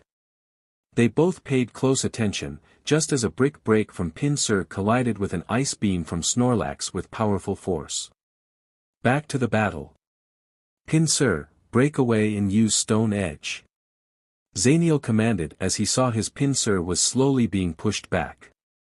The stag beetle Pokémon jumped away as he shot the sharp stones at the bigger Pokémon. Snorlax, block them with Protect, Ash countered as Snorlax took no damage from the rock-type move. Now Snorlax, Zen Headbutt. A blue shroud of aura surrounded Snorlax as he rushed at Pinsir, with surprising speed considering its huge size. Pinsir was slammed into by the speedy Snorlax, causing it to yell in pain, but he kept on his feet as he prepared to counter. Pinsir, use X-Scissor. Zaniel commanded. Pinsir rushed at Snorlax with the bug-type attack fully charged. Snorlax barely dodged the attack by sidestepping him. Bug bite now. Pinsir quickly bit into Snorlax's arm, causing him to grunt in pain. Snorlax, use Ice Punch, Ash commanded. Snorlax charged his free hand with ice energy before lunging at the biting Pinsir. The bug type let go as he barely dodged a direct impact, but was still shivering from the cold air of the attack. Zen Headbutt. Acting quickly, Snorlax rammed the Psychic-type attack into Pinsir, causing him to yell out in pain. Snorlax, follow that up with Ice Punch, Ash commanded. And don't let up on the power too much, this guy is too good to hold back as much. Snorlax launched the ice-covered fist at Pinsir, hitting the Stag Beetle Pokémon in the chest and causing him to sail back from the super effective hit. Pinsir was able to force himself to his feet, flinching slightly as small pieces of ice broke off from its chest. Pinsir glared at the larger Pokémon, tightening its fist. DMN, for a Snorlax it's pretty fast, Zaniel thought as his Pinsir began growling. And like any Snorlax, it's a powerhouse of a Pokémon. I need a way to keep Snorlax occupied one way, so I can attack another way. Pinsir doesn't know double team, so that plan is out the window. Zaniel's eyes widened as he gained a thought. A distraction, that's it. Pinsir, use Stone Edge and make sure it's widespread. Pinsir quickly followed its trainer's command and surrounded itself with twice as many sharp stones before shooting them at Snorlax with a roar. The sharp attacks rushed forward in all directions, making it impossible to dodge no matter which direction the sleeping Pokémon moved. Snorlax, block it with Protect, Ash commanded, confused by the move. Yes, against a normal Pokémon such a tactic is dangerous, but against a Pokémon with Protect is another story. It's easily countered. Just as Ash expected, Snorlax's Protect easily countered the widespread Rock-type attack. When he looked at Zaniel, he was surprised to see that Zaniel wasn't at all. In fact, he was smirking. Looking back to the battlefield, Ash was shocked. He couldn't see the field. The debris was from the Stone Edge was blocking his sight. Pinsir, use Bug Bite, he heard Zaniel command. The command was quickly followed by a pained yell from Snorlax. The debris quickly cleared as it revealed Pinsir on Snorlax's back and biting onto his shoulder. Before Ash could tell Snorlax to shake Pinsir off, Zaniel yelled out his next order. Now use Brick Break quickly. Pinsir let go of Snorlax before slamming his glowing hand on the back of his neck with devastating force. The super effective hit caused Snorlax to yell even louder in pain and stumble forward. Snorlax, don't give in and use Ice Punch, Ash yelled out, in an attempt to get some damage in. Snorlax quickly spun around and slammed the ice-covered fist into Pinsir's face, causing the bug type to screech in pain. Pinsir was sent sailing back before stopping just barely in front of his trainer, ice breaking off its unconscious form. Pinsir is unable to battle, victory goes to Snorlax, the referee announced just barely over the roar of the crowd. Trainer, please release your final Pokémon. Heh, so I'm down to my final partner, Zaniel thought as a smirk grew on his face. This is why I have the battle locked. Roar to the battlefield, Typhlosion. He tossed the Pokeball and in a bright flash of light, his Typhlosion roared powerfully. The volcano Pokémon roared once more as the small holes on his back shot out very intense flames. Going on all fours, Typhlosion growled and glared at the sleeping Pokémon. Ash glanced to his Snorlax, taking the wounds it suffered into account as well as its heavy breathing from taking all those hits. I may have all three of my Pokémon, but each one is tired while one of them is at a disadvantage, Ash thought as he began to make a plan. Snorlax, charge up your Thunder Punch. Snorlax clenched its small fists as electricity erupted around them. The big Pokémon stared down Typhlosion, who didn't flinch from the cackling electricity. Typhlosion, use Double Edge, Zaniel commanded as Typhlosion took off at high speed, leaving a small trail of white energy behind him. The two attacks collided in a show of power, causing the ground to shake. Unable to keep up the effort any longer, Typhlosion was pushed back by the Thunder Punch. Use Flamethrower, Typhlosion, Zaniel countered. Recovering quickly, Typhlosion unleashed the hot flames that covered the surprised Snorlax. Impressive, Ash thought as he analyzed the growling fire type. It was able to recover so quickly and even counterattack so easily. It's definitely well trained. Gazing slightly at his tired Snorlax, he grimaced. We will have to proceed with caution. Snorlax, use Zen Headbutt. Snorlax was covered in a veil of blue psychic energy before he charged towards Typhlosion at full speed. Shocked by its speed, Snorlax was able to slam into the fire type and send it flying back. Not willing to lose, Typhlosion twisted its body and landed on his feet. He skidded on the ground and stopped in front of its trainer. Use Double Edge. Typhlosion took off and slammed right back into Snorlax and sent him back too. Snorlax stopped his movement and dropped to one knee, trying to regain its bearings. Now let's wrap this up with Euro Ball, Typhlosion. The fire starter spun around at high speeds as he rammed Snorlax into the ground. The ground shook before Typhlosion jumped away, revealing an unconscious Snorlax. Snorlax is unable to battle, victory goes to Typhlosion. Trainer, send out your next choice, the referee announced as Ash returned Snorlax. I know it will be difficult, buddy, Ash said mentally as he sensed the confidence from the Pokeball in his hands. But we will give it our all. Heracross, may the aura guide you. The bug/fighting Pokemon of Johto appeared on the field again. Let's do this. Heracross yelled out to his trainer. Ash smiled at Heracross as he knew the Pokemon was exhausted. Even with it having a disadvantage, Heracross was still willing to do all he could to win. That's all he could ever ask for. Heracross, start off with Aerial Ace, Ash commanded as his aura flared slightly. Due to this battle getting more serious, he decided to get more serious as well. Heracross took off and slammed into the fire type, who braced himself for the attack. Typhlosion, counter him with Flamethrower, Zaniel commanded as Typhlosion unleashed his Flommers at Heracross, who just barely dodged by ducking under it. Heracross, Brick Break, Ash yelled. Heracross's right hand glowed as he hit Typhlosion with as much force as he could, sending the Volcano Pokemon back. Euro Ball now, Zaniel said, not giving in to his worry. Typhlosion rushed at Heracross as he began spinning in high speeds. Heracross, catch him and use Rock Slide, Ash commanded smoothly. The giant bug braced himself before grabbing the spinning Typhlosion, barely stopping its spinning. Heracross's eyes glowed slightly before ripples appeared above the two Pokemon. Rocks began falling from the ripples, descending at high speeds. CRP, Typhlosion. Zaniel yelled. Use Eruption to blow those rocks away.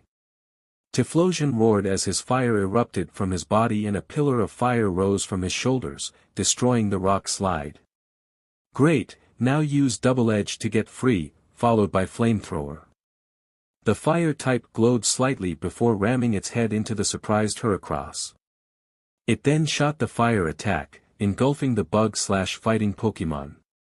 When the flames ceased, Heracross was still standing as smoke rose off its body. Ash sighed as he watched Heracross fall and hit the ground. You did great, my friend. Heracross is unable to battle, victory goes to Typhlosion. Please release your final Pokemon. Ignoring the cheering of the crowd, Ash focused on his last Pokeball, not at all worried. Ash tossed it as his Pidgeot burst from its confines. She released a loud screech as she landed in front of Ash, her wings opened slightly. I have to admit, you are really good, Zaniel, Ash complimented. You definitely showed me why you made it this far, but that's all going to change. From now on, you will be battling the champion of the Kalos region. Pidgeot opened her wings wide. As she screeched in agreement with her trainer. Thanks for the compliment, Ash, Zaniel replied. You're good too, and I expected nothing less from the Kalos champion. Show us that strength you used to beat Diantha. Typhlosion's flames burst from his body as he roared. Pidgeot, let's not disappoint him, Ash said through his aura, causing Pidgeot to nod. Aerial Ace, full speed. Pidgeot screeched before she took off at speeds that made her almost impossible to track. She slammed into Typhlosion, causing him to yell in pain, before ascending back to the sky. Now follow it up with Air Slash. She shot the flying type attack at the volcano Pokémon, sending it sailing across the field. Typhlosion, Flamethrower. The fire starter shot the powerful flames at the flying/normal, who only glared at the attack but made no attempt to move. Pidgeot, dodge with agility and follow it up with aerial ace once more, Ash commanded calmly. Pidgeot moved at speeds that made it look like she was disappearing and reappearing around a confused Typhlosion. Taking off at speeds faster than before, Pidgeot rushed at Typhlosion. Quick, double team now. Zaniel yelled to his partner. The fire Pokémon glowed before copies of Typhlosion appeared. Unable to maneuver easily, Pidgeot ran into one of the Typhlosions, causing it to vanish as she went through him. This meant the one she hit was a fake. So you think you can get by our fast speed by confusing us? Ash asked lowly. Well, guess again. Pidgeot, use Hurricane to blow them all away. Pidgeot flapped her now glowing wings with blurring speeds as the winds picked up. It started off small and grew larger and larger until the winds covered most of the battlefield. This caused all the Typhlosions, except one, to vanish.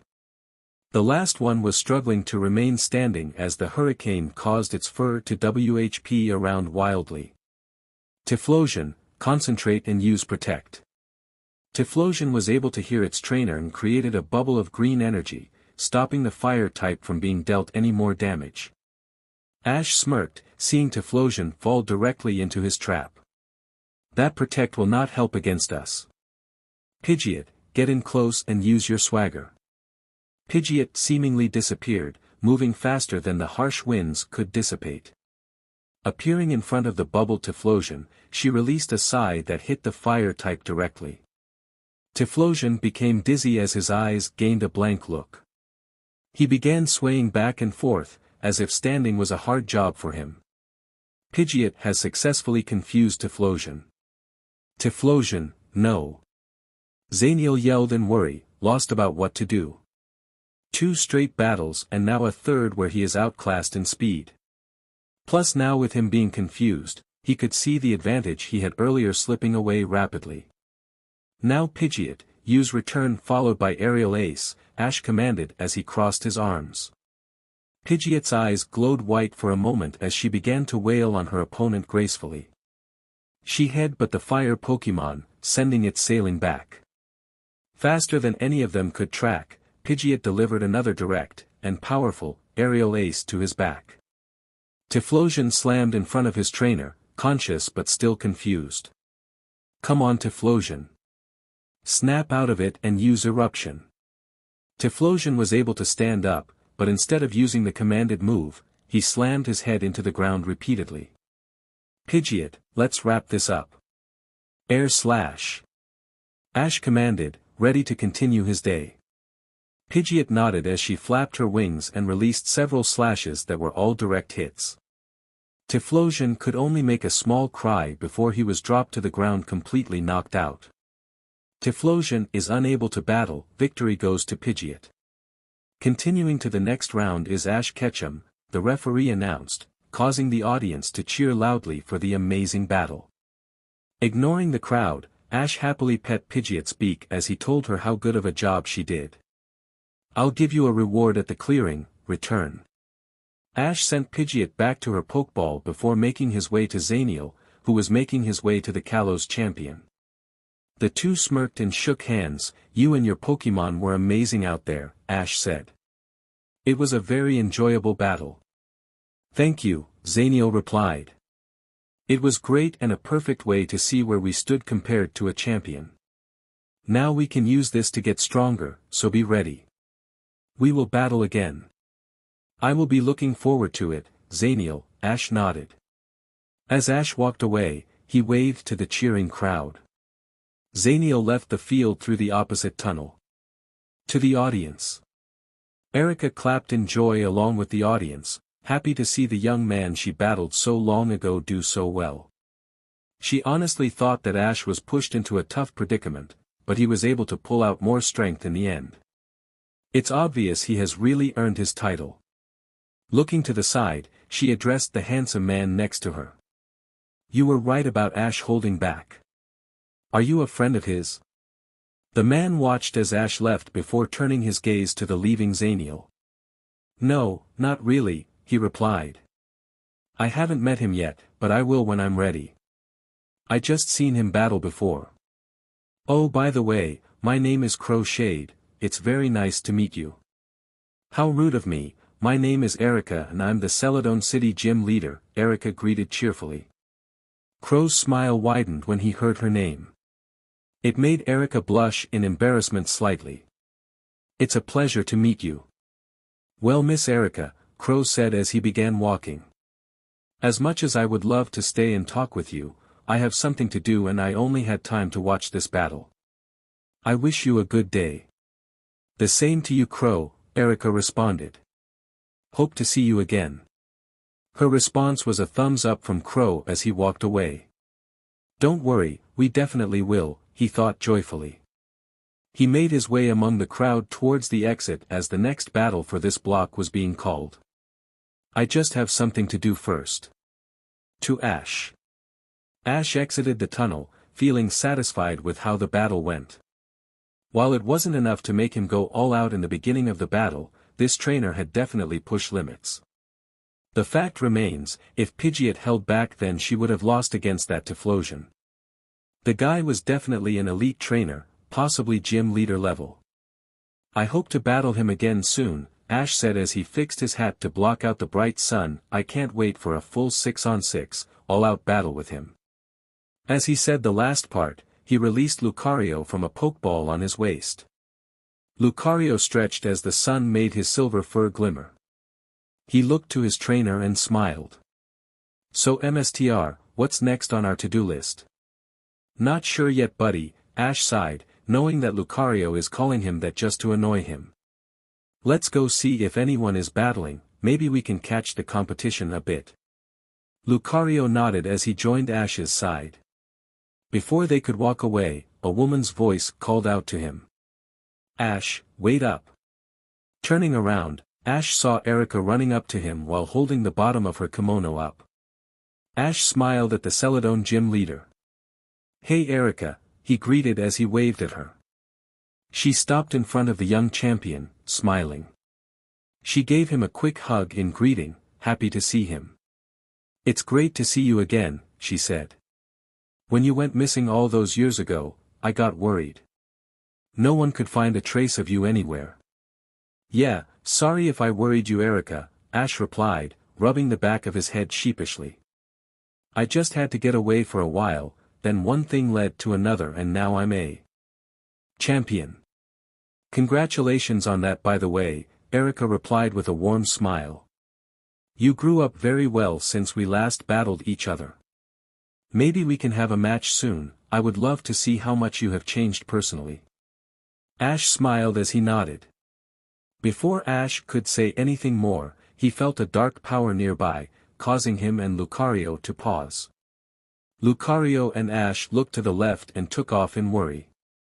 The dark feeling was so powerful, it could be the man that they have been looking for. Seeing both Ash and Lucario running off confused and worried Erica. She ran after them, unsure about why they were running. They reached a dark alley, the sun's bright rays avoiding it as if afraid to illuminate it. In the alley stood a figure, arms crossed as he stared at them. The figure was tall, slightly above Ash himself. He wore a black hoodie that hid his face away, two glowing red orbs piercing the dark veil, most likely the figure's eyes. I must admit, I didn't think you would have responded so fast, nor be the first one here. I should have waited a little longer. Oh well, he chuckled slightly. Are you Shadow? Ash asked as he pulled out some of his aura. His Lucario walked up as his aura spiked, causing his eyes to glow a bright blue. Are you the one that attacked my sister? You seem very calm about this, the figure responded, amused by the questions. To answer, yes I am. I'm the one that attacked little Alex, Shadow. What are you going to do about it? I'll make sure that you pay. Ash yelled as he created an aura sphere in anger. He shot the attack at Shadow, knowing it would hurt but not kill the man. He had no longing to commit a murder. A dark pulse shot from behind the cloaked man, blocking and cancelling the powerful aura sphere. Ash blocked his face slightly due to the powerful shockwave, keeping his aura stretched out in case he attempts to run. He looked up as he felt a new aura signature beside the man, glaring at the culprit of the dark pulse. Floating beside the man was an enraged Mismagius. "You will not go near my MSTR, the ghost type," a girl said angrily. Lucario was about to step forward, but had to deflect a pink orb that hit him from above. A moon blast, Lucario thought as he looked up. A powerful one at that too, it wasn't easy to deflect. He saw an angry Espion in the roof of the building, glaring at him and his trainer. The Espion's fur was on edge as it growled in rage, its left ear, which was missing a good chunk, twitched as he was prepared to strike at anything that moved. "You will not get in the way," Espion growled. "I would back away if I were you." The now identified, male Espion's eyes glowed as he glared at Lucario, who was not backing down and glared back. Lucario can handle Espion just fine. Ash glanced at the two Pokémon behind. He kept his sense on Shadow and Mismagius, who only stayed put, like they were waiting on something. Shadow's head turned slightly to the left, his attention to the alley entrance. From around the corner, Erica was watching what was going on in worry. That man in the cloak, the one named Shadow, gave her a horrible feeling that spread throughout her body. She remembered when Jacob came back to the apartment yesterday, mumbling angrily about a guy with that name. Even his Pokémon gave her a bad feeling, making her want to run. Her body froze as Shadow gazed at her, amusement clear in his red eyes. "It seems I attracted an audience," Shadow spoke in joy. "A very pretty one too. This is fun, but sadly I have no use for you. Mismagius, go get rid of her." The ghost type floated without a word as she charged a shadow ball. Ash's and Lucario's eyes widened at the shadow ball and the nonchalant command. Lucario was about to counter the ghost attack, but had to block a speedy iron tail from the annoyed Espion with a bone rush. "I told you that you were not to interfere," he said. He ignored the sparks that were flying from their clash. Lucario was surprised that the Espion seemed to match him in power, even if he was holding back. So was the psychic Pokémon. Mismagius fired the shadow ball with a cry. The dark ball raced towards the still Erica. Ash too was about to block the shadow ball, but he was stopped as he ducked under a shockwave that was shot at him by the Espion, who was still deadlocked with Lucario. This shocked Ash at the skill that Espion showed. To be able to use two attacks at the same time, while holding back another attack opponent showed tremendous control, focus, and mastery of your attacks.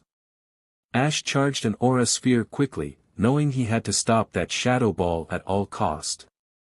He turned around and shot the blue sphere at the ghost-type attack just in time, causing it to explode. This caused smoke to cover them up and attract the attention of more people. Activating his aura sight, Ash found that Shadow, along with his two Pokémon, had vanished. Lucario followed suit with his aura sense, trying to locate them, but couldn't find them either. There was a little residue of aura from Mismagius and Espion, but there was absolutely nothing left of Shadow. Who exactly is that man? Ash thought as he made his way to Erica, to check and see if she was okay. Ignoring the gathering crowd, he held his out to the down gym leader. "Are you alright, Erica?" Taking his hand, Erica nodded as she got up with his help. "Yeah, just a bit shaky." "What happened back there?" Ash shook his head as he looked at Lucario, who was still looking around. "I'm not too sure myself. All I know is that man is a threat that needs to be taken down. I'm going to talk to Lance and the other champions when I see them." Erica nodded at his plan, seeing the reason. It's best to have more eyes around when looking for someone like that. "Why not the gym leaders too?" she asked as she realized that Ash excluded telling the gym leaders about this threat. Ash sighed as he gestured for Erica to follow him, not wanting to talk about this with crowd around them. "I'll tell you as we go, too many eyes right now." Erica nodded as the two trainers and one Pokémon began walking away. When they got a good distance away, Ash sighed once more as he looked for Jacob's aura. To answer your earlier question, Erica, he began, turning a corner.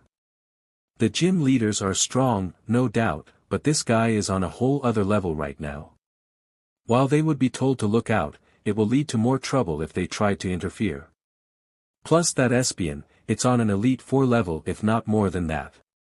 So if we try to battle him, we have a higher chance of losing, Erica finished, clenching the hem of her kimono tightly.